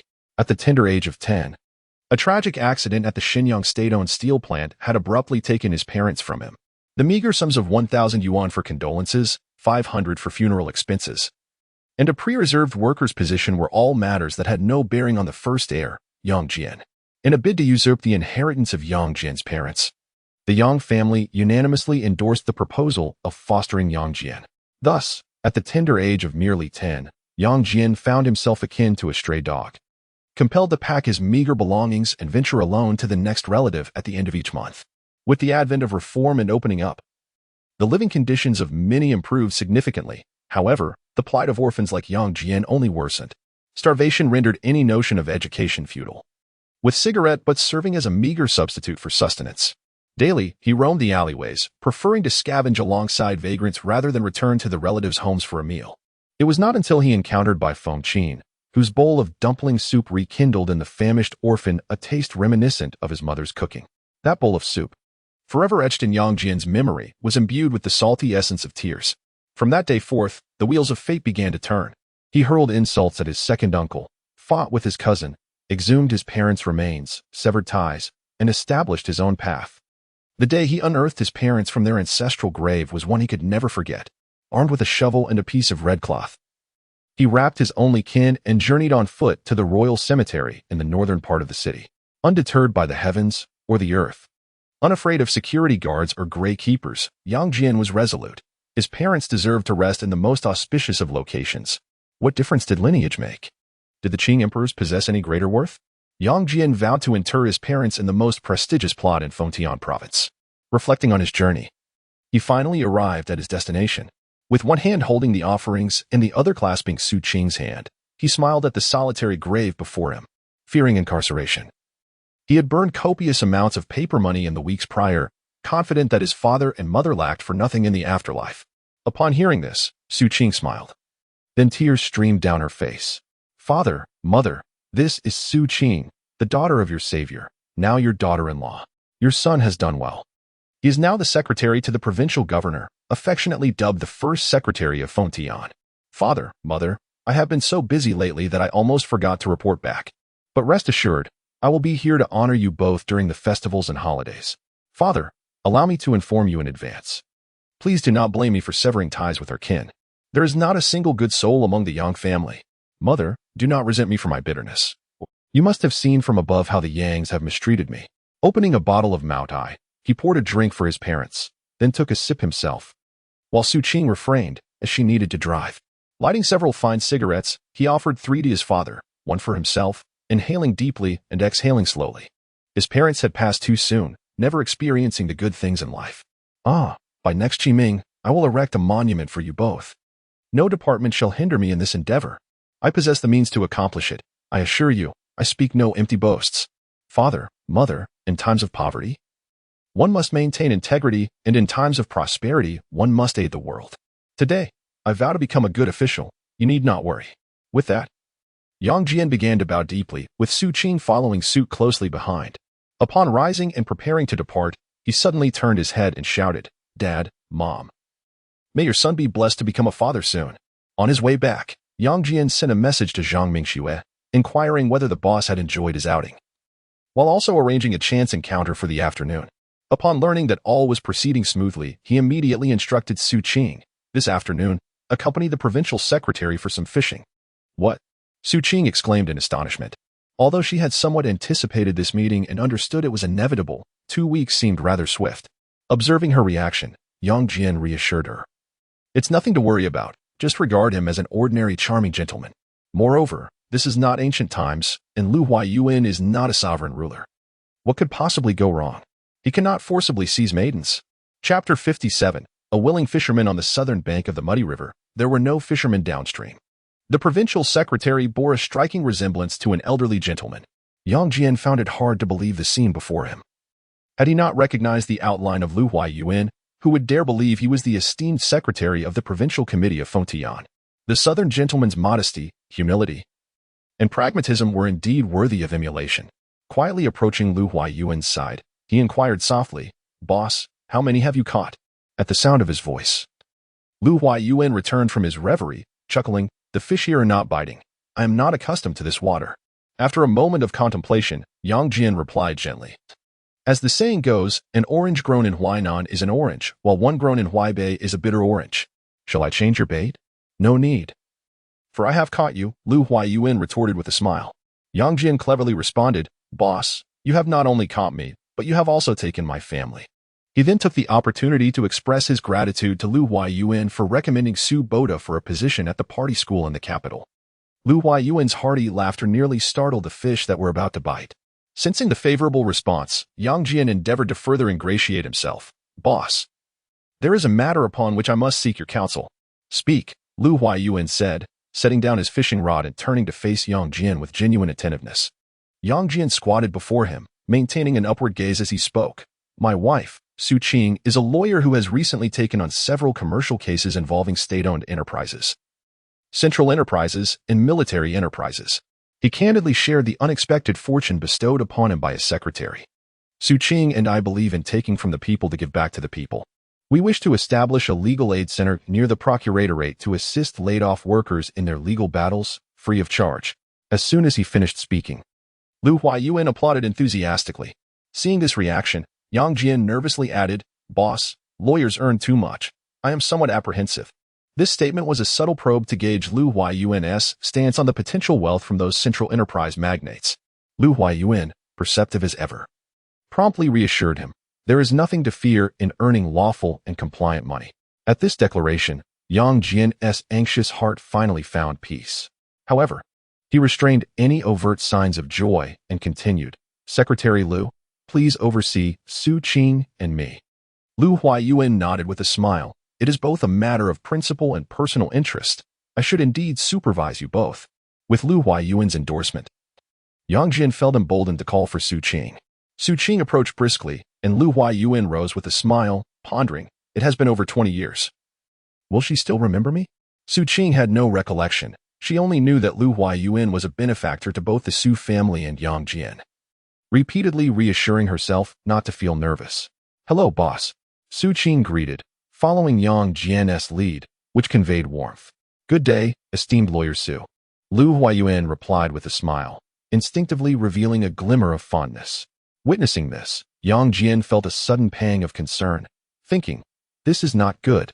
Could it be that Lu Huayuan has a weakness in this regard? Thank you for your support and recommendation. On behalf of Yang Jian and my father, I express my heartfelt gratitude for your generosity." With that, Su Qing performed a deep bow.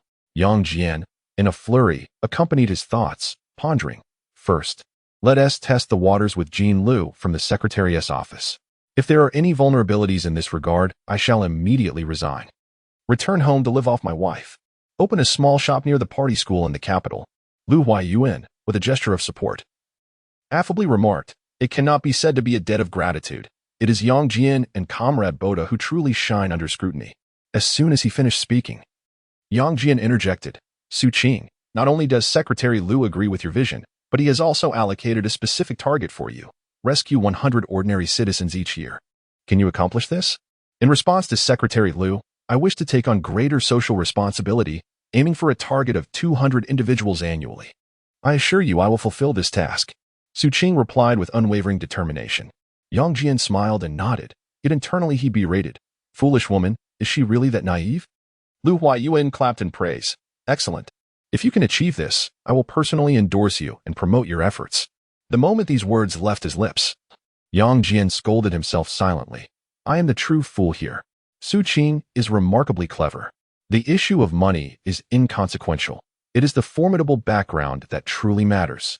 My wife's law firm is on the verge of becoming the most prestigious in Fengtian province. Losing a case will be nearly impossible. It will be a challenge not to profit. I cannot help but live off my wife." Suppressing the overwhelming joy within, he resolutely turned to express gratitude to Lu Huayuan.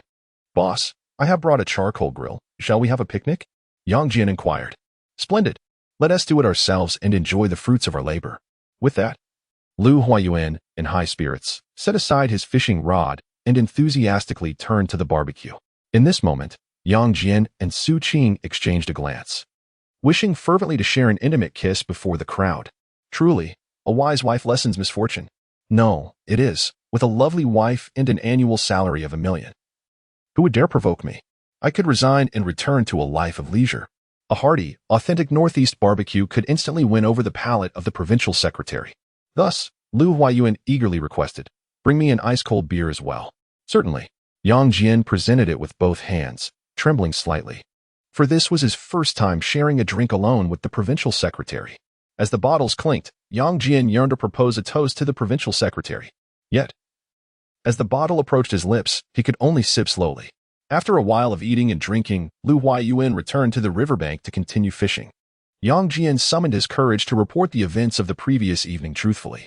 When mentioning specific names, Lu Huayuan would occasionally inquire about their reputations. Yang Jian dared not conceal anything, divulging all he knew without the slightest hint of emotional bias. He concluded by relaying Director Dong's personal request, then awaited the provincial secretary's decision, his heart racing. After a brief silence, Lu Huayuan suddenly spoke. "Xiao Yang, look quickly. A willing participant has bitten the bait." In an instant, Yang Jian understood. Lu Huayuan indicated, since they willingly took the bait, they must be prepared for the possibility of becoming a dish served on the table. Simultaneously, Yang Jian discerned a hint of the cat's attitude, not proactive, not dismissive, but will they take responsibility? Chapter 58, The Commencement of Research on Sunday Evening. Dong Shui arrived, this time not empty-handed, bringing with her a case of fine wine and a pack of premium cigarettes. She claimed they were purchased with her salary, and Yang Jian naturally had no reason to doubt her. After all, a dignified provincial public security director would hardly lack for cigarettes or wine. Moreover, in the northern regions, Where social ties are paramount, one must indeed maintain a well-stocked abode. He dismissed such thoughts, reasoning that he could always return the favor later. As if anyone would truly miss his modest contributions of tobacco and spirits. During dinner, he refrained from excessive drinking, mindful of the early departure for a business trip the following day. Of course, the early start was merely an excuse. Maintaining a clear mind and vigor was essential to savor the moments of rest to come. After the meal, Suboda invited Dong Chui to the study for tea. Yang Jian exchanged a knowing glance, seeking an excuse to usher the elders off to bed, before subtly conveying the latest directives from Lu Huayuan. Brother Dong, this parting will last several days.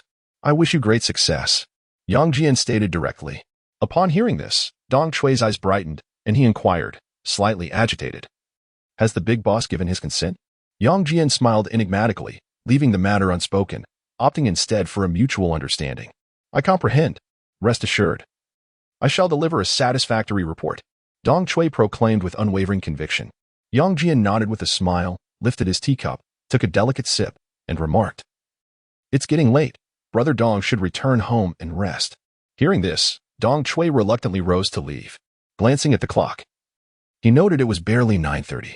Did the youth of today retire so early? After bidding farewell to Director Dong, he quickly took a shower, resolved to forego sleep and work through the night. The following morning at 6:30, Yang Jian, having barely drifted into slumber, was awakened by Su Qing, who had not slept at all. Thus, he set off, sporting dark circles under his eyes, driving to the provincial party headquarters. He first retrieved the necessary materials for the research from his office, then delivered them directly to the parked coaster at the entrance, firmly instructing Zhang Mingxue to keep a vigilant watch. After meticulously checking 3 times to ensure everything was in order, he walked to the guest house to accompany Lu Huayuan for breakfast. After the meal, he carried Lu Huayuan's suitcase and returned to the provincial headquarters once more.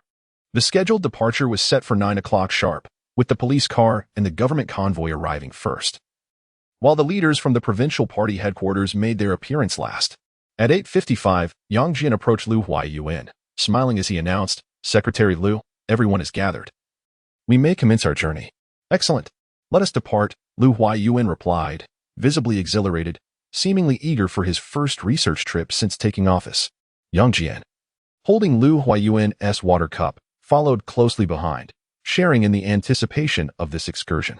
Inside the coaster, Lu Huayuan sat in the front row, greeting the accompanying leaders.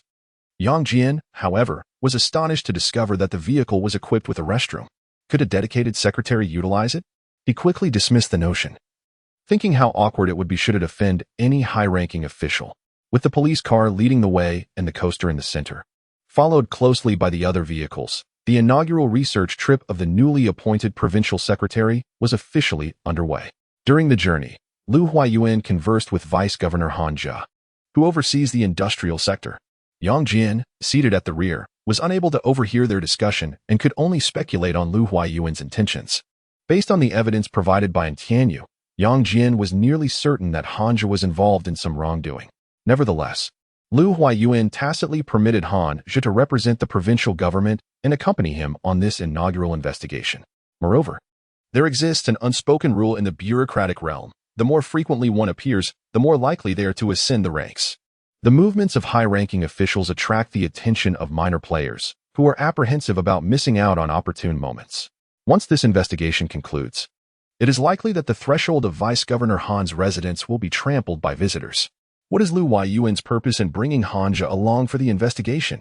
Is he attempting to placate the interest group led by Han Jia, or does he have ulterior motives for the journey? Suddenly, a warm voice broke Yang Jian's reverie, inquiring if he had not rested well the previous night. Roused from his thoughts, Yang Jian smiled and replied, I was a bit too excited and indeed did not sleep well. I apologize for any inconvenience caused to Director Wang. This referred to Wang Jianhua, the secretary of the party leadership group and director of the Provincial Department of Agriculture and Rural Affairs. Yang Jian was confident about the government roster he had memorized. Likewise, I too was restless and could not sleep a wink, Wang Jianhua remarked, taking a seat beside Yang Jian, eager for a heart-to-heart conversation.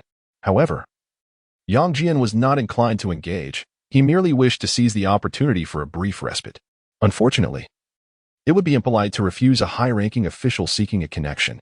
He hastily initiated a topic. Director Wang, 3 years ago, We crossed paths during your investigation in Fengyang County.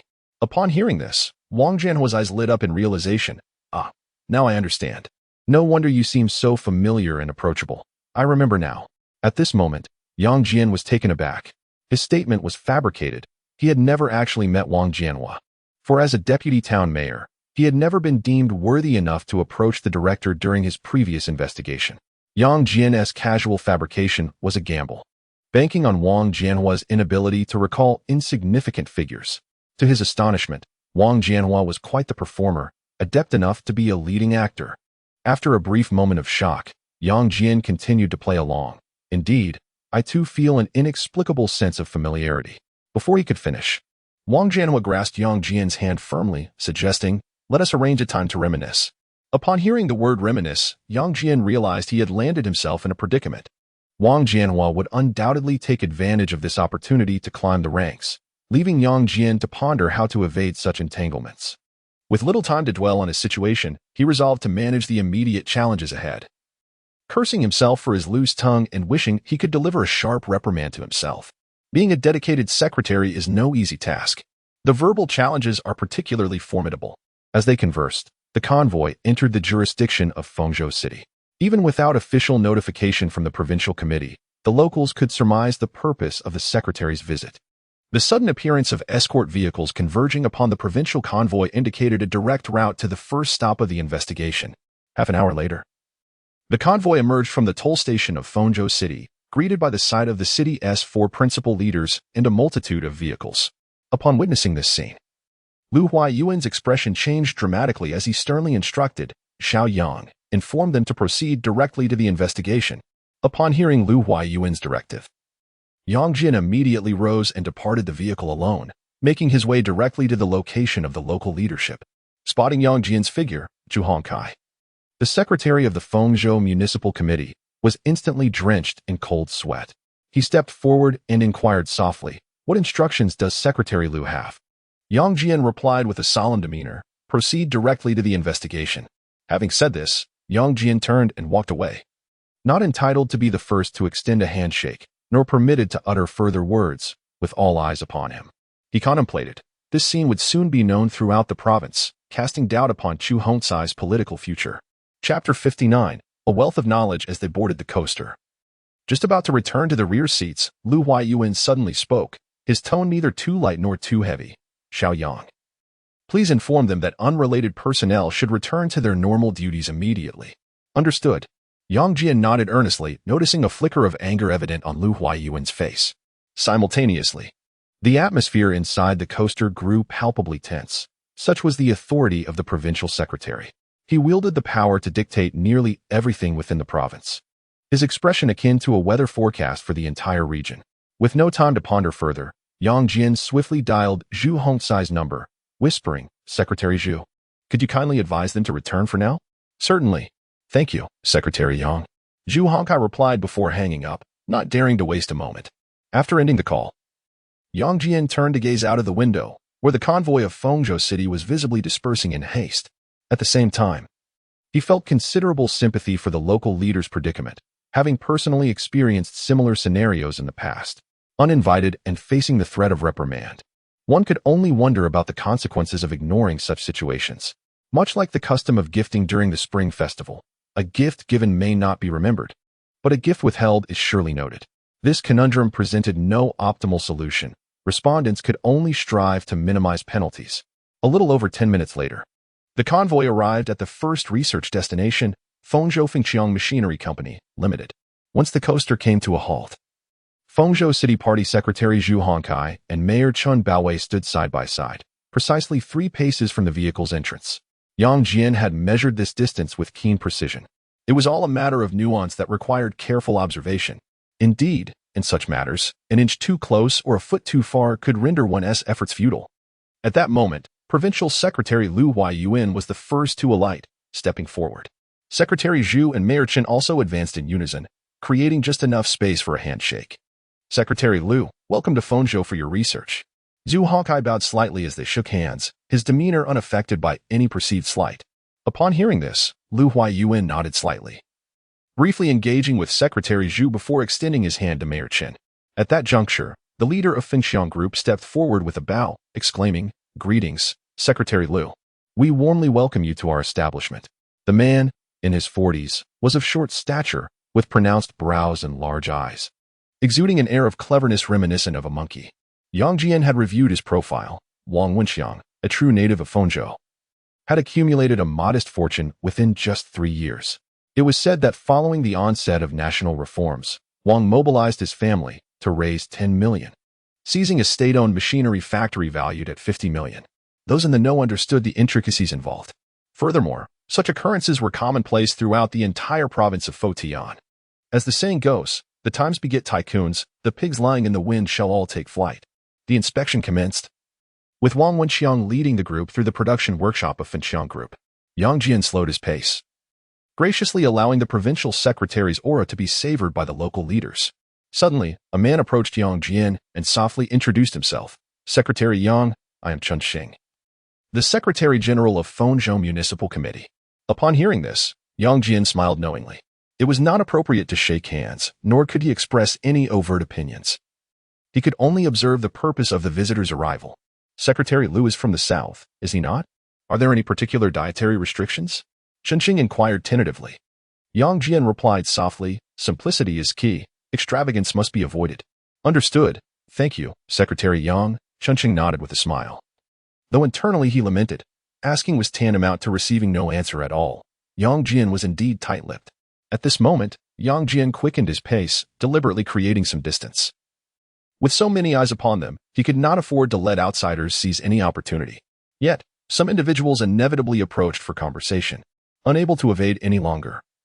Yang Jian returned to Lu Huayuan's side. "Come over, if you dare." Lu Huayuan's investigations were far from superficial. He would occasionally pose probing questions. The heads of enterprises responded adeptly, clearly well prepared. After a thorough examination, Wang Wenxiang glanced at the time and extended an invitation to the provincial inspection team to stay for a simple meal. The secretary of Fengzhou Municipal Committee, Chu Hongkai, was about to politely decline when Lu Huayuan preempted him, saying, "Xiao Yang, let us go for a standard meal at 10 yuan per person. We shall eat what the workers eat." "Indeed." Yang Jian nodded earnestly, internally reflecting, "My boss is truly audacious. He is willing to be close to the masses." Wang Wenxiang was momentarily taken aback. He had never encountered a provincial secretary like this. The leaders of Fengzhou Municipal Committee dared not speak out of turn and could only accompany the provincial secretary for a communal meal. "What about the restaurant we reserved in advance?" Chen Xing, the secretary general, pondered. The cafeteria of Fengxiang Group was quite spacious, seemingly capable of accommodating over 100 diners at once. Lu Huayuan repeatedly instructed Wang Wenxiang not to hinder the workers from dining on time. While serving tea for Lu Huayuan, Chen Xing approached Yang Jian once more. "Secretary Yang, how should we arrange the evening banquet? Please lend me your wisdom." Chen Xing's tone was almost pleading. This was a matter of critical importance if it were mishandled. His tenure as Secretary General would be at risk. How could he not be anxious? Yang Jian smiled and replied, "Perhaps you might consult the Secretary General. He is the true expert in this domain." It was better to refrain from getting involved. Yang Jian deftly redirected the responsibility to Ma Yulong. "But I am not qualified to consult the Secretary General. Please, I implore you," Chen Xing urged, lowering his voice. Observing this situation, Yang Jian pondered for a moment and reiterated, "Simplicity is key. Extravagance must be avoided." The same message, whether Chen Xing comprehended it or not, was of no concern to Yang Jian. Some matters he could assist with, yet certain opinions must not be freely dispensed.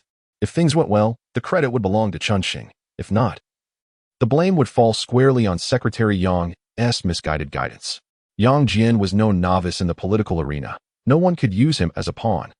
Seeing Yang Jian's reluctance to open up, Chen Xing could only smile and take his leave. As for Chen Xing's thoughts, Yang Jian was indifferent, after all. He was merely a secretary of a prefectural city. What significance did that hold? As I placed the teacup down, intending to discreetly take my leave, I was unexpectedly retained by Lu Huayuan. "Xiao Yang, have you settled the meal expenses?" he inquired, gesturing with his eyes for Yang Jian to sit and join us. In response to Secretary Liu, I reported, after much back and forth, an additional 8 yuan was contributed. Pausing briefly, I turned to Wang Wenxiang and added, "For good fortune. We wish for the Fengxiang Group to thrive even more." Upon hearing this, Wang Wenxiang immediately rose, expressing, "Thank you, Secretary Liu." "Thank you, Secretary Yang." The Fengxiang Group will undoubtedly live up to the expectations of the provincial committee and the provincial government. As his words settled, Lu Huayuan smiled and waved his hand, signaling Wang Wenxiang to take a seat and converse. No sooner had Wang Wenxiang sat down than Lu Huayuan finally articulated the purpose of the discussion. Boss Wang, I hope the Fengxiang Group can expand its production capacity and prioritize the reemployment of laid-off workers. What are your thoughts on this? Chapter 60. The kings do not meet even though Wang Wenxiang publicly stated his commitment to adhere to Secretary Lu's directives and promptly expand the production scale of his enterprise to strive for an increase in the overall employment rate of Fengzhou City. Both Lu Huayuan and Yang Jian, along with local leaders from Fengzhou City, could discern a hint of reluctance etched on Wang Wenxiang's countenance. Observing this, Lu Huayuan smiled and remarked, Boss Wang, there is no need to rush into a declaration. It is essential to consider your own circumstances as well. Of course, should you encounter difficulties, feel free to reach out to the government, and we shall devise solutions together. After a brief pause, he turned and added, Xiao Yang, please save Boss Wang's phone number. Understood. Yang Jian promptly retrieved his phone and exchanged numbers with Wang Wenxiang. At that moment, lunch was served, and everyone focused intently on their meals, hesitant to speak freely. Lu Huayuan savored his food with delight, as did Yang Jian. While the leaders of Fengzhou City and the enterprise head, Wang Wenxiang, appeared increasingly uneasy. Upon leaving Fengxiang Group, Lu Huayuan declined to take a midday rest and proceeded directly to the next destination. Unexpectedly, Fengzhou City Party Secretary Chu Hongkai received an invitation from the provincial party secretary and settled into a luxury van.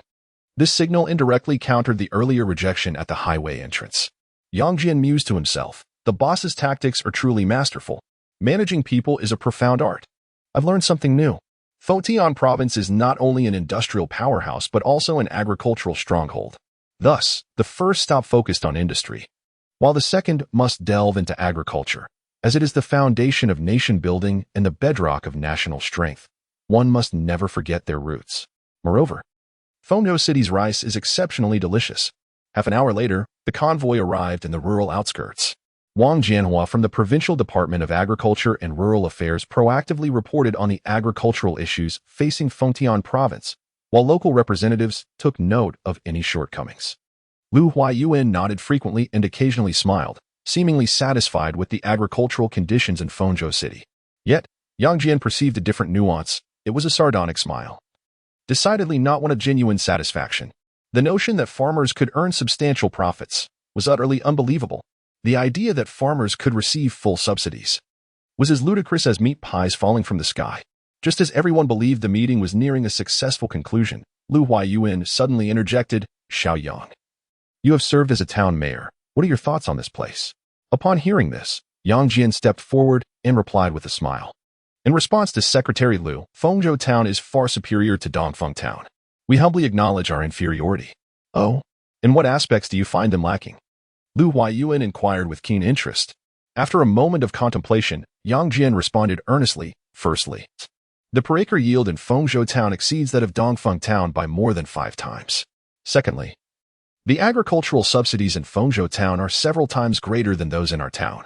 Lastly, I am quite curious about the seeds and fertilizers used in Fengzhou Town. Could you publicly share this information so that the entire province may benefit? Simultaneously, the expressions of Director Wang and the local representatives gradually morphed into a shade resembling that of pig liver. It felt as though they were being publicly stripped of one layer of clothing after another, truly mortifying. Mayor Li, would you be willing to showcase your treasures in public? Lu Huayuan asked with a cheerful smile directed at the mayor of Fengzhou Town. Mayor Li hesitated momentarily before responding. In reply to Secretary Lu, I am willing. They are merely some common seeds and fertilizers. Observing this scene, Yang Jian chuckled silently. Thinking to himself, I have served in grassroots for 8 years. Who gives you the audacity to boast? Truly, it is like brandishing a sword before Guangong or employing an empty city stratagem before Zhuge. Lu Huayuan, uninterested in challenging a mere town mayor, redirected his focus towards Wang Jianhua, the head of agricultural and rural affairs. Director Wang, you ought to comprehend the significance of agriculture better than anyone else. Having said this, Lu Huayuan turned on his heel and left, clearly incensed. Yang Jian promptly followed, contemplating. The significance of agriculture is synonymous with Wang Jianhua's position. You wanted to showcase your acting skills, and now look where it has led you. Preparing for the nomination of the Best Golden Broom Award. As they departed the suburban township, the convoy returned to the heart of Fengzhou City, heading straight for the Municipal Party Committee compound. Along the way, Wang Jianhua once again approached Yang Jian, his eyes pleading as he sought his assistance. Yang Jian feigned rest by closing his eyes, though internally he scolded, pretending to be impressive for a moment. Yet everyone is headed for the crematorium. Who instructed you all to deceive the provincial secretary together? Upon arriving at the Municipal Party Committee compound, they took a brief respite while awaiting the provincial secretary's meeting. However, Yang Jian found it impossible to rest as he was busy revising a speech draft submitted by the secretary's office. It was not that the draft written by Tang Xiaozhou and others was inadequate. Rather, Huang Jingquan insisted that Yang Jian provide suggestions. As if no one has ever attended university, he thought, immediately seizing a pen to amend a few punctuation marks and substitute some colloquialisms with more refined expressions. As he continued to edit, a smile crept onto Yang Jian's face, for the errors in the speech draft were undoubtedly intentional on Tang Xiaozhou's part. He was clearly leaving room for modifications, evidently attempting to curry favor with me. Those who managed to infiltrate the provincial committee compound were not there by mere chance. Each possessed a certain level of skill. After finalizing the document, he sent it for printing, ensuring the font was large and the handwriting legible. Committing it to memory thrice before presenting it to the provincial secretary, Lu Huayuan scrutinized it carefully, nodding slightly in approval, signaling that it was acceptable. Whether or not it would be utilized was beyond Yang Jian's concern. At precisely 4 o'clock in the afternoon, the members of the 4 major leadership teams of Fengzhou, along with the principal heads of various departments, were all seated in the grand auditorium. Provincial Secretary Lu Huayuan, Provincial Standing Committee member, and Secretary General Ma Yulong, and Vice Governor Han Zhe took to the stage in succession. As the meeting commenced, Lu Huayuan delivered a speech from the podium while Yang Jian discreetly answered a phone call from Qiao Bo, the secretary of the Fengtai Municipal Committee. Governor Chu is back. He will visit the disaster-stricken citizens the day after tomorrow, Qiao Bo informed him. Yang Jian was aware of Governor Chu's return date. Otherwise, he would not have been concerned about Director Dong's actions. So what if he returns? Are you afraid of him? Yang Jian teased. It's not a matter of fear. The rumors outside are rampant. Who is the king among kings? Qiao Bo recounted the gossip he had just overheard. At this, Yang Jian became incensed. The printed playing cards. How can they be altered? Did they even consult the manufacturer's opinion? Yang Jian implies that the provincial party secretary, appointed by the party and the state, inherently possesses greater authority than the governor. Brother, the cards dealt are to be played solely by oneself. Manufacturers seldom intervene in the sale of the cards. Qiao Bo suggests that Lu Huayuan, an outsider, must rely solely on his abilities to manage the local king, Chu Dashan. Yang Jian responds solemnly, proclaiming that a king is indeed a king, while a lesser king remains a lesser king. These are the rules established by the manufacturer. Should he dare to violate these rules, let him attempt it, for I shall accompany him to the very end. With that, he hangs up, indifferent to the consequences. He harbors a particular disdain for comrades lacking resolve. The more he reflects, the more infuriated he becomes. Lu Huayuan's research plan had been drafted 2 weeks prior. Certainly not due to the trivial matter of kings not meeting. Moreover, Lu Huayuan's tacit approval of Director Dong's actions likely serves to gauge Chu Dashan's response. The first round of this contest has yet to commence, and already Qiao Bo has faltered. Chapter 61. Using a knife to cut corruption after disconnecting the call with Secretary Qiao, Yang Jian listened intently to the speech of the provincial secretary. How capricious the boss is. Not only does he speak off the cuff, but he also dares to disregard the meticulously crafted work of the secretary's office.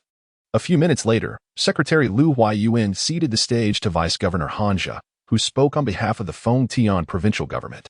Vice Governor Han, with great eagerness, expounded eloquently, expressing the sentiment of advancing steadfastly in the wake of Secretary Lu. Lu Huayuan nodded frequently, his appreciation and admiration evident for all to see. However, seated beneath the podium, Yang Jian was drenched in cold sweat. This was because he suddenly recalled a historical anecdote, Zhuge Liang shedding tears as he executed Ma Su. The provincial secretary tacitly allowed the vice governor to accompany him on research. Lu Huayuan openly displayed his fondness for Han Zhe. This is nothing short of a subtle assassination. This is one of the most ruthless methods to eliminate a rival. Realizing the underlying implications, Yang Jian felt his hair stand on end, his scalp prickling, as if plunged into an icy abyss, drawing in a sharp breath. However, a wicked smile soon crept across his face. He discerned that this was Lu Huayuan's cunning strategy.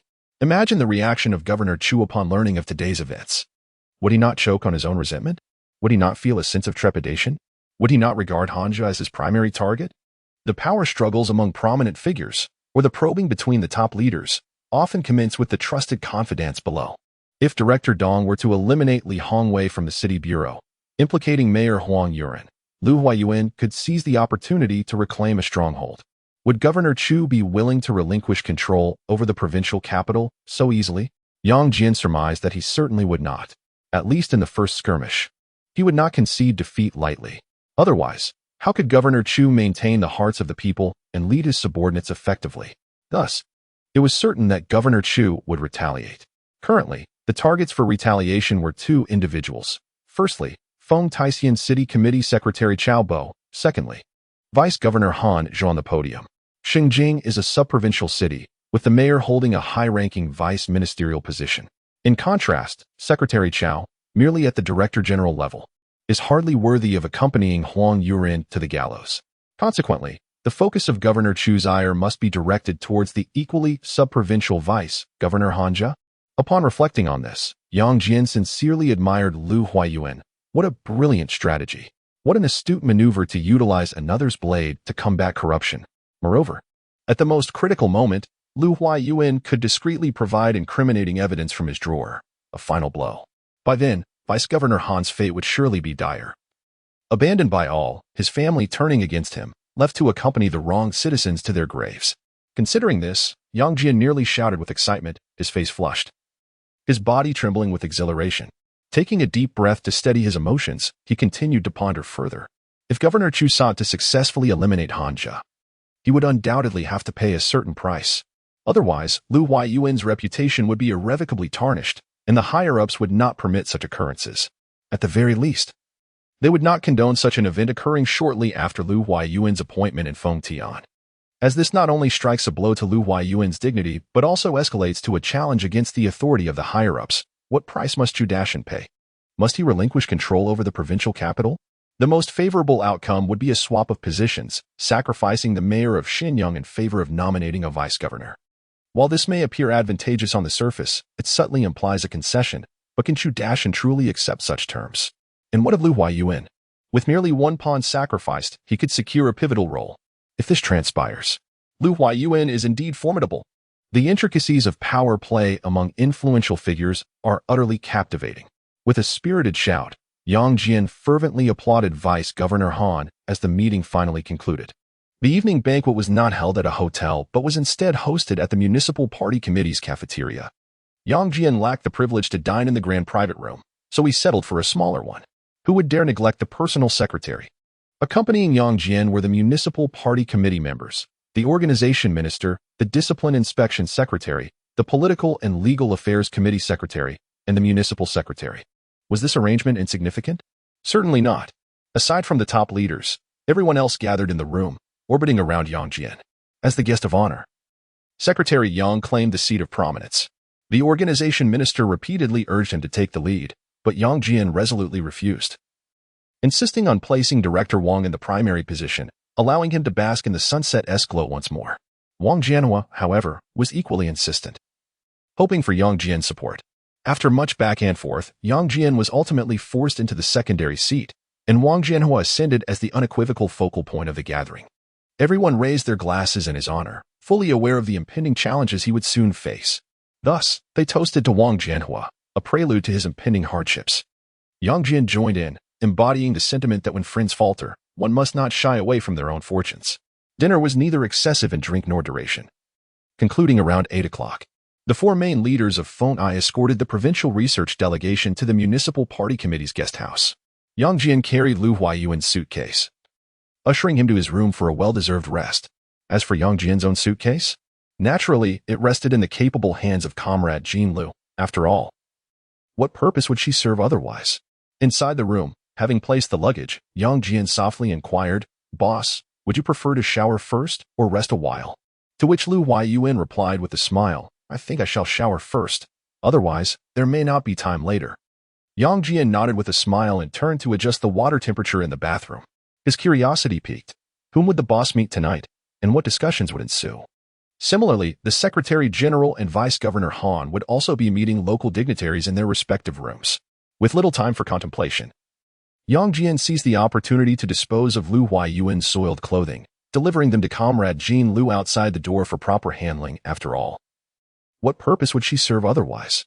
Jean Lu, as if cherishing a treasure, cradled Lu Huayuan's garments and blissfully made her way to the laundry room. Upon returning to the room, Yang Jian promptly dialed the front desk, requesting a fruit platter to help awaken the senses. The person in charge here displayed a regrettable lack of awareness. Prepare a cup of strong tea, arrange the chairs and table, and add an extra cushion to repeatedly assess comfort. Let them witness the exceptional service consciousness of a dedicated secretary. Around 9 in the evening, Lu Huayuan reclined in his chair, reviewing materials. Yang Jian remained in the living room, incessantly answering calls from various leaders. Secretary Chu, in 10 minutes, please. Yang Jian needed to manage Lu Huayuan's time effectively. All right. Thank you, Secretary Yang. See you shortly. Secretary of the Fengzhou Municipal Committee, Zhu Hongkai, was the first to hang up. At that moment, the personal call from Wang Wenqiang, head of the Fengxiang Group, finally came through. Yang Jian allowed the phone to ring for a moment, thinking to himself, at least you have some sense. The boss will surely meet with you. Chapter 62. Senior and junior disciples observing the passage of time, Yang Jian approached Lu Huayuan and gently reminded him, Boss, Secretary Chu has arrived downstairs. Please invite him up. Lu Huayuan did not raise his gaze, remaining engrossed in the meticulous examination of the economic data of Fengzhou City. With Lu Huayuan's consent, Yang Jian dialed the phone number of Zhu Hongkai, the secretary of the Fengzhou Municipal Committee. Within 3 minutes, a knock echoed on the door, and Yang Jian welcomed Secretary Chu inside. Pouring a cup of tea and securely shutting the door, Yang Jian returned to his guest room. Yangmi, the hot water is ready. Would you like to take a shower? To his surprise, Jean Lu was present in Yang Jian's guest room. Upon witnessing this scene, Yang Jian frowned and remarked, Hand me the key. No one is permitted to enter without my consent. Stunned by his words, Jean Lu stood still, her expression brimming with grievance, her eyes gradually reddening with tears. Stop. If you dare cry again, Yang Jian was exasperated, thinking, why are southern girls always so emotional? Yes.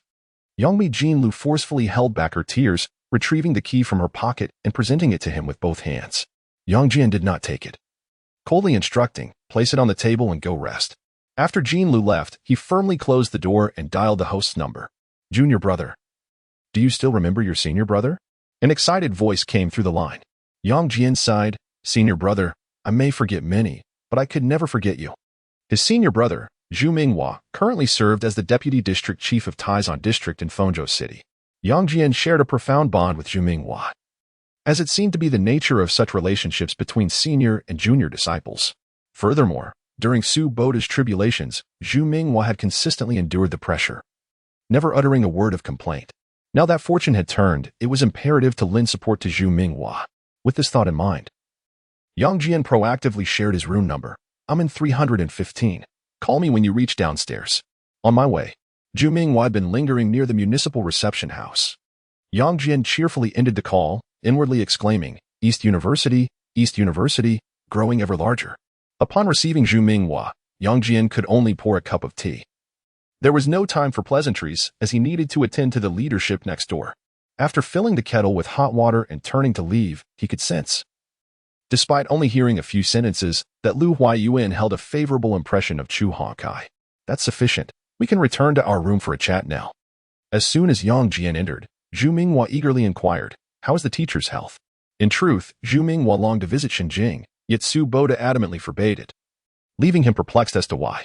Rest assured, he eats well and sleeps well. His health is quite good, Yang Jian replied, offering a cigarette. Whether Zhu Minghua smoked was inconsequential. Yang Jian himself was nearing the brink of madness. After a long day, this was his first cigarette. Where could he vent his frustrations? Zhu Minghua accepted the cigarette but did not smoke it, asking once more, I heard the teacher is going to Beijing? Yang Jian, with a cigarette between his lips, nodded contentedly, knowing that this matter could not yet be explicitly stated, and for now, he could only tacitly acknowledge it. Upon witnessing the truth for himself, Zhu Minghua's excitement surged, his fist clenched tightly, nearly bursting forth in a triumphant roar. Upon witnessing this scene, Yang Jian chuckled silently to himself. contemplating. It is my father who is heading to the capital, not yours. Why the fervor? Yet, reflecting on the tribulations faced by his esteemed Minor, and knowing that the senior brother had also endured his share of hardships, he decided to allow him a moment of joy. A few minutes later, once Zhu Minghua had regained his composure, he promptly retrieved the materials from his briefcase and handed them to Yang Jian. This is the data you requested. I have brought it all. Yang Jian refrained from accepting it, raising an eyebrow as he remarked, observe my gaze and act accordingly. Very well, Zhu Minghua replied, his excitement rendering him slightly tremulous. The potential for advancement hinged on this evening's outcome. At that moment, Yang Jian discarded his cigarette but unwillingly opened the door to their room, not merely to disperse the smoke, but to secure for his senior brother a perfect encounter and a rare opportunity. Shortly thereafter, Chu Hongkai emerged from Lu Huayuan's guest room. Upon hearing the door open, Yang Jian was the first to approach, greeting him with a warm smile. Secretary Chu. In response, Chu Hongkai extended his right hand, courteously stating, thank you, Secretary Yang. Not at all, it is my duty, Yang Jian replied, gripping his hand firmly, subtly testing Chu Hongkai's reaction. Chu Hongkai quickly grasped the situation. I heard you enjoy smoking. I brought you a pack of local specialties. He then withdrew his hand and, reaching into his pocket, inquired softly, shall we share one? Thank you, Secretary Chu. Please, have a seat in my room first. Yang Jian gestured with one hand, inwardly praising Chu Hongkai's adeptness.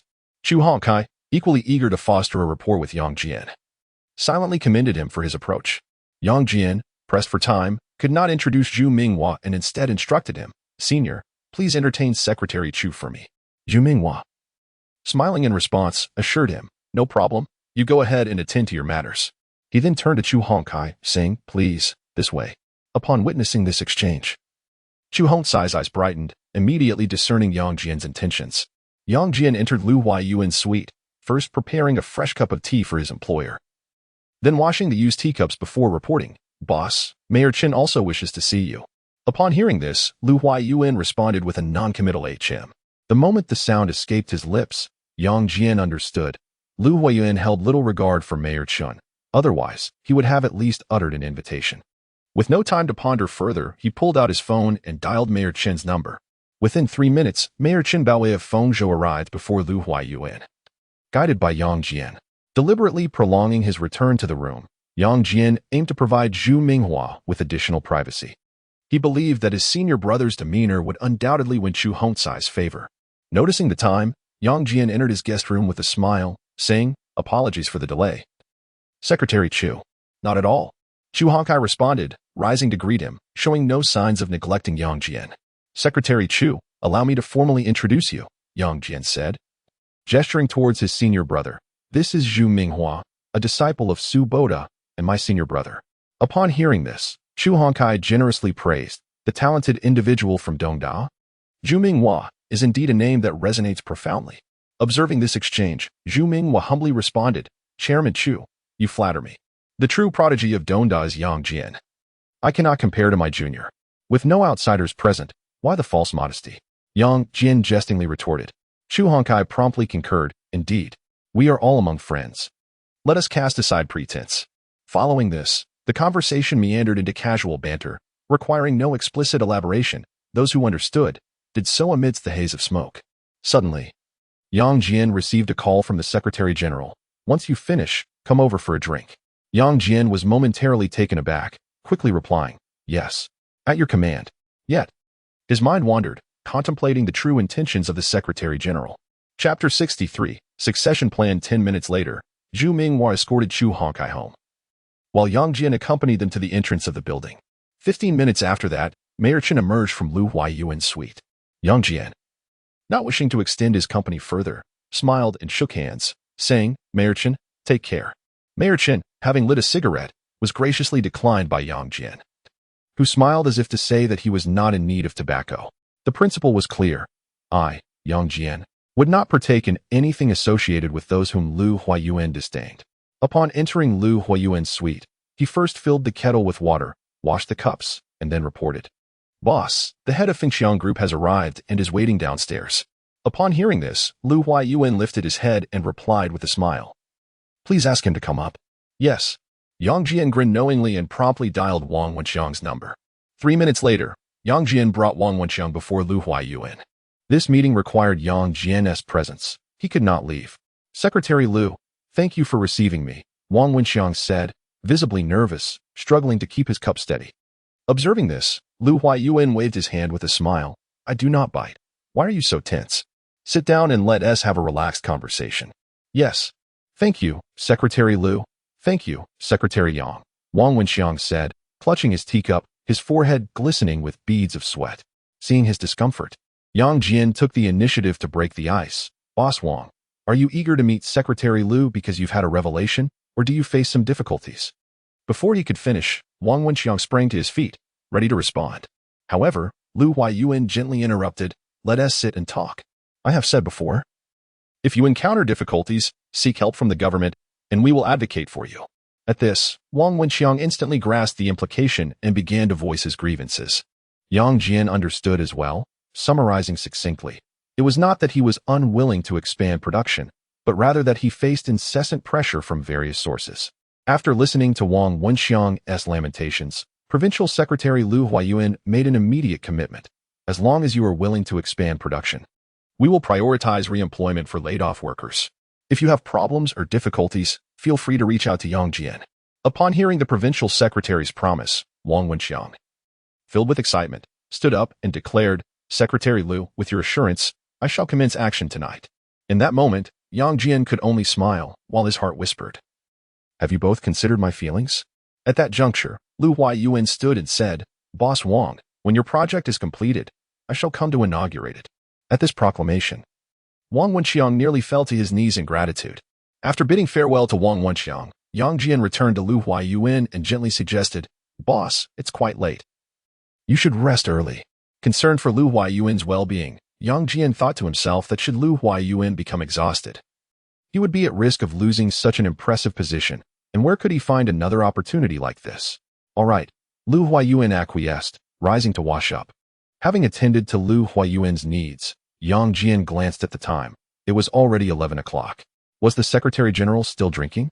After some contemplation, he decided to make a call for clarification. However, the response he received was, hurry up, everyone is waiting for you. At this, Yang Jian felt overwhelmed. Would there be any chance of sleep tonight? The Secretary General's office was just downstairs. Yang Jian, feeling somewhat hesitant to arrive empty-handed, brought along local specialties gifted by Chu Hongkai, along with a half-pack of cigarettes.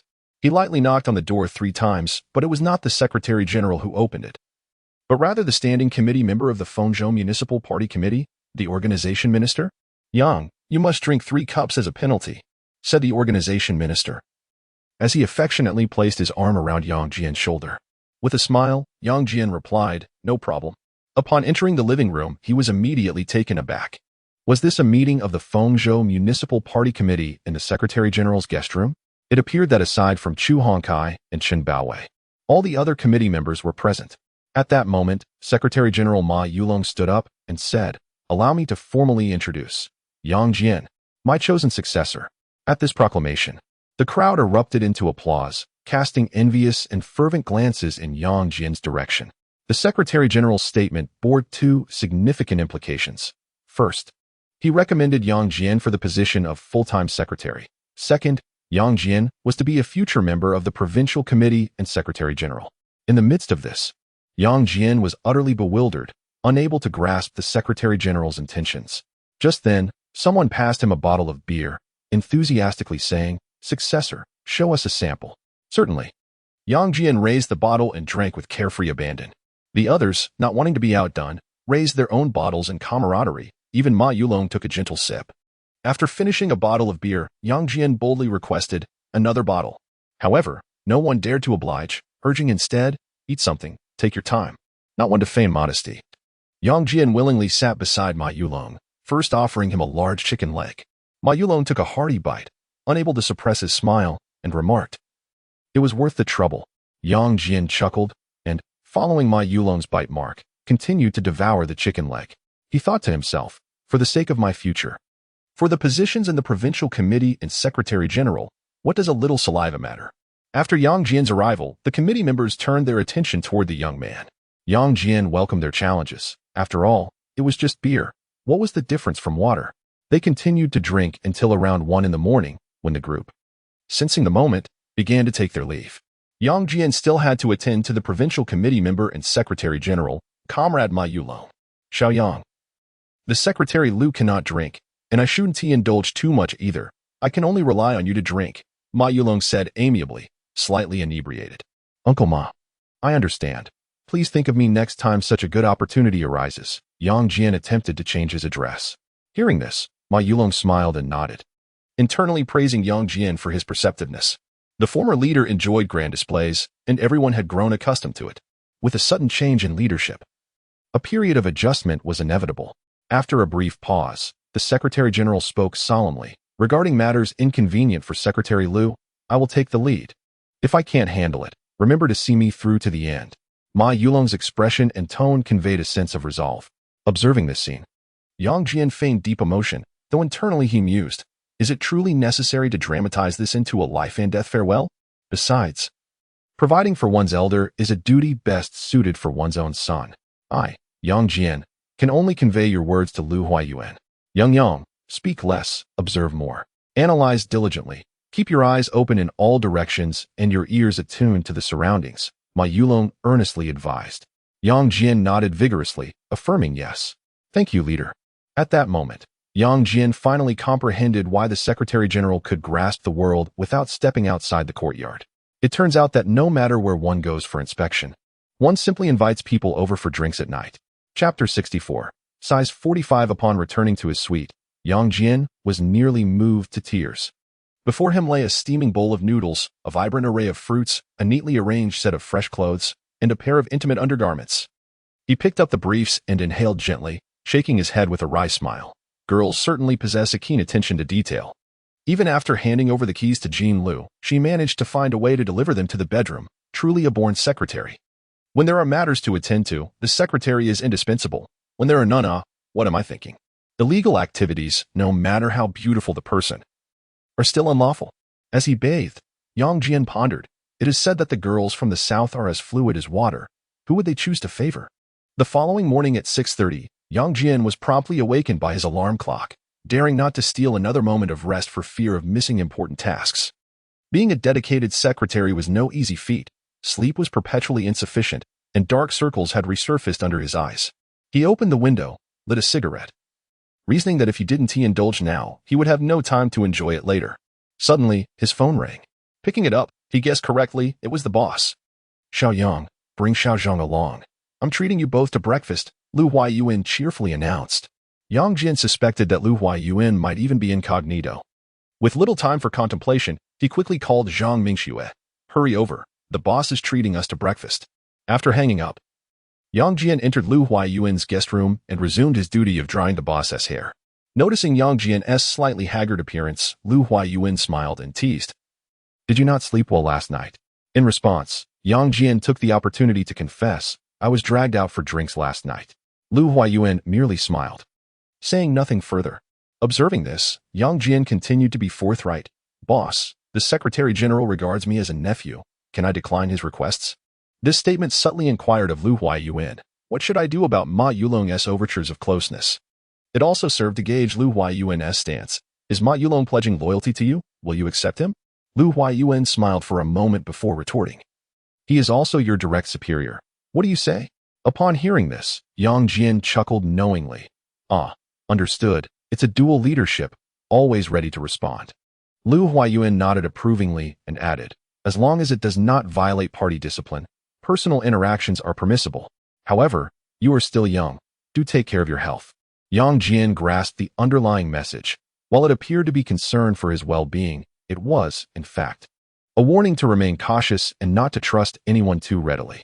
After completing the drying of Lu Huayuan's hair, Yang Jian went to fetch the boss's casual attire. The moment he opened the suitcase, it was as if struck by lightning, leaving him utterly numb. For within lay a pair of size 45 athletic shoes. Yang Jian stepped on them with conviction. He would never mistake them. They were indeed the same shoes he had seen at his mentor's doorstep. This revelation implied that the figure in the study was none other than the newly appointed provincial party secretary, Lu Huayuan. In an instant, everything clicked into place, and joy surged within him. So it was Lu Huayuan who had been secretly offering assistance all along. Upon contemplating this, Yang Jian compelled himself to regain his composure swiftly, determined to feign ignorance. Since Su Boda, Bai Fengqin, and Lu Huayuan refrained from clarifying their relationships, there must be a reason for their reticence. Could it be to avoid suspicion? Or is there a more intricate scheme at play? There was no time for further reflection. He must hasten to assist his superior in dressing. Goodness, they're treating me, Yang Jian, as a mere puppet.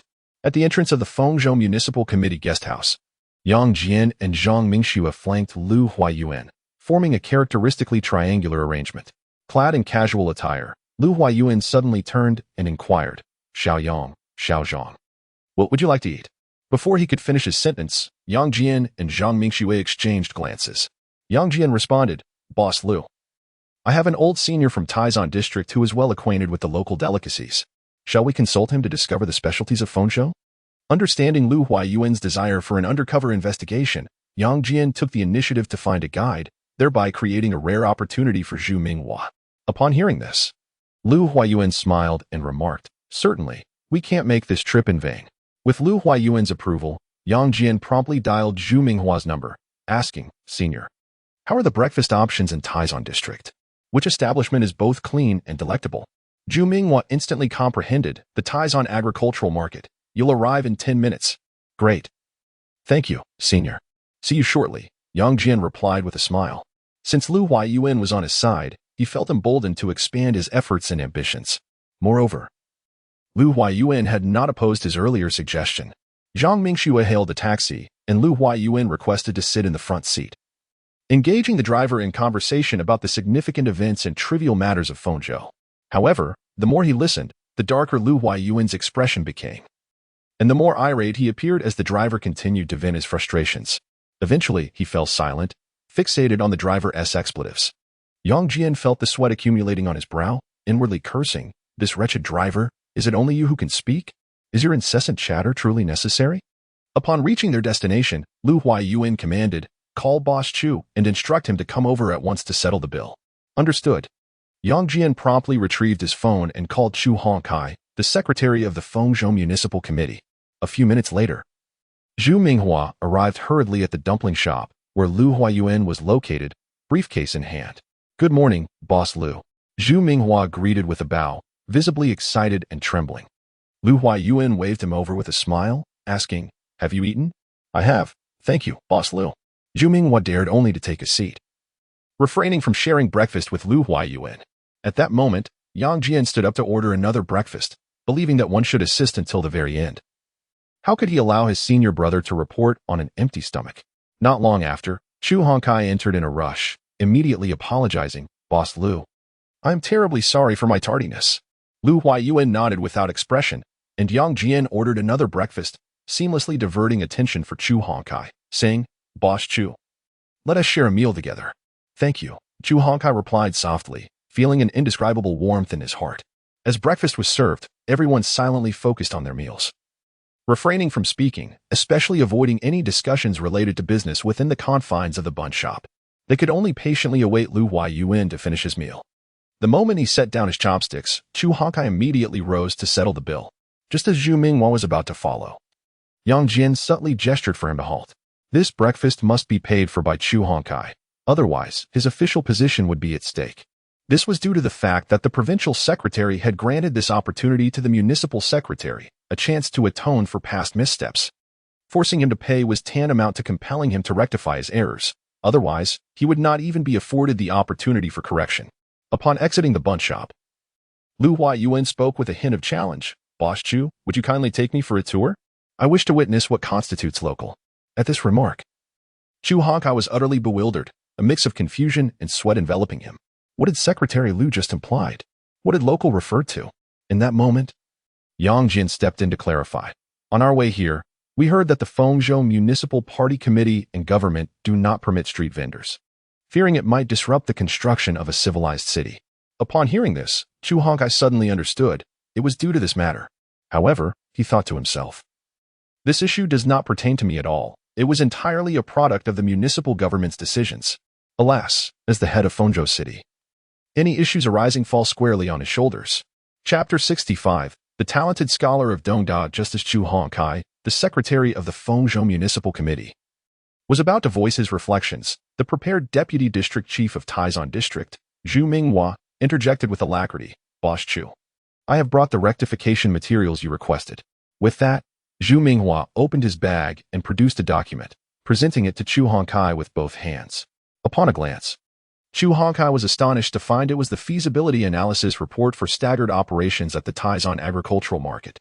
Time was of the essence. He promptly handed it to Lu Huayin, softly explaining, Secretary Lu, the Fengzhou Municipal Committee is already studying this matter.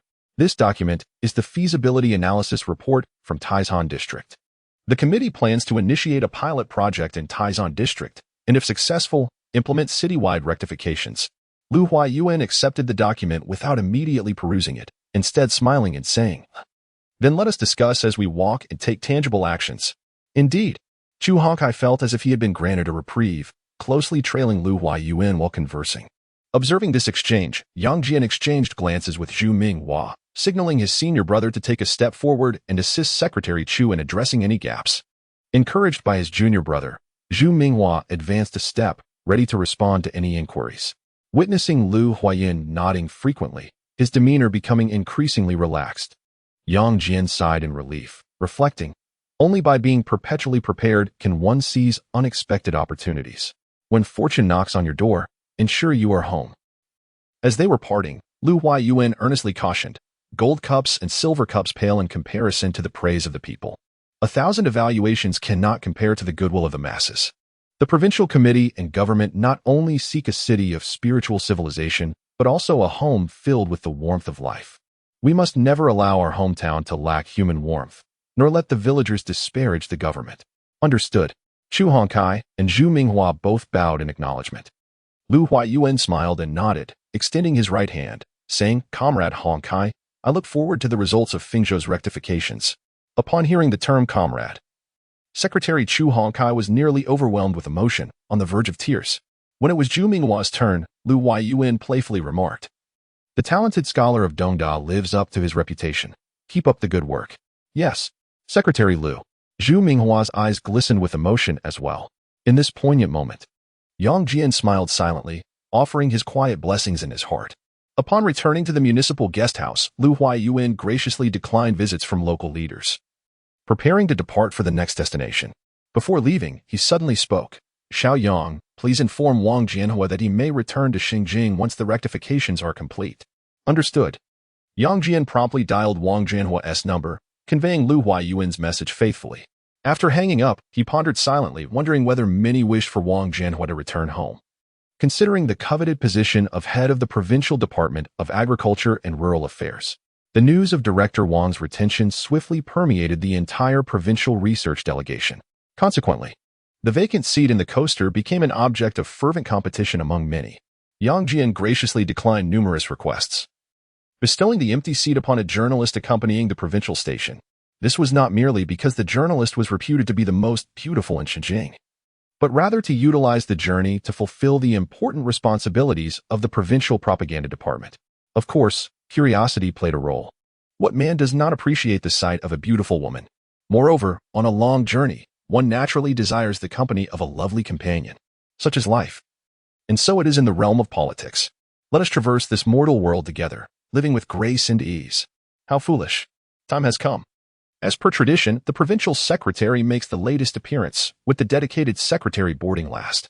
As usual, police cars led the way, the coaster at the center, and the provincial research delegation's convoy set off in an orderly manner.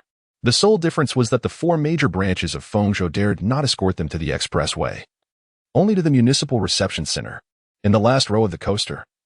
Yang Jian was about to immerse himself in replying to text messages when a voice of gratitude suddenly rang out above. Secretary Yang, thank you. The voice, melodious like a warbler, exuded a fragrant allure, quite pleasant to hear. However, upon looking up, disappointment washed over him, and he longed to exclaim, please, someone else.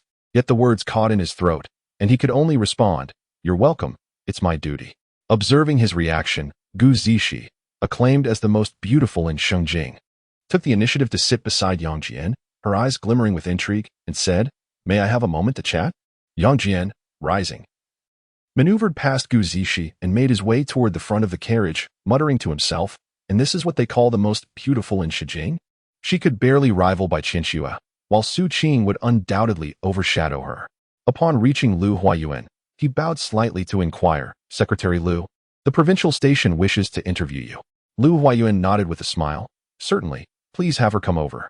Upon hearing this, Vice Governor Han Zhe immediately vacated his seat, seizing the opportunity to converse with Yang Jian at the rear of the carriage.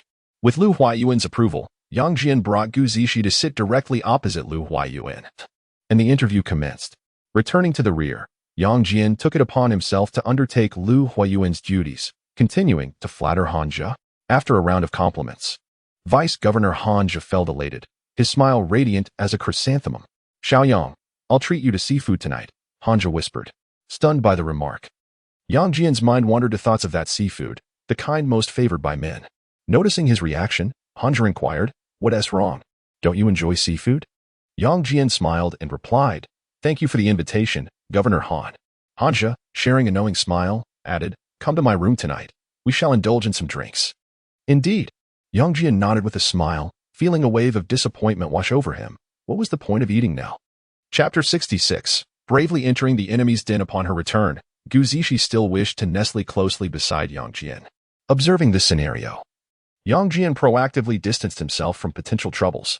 The coster vehicle was spacious, typically accommodating just one individual per 2 seats. After some deliberation, Yang Jian chose to sit next to Ma Yulong, the Secretary General of the Provincial Committee. Ma Yulong, who had been resting with his eyes closed, suddenly opened them and, with a hint of a smile, inquired, "Have you concluded your discussions?" Leaning in, Yang Jian replied, "Uncle Ma, being a dedicated secretary is no easy task. I beg you to help me devise a strategy. The situation in Fengdao City is rather unique, and you must be prepared for battle," Ma Yulong remarked abruptly. Yang Jian nodded vigorously, fully mentally prepared to face any challenges ahead.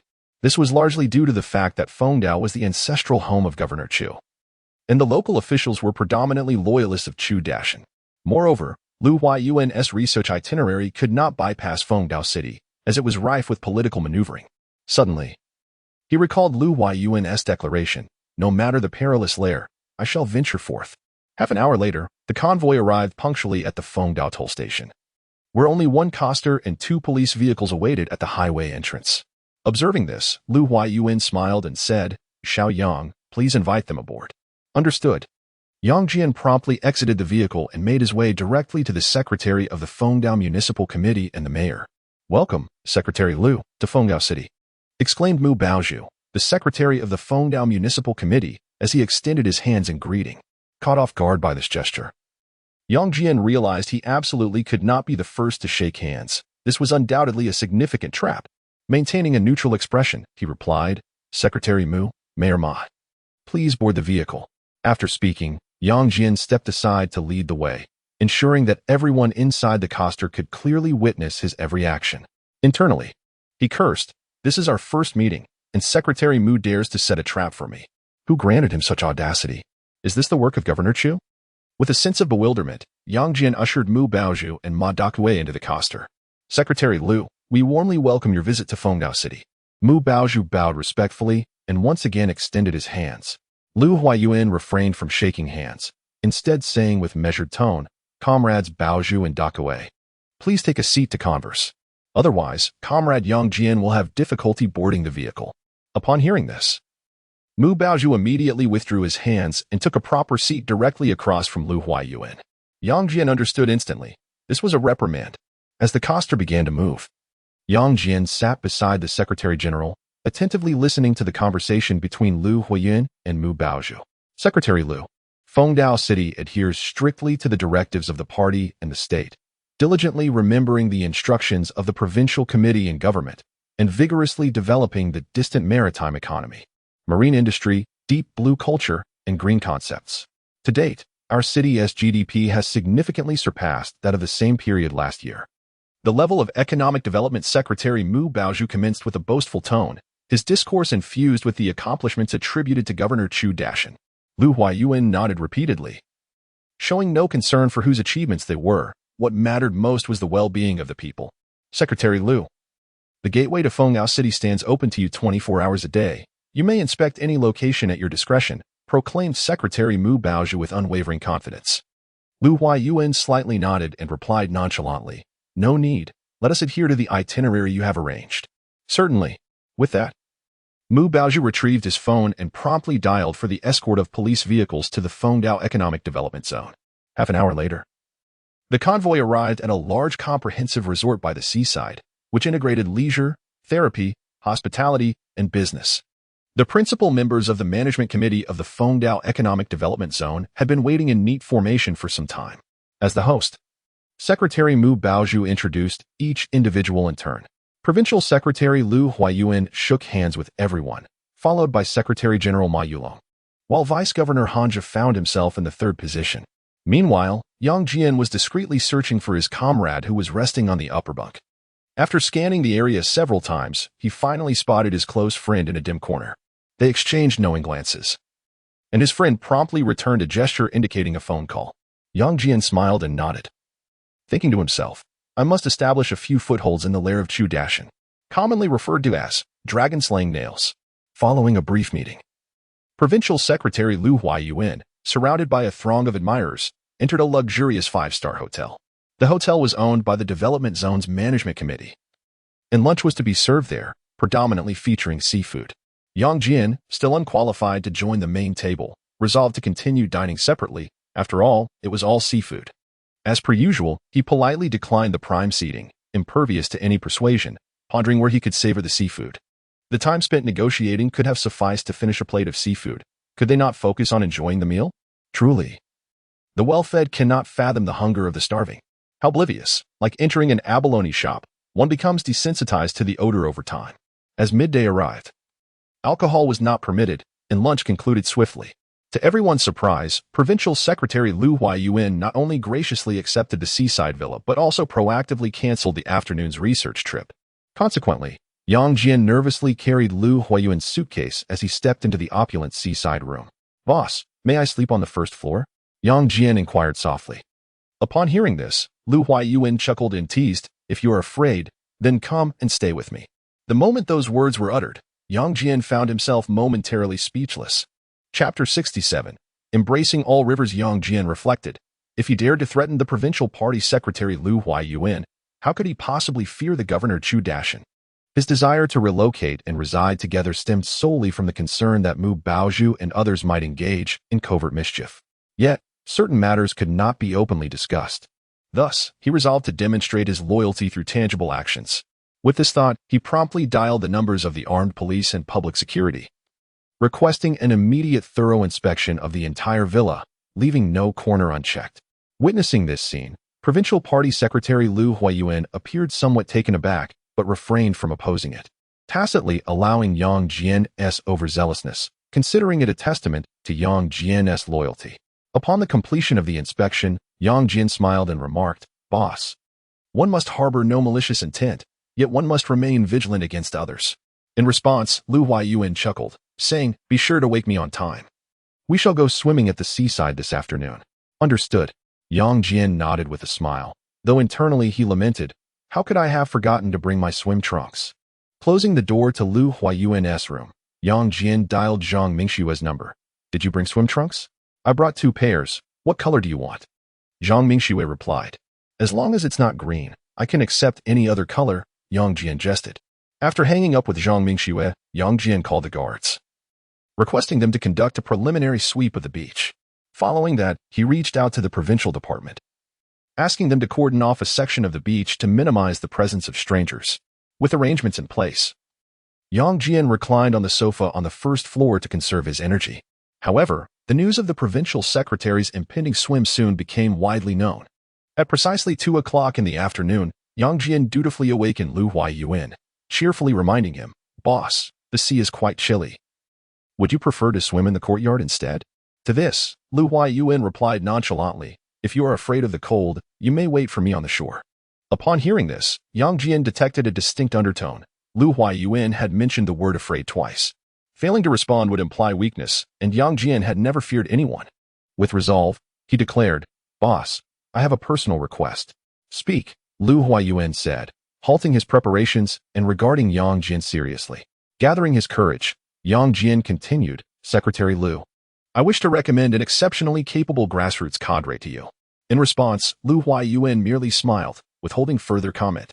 Observing Lu Huayuan's tacit approval, Yang Jian intensified his approach, asserting, Secretary Liu, a flourishing economy does not equate to overall well-being. For amidst rapid economic growth, numerous issues may be concealed, such as the political ecology. Of course, economic data serves as a significant metric for evaluating local officials, he added, but as you have stated, merits and faults must be distinctly recognized, and one cannot offset the other. As soon as he finished speaking, Lu Huayuan playfully teased, Comrade Yang Jian, are you questioning the political ecology within Fengtian province again? Meeting Lu Huayuan's gaze, Yang Jian articulated each word deliberately. In reporting back to Secretary Liu, it is precisely because of deep affection that I hold such high expectations. Upon uttering those words, Lu Huayuan immediately retracted his smile, his demeanor taking on a solemn respect. Likewise, with each word articulated distinctly, he proclaimed, the sea embraces all rivers. Only through inclusiveness can one attain greatness. Standing tall like a cliff, one remains unyielding when devoid of desire. First, one must embrace oneself before guiding others. Indeed, Secretary Liu, responded Yang Jian, bowing deeply in gratitude, having gleaned yet another profound lesson, to embrace before guiding. Around 3 in the afternoon, Secretary Lu Huayuan, accompanied by Yang Jian and Zhang Mingxue, arrived at the seaside for a swim. 2 skilled armed police officers had long awaited in the water, while 4 special police officers stood guard nearby. Without Yang Jian's command, no one was permitted to approach. How is the water temperature? Lu Huayuan called out enthusiastically. In response to Secretary Liu, it feels perfectly warm for swimming. The armed police replied, their voices ringing out. At those words, Lu Huayuan removed his bathing suit, which Yang Jian caught, while Zhang Mingxue tested the waters. Are you afraid? Lu Huayuan suddenly turned to Yang Jian, who chose to respond through action by swiftly shedding his clothes, leaving only a pair of shorts. Before Lu Huayuan could finish his thought, Yang Jian interjected for the first time. Let it be a dragon's den or a tiger's lair, I shall accompany the boss into the fray. With a resounding cheer, Lu Huayuan strode confidently into the sea, and Yang Jian followed resolutely. With 2 splashes, Lu Huayuan and Yang Jian leapt into the water, as if soaring over the Dragon's Gate, instantly appearing on the other side of the sea, which resembled a tranquil lake in the capital. 10 minutes later, Ma Yulong, a member of the Provincial Standing Committee and Secretary-General, arrived uninvited in pristine white swim trunks. 13 minutes later, Han Zhe, a provincial committee member and vice-governor, followed suit in black swim trunks, also uninvited. 15 minutes later, Mu Baozhu, the secretary of Fengdao Municipal Committee, along with Ma Dakuai, the deputy secretary and mayor, made their entrance together. 20 minutes later, Gu Zishi, deputy director of the Provincial Radio and Television Bureau, appeared in a pink one-piece swimsuit. Upon witnessing this scene, Yang Jian felt an urge to scold her, get lost. Yet, the words caught in his throat, and all he could muster was, that is not permissible. After swimming, Secretary Lu Huayuan engaged in conversation with Secretary Mu Baozhu and Mayor Ma Dakuai under a sunshade. As they discussed the grand ambitions for the Fengdao Development Zone, Yang Jian, uninterested in their boasting, moved closer to the Secretary-General to tenderly cover him with an additional blanket. At over 50 years of age, couldn't they allow others a measure of concern? If they were so averse to the cold, why persist in enduring it? Nonetheless, it must be said that swimming alongside the provincial secretary was indeed a point of pride. Leader, let us return inside. Your lips are turning purple, Yang Jian implored with heartfelt concern. The Secretary-General shook his head, weary yet resolute. If the provincial secretary wouldn't retreat, who among them would dare to leave first? Moreover, this was a moment of glory, a topic of conversation, a stepping stone in their careers. Absolutely no room for retreat. Observing the Secretary-General's steadfastness, Yang Jian could only instruct Jean Lu to fetch several hot water bottles. Upon returning to the villa and assisting Lu Huayuan with his ablutions, Yang Jian cautiously ventured, Boss, Vice-Governor Han has invited me for drinks this evening. May I indulge in a few more glasses? Rather than inquiring if he could attend, he directly asked if he could partake more liberally. At this, Lu Huayuan momentarily appeared taken aback, followed by a knowing smile that conveyed a deeper meaning. With a hint of satisfaction, he replied, Do enjoy a few more on my behalf. Yang Jian immediately grasped the implication. Lu Huayuan had tacitly consented to his role in furthering Han Zhe's downfall. This prompt response had indeed earned him full marks. Chapter 68. Courtesy before conflict. At precisely 7 o'clock in the evening, the welcome banquet commenced as scheduled. As per tradition, Lu Huaiyuan and his companions occupied the large private room, while Yang Jian and his associates dined in a smaller setting. The sole distinction this time was that Yang Jian had taken the initiative to invite Gu Zishi to join him, not out of a desire for her seafood, but rather for the sumptuous delicacies adorning the table. Acknowledging Gu Zishi's adeptness in social interactions and her desire to expand her network, he decided to indulge her role as a social butterfly. Having arrived early, Gu Zishi was dressed alluringly, exuding the charm of the most captivating flower in Xinjiang. Yang Jian, however, felt no inclination to engage with her. Her presence was unappetizing, even nauseating, potentially due to the overpowering scent of the abalone before him. Yet, Gu Zishi insisted on seating herself beside him. The others joined in the raucous teasing, proclaiming, "The finest secret of Fengtian paired with the most beautiful flower of Xinjiang." Yang Jian felt an urge to retort, "What a ridiculous match," but refrained, merely stating, "My apologies, but I am already married." He then promptly retrieved his phone to showcase a photo of Su Qing, boasting, "In legal matters, I offer an 8% discount." Another remark lingered on his lips. Unspoken, "I assure you, I'll ensure you all end up behind bars." This was due to the presence of several municipal committee members, most of whom were staunch allies of Chu Dashan, entwined in a web of corrupt camaraderie. They idolized the king of Northeast, emulated Chu Dashan, indulged in factionalism, forsaking the principles of party loyalty and their original missions, prioritizing brotherhood above all. Lost in these thoughts, his phone suddenly vibrated, and upon inspection, his heart raced in disbelief. It was the private number of Chu Dashan, the deputy secretary of the Fengtian Provincial Committee and the provincial governor.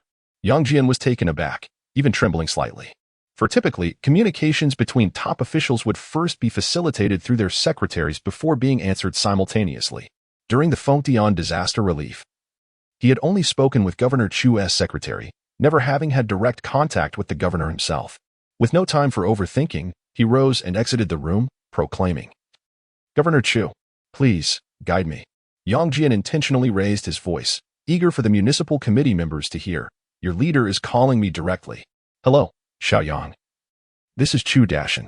Welcome to my hometown," he greeted warmly in a thick northeastern accent, sounding particularly amiable. "Thank you for your generous hospitality, Governor Chu.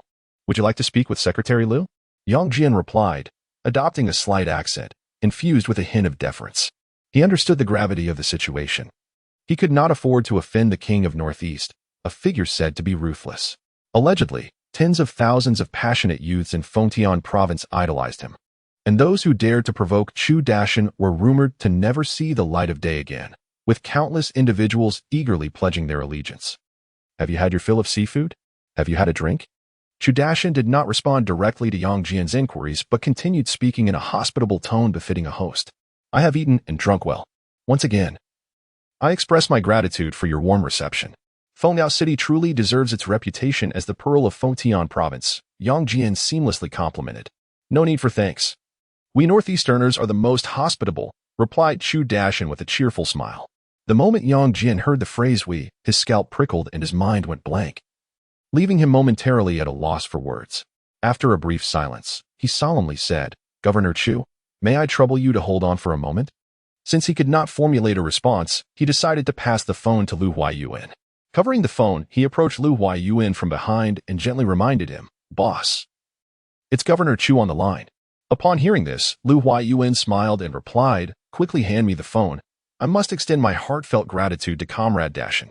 This statement rendered the room silent, as everyone straightened their posture, eager to listen to the conversation between the two leaders. This was no ordinary dialogue. It was a glimpse into the future political landscape and even a forecast for the province's climate. Yang Jian handed the phone to Lu Huaiyuan and then focused intently on the conversation that bore significant implications for many lives. Lu Huaiyuan initiated the exchange, "Comrade Dashan, I appreciate your warm hospitality. However, it is a pity that the host is not present." Yang Jian could not hear Chu Dashan's response but inferred from Lu Huaiyuan's facial expressions and body language. "Dashan, allow me to treat you to this meal." Lu Huaiyuan suddenly changed his tone, pausing briefly before continuing, "To reward your achievements, to express my gratitude for your efforts, and to acknowledge your hard work. Ultimately, this is a personal welcome banquet I am hosting for you." As he listened, Yang Jian suddenly grasped the situation. No wonder Lu Huayuan accepted the seaside villa, canceled the afternoon's research, and even indulged in a drink. This was likely a matter of reciprocity, a prelude to negotiations, a strategic engagement, and the establishment of unspoken rules. As the conversation progressed, Lu Huayuan's smile grew wider, and his voice became increasingly resonant. Excellent. No problem. We'll meet again. Thank you, Comrade Dashin. After concluding the call, Lu Huayuan returned the phone to Yang Jian and raised his glass, proclaiming, I propose a toast to Comrade Dashin. Let us honor his outstanding contributions to Fengtian province. Upon finishing his statement, Lu Huayuan led the toast, prompting everyone to rise and join in. Except for the provincial secretary, Lu Huayuan. No one dared to remain seated while toasting Governor Chu. In the midst of this, Yang Jian refrained from drinking, using the opportunity to step out of the private room, indirectly signaling to everyone, I won't toast, let them think as they wish. As for the consequences, well, moving to the capital to live off others was a feasible option. Under the Emperor's domain, who would dare to be reckless? Would Chu Dashin have the audacity to act arrogantly? Suddenly, a thought struck him. Wait a minute. They were still in the northeast. Would he have time to make amends with a drink? He felt like giving himself a resounding slap. If Lu Huayuan was merely feigning weakness, what was Yang Jian's position? Upon deeper reflection, he reasoned that it might not be a significant issue. After all, one must consider the master when dealing with a dog. Calming his emotions, he returned to the room to drink, first understanding himself before extending to others. Since the boss had already outlined the future battle plan, it was only right to follow Lu Huayuan's directive and partake in the drinking. What was this called again? Ah, yes. A strategist plays the role of bait, inviting all to join the game. I, Yang Jian, willingly accept the role of the pawn, crossing the river while causing chaos. Chapter 69. In reverence to the divine, Yang Jian refrained from indulging excessively in drink, aware that he lacked the privilege to do so, as he needed to conserve his capacity for the impending second round with Vice Governor Han. He sought a suitable excuse to approach Lu Huayuan once more, bowing slightly as he inquired, Boss, are you weary? Lu Huayuan, wearing a gentle smile, nodded and replied softly, in 10 minutes. Upon hearing this, Yang Jian's heart surged with exhilaration. He had comprehended the situation thoroughly. As soon as Lu's fingers tapped the table, it was a clear indication that he could no longer remain seated. Just as he was about to exit the private room, the Secretary General unexpectedly interjected, Xiao Yang, they say you are quite the drinker. How much have you consumed tonight? Yang Jian halted abruptly, responding with a smile, report to the Secretary General, I am still quite lucid. Serving our leaders 24 hours a day. Excellent.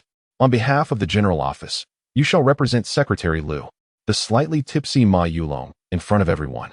Appointed Yang Jian as the representative of the Provincial Party Office. His words implicitly bolstered Yang Jian's standing, carrying an undertone of caution against any potential gossip. Indeed, Yang Jian promptly seized a bottle of white liquor and returned to Lu Huayuan's side. The first toast must be directed to the secretary of the Provincial Party Committee before he could pour for others. With both hands raised in earnest appreciation, he proclaimed, Thank you, Secretary Lu, for your guidance. Upon finishing his words, he drained a drink without hesitation. At that moment, Lu Huayuan raised his cup and, to everyone's astonishment, stood to reciprocate the toast. The emotional weight of the scene nearly brought Yang Jian to tears, not to mention the feelings of those present. Once seated again, Yang Jian filled Lu Huayuan's cup, stating, Boss, allow me to drink a few on your behalf. Very well, Lu Huayuan nodded with a smile. With Lu Huayuan's approval, Yang Jian poured in a circle, and no one dared to sit while they toasted. Everyone bowed in return. As the circle concluded, the timing was impeccable, and Lu Huayuan concluded the welcoming banquet by putting away the liquor. He graciously declined the farewells of the others, leaving only Yang Jian at his side. On their way back, Yang Jian quietly reported, Boss, the Chu family wishes to meet with you. Let them come. A strong dragon cannot suppress a local snake. Lu Huayuan jested with a grin. Encouraged by the spirits, Yang Jian retorted, Only a fierce dragon can cross the river. Please rest for a moment. I will have them wait. Xiao Yang. Too rigid is easily broken, too soft easily wasted. A balance of firmness and gentleness is essential for success, Lu Huayuan remarked serenely. Thank you for your wise counsel, Secretary Lu. I shall keep it close to my heart, Yang Jian replied, bowing deeply, a gesture reminiscent of a student to a teacher. Lu Huayuan paused, turning to support Yang Jian, expressing with warmth, The road ahead is long. Let us walk it together, slowly. Indeed. With a focused gaze and a sincere demeanor, akin to one in reverence of the divine, this was Yang Jian's sole response. Half an hour later, after freshening up, Lu Huaiyuan, accompanied by Yang Jian, received the businessman Chu Dalin. The Chu family consists of 3 brothers, each bearing names that evoke vitality. The eldest, Chu Dashan, the second, Chu Dalin, and the youngest, Chu Datsai, mountains with forests, forests with resources. After a brief exchange, Chu Dalin, displaying keen insight, took his leave, leaving behind a few boxes of common seafood. Yang Jian meticulously inspected them multiple times, confirming that they were merely dried seafood, devoid of any extravagant items. Just as Yang Jian was about to report to Lu Huaiyuan, he was met with a mocking rebuke. You judge a gentleman's intentions with a villain's mindset.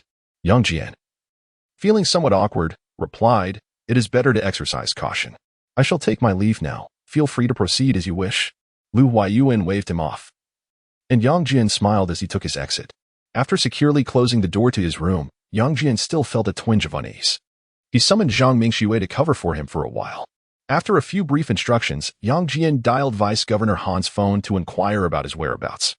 The response he received was, "The beautiful Gu is also here. You handle it as you see fit." Good heavens. So the seafood Hanjin mentioned was actually her. With that revelation, his desire to attend evaporated. However, this was a task assigned to him by Lu Huaiyuan, and he had to muster the courage to at least make an appearance. After some contemplation, Yang Jian called Jin Lu, Vice Governor Han is hosting a gathering. "I will be waiting for you at the entrance of Villa number 4. With that, he hung up, indifferent to whether she would come, thinking he might just serve as an extra presence. Approximately 5 minutes later, Jin Lu hurriedly arrived, breathless as she exclaimed, "I'm so sorry. I'm late." Yang Jian, with a calm demeanor, nodded, yet an undercurrent of admiration stirred within him. She had indeed made an effort with her appearance, looking quite lovely, a true southern beauty. Not wanting to linger on his thoughts, he promptly rang the doorbell of the villa, and Hanja's secretary opened the door. Jin Lu followed closely by his side, appearing as demure as a bride yet to enter her new home. Yang, what took you so long?" Hanja did not rise but greeted him with a warm smile and a wave. Yang Jian did not mind, recognizing that he held no authority to complain. After all, Hanja was a provincial-level official, while he was merely a deputy research officer. "Allow me to introduce the enchanting beauty from Jiangnan, Jin Lu." Yang Jian chose not to mention her position, wishing to highlight her charm instead. The moment Hanja laid eyes on Jin Lu, his gaze brightened, clearly captivated by the southern woman's allure. However, Gu Zixi, also a woman, could not help but feel a twinge of envy. At that moment, Jin Lu gracefully greeted, "Good evening, Vice Governor Han, Director Gu. Welcome, welcome, welcome." Hanja responded enthusiastically, extending his hand with exaggerated flattery. Jin Lu, holding his hand with both of hers, displayed a blend of shyness and excitement, embodying the gentle and tender nature of a Jiangnan woman. Observing this, Gu Zixi sourly remarked, "Secretary Yang certainly has a way with women." In response, Yang Jian retorted, "What is that smell? Pickled vegetables and seafood stew? Come, let's drink." Hanja interjected to diffuse the tension. Yang Jian casually grabbed a bottle of beer and raised it toward Hanja, stating, "I appreciate Vice Governor Han's generous hospitality." At that moment, Jin Lu cast a furtive glance at Yang Jian, seeing that he showed no intent to intervene. She took the initiative to grab a chilled bottle of beer. As the drinks flowed and the dishes were served, Hanja pulled Yang Jian onto the balcony for a smoke while Gu Zixi and Jin Lu remained inside, engaged in a drinking contest. In the past, I had no choices. Now, I have finally arrived at this moment. Fueled by the effects of the alcohol, Hanja openly pledged his allegiance to Lu Huaiyuan. The sea breeze wafted through, mingled with a faint, unpleasant odor. Yang Jian nearly felt nauseous. Chapter 70, The Secret Return. As the clock approached 11, a secure call unexpectedly rang on Yang Jian's phone. 3 minutes later, citing a sudden illness, Yang Jian took his leave, disregarding the increasingly inebriated Jin Lu. 7 minutes later, Yang Jian received 2 text messages. The first read, "At the highway entrance, black SUV." The second, from Jin Lu, simply stated, "I have returned to my room safely. Thank you, Secretary Yang. Good night." After much contemplation, Yang Jian knocked on Lu Huaiyuan's door, reporting the provincial police department's plea for assistance in person. 15 minutes later, he vanished into the inky darkness of the night, alone. 30 minutes later, he found himself seated in an unmarked black SUV, racing towards Xinjiang City. In the rear seat, Yang Jian fastened his seatbelt and coldly commanded, "Inform the vehicles ahead to floor it. We must reach the provincial headquarters within 4 hours." "Understood," replied the officer in the front passenger seat, promptly seizing the radio to instruct the lead vehicle to accelerate. "Provide me with a secure phone. I need to speak with Director Dong," Yang Jian instructed further. The officer handed over the prepared internal line, presenting it with both hands, pressing the number 1 key. The call was swiftly connected, and Dong Chui's voice echoed through. "Brother, the situation is urgent. I can only implore you to return and take command." "Have you reported this to Secretary Li?" Yang Jian inquired, his tone as frigid as ice. "No, I do not trust him. I fear information may leak. Aside from you and Secretary Liu, I trust no one else," Dong Chui asserted firmly. Yang Jian retorted sharply, "Without the provincial committee's approval and the prosecutor's procedures, how do you intend to apprehend him? What do you have to catch him? Can you even capture him?" "Brother, calm down. I'm left with no other choice," Dong Chui replied, lowering his voice in a conciliatory tone, aware of his own shortcomings. "So you want me to return and take the brunt of this?" Yang Jian laughed in exasperation, continuing, "You truly are my good brother. Brother, in the entire Fengtian province, you are the only one capable of handling this. No one else is of any use." Hearing this, the corners of Yang Jian's mouth twitched involuntarily. Dong Chui's flattery was undeniable. Yet, with the mandate in hand, he had no choice but to return to Shengjing in secret. His dedicated secretary was indeed like a brick, moving wherever needed. With little time for sentiment, he could only diligently follow Lu Huayuan's directives to assist the provincial police in capturing Li Hongwei, the secretary and director of the Public Security Bureau in Shijing City. "Continue surveillance, and do not act rashly. We must ensure absolute secrecy. You can only move once Governor Chu departs," Yang Jian cautioned. "When does Governor Chu set out?" "At 8. When shall we initiate our operation? Where will we conduct the arrest? At home, on the road, or at the office?" Dong Chui sought Yang Jian's guidance. "At 8:30. I will go to the provincial committee to handle the paperwork while you secretly apprehend him on the way. We must act simultaneously. Failure is not an option." He paused, his voice turning stern. "Otherwise, no one will be able to protect you. I shall have no choice but to return to Fengtian in secret." "Understood. Do not worry. Li Hongwei will not escape," Dong Chui vowed resolutely. After a brief silence, Yang Jian inquired, "Where will the interrogation take place? Who will conduct it? How will it be executed? How long will it take to breach the defenses? What is your level of confidence?" After a moment of contemplation, Dong Chui responded, "I will handle it, but I have less than 50% certainty. If you were to personally oversee it, I would have at least 80% confidence." Upon hearing this, Yang Jian squeezed out a terse remark between clenched teeth, "Let us sever our ties." With that, he hung up, cursing the very notion of brotherhood. Around 4 in the morning, having not slept all night, Yang Jian clandestinely arrived at the Public Security Bureau in Fengtian Province. Dong Chui and her team were there to greet him, performing military salutes, eager for his directives. With Yang Jian elevated in status, the unflappable Yang Mi could only nod impassively and then lead the way into the office building.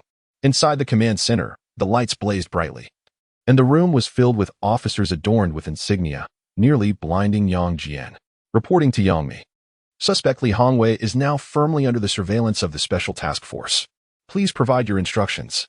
The one delivering the report was He Yukuan, a member of the Provincial Public Security Bureau and the Deputy Director, the primary person responsible for the case.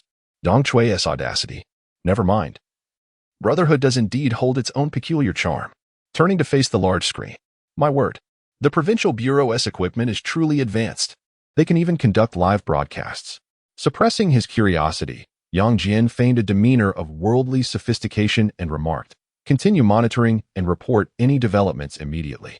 "Yes." He Yukuan saluted, and, as he turned away, he let out a long sigh of relief. As long as Yang Jian was present, the burden of blame would be halved in an instant. At that moment, Dong Chui posed a question. "Yang Mi, would you like to take a break?" In response, Yang Jian slowly shook his head and said coolly, "A cup of strong tea and a pack of cigarettes, please." No sooner had he finished speaking than a strikingly beautiful policewoman approached, holding a tray, and coldly stated, "Please enjoy your tea, leader." The sudden gust of cold air instantly dispelled Yang Jian's weariness. She must be the legendary flower of the force, he mused. Accepting the teacup with a smile, he gracefully expressed his gratitude. "Thank you." Yet, she remained expressionless, mechanically replying, "Please take your time, leader. Should you need anything, do not hesitate to ask."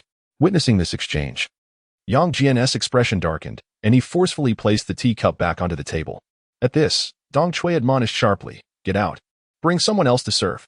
Yang Jian was the protective talisman invited back by the provincial bureau. Dong Chui could not allow her subordinates to show him disdain. At that moment, Yang Jian interjected loudly, "No need, I shall keep her." Sensing the tension in the atmosphere, Deputy Director He Yuquan stepped in to ease the situation. "Yang Mi, Comrade Mei Lin has volunteered multiple times. She wishes to personally apprehend Li Hongwei." Upon hearing this, Yang Jian quickly understood. So there's a personal vendetta at play. But why should that concern me? Why must I endure this disdain? After a moment's consideration, he decided to indulge her wish, coldly stating, "Send her to capture him. If he escapes, the consequences are hers to bear." Yes. Shen Mei Lin saluted on the spot, finally ready to confront her nemesis. After Shen Mei Lin left the room, Dong Chui leaned in to inquire, "Are you interested?" Yang Jian let out a cold snort and remarked, "Finding her bothersome is one thing, but finding you even more so is truly exhausting. There is not a single reliable person." Despite the self-inflicted annoyance, Dong Chui remained unfazed, understanding that when one seeks assistance, they must adopt a humble demeanor. Furthermore, in the face of calamity, it is still necessary to rely on Yang Jian to shoulder the burden. At precisely 8 o'clock in the morning, He Yuquan, having received the news, promptly relayed it to Yang Jian. The provincial government's convoy has set off on schedule. At that moment, members of the Special Task Force also came to report. All targets are operating as expected. Please provide guidance, leader. Upon hearing this, Yang Jian and Dong Chui exchanged a glance and nodded in unison. Subsequently, the secretary and director of the Provincial Public Security Department, Dong Chui, issued the operational command. "Everyone, assemble. Action." Yes. The entire assembly saluted in unison, their voices resounding with fervor. At the entrance of the Provincial Public Security Department, Yang Jian repeatedly admonished Dong Chui, "If Secretary Li disapproves, immediately cancel the operation. Do you understand? Brother, I believe in you." Dong Chui's eyes sparkled with determination, and her tone was resolute. "Should you dare to act recklessly, I shall sever our brotherhood." With that, she turned on her heel and walked away, inwardly cursing, "What a wretched sworn brother I have." Chapter 71. As swift as fire at 20 minutes past 8 in the morning, Yang Jian discreetly returned to the Provincial Party Committee compound in a police vehicle from the Public Security Department. Glancing at the time, he dialed the office of Li Bowen, a member of the Provincial Committee and Secretary of the Political and Legal Affairs Commission, confirming that Li was indeed in his office.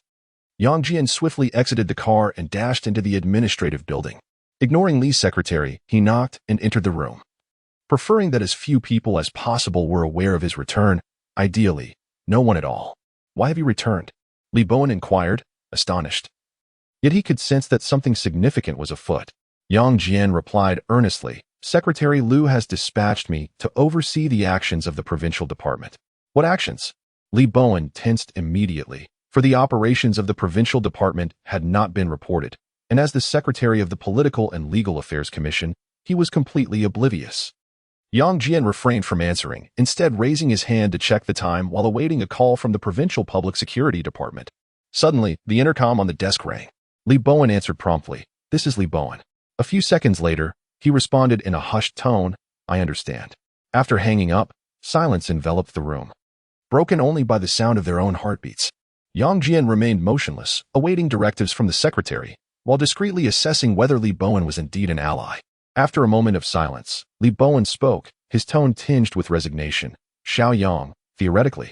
Yang Jian interrupted firmly, "Secretary Li, there is no theoretically. It must adhere to the law. The law supersedes theory."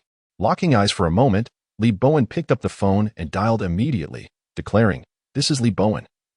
Issue an arrest warrant without delay." After concluding the call, Li Bowen smiled, "Are you satisfied, Secretary Yang?" Yang Jian returned the smile, "Secretary Liu will undoubtedly be pleased." At this, Li Bowen gestured for Yang Jian to sit and converse. However, Yang Jian politely declined. "Secretary Li, please continue with your work. I must oversee the operations of the provincial department." "Very well. Should you require anything, do not hesitate to call me," Li Bowen said, rising to see him off. Yang Jian graciously refused. "Thank you, Secretary Li, please remain seated." Having said that, he turned to leave, his thoughts racing. Li Bowen harbored concerns. Otherwise, he would have readily acquiesced without such prolonged contemplation. With no time for further deliberation, the priority was to ensure the operation proceeded smoothly, with no unforeseen incidents. He took out his phone and called Dong Chui, initiate the operation. After hanging up, he entered the police vehicle and returned to the command center to resume his post. At 8:45 in the morning, Yang Jian arrived back at the command center of the Provincial Public Security Department. Upon seeing him, Deputy Director He Yuquan immediately reported, "Report. Secretary Yang, everything is proceeding smoothly." Yang Jian nodded slightly. He was already aware of Li Hongwei's arrest during his journey back. However, capturing a suspect was merely the first step. The interrogation was crucial, and securing evidence was paramount. Moreover, time was of the essence, and the situation was increasingly dire. In just about 15 minutes, the news of Li Hongwei's apprehension had reached the higher echelons, prompting numerous phone calls to flood in. For instance, the Standing Committee member of the Provincial Party Committee and Secretary of the Discipline Inspection Commission, Fang Tianming. The Standing Committee member of the Provincial Party Committee and Secretary of the Xinyang Municipal Committee, Xiao Ran. The Deputy Secretary of the Xinyang Municipal Committee and Mayor, Huang Yuran, among others. There were countless notifications, and the incessant ringing of phones rendered Yang Jian utterly incapable of concealing his presence. It seemed that the upper echelons of the entire Fujian province were aware of Yang Jian's secret return to Xinyang, commanded to conduct an investigation. With no inclination to speculate further, nor any means to obscure the truth, it must have been the Secretary of Political and Legal Affairs, Li Bowen, who had discreetly leaked the information. Alternatively, it could have been his sworn brother, Dong Chui. Aside from these two, there was certainly no one else. Given this, Yang Jian decisively ordered the apprehension of Li Hongwei's driver, secretary, and trusted aides. Regardless of their guilt, they were to be brought in for investigation. Understood. He Yuquan acknowledged the command, which aligned perfectly with his own sentiments, to be as steadfast as a mountain yet as swift as fire. If one were to act, one must act resolutely. Reinforcements were dispatched to closely monitor Li Hongwei's family, ensuring that no detail would be overlooked. Yang Jian issued a series of directives. I want all materials related to Li Hongwei, including detailed records of his relatives. Around 9 in the morning, Yang Jian utilized a secure phone line to dial Lu Huayuan's private number, succinctly reporting the current progress, only to receive the all-too-familiar response. You handle it as you see fit. Upon hearing this, Yang Jian, accustomed to the routine, could only muster a stiff reply. Understood. In truth, he comprehended nothing at all, entirely at a loss as to what the next steps should entail. Interrogation? How could he conduct one? He was no expert. He could only inwardly curse Dong Chui. What a fool. The phone continued to ring incessantly, driving Yang Jian into a state of frustration as he gripped his hair tightly. Damn it. If I go bald, so be it. Minutes later, he switched off his phone, indifferent to whatever might transpire. Whoever inquired would receive the same excuse. The battery was dead. After all, Lu Huayuan was aware of the secure number. Calming himself, he scrutinized the evidence and records pertaining to Li Hongwei. The crux of the matter lay in how to leverage Li Hongwei to implicate Huang Yuran. This was pivotal to the entire situation. Otherwise, why would a mere public security bureau chief necessitate the supervision of a full-time secretary from the provincial committee? Moreover, Yang Jian believed that Li Hongwei was the sole point of breakthrough. Without him, seizing actual control of Xinyang would be impossible. Around 10 in the morning, the triumphant return of Dong Chui brought him in high spirits to Yang Jian. However, he was met with a sharp rebuke. Get out. Send someone else to assist. Dong Chui, devoid of courtesy, found Yang Jian equally unyielding. Recognizing the atmosphere, Dong Chui promptly escorted the fierce flower into Yang Jian's temporary office. Secretary Yang, please take a moment to rest. Would you care for something to eat? Shen Meilin, having finally avenged her enemies, donned a face of gratitude. Yang Jian, uninterested in her overtures, continued to immerse himself in the examination of Li Hongwei's relatives' records. Shen Meilin dared not move recklessly, nor did she wish to leave the room, intent on expressing her gratitude to Yang Jian through tangible actions.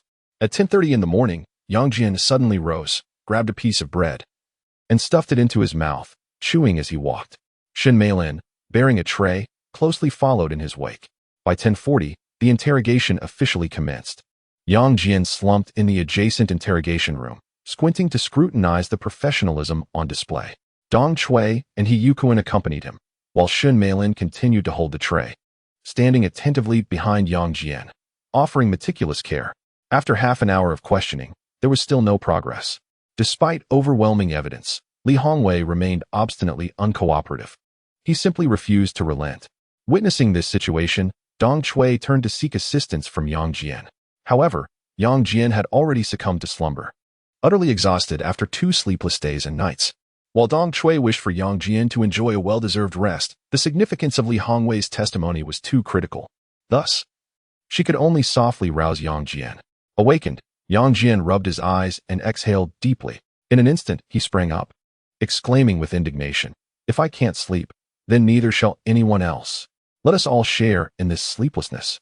With that, he flung open the door and stormed into the adjacent interrogation room with fierce determination. Chapter 72. A Life for a Life. Upon catching sight of Yang Jian's figure, Li Hongwei, seated on the interrogation chair, was momentarily rendered speechless. How could he have returned? Was this perhaps a directive from the provincial party secretary? In that instant, a tempest of emotion surged within Li Hongwei's heart. With bloodshot eyes, Yang Jian, cold as ice, uttered, "Turn off the equipment and everyone leave." The officer in charge of the interrogation promptly complied, shutting down the devices and swiftly exiting the room. Once the door was tightly secured, Yang Jian's frosty demeanor transformed into a menacing glare as he slowly approached Li Hongwei, enunciating each word with deliberate intensity. "I am not here to interrogate you. I have come for vengeance." At these words, Li Hongwei, bound to the chair, involuntarily shivered. How did Yang Jian come to know? The provincial party secretary was in Fengdao, and the governor had traveled to Fengtai City. Pausing, he leaned in closely to declare, "Today, Shenyang, I am in charge." Simultaneously, Li Hongwei's lips and eyelids twitched uncontrollably, his legs, thighs, and even abdomen quivering. "I have long anticipated this day. Thus, upon learning of your impending arrest, I hastily returned, willing to forfeit my position as a full-time secretary. Today, no one can save you. I will drag you down to hell." As he spoke, Yang Jian's bloodshot eyes remained fixated on Li Hongwei. "Why?" Li Hongwei stammered. "From the moment you conspired against Su Boda, from the day I became the secretary to the provincial party secretary, I have been seeking an opportunity to eliminate you. On my very first day in the provincial government compound, I instigated Secretary Liu to make a covert visit to the North Street, hoping to provoke the wrath of the provincial party secretary and seize the chance to annihilate you. Li Hongwei, you are doomed. For I have whispered countless accusations against you into Secretary Liu's ear. Thus, even if you remain silent, the provincial party will not spare you." Seeing Li Hongwei lost in thought, Yang Jian seized his chin, exerting further pressure. "I even dared to hold the provincial party secretary hostage. Do you think I would hesitate to eliminate you outright?" At this pronouncement, beads of sweat, as large as peas, cascaded down, splattering onto the floor. Yang Jian leaned in closer and revealed, "Let me share a secret that no one else knows. I am fabricating an imperial edict. I have one day to secretly dispose of you. By the time they discover the truth, you will already be a corpse." Yang Jian aimed to instill in Li Hongwei a sense of personal vendetta. Otherwise, Li Hongwei might continue to resist, holding out until the intervention of Huang Yuan and others. Thus, Yang Jian had to gamble on Li Hongwei's fear of death, hoping he would trade evidence against others for a chance to survive. Indeed, Li Hongwei awaited the intervention and machinations of those individuals. However, Yang Jian's sudden appearance completely unsettled him. Setting aside whether this was the provincial party secretary's directive, Yang Jian's vindictive nature and his personal grudge against Su Boda spelled peril. Contemplating this, Li Hongwei tremulously offered, "I can share a secret with you." "Indeed, it is they." Yang Jian interjected sharply, "No need for that. I seek vengeance solely upon you. I yearn for an exchange of lives." Upon hearing this, Li Hongwei was momentarily taken aback. He intended to devise an excuse to delay the confrontation, yet it was evident that Yang Jian was resolutely intent on exacting personal retribution. At this juncture, Yang Jian intensified his assault, delving into Li Hongwei's psychological defenses. "Do you know Tianyu? Do you wish to uncover his whereabouts? I can conceal Tianyu, just as I can make you vanish without a trace. The only reason you remain unhidden is that I have no desire to do so. I aim to eliminate you openly and without reservation. You managed to eliminate a mayor right under my nose. I too can obliterate a director on your territory. Su Boda is about to head to the capital, and I will endure a few years in prison. When I emerge, I shall torment your family relentlessly. Do you think misfortune does not touch your wife and children? When an avalanche descends, no snowflake is innocent. I have perused your files all morning. I have memorized the names of all your relatives, and now I shall recite them to you." With that, Yang Jian began to enumerate Li Hongwei's relatives, one by one. A villain must be tempered by another villain. Stop. Please, no more. Li Hongwei cried out, teetering on the brink of madness, his spirit nearing collapse. He understood all too well that given Yang Jian's capabilities, he could render his family's existence a living hell. Witnessing this despair, Yang Jian viciously grasped Li Hongwei's jaw. His eyes blazing with fury, "This is the price of crossing me. Speak." Yang Jian growled, tightening his grip to render Li Hongwei voiceless. "Confess. You are defeated." Yang Jian gradually increased the pressure, and blood began to seep from the corner of Li Hongwei's mouth. "Who instructed you to frame Su Boda?" Upon uttering this, Yang Jian abruptly released his hold on Li Hongwei's jaw. Li Hongwei blurted out, "It was Huang Yuren. He is the one who commanded me. I beg you, spare my family." The moment those words escaped his lips, Yang Jian once again fiercely clutched Li Hongwei's jaw, a mixture of blood and saliva trickling down his hand. "I do not believe you. I only wish to end your life. You shall not implicate anyone else." Li Hongwei struggled incessantly, yet found himself unable to articulate any words. Resorting to pleading with his eyes, after a moment of intense eye contact, Yang Jian menacingly declared, "I shall grant you one final opportunity." "Why, Yang Jian? I need you to swear." Li Hongwei stammered, "Please, do not harm my wife and children." "I, Yang Jian, swear to the heavens that as long as you reveal the mastermind behind this, I shall ensure your wife and children live in peace," Yang Jian replied coolly. Chapter 73, Commanding Xinjing. Upon hearing Yang Jian's solemn vow, Li Hongwei was about to speak when Yang Jian sharply interjected, "You have never seen me. Do you understand?" At these words, Li Hongwei swallowed the blood in his mouth, his gaze filled with pleading, yet he could only nod in acquiescence. Witnessing this, Yang Jian softly urged, "Strive to survive. At the very least, you will be able to see your children grow up." With that, he turned on his heel and departed without a moment's hesitation. In an instant, Li Hongwei, bound to the interrogation chair, was overwhelmed with tears, his heart heavy with regret. The moment he exited the interrogation room, Dong Chui and Shen Meilin rushed to meet him. Yang Jian, with a tone lacking patience, admonished, "Why are you still dawdling? Hurry back to the interrogation." "Yes, I will personally conduct the interrogation," Dong Chui asserted as she prepared to leave. Yang Jian grasped her arm firmly, articulating each word, "You will either enter the department or the prison. Make your choice wisely."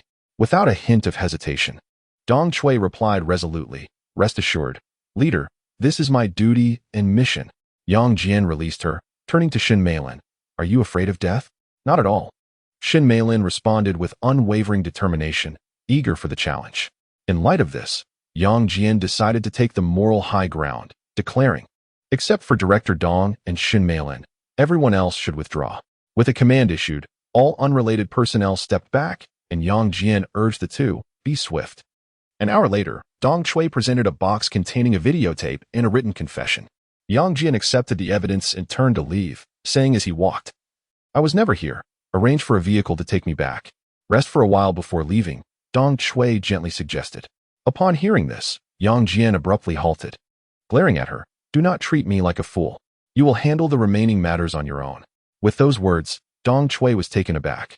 Her minor schemes laid bare by Yang Jian's piercing insight. "I have assisted you twice. This is the last time. Should there be another instance, I shall sever ties with you," Yang Jian declared with palpable frustration. Dong Chui could only offer a sheepish smile. "Brother, please don't be angry. My superior has sent Bao Wanghua to escort you." Yang Jian scoffed, "At least you're perceptive. Consider this a warning." He then commanded, "I order Bao Wanghua to provide 24-hour personal protection for you." Following behind Yang Jian, Dong Chui incessantly sought to please him. For her prospects of entering the department hinged entirely on Lu Huayuan and Yang Jian's subsequent decisions. Approaching 50, Dong Chui was unwilling to wait any longer. Time was of the essence. As they settled into the SUV, Shen Meilin was about to speak when Yang Jian coldly interrupted, "Hand me your phone." "Certainly." Shen Meilin passed her mobile device to Yang Jian in the back seat. He took the phone and dialed Su Qing's number, speaking softly, "Darling, where are you? I'm hiring a female driver and bodyguard." After hanging up, Yang Jian commanded with icy resolve, "From this moment on, ensure 24-hour protection for my wife." "Understood." Shen Meilin could only comply, though a complex mix of emotions churned within her. "Take me to the train station." After concluding his words, Yang Jian retrieved his mobile phone and dialed Wang Dana, "Gather a few brothers to accompany me to Fenglian City." The off-road vehicle headed towards Shenyang North Station. as Yang Jian intended to take the safest mode of transportation to reach Finlian City ahead of schedule. This was necessitated by the entrenched power of Li Hongwei, bolstered by the likes of Huang Yuan, who could guarantee that Li Hongwei's confidants would not act out of desperation. The dynamics in the north were well understood by those on the ground. Severing someone's source of income is akin to slaying their kin. What if an unforeseen accident were to occur on the return journey? The consequences would be dire. Being a personal secretary is no easy task. It is imperative to secure an accident insurance policy. No, wait. It is essential to ensure a backup plan. Otherwise, who would burn paper offerings for me? 20 minutes later, Yang Jian, armed with evidence, blended into the throngs of travelers. 25 minutes later, he convened with Wang Dana and others in the men's restroom. Having arrived ahead of schedule, 30 minutes later, clad in the attire of a migrant worker, Yang Jian boarded the train to Finlian City. Surrounded by Wang Dana and his companions. Hard seats? Yang Jian could hardly believe his eyes. Was this truly the Wang Dana he knew? I apologize, it was too rushed. And this was all I could secure, Wang Dana replied, his face filled with shame. Brother Yang, you can lie down. We will stand. One of the migrant worker brothers remarked. Upon hearing this, Yang Jian was deeply moved. What a benevolent group of individuals. Why should they not prosper? Just as he was about to politely decline, his phone rang from his pocket. Upon glancing at the screen, he saw it was the provincial committee member and Shenyang Municipal Party Secretary, Xiao Ran. After a moment's hesitation, he pressed the answer button and, covering the phone, said, Secretary Xiao, please give your instructions. No instructions are needed. The Shenyang Municipal Party Committee will fully cooperate, Xiao Ran stated before hanging up. Nearly wishing to express his stance. Just as he was about to slip the phone back into his pocket, it rang again. Glancing at the screen revealed, it was the provincial committee member and discipline inspection secretary, Fang Tianming. After a brief moment of hesitation, he pressed the answer button and, covering the phone, coldly inquired, What instructions do you have, Secretary Fang? Where are you? Fang Tianming's tone was rigid, laced with considerable anger. I am accompanying Secretary Liu on an inspection. Yang Jian adamantly refused to concede, whatever the consequences may be. Fang Tianming erupted in a tirade. Get back here. Bring the evidence and return. Yang Jian suppressed his inner fury and retorted, Secretary Fang, I am unaware of what you are referring to. Old Liu cannot intervene. At least not at this juncture. You fool. Can't you tell who your allies are by now? Upon hearing this, Yang Jian was momentarily bewildered. Who exactly are the allies here? Return immediately. Stay in Shenyang and maintain your position. Absolutely do not capitulate. Fang Tianming was nearly beside himself with rage. Secretary Fang. I must first call Secretary Liu, Yang Jian declared, trusting no one but Provincial Secretary Liu Huayuan. Upon hearing this, Fang Tianming immediately hung up. A few minutes later, Yang Jian looked at Wang Dana in utter confusion. Trembling, he uttered, Brother, could you please inquire with the train conductor if a temporary stop can be arranged? I'm sorry, but it seems that the input you provided is empty. Please provide a text for me to edit and translate. Chapter 74. A stinging blow to the face. Fortunately, Shenyang boasts 2 train stations, and the train conveniently stopped at Shenyang South Station. Otherwise, Comrade Yang Jian would have genuinely contemplated leaping from the train. In haste, he changed back into his work attire and quickly hailed a taxi. Heading straight to the provincial party compound in Fengtian under the protection of Wang Dana and others. On the way, he received an unexpected call from Ma Yulong. A member of the Provincial Standing Committee and Secretary General, Yang Jian, do not return. Remain in Shenyang to maintain order. Yes, leader, Yang Jian replied solemnly. Seize this opportunity to take over the secretariat, Ma Yulong instructed before hanging up. Yang Jian, feeling pleased, tucked away his phone. Secretly pondering. Having an elder at home is like possessing a treasure. Perhaps I should consider providing for the Secretary General in his old age. Before he could even put the phone away, it rang once more. Glancing at the screen, he saw it was Vice Governor Hanja. After a moment's hesitation, he pressed the answer button. What instructions do you have, Governor Han? There are no orders, only support. Whatever you need, just ask. What do you desire? Hanja conveyed his allegiance to Yang Jian in a light-hearted tone, while also expressing loyalty to Liu Huayuan. Seizing the moment, Yang Jian replied in a similar vein. Bring back some seafood. I haven't had enough. Sure. No problem. Feel free to call me anytime, Hanja responded before ending the call. Yang Jian scoffed under his breath. As if anyone is lacking seafood. No sooner had he hung up than the phone rang again. What a relentless barrage. He glanced at the screen to see it was Chao Bo, the secretary of the Fengtian Municipal Party Committee. After a moment's thought, he decided it wouldn't hurt to answer. Secretary Chao, please give your instructions. Xiaobo, perceptive to Yang Jian's underlying irritation, immediately began to justify himself with grandiose rhetoric, while also relaying the latest directives from Governor Chu. Brother, don't blame me for being incapable. Governor Chu wants to bury Zhao Chang, who dares to oppose him. At this revelation, Yang Jian felt a stinging heat flush across his face. The metaphorical slap from Governor Chu resounded in his ears, painfully reminding him of his previous statement. I wonder who would dare to prioritize Zhao Chang's funeral arrangements, which had now become a source of ridicule. It would not be long before the word of Yang Jian's humiliation spread throughout the province. Contemplating this, he wore a bitter smile, muttering to himself. Refusing to drink a toast is akin to drinking a punishment cup. It's just about not having that drink. Moreover, he thought, when striking someone, avoid the face. It wounds one's pride. If I am pushed too far. As he spoke, Yang Jian's fists clenched tighter, making a resonant sound, while his expression twisted. His eyes turning a fierce crimson, resembling a beast that had caught the scent of blood. Witnessing this, Wang Dana, seated beside him, instinctively distanced himself. 10 minutes later, Yang Jian entered the provincial compound, making a beeline for building number 3. Guided by a secretary, he stepped into the office of Secretary Fang Tianming for the first time. Good day, Secretary Fang. Yang Jian greeted him warmly. In response, Fang Tianming emitted a cold snort, refusing to meet Yang Jian's gaze, clearly still irked. At that moment, the secretary brought in a cup of tea and, casting a knowing glance, said, Secretary Yang, please enjoy some tea. Yang Jian was about to extend his hand to take the teacup when Fang Tianming interrupted sharply, stand straight. At these words, Yang Jian immediately withdrew his hands and stood rigidly in place. Observing this, the secretary discreetly departed, silently wishing Yang Jian well. As the door closed tightly, the Discipline Inspection Committee Secretary Fang Tianming erupted. Yang Jian, you are unworthy of being a secretary. Yang Jian could only endure the reprimand with an impassive expression, harboring no thoughts of resistance. A mistake is a mistake, and if he is to be scolded, so be it. Could a few flattering words about being the top secretary in Fengtian make him lose his sense of direction? With a few packs of cheap cigarettes, he dares to forge alliances with others. The more Fang Tianming spoke, the angrier he became, showing no regard for Yang Jian's dignity. Tomorrow, I'll send you a few women. Will you help him ascend to the vice-provincial level? Sweat beaded on Yang Jian's forehead. He thought to himself, how does Secretary Fang know everything? Damn it. Not only are there spies in Building 1, but Director Dong is surrounded by them as well. Why don't you speak? Aren't you quite the talker? Aren't you bold? Don't you dare defy even the provincial secretary? Yang Jian could only swallow hard. The pressure from the officials was overwhelming. Yang Jian, let me tell you, if it weren't for old Lu's intercession, you would have been out on your ear long ago. The leaders in the capital wouldn't even bother to express concern for your injuries. Go ask around. Which secretary dares to defy their superiors? If this were ancient times, your entire family would face annihilation for such insolence. At these words, Yang Jian was drenched in cold sweat, realizing the gravity of the consequences he had never considered.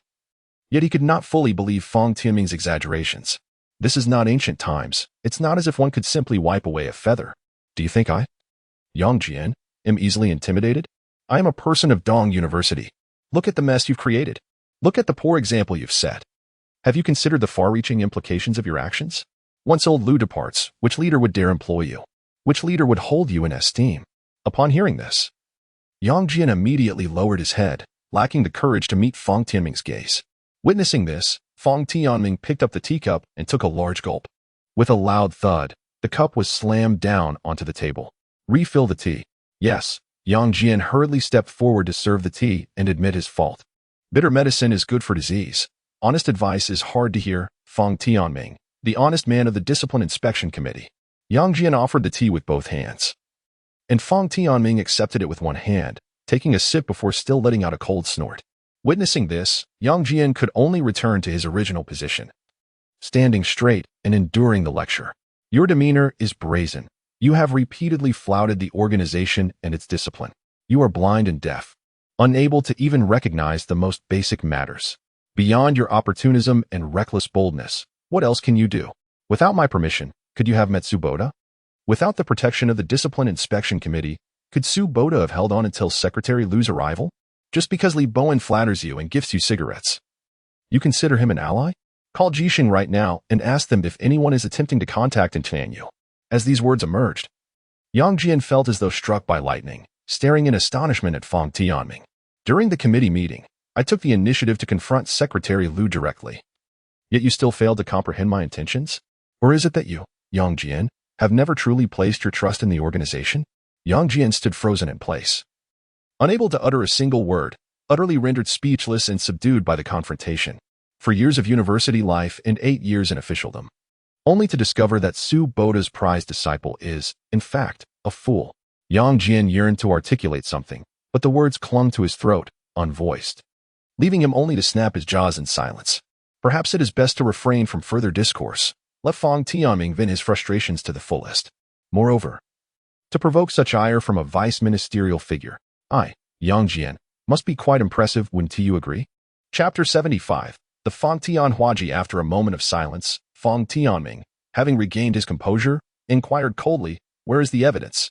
In response, Yang Jian hastily produced the videotape and the written testimony from his pocket, presenting them with utmost care. Fang Tianming refrained from accepting them, instead rapping his fingers on the table, producing a rhythmic sound. Yang Jian understood immediately.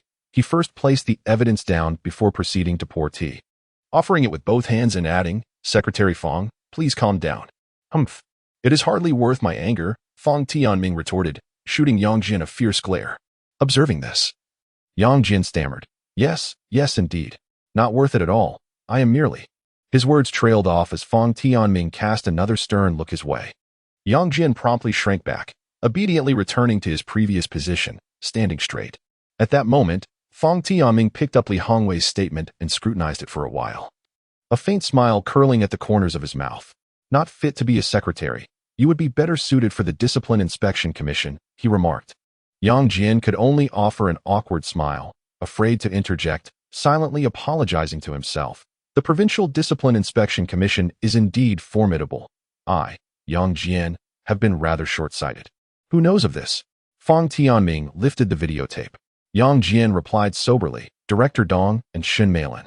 Upon hearing this, Fang Tianming pondered for a moment and then solemnly instructed, "You must remember every word I say. There must be no mistakes. Firstly, the arrest of Li Hongwei is led by the Discipline Inspection Commission, with the provincial department providing support.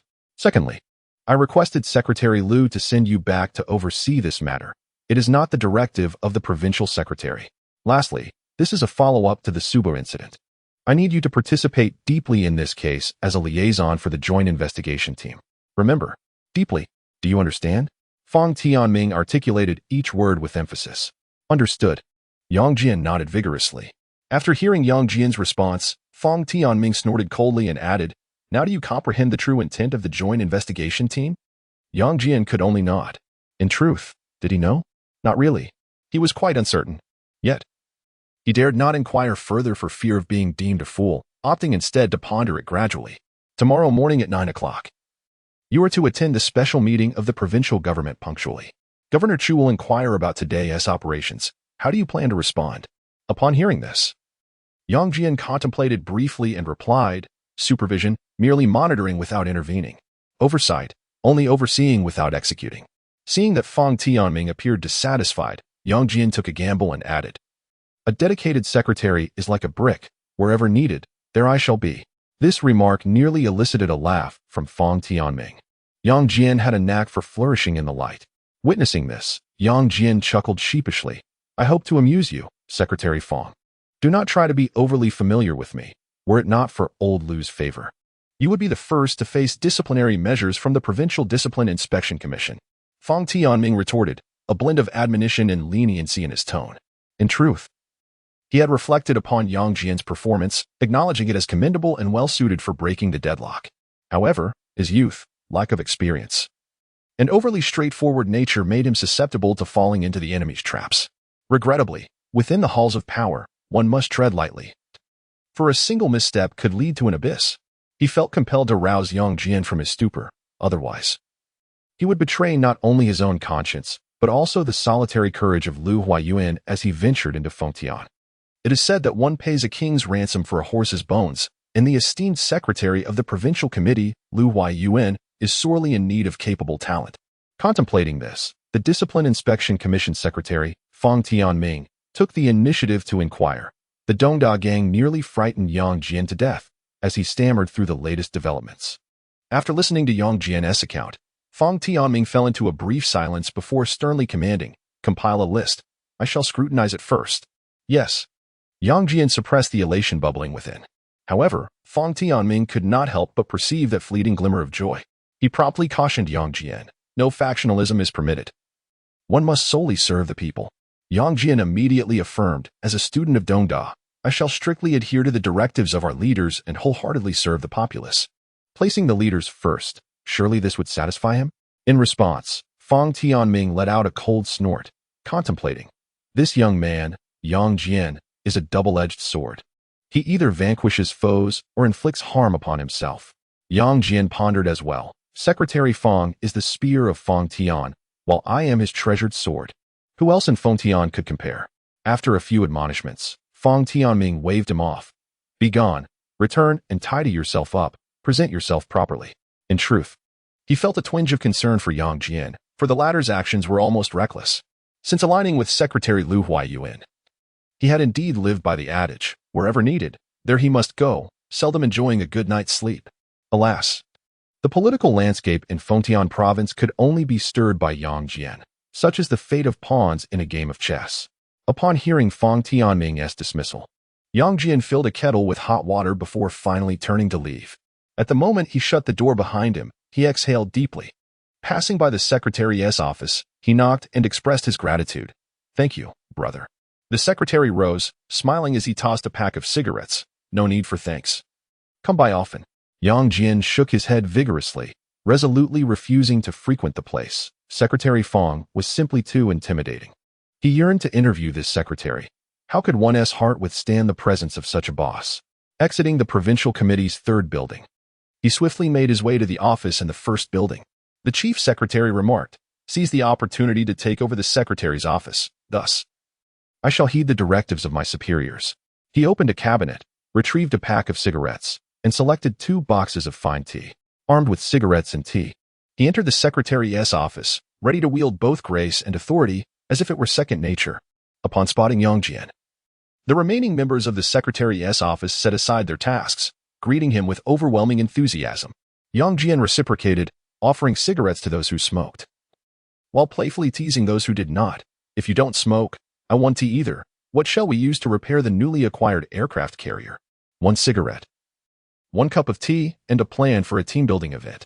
Yet one member, Comrade Jean Lu, was absent. Leaving the provincial committee compound, Yang Jian first regrouped with Wang Dana and others before dialing Su Qing's number. "Where are you? Let us go home and make a meal." Su Qing inquired softly. "What shall we do, Officer Shen?" Yang Jian promptly replied, "Where can we find a driver, bodyguard, or nanny who works for free?"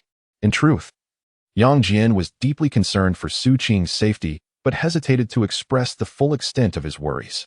He could only rely on Shun Malin for protection for the time being.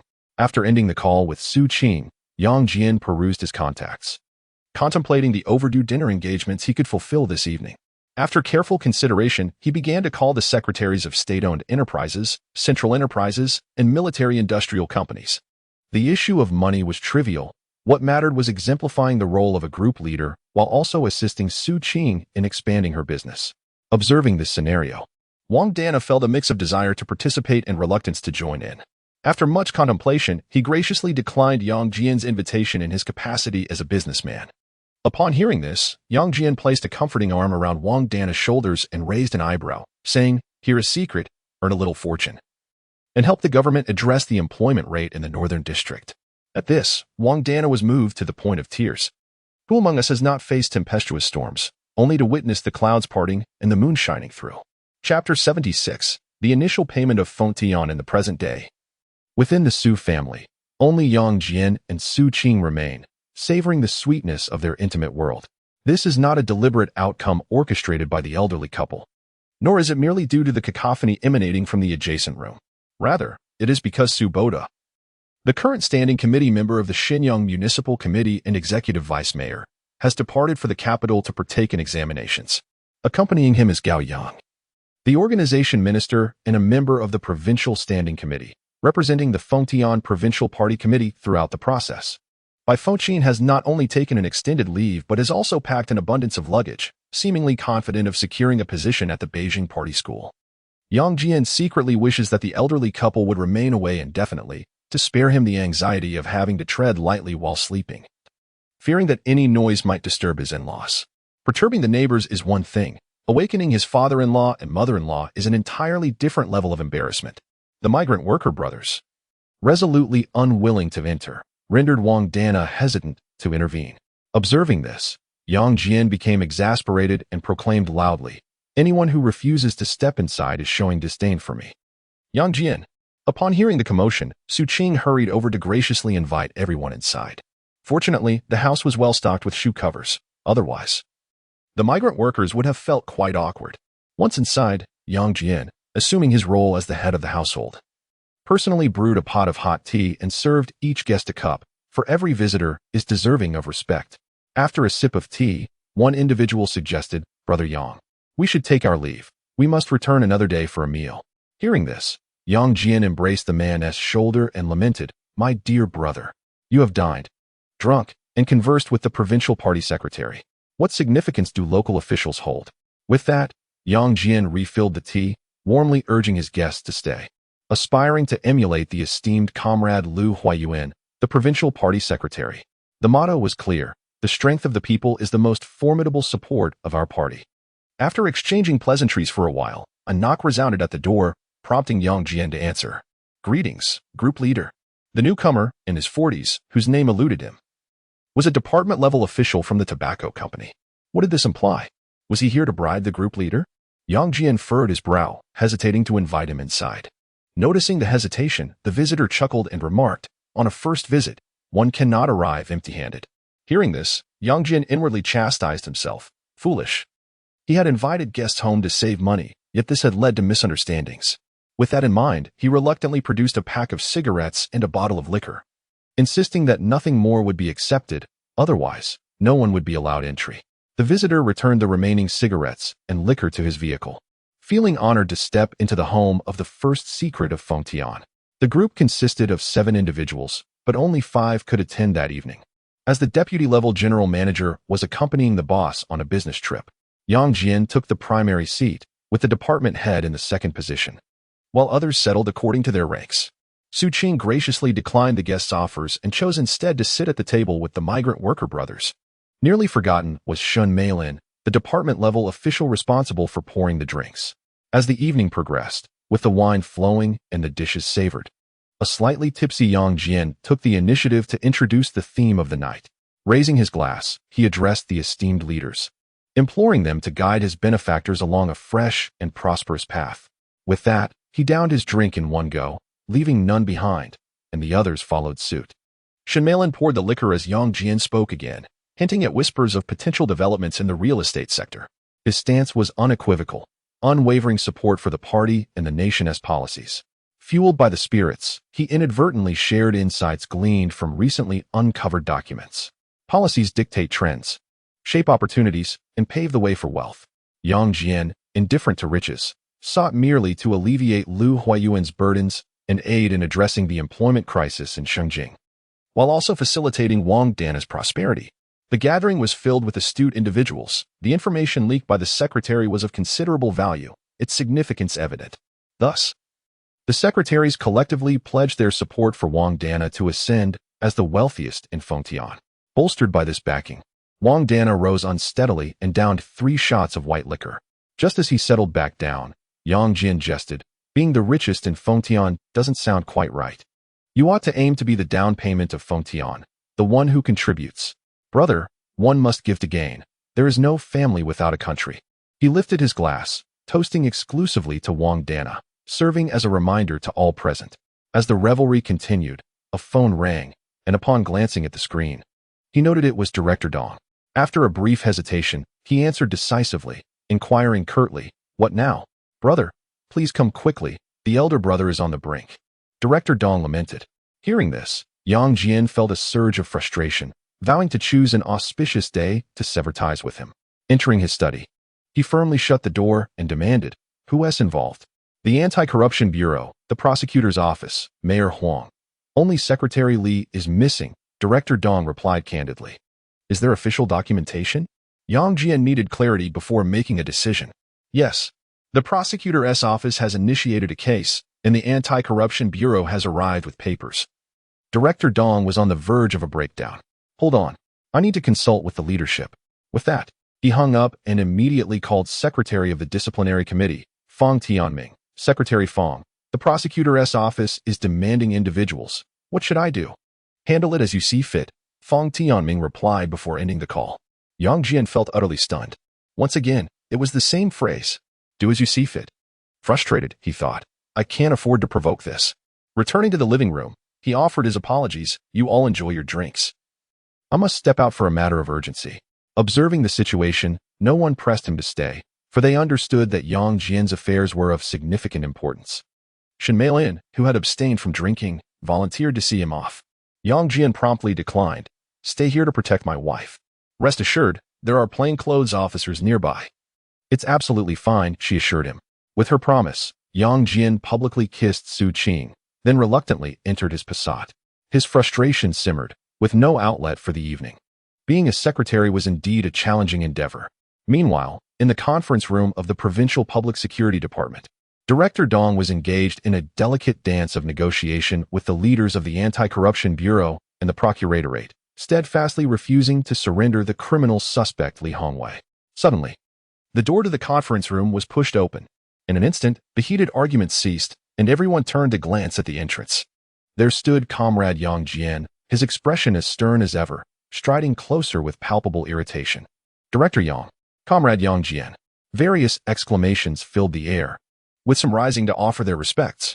Observing this scene, Yang Jian let out a cold snort. If he was to engage in actions that would offend, he might as well do so thoroughly. Director Yang, I am Ho Yi from the Anti-Corruption Bureau, and I am here too. Before he could finish, Yang Jian raised his hand, interrupting him. Do not mention people to me. It will not be of any use. Chapter 77. Feigning madness and suffering consequences. Director Ho, feeling humiliated, immediately raised the documents from the Procuratorate and stated firmly, Director Yang, please review these documents. Yang Jian took the documents and placed them on the table, bending down to examine them for a moment, before he violently retched, expelling a table full of filth. The stench was utterly unbearable, nearly causing everyone in the room to vomit.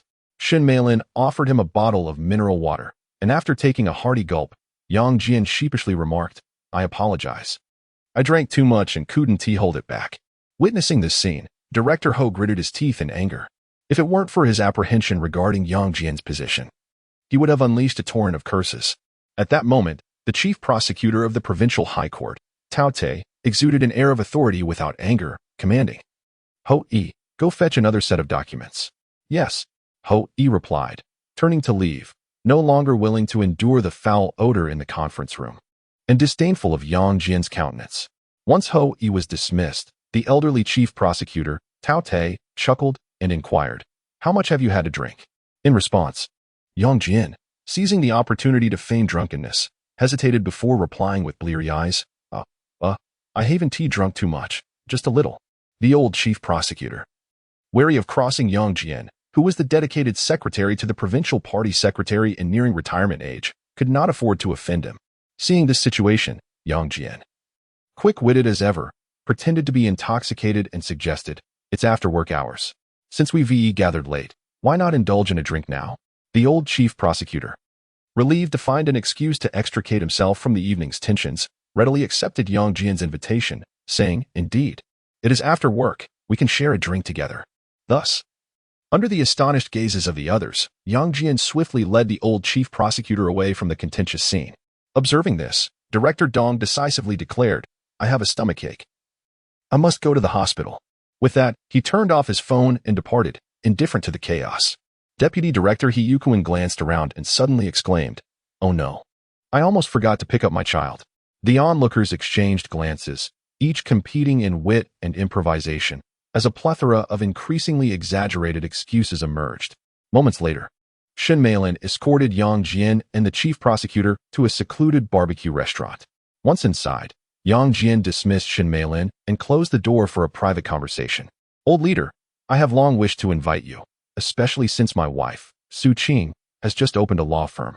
As the old chief prosecutor began to respond, Yang Jian interjected, my boss has tasked my wife with an audacious goal of assisting 200 unemployed workers within a year. Grasping Tao Ti's hands earnestly, Yang Jian implored, old leader, you must assist me. Otherwise, if Secretary Liu pursues this matter, I want to be able to handle it. With these words, the old chief prosecutor swallowed hard, realizing that Yang Jian's plea for help was, in essence, a veiled threat. There was no time for contemplation. I immediately expressed my stance. Xiao Yang, rest assured, I will certainly give my all. I am deeply grateful for the unwavering support from our leadership. You truly are a lifesaver for my family. As I spoke, I subtly gauged the reaction of the old prosecutor, hoping to win him over. Even if I couldn't secure his allegiance, swaying him to be a fence-sitter would suffice, at worst. I could create some discord to vex the Political and Legal Affairs Committee Secretary, Li Bowen. It was merely a trifling effort. Moreover, providing legal assistance was, after all, my duty. The old prosecutor's response was ambiguous and evasive. Upon receiving this feedback, I cursed internally, old fox. At that moment, the prosecutor's phone rang, and without a hint of hesitation, he interrupted the ongoing report. I am having drinks with Secretary Yang. You all can manage the rest. Upon hearing this, I muttered under my breath, what a scoundrel. Just as the prosecutor was about to pour a drink, my phone rang as well. Without a moment's hesitation, I answered, Secretary Li, how may I assist you? Xiao Yang, where are you? Secretary Li Bowen inquired in a deep voice. Reporting to Secretary Li. The prosecutor is treating me to drinks, and we are enjoying some barbecue together. I smiled at Tao Te, who sat across from me, thinking, is this a competition for mischief? Let us see whose situation is more challenging. Was there an issue with the Anti-Corruption Bureau's procedures? Secretary Li's voice unmistakably carried a hint of fury. I promptly replied, Secretary Li, my apologies, I didn't catch that. Where are you? I will send someone over. Li Bowen coldly commanded. I gently responded, Secretary Li, I am merely a liaison. I have no authority to intervene in judicial affairs. Hand the phone to him. Li Bowen ordered. Yes. With that, I handed my phone to the prosecutor seated opposite me. The nearly 60-year-old prosecutor, with a grim countenance, spoke, Secretary Li, please give your instructions. A thunderous roar erupted, followed by, do you still wish to be a prosecutor? If not, get out now. Beep, beep, beep. Li Bowen hung up after his tirade, leaving me curious about the audacity that emboldened him to chastise the head of the provincial high prosecutor's office to his face. I gazed at the colorful expressions of the prosecutor with sympathy. He hung his head in silence. After a prolonged pause, he suddenly asked, Secretary Yang, can we still drink this? To which I pondered for a moment and replied earnestly, whether we can drink depends entirely on your choice. If the soon-to-retire prosecutor wished to contribute to Liu Huayuan's cause, I would welcome it wholeheartedly. I watched as the old prosecutor slowly raised his glass, his right hand trembling as if the glass were a heavy burden. After a moment of contemplation, he mustered his courage and toasted to me. Then let us drink to dissolve 1,000 sorrows. I raised my glass in response, smiling as I recited, 3 cups lead to the great way, 1 drink resolves 1,000 woes. Prosecutor, let us drink. Do not let the cups pause. Yang Jian, through his poetic expressions, subtly hinted to the elderly chief prosecutor, with 3 cups of white wine consumed, not only are the intestines unblocked, but the righteous path leading to Liu Huayuan is also cleared. A single intoxication alleviates myriad sorrows. Inebriation naturally allows one to forget the troubles imposed by political and legal committee member Li Bowen. As the wine flows, let the cups not cease. Having declared one's stance, unwavering support must follow, with no room for retreat. The old chief prosecutor incessantly repeated, 3 cups pave the way. 3 cups pave the way. Suddenly bursting into hearty laughter, he exclaimed, excellent. Then let us drink 3 grand cups. Faced with this scene, Yang Jian could only comply and partake in 3 large cups. The following morning, precisely at 9 o'clock, a colleague from the Provincial Public Security Department urgently roused Yang Jian. Secretary Yang, you must awaken quickly. Governor Chu is awaiting your presence at the meeting. Chapter 78. Unwavering loyalty awakened abruptly. Yang Jian floundered about like a headless fly, searching fervently for his personal attire. Yang, your clothes have been taken by Director Shin for washing. You might as well make do with this set for the time being. Yang Jian, in his haste, had little choice but to comply. However, he was taken aback. Even my underwear is being washed? Who undressed me? With no time to dwell on such matters, urgency loomed large. The meeting summoned by Governor Chu was not an occasion where tardiness would be tolerated. In a frantic rush, he dashed to the bathroom, grasping a toothbrush and a bar of soap, intending to multitask on his way down. As he descended the stairs, a glance at his phone sent a chill down his spine. Dozens of missed calls. He felt an overwhelming urge to slap himself in frustration. How could his phone have been silenced? As he rushed out of the guest house, just as he was about to head to the parking lot, Director Dong's voice rang out. "You're already late. What difference does a moment make?" Yang Jian turned towards the sound, a surge of anger coursing through him, and shouted, "Why are you trying to frame me? If I'm late, I might as well be late together with you." Dong Chui retorted, "You think this is a frame-up?" Standing face to face with Dong Chui, Yang Jian leaned in, nearly nose to nose, and exclaimed, "Don't treat me like a fool. You want to be scolded." "I do not." Dong Chui met his gaze without flinching, defiantly asking, "Are you willing to be a traitor? Can you navigate both sides? Do you seek an escape route for yourself?" Upon hearing her words, Yang Jian found himself at a loss for a response, yet his gaze remained unyielding. Questioning himself, what am I truly afraid of? At that moment, Dong Chui spoke seriously, "I admit, I deliberately arrived late to invite criticism. To put on a show for Secretary Liu. I, Dong Chui, want the entire province to know that I am by no means a coward. I have endured silently all this time." After a brief pause, she pressed, "What do you fear from him? What is there to be afraid of? What can he do to you?" "The top secret of Fotian. My squad of plainclothes officers on round-the-clock duty are here to protect you. Surrounding you are my loyalists. Even your ex-wife has been taken into consideration. The only thing I haven't done is station someone at your ancestral grave. I, Dong Chui, have never betrayed my brothers," she stated emphatically. Hearing this, Yang Jian felt a swell of emotion. He had been oblivious to Dong Chui's silent sacrifices. "You fear criticism. I will bear it for you. You seek a backup plan. I shall assist you. I, Dong Chui, possess the capability to ensure your safety and that of your loved ones for a lifetime." "Brother Dong," Yang Jian murmured softly. Dong Chui interrupted, "Let us discuss this in the car. First, we must face the music." Nodding in agreement, Yang Jian followed Dong Chui into the police car, which blared its siren. "Have a smoke to calm your nerves," Yang Jian suggested, offering a cigarette in gratitude. Dong Chui accepted it with a smile, lighting it for him, and Yang Jian did not refuse, merely reciprocating the gesture. After taking a deep drag, Dong Chui leaned in and whispered, "I frequently travel to Beijing for meetings. I fear the big boss's influence. Just be aware of that." Upon hearing these words, Yang Jian stared blankly at Dong Chui. Dong Chui nodded emphatically, simultaneously extending his finger to point at the top of the car. In an instant, Yang Jian comprehended. It was the pinnacle of success. No wonder Dong Chui dared to make such a public declaration. He had already discerned Liu Huayuan's true background. "I'm bringing you back, not because I can't withstand it, but because we ought to share the blessings together." After saying this, Dong Chui leaned in closer and added, "Brother, stay close to the big boss. Fontian is merely a stepping stone, while the capital is our ultimate destination." Upon hearing this, Yang Jian was immediately electrified. Who wouldn't he desire to venture into the capital? That is where the true zenith of power resides. It was no wonder that the teacher's wife dared to relocate. Evidently, Liu Huayuan's connections were exceedingly formidable. "Are you still afraid?" Dong Chui raised an eyebrow and inquired. Yang Jian resolutely shook his head, thinking to himself, "What is there to fear? Let us go for it. Moreover, Liu Huayuan is related to my family." Observing this scene, Dong Chui leaned in again and remarked, "I have spent half my life in the public security system, with so many informants that I can hardly keep track. Any slightest stir will reach my ears." He added with pride, "From now on, you are the Eastern Factory, and I shall be the Jinui." Yang Jian instantly retorted, "You are the one who is a eunuch." "Brother, if I could, I would truly wish to stay by the big boss's side, acting as the chief eunuch," Dong Chui said with a look of envy. Hearing this, Yang Jian shot him a glance. No one was taking the position of the chief secret keeper in Fontian from him. After a moment of silence, Yang Jian asked, "What shall we do next?" Dong Chui replied carelessly, "I have acute appendicitis and just got discharged from the hospital." "And what about me?" Yang Jian pressed. "Brother, I'm the one who was hospitalized. Who the hell knows where you're off having fun?" Dong Chui deliberately echoed Chu Dashan's catchphrase.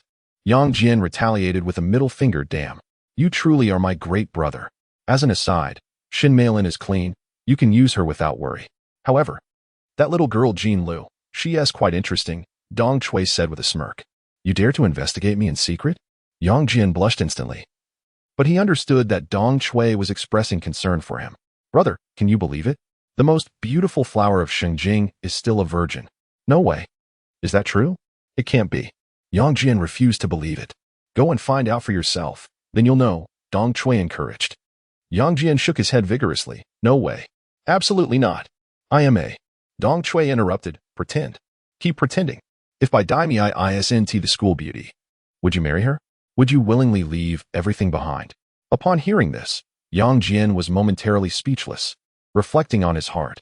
It was indeed her beauty that made him willing to endure her character flaws. By the way, I forgot to tell you about that man who wanted to sleep with your ex-wife. I dealt with him. As he spoke, Dong Chui made a gesture across his throat. Thank you. Yang Jian understood immediately. Being placed under double regulation was the lightest punishment, and he might even face hardships. Humans and animals are no different. They both possess territorial instincts. Whenever you need it, brother will help you carve out your own private domain. Dong Chui reminded Yang Jian that if he harbored any thoughts in this regard, he should ensure utmost secrecy. However, Yang Jian had no such intentions. He was far too preoccupied with deciphering Su Qing's perplexities to concern himself with the decaying remnants of insignificant matters. As they approached the provincial government, Dong Chui turned and discreetly handed him a compact device, pressing it into his embrace. With a serious demeanor, she instructed him, should Chu Dashan seek a private conversation, he must activate the recording without fail. He must not allow the other party to succeed. With that, Dong Chui raised her finger and intoned deliberately, ability ranks only second. Loyalty is the singular choice. Yang Jian comprehended instantly and hastily concealed the device, resolutely determined to prevent Chu Dashan from sowing discord between himself and Lu Huaiyuan. Chapter 79. Whatever happens, happens. Upon entering the provincial government building, Yang Jian felt a pang of envy. Truly, the newly constructed edifice was impressive, far surpassing the provincial party compound. As he stepped into the main building, a sudden urge to change workplaces surged within him. The elevator whisked them directly to the 12th floor, with Dong Chui leading the way and Yang Jian deliberately making some noise behind her. The door to the conference room was ajar, and he puffed out breathlessly, exclaiming, Report! Report! Enter! Came the voice of Qi Yuman, the full-time deputy secretary of the provincial committee. Upon receiving permission, Dong Chui stepped in first, with Yang Jian following closely, both bracing themselves as they entered the expansive conference room. Yang Jian stole a glance around. Good heavens! All the principal leaders of the provincial party and government were present. However, he noted the absence of Governor Chu. Could it be that the meeting had concluded early? Suddenly, the sharp voice of Secretary of the Discipline Inspection Commission, Fang Tianming, rang out. Yang Jian, did I not inform you that the meeting would commence promptly at 9? Yes. Yang Jian halted mid-step, responding stiffly. Why were you late? Fang Tianming pressed sternly. Report, leader. I request punishment. Yang Jian could only retreat in order to advance, striving to correct his attitude of contrition. At that moment, Li Bowen, the secretary of the Political and Legal Affairs Committee, interjected unexpectedly. Secretary Tianming. Comrade Yang Jian returned to Feng Tian overnight to supervise the case. One cannot expect a human to function like a machine. Such circumstances are understandable. Hu Taiming, a member of the Provincial Standing Committee and Executive Vice Governor, also spoke in defense. Indeed, everyone knows that Comrade Yang Jian is a dedicated worker. Xiao Ran, the secretary of the Xinyang Municipal Committee and another member of the Provincial Standing Committee, expressed concern. Xiao Yang, please take a seat. Yang Jian dared not move recklessly, instead awaiting Fang Tianming's directive, inwardly cursing Li Bowen for his cunning, as he seemed to be deliberately swaying the opinions of those present. After a moment of silence, Fang Tianming let out a cold snort, dismissing the sight of Dong Chui and Yang Jian standing in the center. Observing this, Dong Chui and Yang Jian first bowed deeply to apologize to the assembled leaders before daring to take their seats. At that moment, a sense of foreboding washed over the two brothers. Their tardiness had delayed the meeting's commencement. Each leader present was undoubtedly burdened with immense responsibilities. Moreover, every moment wasted by Yang Jian and Dong Chui could potentially impact the province's development. Contemplating this, Yang Jian inwardly lamented, what a clever tactic from Governor Chu. With this maneuver, he and Dong Chui had likely offended all the high-ranking officials. Just as they settled in, heavy footsteps approached from outside. In an instant, the majority of the leaders in the conference room rose to their feet. Yang Jian hastily stood as well, standing rigidly to greet the arrival of the Northeast King. He felt a mix of anticipation, having only seen him on television before, never in person. As he waited, the Deputy Secretary of the Provincial Committee and Governor, Chu Dashan, entered with a smile. Yang Jian focused intently. At first glance, he did bear a resemblance. At the second glance, he appeared to be a smiling tiger. At the third, he wondered, what is he looking at? In the moment their eyes met, Yang Jian felt a chill. Just then, Governor Chu waved his hand symbolically, smiling as he said, "Please, have a seat. Let us begin the meeting." As soon as these words were spoken, everyone took their seats, and the meeting officially commenced. Sitting upright at the front was Chu Dashan, who solemnly declared, "There are numerous matters at hand, and I apologize for keeping everyone waiting."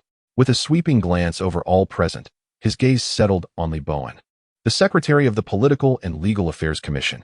He continued in a stern tone, "Foreign investors are about to visit, and this concerns the economic prosperity and development of the entire province. During this period, anyone who dares to cause trouble will be deemed an enemy of the province." Upon hearing this, Yang Jian was instantly drenched in cold sweat. This was clearly a veiled reprimand. Who was causing trouble? It goes without saying. Everyone present knows it is undoubtedly me, Yang Jian. Comrade Huai Yuan has previously stated the importance of avoiding economic stagnation due to the enforcement of discipline. After a brief pause, Chu Dashan looked towards the Secretary of the Discipline Inspection Commission, Fang Tianming, and with a demeanor that was both intimidating and composed, he remarked, "I hope the comrades from the Commission will strive to minimize any adverse impact. If your actions frighten away foreign investors, you will be the one to explain yourself in the capital." Yang Jian could only lower his head to take notes, scarcely daring to meet Chu Dashan's gaze, his heart racing in fear of being singled out. The character of a northeastern person was vividly embodied in Chu Dashan. In essence, a fiery temper, quick to anger. If there are issues, they must be identified and resolved promptly to prevent future troubles. Therefore, I propose that prior to the visit of the foreign investors, a month-long special operation for maintaining public order be conducted throughout the province. Who would dare oppose the proposal of Governor Chu? Moreover, Secretary of the Provincial Party Committee Lu Huaiyuan is absent. However, Yang Jian found himself unable to fathom Chu Dashan's intentions. Fang Tianming had previously warned him that Chu Dashan might inquire about Li Hongwei. Yet, throughout the meeting, Chu Dashan had not posed a single question, seemingly looking down upon everyone present. The sole theme was clear. Anyone who dares to disrupt the arrival of the foreign investors will face dire consequences. Yang Jian speculated that today's meeting was merely a warning to all. Unable to glean much insight, he prepared to consult Secretary Fang afterward. After Governor Chu concluded his speech, he departed, leaving the latter half of the meeting to the Deputy Secretary, Chi Yuman. Just as Yang Jian breathed a sigh of relief, the governor's secretary suddenly called, "Secretary Yang, Governor Chu wishes to see you." Upon hearing this, Yang Jian's heart sank. Truly, the more one fears something, the more it materializes. However, when Chu Dashan specifically requested to see him, who would dare refuse? He could only stoop slightly as he exited the conference room, attempting to avoid any unnecessary misunderstandings. This was an open scheme, an inescapable predicament. One must attend. Fortunately, he was not publicly called out. Otherwise, it would be utterly embarrassing. He stealthily reached into his pocket, contemplating whether to activate his device. Would he be discovered? After much deliberation, it seemed reasonable to have multiple devices on him, given the current supervision. Just as he exited the conference room, he encountered a man in his 40s. Not very tall, yet refined in appearance, he wore a pair of gold-rimmed glasses. This must be Jiang Dai, the dedicated secretary to Governor Chu, a member of the office of the provincial government and the deputy director of the general office. Now, this was a truly distinguished individual. When will I have the opportunity to hold a deputy director position myself? With little time for contemplation, I smiled and addressed him. "Director Jiang." Upon hearing this, Jiang David extended his hand, nodded with a smile, and graciously replied, "Director Yang, it is a pleasure to meet you." Yang Jian clasped his hands tightly, bending slightly to avoid towering over Jiang David. Perhaps it was due to Chu Dashan's modest stature that his dedicated secretary appeared diminutive as well. At that moment, Jiang David withdrew his right hand and gestured for Yang Jian to follow, saying, "Come with me, I will take you to meet Governor Chu." Upon hearing this, Yang Jian deliberately slowed his pace, hesitant to walk alongside Jiang David. It was not merely a matter of rank. After all, this was the domain of the provincial government. Governor Chu's office occupied the entire top floor, exuding an eerie silence. Along the way, they encountered numerous department heads awaiting their audience. They sat upright in their chairs, daring only to nod slightly, too intimidated to utter a greeting. Meanwhile, Yang Jian's palms were slick with perspiration, and he thought to himself, truly, the king of the Northeast commands a formidable presence. With just this aura of authority, he could subdue the majority of spirits and specters. Jiang David lightly knocked 3 times on the door. Yang Jian took a moment to steady himself, striving to present his finest demeanor for the impending encounter. In his mind, only one conviction resonated. Lu Huayuan is the king. I, Yang Jian, am but a minor king. Chu Dashan can only aspire to be a distant second. As for the consequences, let them unfold as they may. Chapter 80. The auspicious Qi approaches from the east in the office of the governor. A voice announced, Governor Chu. Comrade Yang Jian has arrived. With that, Jiang Dawei moved to prepare tea. Behind the desk, Governor Chu Dashan, with his head bowed, remarked, let Yang serve himself. You may return to your duties. Yes. Jiang Dawei promptly turned and, passing by Yang Jian, whispered, serve the leader for a while. Upon hearing this, Yang Jian smiled and promptly made his way to the tea station, thinking to himself, what a luxurious selection. Which tea should I choose? I'm not particularly versed in tea tasting. After some contemplation, he decided to sample the exceptional green tea favored by Governor Chu. Just as he was about to pour, he realized, no, I must first refill the governor's cup. It is the most basic courtesy and certainly not an act of submission. Grabbing the kettle, he approached Governor Chu's desk and, bowing slightly, filled the cup with hot water while discreetly stealing glances at what Chu Dashan was engaged with. Upon closer inspection, he was taken aback. There were 9 digits indicating approvals worth over 100 million. The power of the governor is indeed impressive. How much money must he approve in a single day? Having filled the cup, he courteously stated, Governor Chu, please enjoy your tea. Good, replied Chu Dashan. As he opened a drawer, retrieved a pack of cigarettes, and tossed it onto the desk. With a sigh, he lamented, this trip to Germany was truly eye-opening. The disparity in heavy industry is staggering. Yang Jian hesitated to interject, pondering whether to take a cigarette from the imported pack. Suddenly, Chu Dashan lifted his head and demanded, what are you waiting for? Light one up. Let us smoke together. Yes. Yang Jian promptly opened the pack and respectfully handed a cigarette to Chu Dashan. As the governor took it, Yang Jian lit it for him, an experience that even Lu Huayuan had not enjoyed. Taking a drag from the foreign cigarette, Chu Dashan exclaimed inwardly, wow, this is quite potent, truly enjoyable. As he smoked and poured tea, Yang Jian answered any questions posed to him, maintaining a demeanor of neither servility nor arrogance, determined not to embarrass Lu Huayuan. Yet, Chu Dashan remained focused on his work, leaving Yang Jian to sit on the sofa, scrutinizing the office's layout. Truth be told, all of them were leaders of the same rank, so why did Chu Dashan's office exude such grandeur? At that moment, Yang Jian felt a sense of injustice on behalf of the provincial party compound. He resolved to persuade the Secretary General to propose the construction of a new building for their compound, aiming to match the scale of the provincial government. Above Chu Dashan's head hung a simple white paper with 4 large black characters inscribed, Auspicious Qi Approaches. The red seal was indistinct, likely the work of a calligrapher, and probably worth a considerable sum. Just as he contemplated the significance of the calligraphy, a sudden sound interrupted. Chu Dashan dropped his pen and remarked, finally finished signing. Witnessing this, Yang Jian smiled and nodded, yet inwardly thought, I could do that too. At that moment, Chu Dashan flicked away the ash from his cigarette, gulped down a mouthful of tea, and remarked, this has lost its flavor. Let us have another cup. Upon hearing this, Yang Jian immediately rose to replace the tea. Internally grumbling, you truly do not regard me as an outsider, do you, Chu Dashan? Meanwhile, Chu Dashan stepped away from his desk, leaning against the sofa as he observed Yang Jian, who was preparing tea. After brewing the tea, Yang Jian bowed slightly, presenting it with both hands, saying, Governor Chu, please enjoy the tea. Chu Dashan did not take it, but instead patted the sofa with one hand, signaling Yang Jian to sit beside him. Yang Jian did not decline. After all, it was their first meeting, and he could not afford to show weakness, lest he lose his chance at becoming a prominent figure. However, he maintained the necessary decorum, sitting sideways and leaning slightly to avoid towering over Chu Dashan. In 10 years, you are the first to dare to arrive late to a meeting I convened, Chu Dashan remarked, a hint of amusement in his tone. At these words, Yang Jian instantly faltered, rising to apologize. Governor Chu, I'm sorry, Chu Dashan pulled him back, asserting with commanding authority, without you, I would have been left to berate Dong Chui, that coward.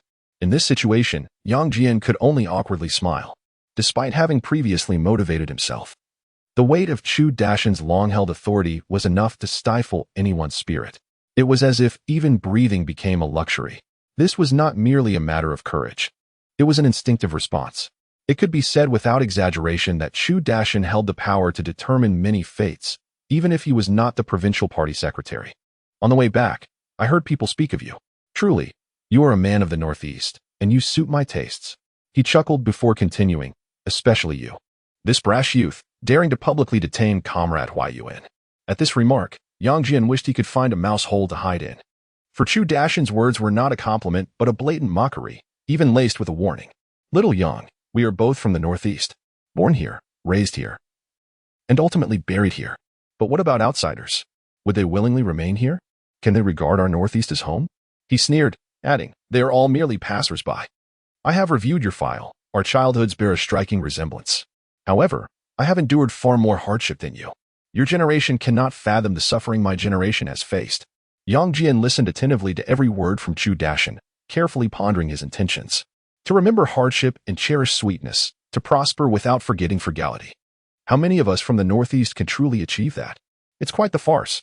They say we Northeasterners are magnanimous, but I believe that is merely foolishness. After a few drinks, they dare to promise anything.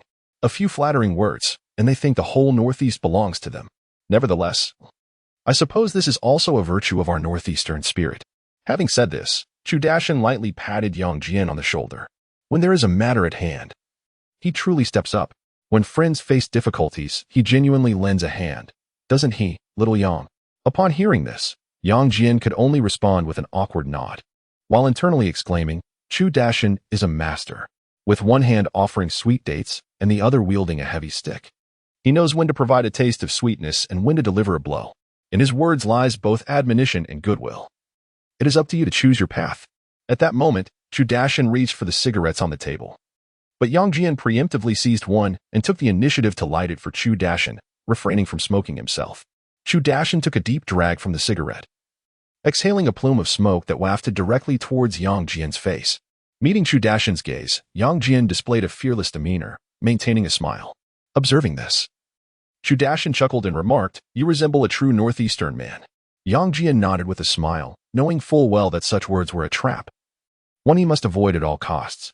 Seeing Yang Jian's reluctance to take the bait, Chu Dashan escalated his taunts, exclaiming, what's the matter? Have you forgotten your roots after spending too long with Southerners? Absolutely not.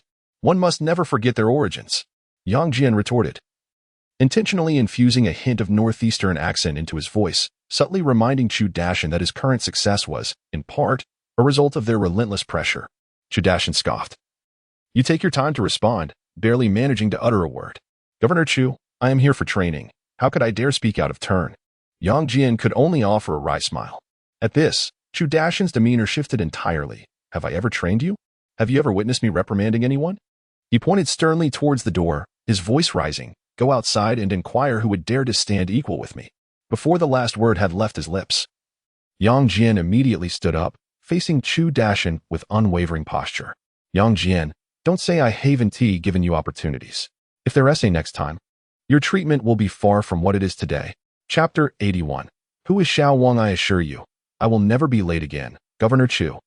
Yang Jian replied with unwavering determination.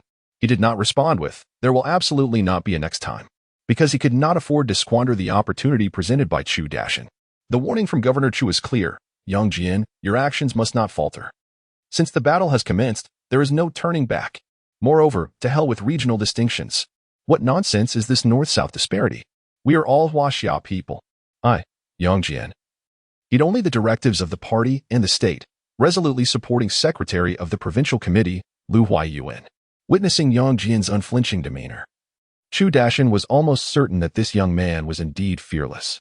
At the same time, Chu Dashan felt an unexpected sense of regret for not having met Yang Jian sooner. He thought to himself, if I could draw Yang Jian to my side, it would indeed be like gaining an ally akin to a tiger's strength. With this in mind, Chu Dashan broached the topic of Su Boda. Yang. When you reach my position, you will understand that Su Boda is simply unworthy of my attention. Upon hearing this, Yang Jian nodded in agreement. He believed this statement to be true. A leader of a provincial department level certainly did not warrant the direct involvement of a major figure at the ministerial level. There are always fools who waste their days trying to decipher the intentions of their superiors, a group of opportunistic ineptitudes, merely a hindrance to progress. After a brief pause, he continued, "You handle them, and I will support you. However, one must leave a thread for future encounters." Yang Jian acknowledged this. Yet internally, he disagreed. If one does not eradicate the roots, the weeds will surely return with the spring breeze. To conclude matters definitively, I will ensure that Zhao Chong is buried, lest one day his descendants come to disturb your rest.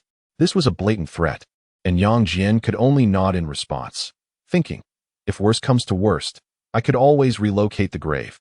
Being buried in the capital would be far more agreeable. Seeing that Yang Jian was unwilling to open up, Chu Dashan lost his patience entirely.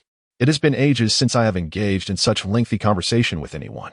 Yang, go back and reflect on this.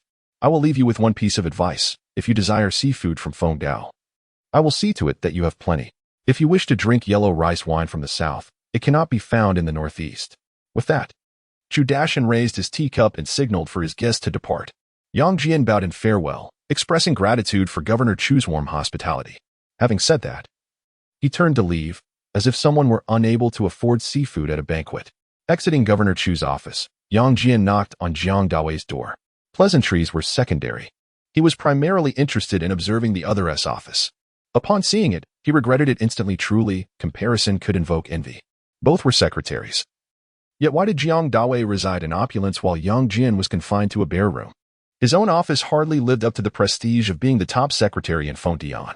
When the secretary returned, he would certainly advocate for a discussion. The provincial compound must align itself with the provincial government, leaving the provincial government building with a sour disposition. Only a fool would return to continue the meeting.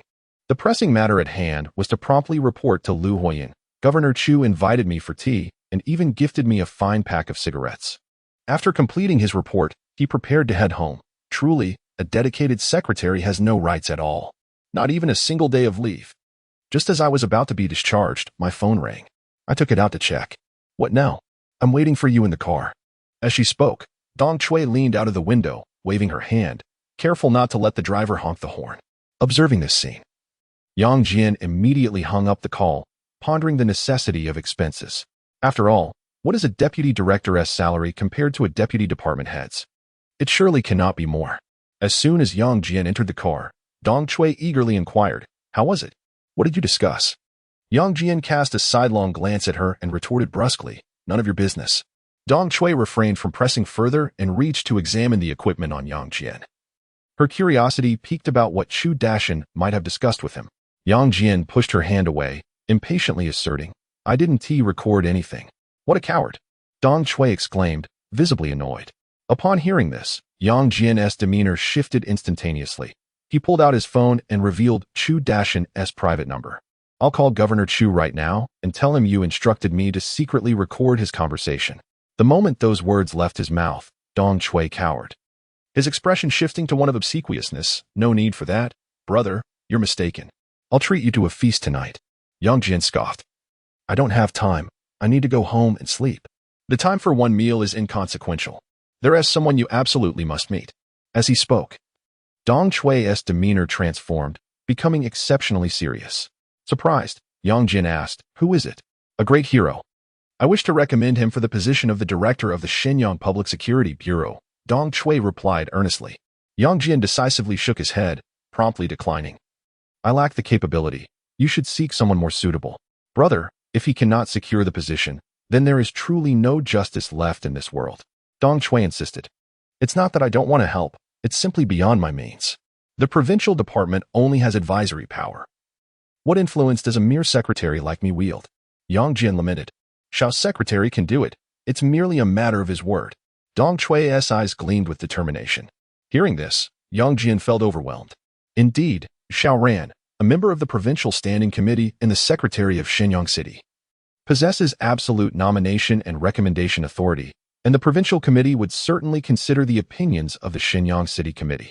However, why would Xiao Ran take my opinions into account? Perhaps she has her own personnel plans.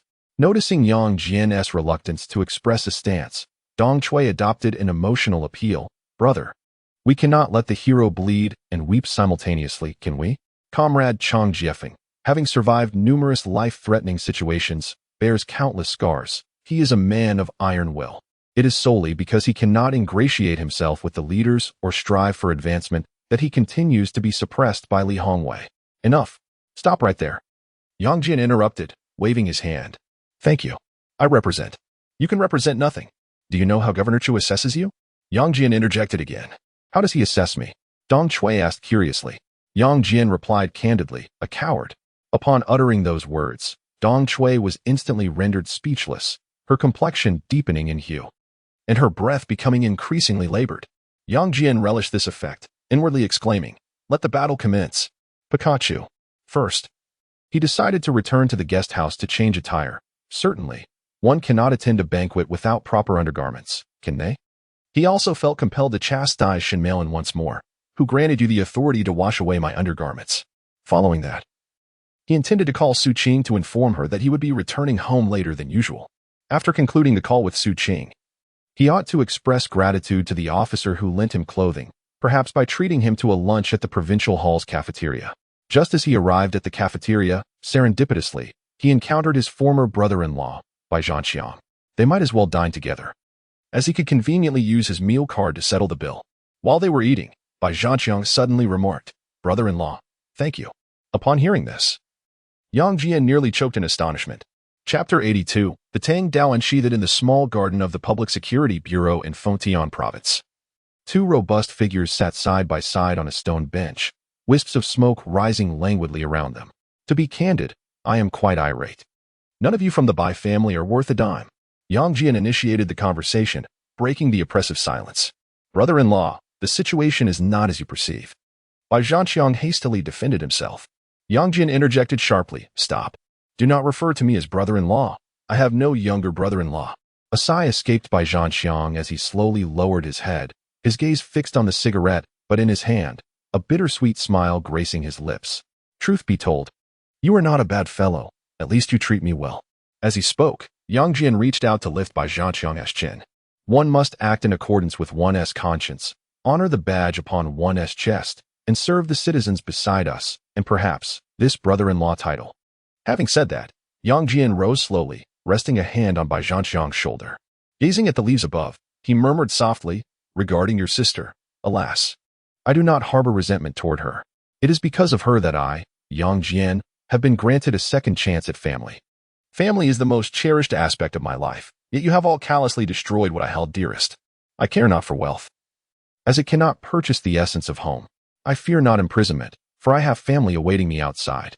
After a brief silence, Yang Jian turned and declared, now that I have a family once more, I shall devote my life to its protection. Therefore, Zhanxiang, do you grasp my meaning?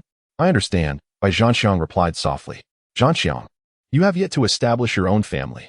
Once you do, you will comprehend the significance of home. As one who has traversed this path, allow me to impart a piece of wisdom.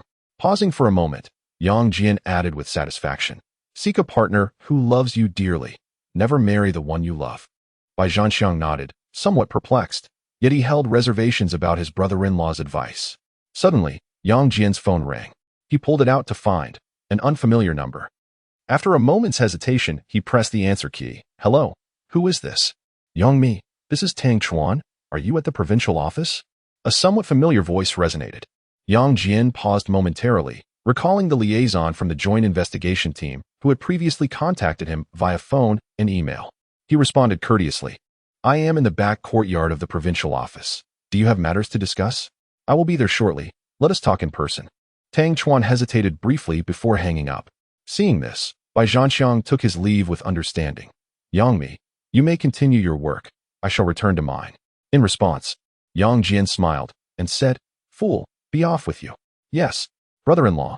Bai Zhanxiang saluted on the spot before dashing away. Yang Jian watched Bai Zhanxiang's retreating figure, a gentle smile gracing his lips, his eyes filled with affection. A few minutes later, Tang Chuan found Yang Jian and greeted him with a smile. Greetings, comrade Yang Jian. Yang Jian extended his right hand, responding politely. Hello, comrade Tang Chuan. Allow me to formally introduce myself. Su Boda, mayor of Su City, was under my direct supervision. Tang Chuan stated earnestly. Upon hearing this, Yang Jian was initially taken aback, followed by a sudden realization, and then he tightened his grip, exclaiming, "Well caught." They exchanged knowing smiles, understanding everything without the need for words. Tang Chuan was tasked with protecting Su Boda, and both the Su family and Yang Jian owed a debt of gratitude to Tang Chuan. Given this, Yang Jian felt compelled to express the Su family's appreciation. "Director Tang, whenever you wish to enjoy a drink, both Su Qing and I are at your service. Let us save it for the day you two get married," Tang Chuan replied. Fully aware that Yang Jian would not easily repay his debt of gratitude, he deftly shifted the conversation to more pressing matters. "I am here to convey Secretary Feng's instructions. We need to cooperate with the public security and judicial authorities to hand over Li Hongwei." "Why?" Yang Jian asked, perplexed, immediately seeking clarification. "Li Hongwei is not our primary concern. We have a more significant target," Tang Chuan responded softly. Upon hearing this, Yang Jian understood instantaneously that their more crucial objective was Huang Yuren, the deputy secretary of the Xinyang Municipal Committee and the mayor. Realizing this, he inwardly exclaimed, "What a surprise! Tang Chuan is a trusted aide of Secretary Feng, and he is privy to such confidential matters." There was no time for further contemplation, and he quickly inquired, "What is the next step?" In response, Tang Chuan adjusted his glasses. An array of sunlight conveniently flickered across the room. "We shall proceed with momentum, leveraging the situation to our advantage," as per Secretary Feng's exact words. Upon hearing this, Yang Jian was momentarily taken aback, thinking, "Has Secretary Feng taken to studying Sun Tzu's art of war?" He tentatively asked, "But don't we lack the authority to investigate?" Tang Chuan nodded with a smile. "We will encircle and strike." Yang Jian snapped his fingers. "Understood. Secretary Feng has asked me to inquire if you now comprehend the true purpose of the joint investigation team." Tang Chuan continued. Yang Jian felt momentarily flustered, internally lamenting, "How long will this guessing game continue? Can't we just be straightforward? Is this cryptic communication truly necessary?" Yet, the words remained unspoken as he merely nodded in acknowledgement, indicating his understanding. Feigning knowledge is deemed clever, while pretending to comprehend what one does not is wisdom. It is better to navigate through the situation to avoid being labeled a fool. At that moment, Tang Chuan remarked enviously, "Those who are favored can act without fear. What cannot be attained is always on the tip of the tongue." "Yang Jian, you are about to become a thorn in the eye and a nail in the flesh of the Provincial Discipline Inspection Commission," Tang Chuan cautioned Yang Jian, revealing that the secretary of the commission, Feng Tianming, wished to recruit him. However, Yang Jian appeared utterly bewildered, pondering, "What is the reason behind this? Aren't we all on the same side?" Tang Chuan, not wishing to enlighten Yang Jian further, glanced at the time and shifted the topic. "The Anti-Corruption Bureau will be arriving soon. Let us go meet Li Hongwei." "All right." Yang Jian thought it unnecessary to dwell on it any longer, accepting his role as a thorn in someone else's side. After all, how could one double-regulate their own people? Inside the interrogation room, the former public security director of Xinyang, Li Hongwei, sat on the interrogation chair, lost in recollection. No matter how Shun Mailin prompted him, he could not recall the transgressions he had committed in the past. Suddenly, the door swung open, and Tang Chuan entered first, followed by Yang Jian, as they stepped into the interrogation room. "Greetings, Director." Shun Mailin saluted respectfully. Tang Chuan smiled and nodded, while Yang Jian shot her a glare. At that moment, Li Hongwei in the interrogation chair suddenly spoke. "Secretary Yang, what brings you back?" Upon hearing this, Yang Jian raised an eyebrow and remarked, "There are no outsiders present, so there's no need for pretense. Wait until the Anti-Corruption Bureau arrives, and then you can showcase your acting skills." As he spoke, Yang Jian retrieved a cigarette from his pocket and personally lit one for Li Hongwei. This gesture moved Li Hongwei deeply. Yang Jian was treating a criminal as a human being. "Li Hongwei, you should be well aware of what should and shouldn't be said," he continued.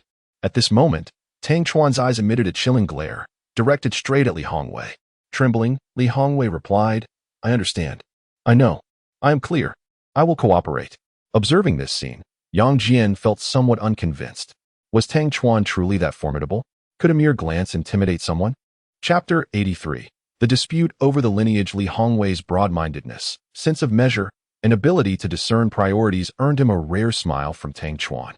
Witnessing this scene, Yang Jian was immediately displeased. After exhausting himself in relentless interrogation, he had finally penetrated Li Hongwei's defenses. Yet, the Provincial Discipline Inspection Commission had done nothing and simply swooped in to reap the benefits. What kind of reasoning was this? just as Yang Jian prepared to voice his grievances. The door swung open, and Director Dong, accompanied by Anti-Corruption Officer Ho Yi, entered the room. Yang, I come bearing. Ho Yi began. But Yang Jian interrupted sharply. I have already made it clear, do not mention anyone to me, it won't be of any use. His pent-up frustration was unleashed upon Director Ho. And since he had already offended, he might as well go all the way. Ho Yi raised the documents in his hand and stated, with an air of composure, Director Dong, here are the procedures for your review. Dong Chui ignored him, pondering why Yang Jian had lost his temper. In light of this, Ho Yi presented the documents before Yang Jian, instinctively maintaining a safe distance, fearful that Yang Jian would lash out again. Yang Jian dismissed the documents with a wave and coldly retorted, I am not in a position to interfere with the legal proceedings. Thank you for your cooperation, Yang. Ho Yi said, turning to shout, take him away. Yes, came the response from outside, as two anti-corruption officers entered the interrogation room. Simultaneously, Director Dong, Division Chief Tang, Section Chief Shun, and even Li Hongwei, who was seated in the interrogation chair, all turned their astonished gazes towards Yang Jian. Yang Jian felt perplexed. What are they looking at me for? What do they mean? Suddenly, Tang Chuan exchanged glances with Yang Jian, while Director Dong gestured subtly towards Ho Yi. In an instant, Yang Jian understood and inwardly cursed, these two conniving rascals. They are using me as a pawn. In light of this, Yang Jian resolved to play the villain to the end. He could not allow the Anti-Corruption Bureau to proceed too smoothly, lest it expose the suspicions that Li Hongwei had already confessed to. Wait a moment. Yang Jian suddenly interjected. Yang, do you have any questions? Ho Yi maintained his unyielding demeanor. Yang Jian stepped closer to Ho Yi and looked down upon him, stating, the procedures are in order, but the timing is inauspicious. What do you mean? Ho Yi inquired, tilting his head. In truth, Ho Yi wanted to retort, what does timing have to do with anything? However, due to Yang Jian's stature and reputation, he could only swallow his words. At that moment, Yang Jian cryptically remarked, I can tell by the stars that during this time of transfer, Li Hongwei will not survive the night.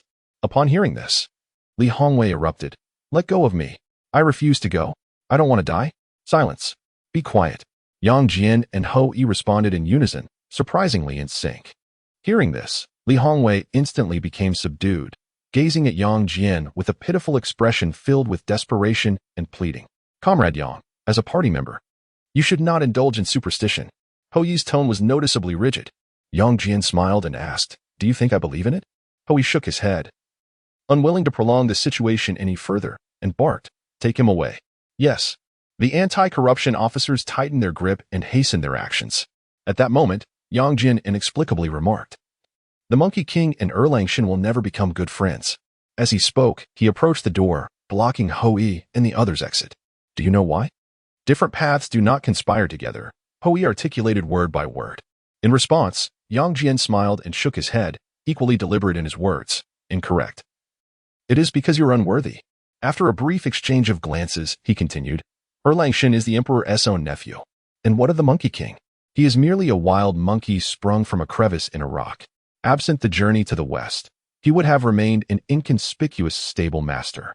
After a pause, the tone shifted dramatically. Director Ho wishes to seek enlightenment? You aspire to become a Buddha? Do you think you are worthy of becoming the victorious fighting Buddha? The moment these words left his lips, Ho Yi stood frozen, the sharpness of Yang Jian's tongue striking him for the first time. Witnessing this, Yang Jian pressed on, do you possess the abilities of the Monkey King? Can you wield the powers of the great sage equal to heaven? What qualifications do you have to partake in this journey? With a disdainful scoff, he added, just a wet behind-the-ears monkey dares to pose as the great sage before me? With a sharp gesture towards the door, Yang Jian commanded, return. Summon the true great sage to seek enlightenment. Silence enveloped the room. An eerie quiet where even the sound of heartbeats could be discerned, with all eyes fixed on the exceedingly awkward Ho Yi. Though Yang Jian merely referenced the Monkey King and Erlangshan, the celestial beings behind the scenes were undoubtedly watching from above. Furthermore, every action and utterance of the day would surely ascend to the heavens. The conflict between Buddhism and Taoism was a struggle for orthodoxy, and none could remain detached. After a moment of silence, Ho Yi retrieved his phone and promptly dialed the prosecutor's number. After a brief report, he handed the phone to Yang Jian. Leader, please give your instructions, Yang Jian stated with a stoic expression. The prosecutor pleaded, Brother Yang, that's enough. Could you not leave me some face? To this, Yang Jian replied with a smile, certainly, but you shall treat tonight. Xiaoyang, you were cornering me. The prosecutor's voice trailed on for quite some time. To rise from the dead after being driven to despair, last night's wine was in vain, Yang Jian teased publicly, resolutely denying the prosecutor an opportunity to withdraw. After a moment of contemplation, the prosecutor conceded, You bring the people, I will foot the bill. Excellent. Let us not miss each other, Yang Jian concluded, tossing the phone back to Ho Yi, adding, Give the true great sage some respect, and tonight, I shall spare you, young monkey. Hearing this, Ho Yi was infuriated. His teeth clenched in rage, yet he dared not confront the secretary of the provincial committee's personal secretary in public, choosing instead to internalize the humiliation and seek revenge another day. Just as he was about to exit, Yang Jian added, Go and take a look at yourself in the mirror. Do you really think you can contend with me? Ho Yi hesitated, longing to retort. Yang Jian continued, Why not inquire at the provincial government who dares to stand on equal footing with Governor Chu? When gods clash, mere mortals suffer, often unaware of their impending doom. This proclamation astonished the audience, for such matters were beyond bravado. They were immutable truths. A single bead of sweat trickled down from the temple to the jawline. And Director Ho was utterly flustered. Yang Jian deliberately divulged this information to ensure that the influential figures in the capital quickly recognized his loyalty and fearlessness. Moreover, with someone as formidable as Lu Huayuan, he felt no reason to cower. Pieces on the chessboard are of varying ranks. Even a pawn can become a general. After Ho Yi and the others departed, Dong Chui could hardly contain herself and eagerly inquired, Secretary Yang, is it true that you are on equal footing with Governor Chu? The phrase equal footing lingered unspoken on Director Dong's lips, which she reluctantly swallowed back. Upon hearing the affirmative response, Yang Jian dismissively retorted, We are all comrades. Does it matter if we do not sit at the same table? Upon receiving confirmation, Dong Chui swallowed hard, raised her thumb, and mouthed the words, Impressive. Tang Chuan shook his head with a wry smile, thinking to himself that Yang Jian truly wields a formidable sword. Just as Shin Meilin was about to offer her praise, Yang Jian shot her a fierce glare and sternly warned, Do not recklessly wash my clothes, and do not touch my phone. Chapter 84. Self-reflection. On the top floor of the Provincial Public Security Department, there are several exceptionally spacious offices. Typically, these rooms are not frequented by anyone, reserved instead for leaders from the department or dignitaries visiting from other provinces during joint operations. However, today, Yang Jian found himself in possession of one such office, just below the ministerial level. Despite having politely declined twice, Dong Chui never fails to treat her colleagues well. After a third invitation and his subsequent acceptance, Yang Jian stepped into the temporary office that now belonged to him. As he pushed the door open, a rich aroma of wood greeted him. Upon closer inspection, this was indeed the epitome of an office, just a notch below that of the provincial deputy secretary and Governor Chu Dashan, suppressing the excitement bubbling within him. He took a seat behind the grand desk, his fingers gliding over the dark redwood grain, smooth, exquisite, and utterly satisfying to the touch. He inhaled deeply, closing his eyes to savor the essence of power, so intoxicating it was easy to become ensnared. Suddenly, a firm knock echoed at the door. Yang Jian snapped back to reality, calling out, Come in. In strode Shin Meilin, clad in her police uniform, carrying a thick dossier with purposeful strides, exuding a commanding presence. In this moment, Yang Jian wished not to compose poetry but rather to ascend to the position of director of the Public Security Department as swiftly as possible. Yang Mi. Here are the files you requested, she announced, placing the documents pertaining to Chang Jiefeng and others on the desk. At her words, Yang Jian nodded appreciatively and promptly opened the dossier on Chang Jiefeng, spreading it across the desk, scrutinizing it word by word, line by line, page by page. Before forging any alliances, one must thoroughly understand the background of the other party. Prior to offering assistance, it is essential to ascertain their capabilities. Before making recommendations, diligent preparation is imperative. Given the gravity of the situation, Yang Jian could afford no carelessness. As the matter at hand involved the ownership of Xinjing City and an impending struggle for power. At present, Xinjing City had two significant positions vacant. The first, provincial committee member, standing committee member of the municipal party, executive vice mayor, equivalent to a departmental level. The second, municipal committee member, director of the Public Security Bureau, deputy departmental level. Notably, both positions are managed by the province, with the municipal standing committee holding only the power of nomination, while the provincial standing committee retains the appointment authority. However, the Provincial Standing Committee also takes into account the opinions of the Municipal Standing Committee. As the secretary of the Municipal Party Committee, Xiao Ran holds considerable influence, wielding substantial power in determining the fate of one of these positions. In other words, Xiao Ran's stance could almost single-handedly dictate the allocation of one of the roles. The remaining candidate would be appointed by the Provincial Standing Committee. This arrangement reflects a balance, a compromise, and an embodiment of absolute democracy and fairness. Thus, Dong Chui's assertion that Secretary Xiao can easily decide is not an exaggeration but a well-established fact. Yet, would Xiao Ran lend her support? Would she forsake the recommendation of the executive vice mayor? Moreover, given Xiao Ran's stature, it is improbable that she is without her own loyal supporters. In a scenario where resources are scarce and competition is fierce, this is destined to be a brutal struggle for survival. When one cannot adequately nourish their own, how could they possibly consider the feelings of others? The age-old truth remains that one's own children are to be prioritized for nourishment. Even with Xiao Ran's abundant maternal instincts and broad-mindedness, what reason is there to feed Yang Jian? As this thought crossed his mind, Yang Jian's brow furrowed deeper, and he instinctively reached for a cigarette, only to realize after a prolonged search that he had misplaced his lighter. Suddenly, a flicker of flame ignited at the edge of his lips. After taking a deep puff, he remarked softly, "Why haven't you departed yet?" "To report to Director Yang, my duty is to serve the leadership," Shen Meilin replied with a smile. Her earlier haughtiness from their first encounter now vanished. Yang Jian nodded in appreciation, pondering, who says a pretty face is of no use? At the very least, it can elevate one's mood. However, it seemed a great pity for a rare beauty like Shen Meilin to remain in the provincial office serving other leaders.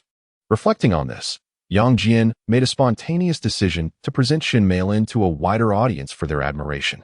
What was that phrase again? Ah yes, the Secretary General's exact words, "It is better to enjoy together than to enjoy alone." He promptly pulled out his phone and dialed the number of the Discipline Inspection Commission Secretary, Fang Tianming. "Group Leader Fang, I have a request," Yang Jian proactively rephrased, hinting that it pertained to the Joint Investigation Team. "Speak," Fang Tianming replied coldly, seemingly still dismissive of Yang Jian. In that case, Yang Jian adopted a formal tone. "I wish to recommend a colleague who is exceptionally suited for the work of the Joint Investigation Team." "Go on," Fang Tianming replied tersely, appearing to hold Yang Jian in low regard. "Shen Meilin from the Public Security Bureau," Yang Jian stated earnestly. Upon hearing this, Shen Meilin trembled slightly in place. "Agreed." With that, the Discipline Inspection Secretary Fang Tianming hung up, exuding an air of indifference. As Yang Jian ended the call, Shen Meilin was about to express her gratitude when he sharply interrupted. "Why are you standing there in a daze? Hurry and write a letter of intent." "Yes." Shen Meilin saluted, wishing fervently that Yang Jian would motivate her daily. After Shen Meilin exited, Yang Jian lit another cigarette, adhering to his customary practice of self-reflection. The foremost question, indeed urgent, was the true intention behind the formation of the Joint Investigation Team. The topics that leaders repeatedly inquire about invariably carry profound significance, warranting contemplation from subordinates. Yang Jian could only reverse engineer the situation. If the establishment of the Joint Investigation Team was not aimed at Su Boda, then whom else could it concern? Analyzing the current circumstances, the only eligible individuals appear to be a member of the Provincial Committee, the Deputy Secretary of the Shenyang Municipal Committee, and Mayor Huang Yuan. If this speculation holds true, does it signify that Lu Huayuan and Fang Tianming have already set their sights on Huang Yuan? Moreover, considering Fang Tianming's original statement, remember, the Li Hongwei case is a sequel to the Su Boda incident. Recalling Fang Tianming's directive, act in accordance with the circumstances, leverage the momentum, create a situation, and ascend with it. Suddenly, everything became clear. Investigating Li Hongwei in light of the Su Boda case is acting in accordance with the circumstances. Establishing the Joint Investigation Team under the guise of the Su Boda case is leveraging the momentum. I have now been assigned to oversee the case of Li Hongwei, which undoubtedly serves to create momentum. Acting in accordance with the situation and leveraging the prevailing forces all resonate with the exact words of Fang Tianming. It only lacks the phrase seizing the opportunity. Yang Jian trembled with excitement as he finally grasped Fang Tianming's directives, fully comprehending the true intentions of the Joint Investigation Team. Suddenly, a thought echoed in his mind. Those who do not consider the overall picture are unfit to strategize for a single domain. Those who do not contemplate the ages are unworthy of addressing the present. The ability to reach the moon and the night sky The strength to move mountains and fill seas, the talent to govern the heavens and weave the earth, and wisdom that surpasses all, Secretary of the Discipline Inspection Commission, Fang Tianming, is truly remarkable. Chapter 85. Seizing the opportunity. Moments later, a sudden shout erupted in the office. I understand. I have realized. I finally know my mission. At this moment, Yang Jian had finally comprehended Lu Huayuan's intentions. Whether it was the discreet visits to the northern city or the distinguished identity of the imperial envoy of the Iron Case, or the clandestine return to Shengjing to take command, his mission boiled down to one singular purpose: the pawn crossing the river, the sword breaking the deadlock, the knife beheading, and the gun claiming lives. Everything was clear. The pathways of understanding were instantaneously opened. Seizing the opportunity is my task. Creating a ruckus in the heavens is my mission. It turns out that I am the great sage equal to heaven, Sun Wukong. Calming his emotions, he took out his phone and dialed the number of the Discipline Inspection Commission Secretary, Fang Tianming. Once more, speaking with slight excitement, Secretary Fang. I know what I must do now. Upon hearing this, Fang Tianming snorted coldly, and that was all. Yang Jian bore no resentment. Instead, he replied in an admiring tone, Secretary Fang, your words will serve me for a lifetime. However, Fang Tianming remained silent, fully aware of the pawn's situation and fate. Noticing Fang Tianming's prolonged silence, Yang Jian cut to the chase. Secretary Fang, you must ensure my safety. In response, the Secretary of the Discipline Inspection Commission responded with a non-committal hum. Receiving Fang Tianming's assurance, Yang Jian promptly declared, Then I shall commence my actions tonight. Be cautious. Maintain discretion, be mindful of your identity, and consider the impact, Fang Tianming concluded before hanging up. Yang Jian picked up the internal phone on his desk and called out, Those with authority, come in immediately. A few minutes later, Dong Shui entered Yang Jian's office with a group of trusted aides. Upon meeting, they saluted. Comrade Yang Jian, please give us your instructions. Yang Jian, with a serious demeanor, stated, In my capacity as the liaison officer for the Provincial Joint Investigation Team, I earnestly request the Provincial Public Security Department to assist the Joint Investigation Team in handling the case. As soon as he finished speaking, everyone echoed in unison, Please instruct us, leader. I hereby issue several action directives on behalf of myself. You may refuse or choose to execute them. After a brief pause, Yang Jian aimed to provide everyone present with a chance to opt out. Observing the unwavering determination in their eyes, he continued, effective immediately. We shall establish a special investigation team. I will serve as the team leader, and Comrade Dong Shui will be the deputy leader. This operation is classified as top secret. Should any issues arise, I will bear full responsibility. Do you understand? Understood. They all shouted together, as they surmised this directive came from the provincial party secretary. Half an hour later, Yang Jian raised his gaze towards the crowd, his expression impassive as he inquired, Have you all memorized your tasks? Reporting to the leader, We guarantee to complete the tasks. Deputy Director He Yukuan, known as the hawkish figure within the provincial department, was the first to respond. Leader, I would like to ask you a question. Dong Shui proactively rephrased her words, seemingly attempting to deflect responsibility, as she was not the primary accountable person. Speak. Yang Jian could easily discern the cowardice behind her intentions. Indeed, Dong Shui inquired of Yang Jian, What shall we do if the local authorities do not cooperate and the higher-ups apply pressure? In response, Yang Jian replied coldly, It's quite simple. I will make my presence known. Excellent. That is all I need to hear, Dong Shui exclaimed, feeling an immense sense of relief, knowing that Yang Jian was willing to step into the spotlight. Everyone, we must seize the moment. Momentum is crucial, and we must not waver in our resolve. At the same time, I assure you that no matter how dire the circumstances may become, I, Yang Jian, will never abandon my brothers. If there are troubles, I shall bear the burden. Consider it as if I am merely relaying a decree from above. Yang Jian's demeanor bore no hint of insincerity. Just as the crowd was about to voice their affirmations, Yang Jian interrupted sharply, Words are futile. We must take concrete actions. With that, he raised his wrist and declared, Let us synchronize our watches. At exactly midnight, we shall dismantle all strongholds in the northern part of the city. Understood. The group promptly checked the time and swiftly took their positions. Once the others had departed, Dong Shui eagerly asked, Is this the directive from our esteemed leader? Upon hearing this, Yang Jian shook his head, acknowledging that this question was one he could not answer. It was not a matter to be discussed openly. If we do not succeed, we may face dire consequences. This high-stakes gamble cannot be lost by Lu Huayuan, The burden rests solely on me. Dong Chui refrained from pressing further. Such a monumental task would not be undertaken lightly by Yang Jian, and it was undoubtedly a command from Lu Huayuan. To shoulder the blame for the esteemed leader was an honor beyond compare. Had he foreseen this, he would have willingly volunteered to lead the team. At that moment, Yang Jian suddenly stated, "I know how to assist him now." Assist him? Assist whom? Dong Chui responded in surprise. Yang Jian immediately issued an order. Notify Chang Jiefeng in advance, instructing him to cooperate with our actions. We shall test the waters, gauging Secretary Zhao's stance. Then we will draw him out, compelling Secretary Zhao to come to the negotiating table. Remember, from tonight onwards, whether Xinyang descends into chaos or not, it is we who shall dictate. Yang Jian's tone exuded an air of authority. Upon hearing this, Dong Chui grasped the implication instantly, a dual advantage. Yang Jian, however, scoffed. This is more akin to a triple benefit. Is there anyone else? Dong Chui found himself momentarily perplexed. Yang Jian, with a hint of disdain, murmured, "Figure it out yourself." Feeling somewhat embarrassed, Dong Chui shifted the topic. "Shall we still drink tonight?" "Yes. The chief prosecutor is treating, and I intend to bring my family along." As he spoke, Yang Jian pulled out his phone and promptly dialed Su Qing. After ending the call with Su Qing, Yang Jian instructed Dong Chui, "Have someone tidy up the bedroom. Your sister-in-law should experience the privileges of the provincial office." "Certainly, no problem," Dong Chui replied, pulling out his phone to order Shen Meilin to come and clean the room. Moments later, Shen Meilin arrived before Yang Jian, presenting a freshly penned letter of intent. Without even glancing at it, Yang Jian tossed it into the trash. Witnessing this, Shen Meilin was left in shock, feeling immensely aggrieved. "I only accept love letters. I never read farewell notes."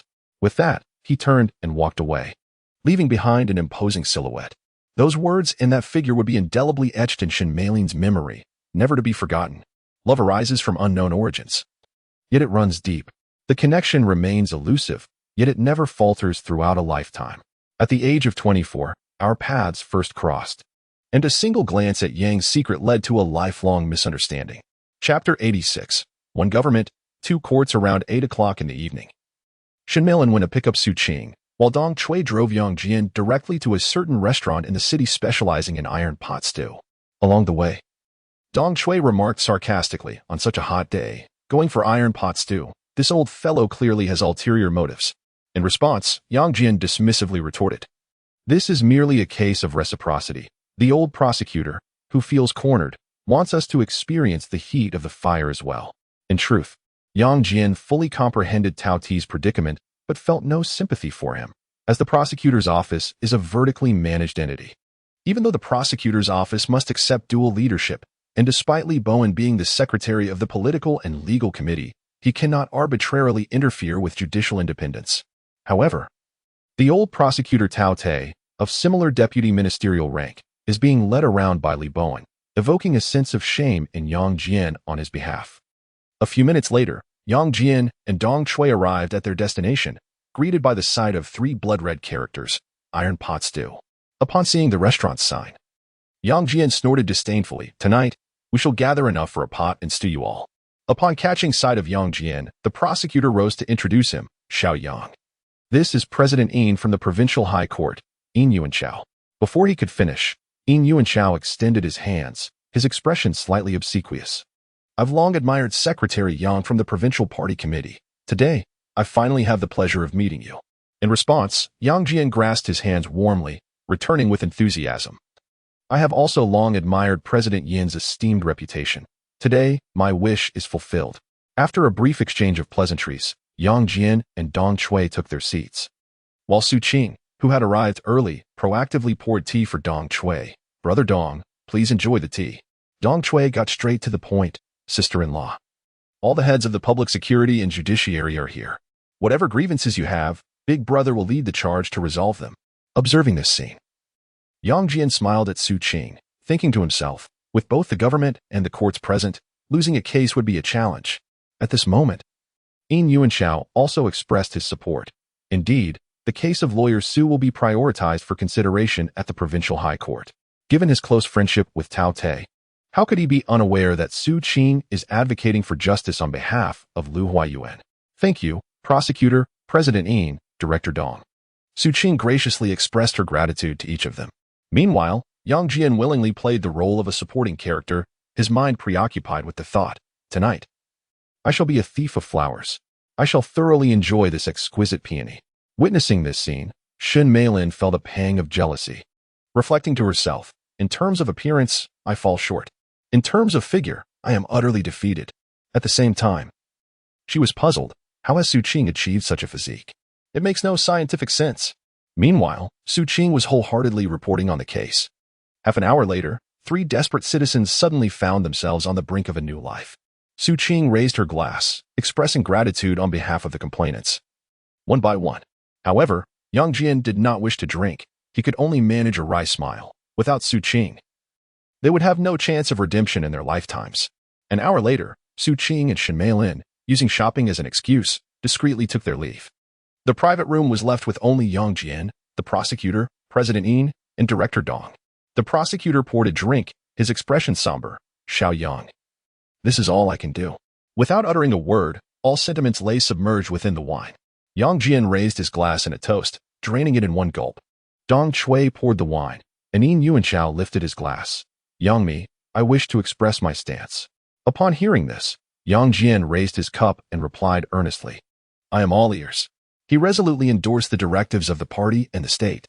With that, Yin Yuanchao raised his glass, directing a salute towards the capital, and drank deeply.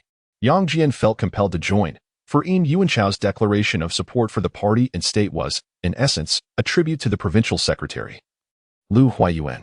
At this moment, Dong Chui raised her glass, exclusively honoring the chief prosecutor, teasingly remarking, the judiciary has always been a united front.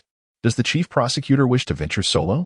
In response, the chief prosecutor smiled ruefully, lifting his glass and shaking his head with a hint of resignation. I have grown old, and the vigor has waned. It is time to retire peacefully. Witnessing this scene, Yang Jian also raised his glass in a toast to the chief prosecutor. The disputes of right and wrong ultimately dissolve into nothingness. The verdant hills remain, and the setting sun casts its glow anew. A pitcher of murky wine brings joy in reunion. How many past events shall we leave to laughter and conversation? Yin Yuanchao took the cue, sharing a silent understanding with Yang Jian, noting that since the esteemed chief prosecutor wished to step back, it was best to embrace the twilight of life. The chief prosecutor, contemplating his impending retirement, murmured softly on the riverbank. The white-haired fisherman gazes upon the autumn moon and spring breeze as the waves wash away the remnants. As he recited, his voice faltered, and he could only drink deeply with tears in his eyes, bidding farewell to the world of governance. Yang Jian could not bear to see such sorrowful scenes. He sought to uplift the mood with a verse. Fallen petals are not without sentiment. They transform into spring mud to nurture the flowers. Chief Prosecutor, henceforth, should you require anything, do not hesitate to command. With Yang Jian leading the way, both Dean Yin and Director Dong followed suit, expressing their commitments. Yet, upon hearing their promises, the chief prosecutor felt an even deeper melancholy, as if he were to retire and return to his hometown the very next day. A wave of tragic emotion surged within him, prompting him to recite involuntarily, beyond the long pavilion, beside the ancient path, fragrant grass stretches to meet the sky. Upon uttering these lines, Yang Jian felt overwhelmed, for the more one fears something, the more it seems to materialize. To his dismay, Yin Yuanchao and Director Dong even began to tap their chopsticks, setting a rhythm. At the ends of the earth and corners of the land, dear friends are few and far between.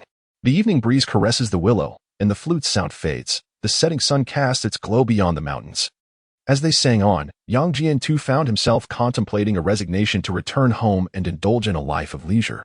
Chapter 87. Thunder Operation. The soon-to-retire chief prosecutor drank to a stupor, while Yin Yuanchao from the provincial high court exhibited a similar inclination towards inebriation. Yang Jian and Dong Chui understood that they could not allow alcohol to impede their duties. Glancing at the clock, they noted that there remained approximately half an hour until the commencement of the Thunder Operation. Consequently, Yang Jian raised his glass, and the trio downed their final swig together. Yin Yuanchao generously offered to settle the bill, yet which restaurant owner would dare to accept payment? After a few token attempts, the proprietor warmly bid farewell to Yang Jian and his companions, urging them to return often. Yin Yuanchao took it upon himself to escort the chief prosecutor home, while Yang Jian and Dong Chui lingered on the roadside, indulging in cigarettes. Moments later, a brand new police command vehicle came to a steady halt before them. This latest model of command vehicle was the only one in the province and one of merely a handful nationwide, in a bid to make a significant impact. Director Dong produced the department's prized possession. Yang Jian could hardly contain his excitement, having only ever seen such a police command vehicle in American blockbusters. At that moment, the doors swung open, and the officers saluted. Team leader, deputy team leader, please board. Dong Chui returned the salute, while Yang Jian eagerly climbed aboard. Oh, what a marvel of technology! How incredibly sophisticated! The officer fitted Yang Jian with an earpiece as Dong Chui donned her police uniform. Adjusting the badge on her cap and polishing the number 000001 on her chest. Witnessing this spectacle, Yang Jian felt a pang of envy. Once suitably attired, Dong Chui declared with determination, report, team leader. The special operations team is assembled and awaits your instructions. Yang Jian, lacking the authority to salute, could only respond into the microphone. This is 01. Please acknowledge. 02. Received. Dong Chui replied. 03. Received. He Yukuan chimed in. 04. Received. 09. Completed. Shin Meilin confirmed. As soon as her voice faded, Yang Jian raised his wrist and announced, time, 23:56, 49, 23:56, 50. The earpiece echoed with the confirmations of the other team members. Countdown. 3 minutes. Commencing now, Yang Jian shouted. As these words left his lips, the countdown in the command center commenced. At that moment, Yang Jian felt an overwhelming surge of excitement, as if his heart were synchronizing with the ticking clock. 10, 9, 8, 7, 6, 5, 4, 3, 2, 1. Action begins. Yang Jian commanded. Yes, came the enthusiastic chorus over the earpiece. The Thunder operation had officially begun, targeting North Street. With the first battle ignited, following the commencement of the operation, Dong Chui assumed temporary command, while Yang Jian willingly adopted the role of a mascot. Recognizing that specialized tasks should be entrusted to those with expertise, Yang Jian possessed the self-awareness not to overstep his bounds. Listening to the reports flowing through the earpiece and observing the live footage on the screen, the expressions of Dong Chui and Yang Jian gradually relaxed. Suddenly, a voice broke through the earpiece. Report 01. This is Chang Jiefeng, awaiting superior instructions. 01 received. Stand by. Yang Jian replied in a measured tone. Understood. Chang Jiefeng, Deputy Director of the Public Security Bureau in Xinjiang, was poised for action. What are we waiting for? Dong Chui questioned, somewhat perplexed. Awaiting the enemy's reinforcements. Yang Jian fixed his gaze on the real-time footage displayed on the large screen. This is 02. All teams, please adjust your pace and extend the front line. Dong Chui promptly issued new directives. 03. Received. 04. Understood. 09. Completed. Minutes later, an urgent voice crackled through the earpiece. Report 01. Target has appeared. Please provide instructions. Report concluded. 01 acknowledges. Chang Jiefeng, commence operations.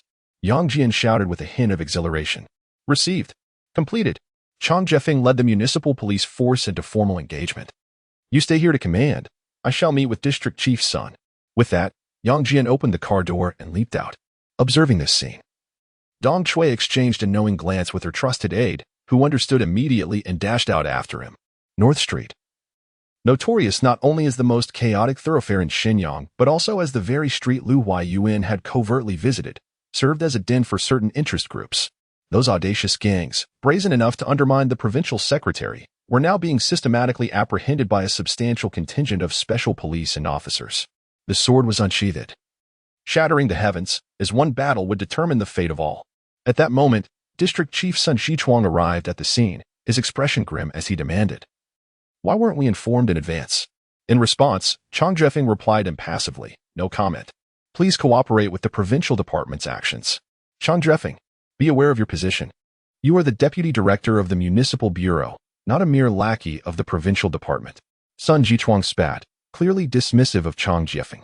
Just as Chang Jiefeng was about to explode with indignation, the tardy Yang Jian clapped his hands and exclaimed, "Excellent! What a splendid dog of the provincial department." At this remark, everyone turned to see. Yang Jian, the secretary to the provincial secretary, approached with the protection of 2 officers.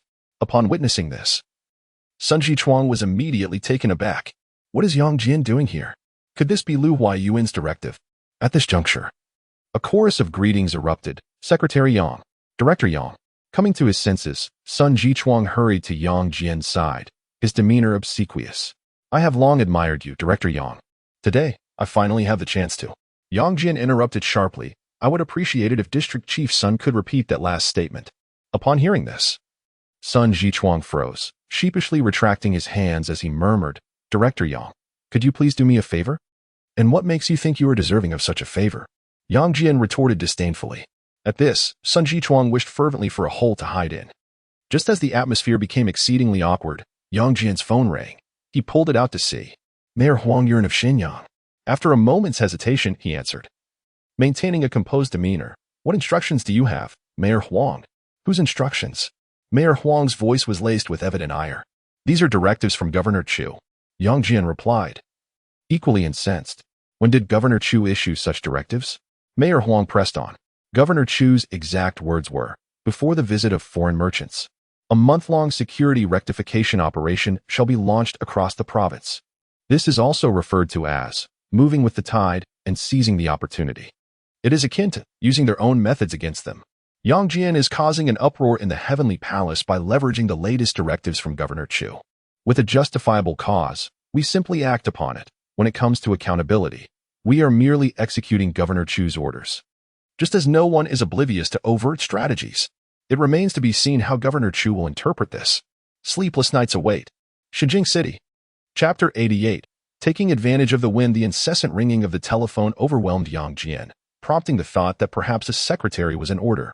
Otherwise, he would be utterly swamped. After some contemplation, he decided to only take calls from the members of the Provincial Standing Committee, relegating those below the ministerial level to the sidelines for the time being. Just then, a call from Ma Yulong, the Secretary General of the Provincial Committee, came through. Yang Jian answered instantly, feigning warmth. Leader, it's quite late. Are you still awake? However, he was met with a barrage of scolding from the Secretary General. You little rascal. I told you to hold the fort, not to impersonate the Provincial Secretary.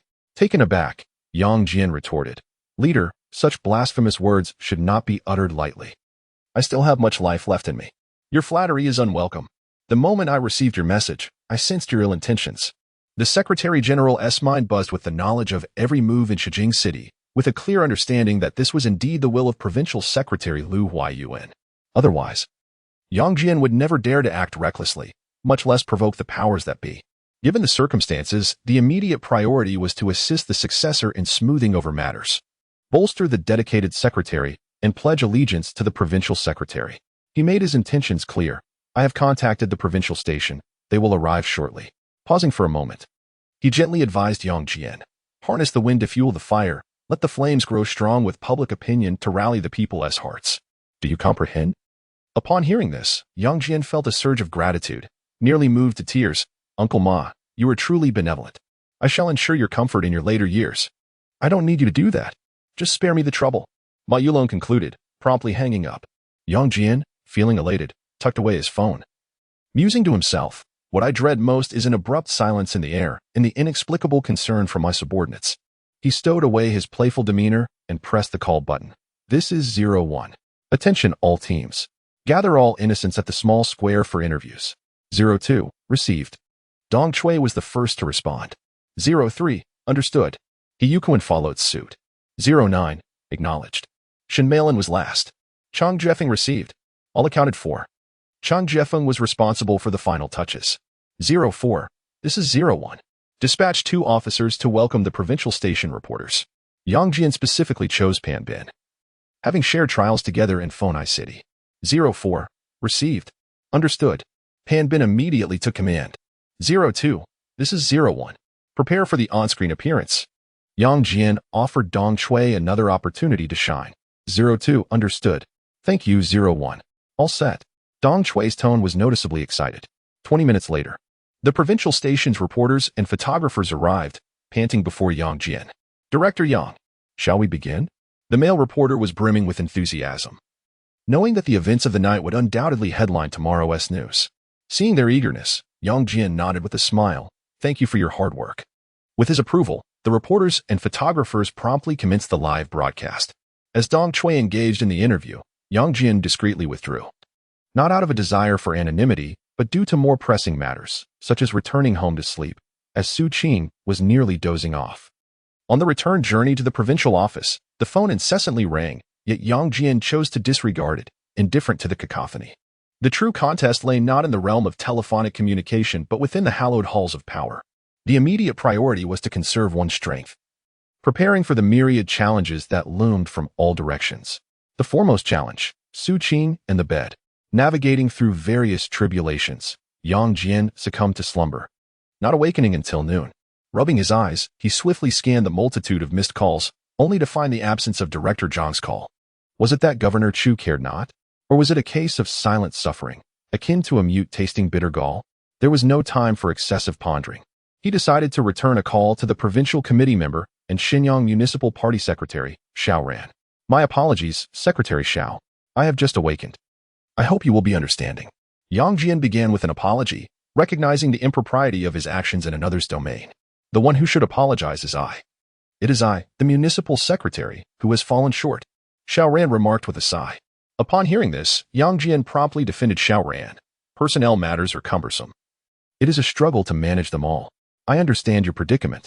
Thank you for your understanding, Xiao Yang, Xiao Ran responded, pausing to tentatively inquire. Would you care to join me for a cup of tea? That would be delightful. I shall come right away. With that, Yang Jian began to search for his trousers. After a fruitless hunt, he lamented to the heavens, who has pilfered my trousers? Half an hour later, Yang Jian knocked on the secretary's door. Hello. This is Yang Jian from the provincial committee. Secretary Xiao is expecting you. Please follow me, the female secretary replied, well aware of Yang Jian's arrival. Upon catching sight of the secretary's appearance, Yang Jian's mind was flooded with poetic praises, her voice like frost, her complexion akin to refined cream. Her eyebrows shaped like willow leaves, her eyes resembling autumn waters, her lips as if holding vermilion. Her beauty slightly surpassed that of Su Qing. However, as he followed the secretary, after a brief appraisal, Yang Jian shook his head in mild disappointment. Too slender, she would surely be uncomfortable and incapable of bearing children. Evidently, even the divine possesses a sense of fairness. Entering Xiao Ran's office for the first time, he smiled and greeted, Secretary Xiao, I apologize for the wait. In response, Xiao Ran rose with a smile, walking towards him. Please, take a seat. Have you had lunch? Not yet. I'm not particularly hungry, Yang Jian replied, deliberately mentioning his hunger to demonstrate respect for his superior. As expected, upon hearing that Yang Jian had not yet dined, Xiao Ran promptly instructed the secretary to procure some pastries. Once the secretary had exited, Xiao Ran took the initiative to sit directly opposite Yang Jian, smiling as she regarded him, yet hesitating to speak.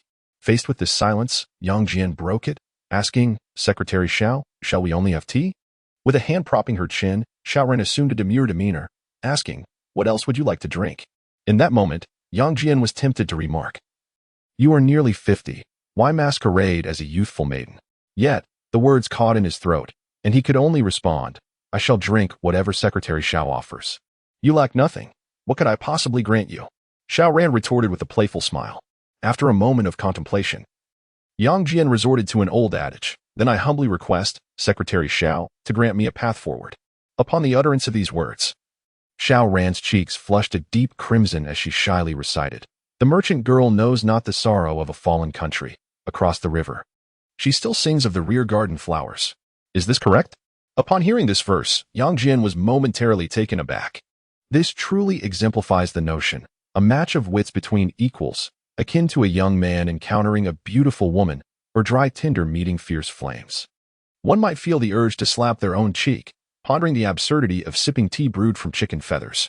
Grasping the teacup, one takes delicate sips, embodying the principle, if the enemy remains still, so shall I.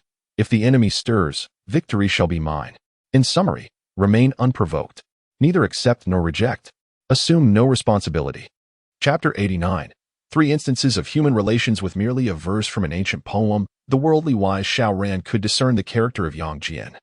Despite the disparagement from many who deemed him unfit for the role of the provincial secretary's personal secretary, Xiao Ran held a contrary opinion. After all, the role of a secretary encompasses various duties. Serving tea and running errands is a task any man can undertake.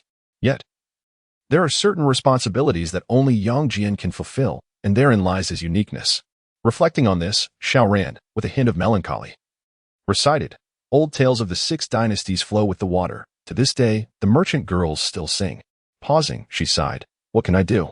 At her words, Yang Jian was momentarily taken aback, for the poem clearly depicted the political arena of Fengtian, where Xiao Ran was the sole female high-ranking official, compelled to go with the flow, playing the role of a songstress. However, the battle had commenced, and Yang Jian needed to rally support for Lu Huayuan. After much contemplation, Yang Jian chose a verse that would ignite their fighting spirit. When autumn arrives on the 8th of September, my flowers will bloom, slaying all others. Xiao Ran quickly responded, the fragrant array pierces through Xinjing, the entire city adorned in golden armor.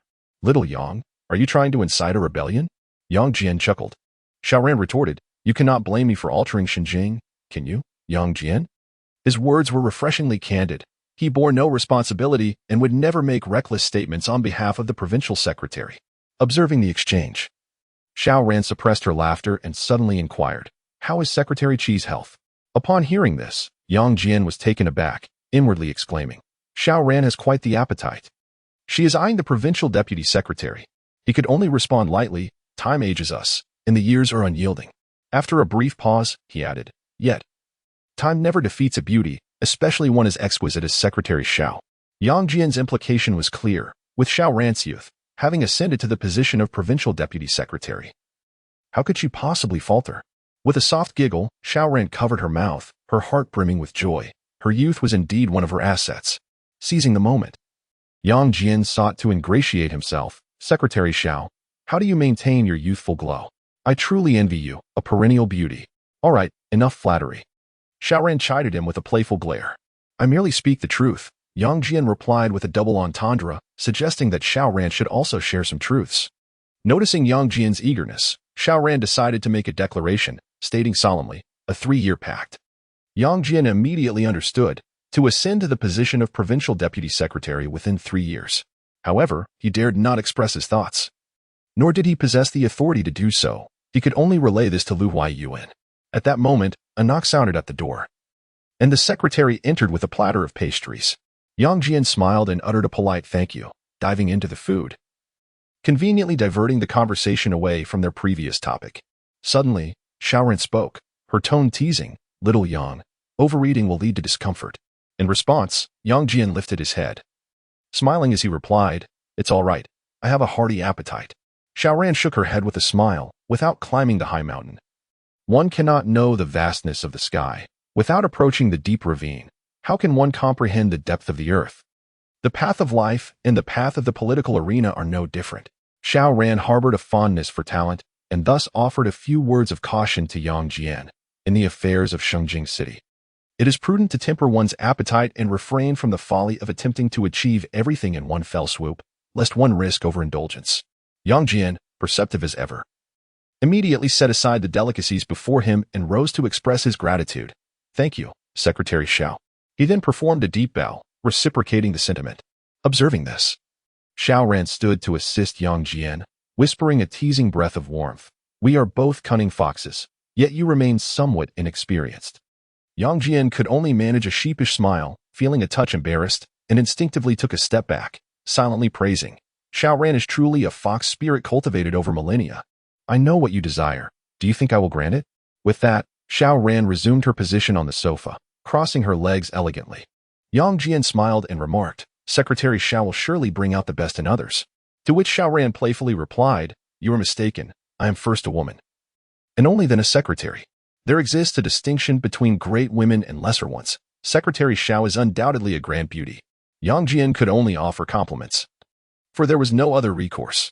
In response, Xiao Ran shook her head, clucking her tongue. You do not understand women. Yang Jian, in self-deprecation, quipped, thus, I have faced the fate of being cast out with nothing. Upon hearing this, Xiao Ran nearly burst into laughter, fully aware of Yang Jian's circumstances. Unfazed, Yang Jian embraced this undeniable truth, utilizing it to elicit sympathy from others. All right, I concede. Xiao Ran gestured dismissively. Thank you, Secretary Xiao. Yang Jian bowed once more. Do not be too hasty in your gratitude. I have yet to stipulate my terms. As long as I, Yang Jian, can fulfill it, I shall not decline. Yang Jian declared with conviction. Observing the exchange, Xiao Ran smiled and nodded, enunciating clearly, you owe me 3 favors. Upon hearing this, Yang Jian furrowed his brow in contemplation for a moment before decisively nodding. Agreed. Hearing the promise, Xiao Ran rose and extended her palm. A gentleman's word is his bond.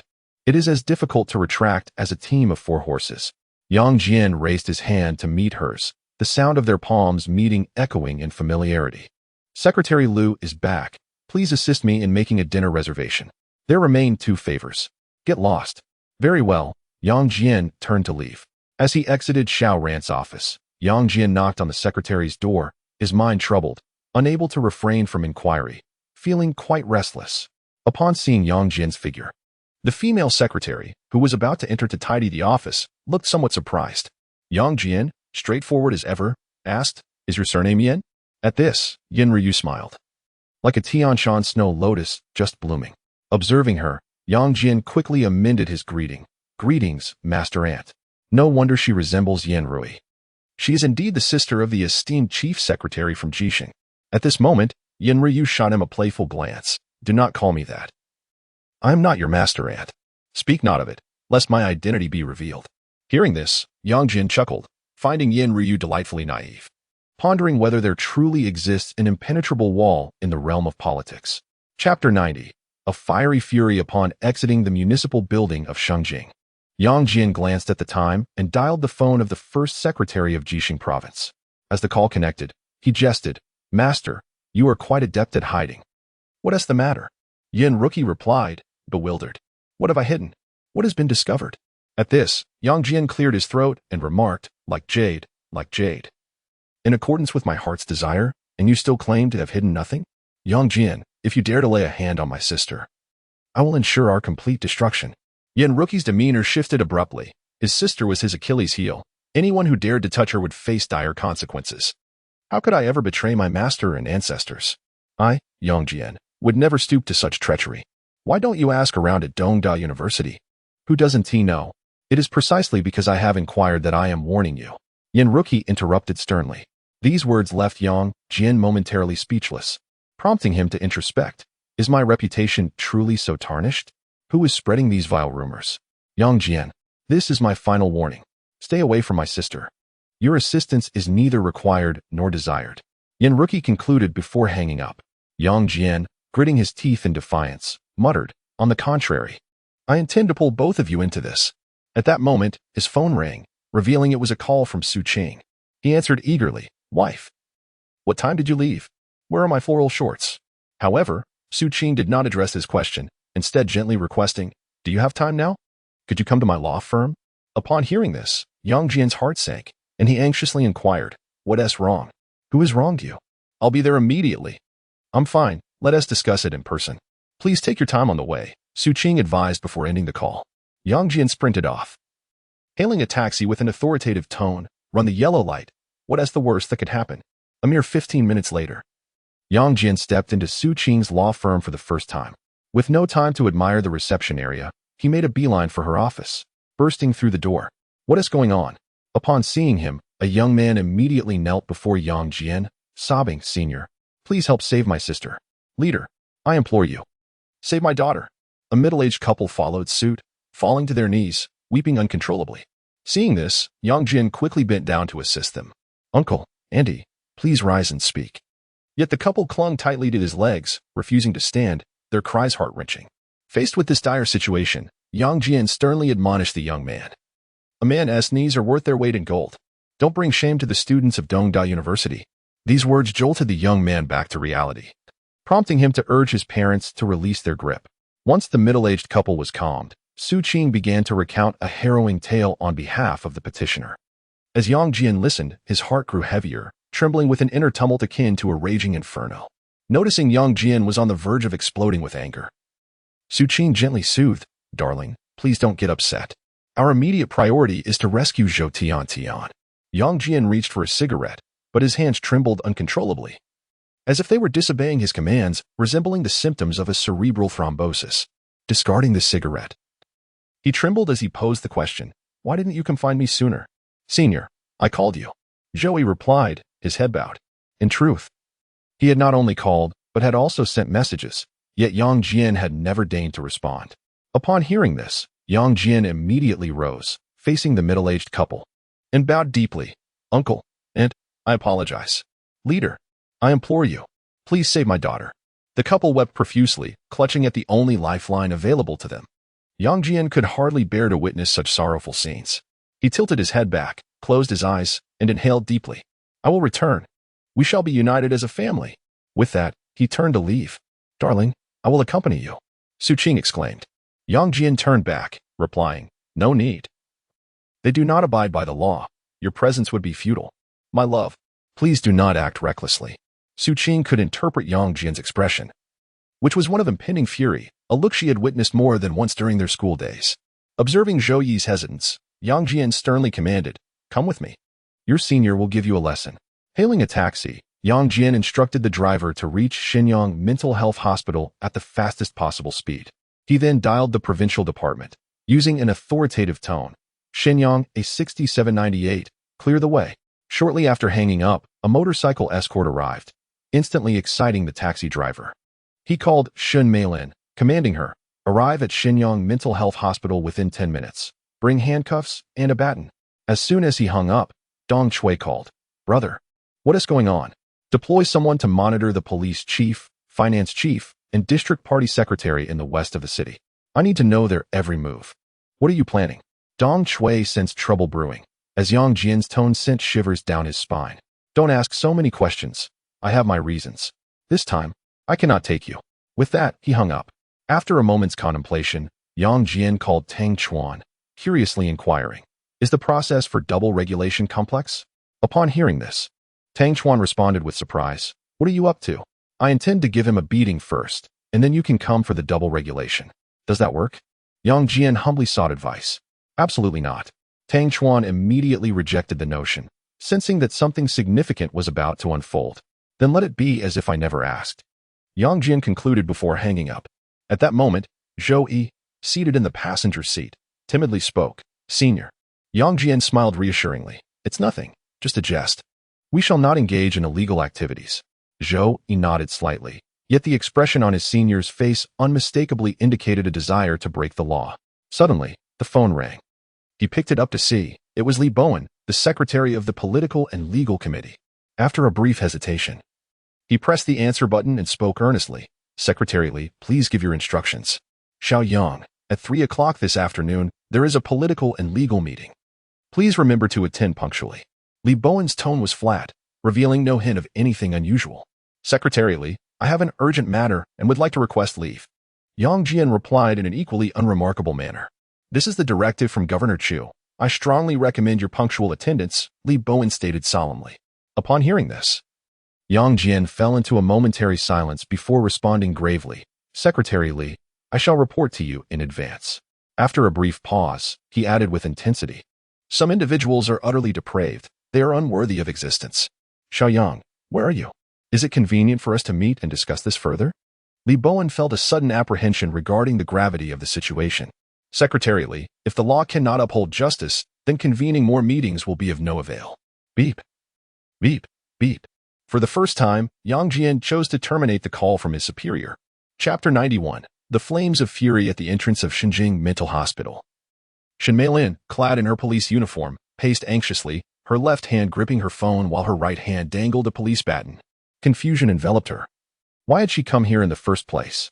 Why was she even armed with a baton? Suddenly, 2 motorcycles sped toward her, closely followed by a taxi that screeched to a halt right before her. As the car door swung open, the grim demeanor of Yang Jian emerged, his expression foreboding, reminiscent of the unsettling calm before a storm. Yang, Shen Meilin began to speak, but Yang Jian interrupted her sternly. Handcuffs, baton. Without a word of protest, Shen Meilin handed over the handcuffs and baton, following closely behind Yang Jian in silence. Upon locating the director's office, Yang Jian made a beeline for the lair of the beasts. Inside the elevator, he suddenly spoke. Heaven and earth are merciless, treating all beings as mere fodder. A physician devoid of virtue regards human life as insignificant. If one cannot protect their family, what is the purpose of living? With that, Yang Jian fixed a serious gaze upon Zhou Yi, imparting what he deemed to be a fundamental lesson. Ding! The elevator reached the designated floor, and Yang Jian, wielding his baton with formidable intent, strode out with purpose. Bang! With a powerful kick, Yang Jian burst open the director's office door. Who goes there? The director, caught off guard in a moment of frivolity, nearly succumbed to a psychological shock from the sudden intrusion. Witnessing this, Yang Jian's fury ignited. These despicable wretches. As Yang Jian's rage threatened to explode, Shen Meilin attempted to assert their identities and follow proper protocol. We are. But Yang Jian had already approached the director. Raising his hand to deliver a swift blow, gritting his teeth to utter, "Beast!" The director, struck and gasping for breath, hunched over in an attempt to regain composure. This display left Shen Meilin and Shou Yi in a state of panic, acutely aware that Yang Jian's position forbade any rash actions. "Yang, you mustn't," Shen Meilin exclaimed. But her voice was silenced by Yang Jian's piercing glare. Bang, bang, bang. With 3 successive strikes, he then seized the director by the jaw, his eyes ablaze with fury. Demanding, "Where is Zhou Tian?" In pain, the director could only emit muffled groans, unable to articulate anything further. At that moment, the deputy director and security personnel rushed in, shouting, "Which unit are you from? Let our director go." Provincial Public Security Department. Shen Meilin declared, brandishing her credentials while positioning herself protectively in front of the deputy director. Meanwhile, Yang Jian produced handcuffs, securing the director's wrists, gripping his neck as he dragged him toward the exit. Seeing this unfold, the deputy director timidly inquired, "Where are you taking him?" Yang Jian coldly replied, "I will ask only once more. Where is Zhou Tian?" Recognizing the urgency of the situation, the deputy director reluctantly led the way. A few minutes later, an iron door slowly creaked open, and Shou Yi dashed inside at once. Sister, what has happened? Do you not recognize me?" "It's me, Shou Yi." A girl was seen huddled in the corner of a room, trembling incessantly, her eyes devoid of any sparkle, resembling a mere shell of her former self. Witnessing this heart-wrenching scene, Yang Jianqiang suppressed the raging fury within him and gently instructed, "Shou Yi, please take your sister outside." Upon hearing this, Shen Meilin hurried to assist. Meanwhile, Yang Jian seized the beast by its hair, advancing step by step toward the cold, unyielding iron bed. Sensing the impending danger, Shen Meilin rushed to intervene. But alas, she was a moment too late. Half an hour later, Yang Jian emerged from the hospital room, dragging the barely conscious beast, his expression inscrutable. "You may report me to the authorities," he declared, discarding the creature before turning to leave. The vice president and others stood in stunned silence, realizing he was none other than the formidable secretary of the provincial committee. In the police car, Yang Jian was the first to dial Su Qing's number, softly warning, "The situation is dire. Please come to the hospital." After hanging up, he contacted the director of the military hospital, Director Zhang. "This is Secretary Yang from the provincial committee. I need your assistance in treating a special patient." Upon ending the call with Director Zhang, Yang Jian looked at Zhou Tian, who remained curled up beside him, still trembling. Despite her torment, he could discern that the former Zhou Tian was undeniably a great beauty. How could these wretched beasts confine her in a mental institution? "Rest assured, my name is Yang Jian, and I will ensure you receive the justice you deserve," he reassured her with a gentle smile. Perhaps it was the environment or the last flicker of clarity, but Zhou Tian managed to smile in return. Moved by this sight, Yang Jian instructed the driver to stop and vanished into the bustling streets alone. After walking several hundred meters, he retrieved his phone and dialed Lu Huayuan's private number. "Secretary Lu, you often say I question the political ecology of Fengtian province. Today, I wish to demonstrate my assertions through action. What I claim is unequivocally the truth. Some individuals are utterly unworthy of holding office. Let actions speak and evidence prevail. We will handle this according to regulations and impose legal consequences," Lu Huayuan replied solemnly. "Understood, Secretary Lu," Yang Jian responded loudly, indifferent to the passers-by around him. With Lu Huayuan's endorsement, he made his way directly to the provincial committee compound. To address matters according to regulations, he would need to seek out the Provincial Discipline Inspection Commission. Hence he headed to confront Fang Tianhuaji. Half an hour later, Yang Jian stood resolutely before Fang Tianming, the secretary of the Discipline Inspection Commission. "Who did you strike?" Fang Tianming inquired. Yang Jian promptly retorted, "A beast." Fang Tianming scolded. "Yang Jian, do you have no regard for the organization and discipline?" Yang Jian shot back, "None in my eyes, but my heart is filled with it." Fang Tianming erupted in anger. "Do you really believe?" Yang Jian firmly interrupted, "I accept suspension and imprisonment without hesitation." At these words, Fang Tianming was momentarily taken aback. This was indeed a formidable character. Yet, given the situation, he could only proceed with damage control and sternly asked, "Who else is involved?" Yang Jian proclaimed loudly, "The head of the Public Security Bureau, the Director of Finance, and the secretary of the district committee in the Western District. Fang Tianming pressed on. Do you have any evidence? Yang Jian truthfully responded, a nearly deranged girl. At this, the secretary of the Discipline Inspection Commission, Fang Tianming, was plunged into silence and self-reproach. After a moment of quiet contemplation, Fang Tianming softly inquired, What do you intend to do? Yang Jian replied earnestly, Suspend them. I will act independently. If it leads to imprisonment, I will continue upon my release. Upon hearing this, Fang Tianming erupted in fury, pointing towards the door and shouting, Get out! Get the hell out of here! Yes. Yang Jian turned and left, determined to support the students of Dong University, even if it meant facing disciplinary action. He firmly shut the door behind him and proceeded to the secretary's office. Director Tang, what a coincidence! Yang Jian greeted with a smile. Director Tang, with a wry smile, rose to his feet. Director Yang, you truly are relentless. Chapter 92. Suspension and Reflection. Tang Chuan did not inquire about Yang Jian's violent actions, nor did Yang Jian feel the need to elaborate. The deed was done. So what could be changed? Moreover, the mission of our party is to serve the people, and the essence of law is to uphold fairness and justice. The plight of Zhou Tiantian was a clear indication of the negligence and dereliction of duty within the Disciplinary Inspection Department. Yang Jian even contemplated holding the secretary of the disciplinary committee, Fang Tianming, accountable. After exchanging a few casual remarks, Su Yongyan, the deputy secretary of the disciplinary committee, unexpectedly appeared at the door. In that instant, Yang Jian understood. The provincial disciplinary committee was about to take action. Otherwise, Su Yongyan would not have entered with Tang Chuan to report. Upon exiting the office building of the provincial disciplinary committee, his phone vibrated in his pocket. Upon retrieving it, he saw it was a call from Ma Yulong, a member of the provincial standing committee and secretary general. He pressed the answer button and softly said, Leader, please feel free to criticize me. However, what he received in return was Ma Yulong's praise. Well done. Just as Yang Jian was about to bask in self-satisfaction. You have been suspended, Ma Yulong concluded before hanging up, leaving Yang Jian utterly stunned. Despite having some mental preparation, the moment he heard about his suspension, he couldn't help but feel aggrieved.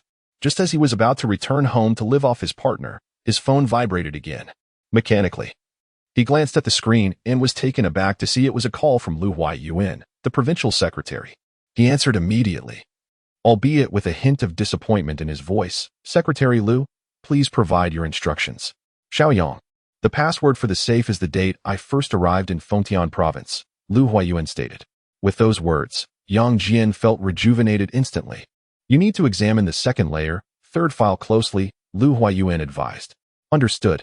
Secretary Lu, Yang Jian replied, his excitement causing him to tremble. Overwhelmed by Lu Huaiyuan's trust and support, I will temporarily alter my schedule, expecting a delay of about 7 days. Do you understand? Lu Huaiyuan set a deadline. Understood. I assure you I will complete the task. Yang Jian responded vocally. In the office of the provincial secretary, Yang Jian wished he could don gloves before accessing Lu Huaiyuan's safe. Alas, circumstances did not permit. Thus, he wiped the sweat from his palms and, following Lu Huaiyuan's instructions, retrieved the folder from the second layer, third file. However, upon opening it, Yang Jian nearly dropped his jaw in astonishment. There was no time for shock. He hastily jotted down the contents. Minutes later, after returning the folder, Yang Jian was eager to peruse the other documents. He forcefully suppressed his curiosity, repeatedly admonishing himself not to look further lest he frighten himself. Yet, aside from the intelligence he had gathered in Fengtai, who else was supplying Lu Huaiyuan with ammunition? After securely locking the provincial secretary's office door, Yang Jian returned to his own office, rummaging through his drawer for his bank card. Secretly lamenting, being a dedicated secretary is no easy task. Each month, he was required to subsidize his own expenses. After much contemplation, he decided to borrow some cigarettes from the reception office to make up for it. Exiting the provincial compound, he hailed a taxi and headed straight for Shengjing Bank. However, the moment he checked his balance, Yang Jian was completely dumbfounded. 1, 2, 3, 4, 5, 6. 6 digits. A staggering sum of 100,000 yuan. Yang Jian, having lived 28 years, was utterly astonished. I have never saved a sum of 10,000 yuan. Rubbing my eyes and scrutinizing the figures repeatedly, I could hardly believe this was not a dream. I took out my phone and retrieved my ex-wife by Qian Chue's number. But just as I was about to press the call button, this is what I am entitled to. This is the price of my sacrifice. This is the compensation for my lost youth. I withdrew 20,000, contemplating whether to hand over the remaining 80,000 to Su Qing. After much deliberation, I dismissed the thought. Su Qing was not in need of money, and a man should possess some private funds. With the cash secured, I approached the front desk and requested the staff to check when the 100,000 yuan was deposited into my bank account. The staff replied truthfully 2 months ago. A single deposit of 100,000 yuan. At this revelation, I was nearly moved to tears, cursing by Qianxue in my heart. You wretched woman. At least you have some conscience. Yet, after 10 years of devotion, all I received was this meager sum. Is my youth truly worth so little? That apartment could barely fetch 50,000 at most, and my previous salary was hardly enough to sustain myself. Dismissing these thoughts, I realized I could never return to the past. The chubby girl was delightful. I could never tire of her companionship. Once prepared, I headed straight for the most expensive barrel of oil, making my way to the headquarters of the state-owned enterprise. Upon arrival, I called the other party, Manager Li. Your security guard is remarkably dedicated. Group leader, please wait a moment. I'll come down to greet you right away. With that, Manager Li hurriedly dashed down, not daring to delay in the presence of such an esteemed figure. At that moment, I inquired of the security guard with a sidelong glance. How much do you earn in a month? Is it necessary to work so hard? The guard stammered in response. Sir, I apologize. It's 1,005. I was not angered. Instead, I handed him a cigarette and smiled, reassuring him, keep up the good work. Aim for an early promotion. After uttering these words, I turned to leave, wondering if he would dare to stop me again. The offices of the state-owned enterprise were indeed lavish. Once more, I felt a pang of injustice for the provincial government building. At that moment, Manager Li offered me a cup of hot tea, teasing, Group leader, does it really warrant such a fuss for a phone call? With a knowing glance, he hinted that I should have come empty-handed rather than with a woven bag, as if I were deceiving myself. Accepting the teacup, I sighed and replied, I have been suspended and am here to seek a new opportunity. Hearing this, Manager Li was momentarily taken aback, then clapped his hands in delight. Excellent. Just in time. Our group is in need of a director. If not a director, perhaps a regular staff member? I stated my intentions directly. Manager Li immediately understood and pressed on, boy or girl. What is their educational background? At this, I set down my teacup, feeling a tinge of melancholy as I replied. Let me share a story with you first. I was here to fulfill Zhou Tiantian's dreams. Though it posed no significant difficulty, I wished to convey her story with clarity. Chapter 93. Beneath the vast azure sky, Yang Jian, who prides himself on being an emotional man, possesses not only a remarkable ability to articulate his feelings, but also a talent for recounting deeply moving incidents. As a result, Manager Li, who similarly fancies himself an emotional being, found himself moved to tears. I nearly beat that director to death, which is why I was suspended for reflection. Yang Jian concluded with a wry smile. Should anything like this happen again, please notify me in advance. I shall join you in the fray. Manager Li, enraged, gritted his teeth in fury. Without delay, Manager Li dialed the personnel department, commanding in a firm tone, I require a labor contract with the official seal affixed. After hanging up, he explained, I will secure her position first. We can address her rank and compensation later. Upon hearing this, Yang Jian stood up and bowed deeply on behalf of the concerned party, Zhou Tiantian. Thank you. Manager Li promptly assisted Yang Jian and sincerely remarked, no amount of money or position can compensate for the mistakes within the organization. Brother Li, the heart's ailments require heart's remedies. You must accompany me to the hospital to visit her, Yang Jian insisted. She is soon to be my colleague. I not only wish to see her, but also to seek justice on her behalf. With that, Manager Li turned to retrieve his briefcase, while Yang Jian placed the woven bag he had brought into Manager Li's cabinet. 2 cigarettes and 2 fine bottles of liquor could hardly be deemed a breach of conduct.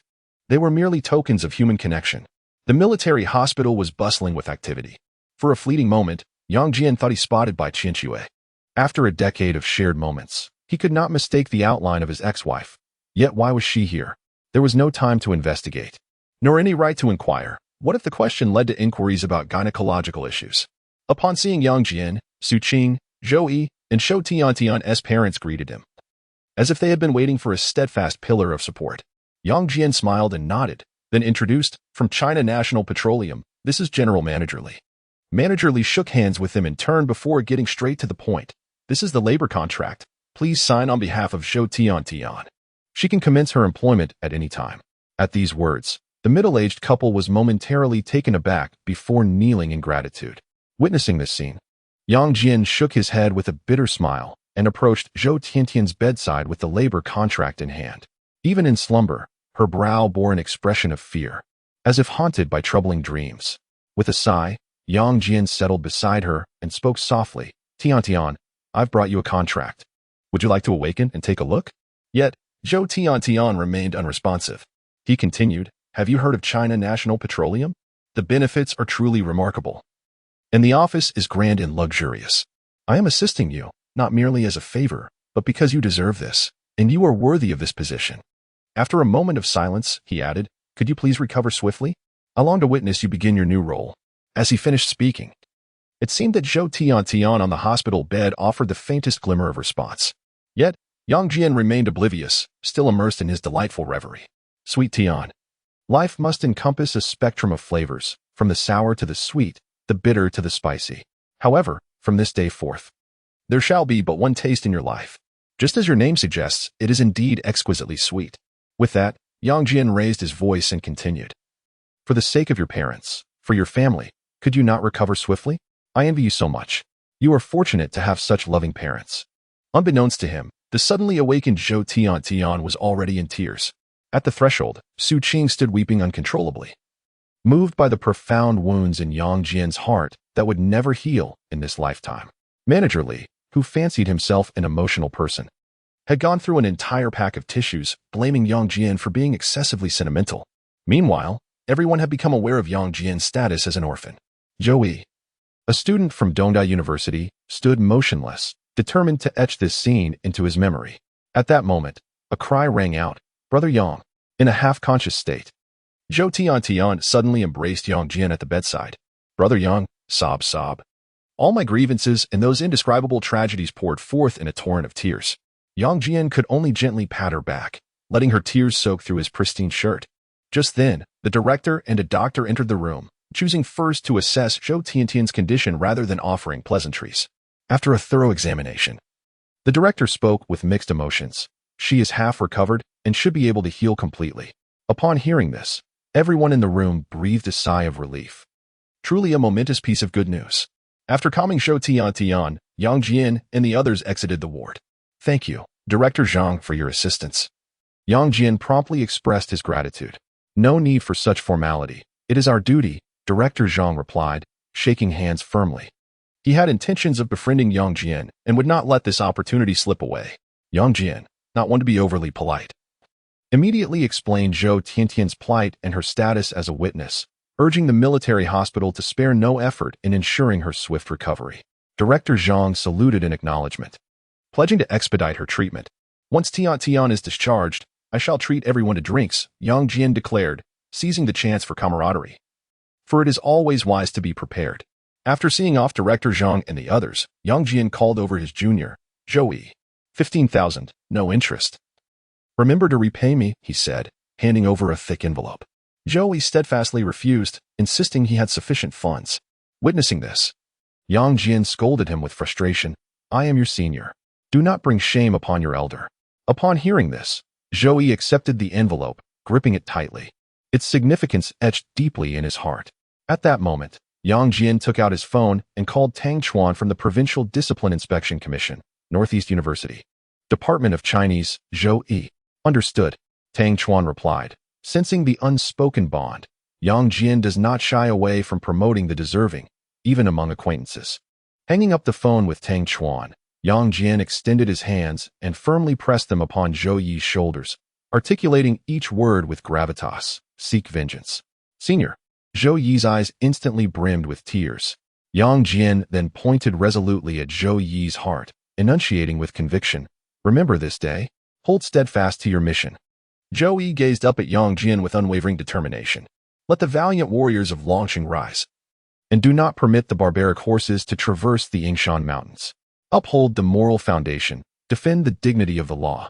Retracting his hands, he gestured towards the window, exclaiming fiercely, fight forth and carve a path under the vast, blue sky. Chapter 94. Turning the tables, Yang Jian bid farewell to Su Qing, deciding that only a representative was necessary. After all, who would provide for the family? Moreover, having been suspended for reflection, he might soon bid adieu to the political arena altogether. Manager Lee also took his leave, stating he would seek assistance from some friends. Yang Jian refrained from inquiring further. Who among them lacked formidable acquaintances? The phone rang incessantly, but Yang Jian was too indifferent to answer. Having been suspended, who would indulge them? His primary focus was on caring for the witness, Zhou Tian, and conducting covert investigations for evidence. As for the beasts in the western part of the city, unless one was sentenced to death, he would not bear the surname Yang. Carrying warm pastries, Yang Jian entered Zhou Tiantian's hospital room, where her mother was helping her with personal grooming, and her complexion had visibly improved. Seeing Zhou Tiantian's mood stabilize brought a sigh of relief to Yang Jian. A smile was indeed a good omen. Just then, there was a knock at the door, and Yang Jian turned to see who it was. His demeanor changing instantly. "Get out." "Excuse me." Officer Shin Meilin, clad in uniform, promptly turned to leave. Her male classmate, who accompanied her, stood frozen in astonishment. Caught off guard, as he was about to speak up in defense, he was swiftly pulled away by Shin Meilin. "Meilin, how dare he?" Despite having heard of Yang Jian's reputation, the male classmate showed no signs of intimidation. "Silence. The party involved cannot see a police uniform." Shin Meilin interjected sharply, feeling a pang of guilt for her actions. "Oh." The male classmate pouted in response, appearing as if he were naturally destined for servitude. Meanwhile, Yang Jian gently soothed Zhou Tian to sleep before quietly closing the door and discreetly retrieving a cigarette from his pocket. "Damn it. Near the hospital. All these are counterfeit. Not even the cheap ones are spared." Upon spotting Yang Jian, Shin Meilin approached him immediately. "Director Yang, we..." Yang Jian raised his hand to interrupt, stating, "I have been suspended." Yet, Shin Meilin disregarded his status and continued to report, "I know where the evidence is." "Then what are you still doing here? Hurry and retrieve the evidence." "Do I need to instruct you?" Yang Jian snapped back. "Yang Jian, you have gone too far." The male classmate rebuked him sharply, evidently ready to stand up for Shin Meilin. Seeing this, Yang Jian sneered, too disinterested to engage with this unknown sycophant. At that moment, Shin Meilin, appearing somewhat troubled, said, "The evidence is at the substation, and I have no means to obtain it." "So, Meilin, he has been suspended. Why are you still seeking him?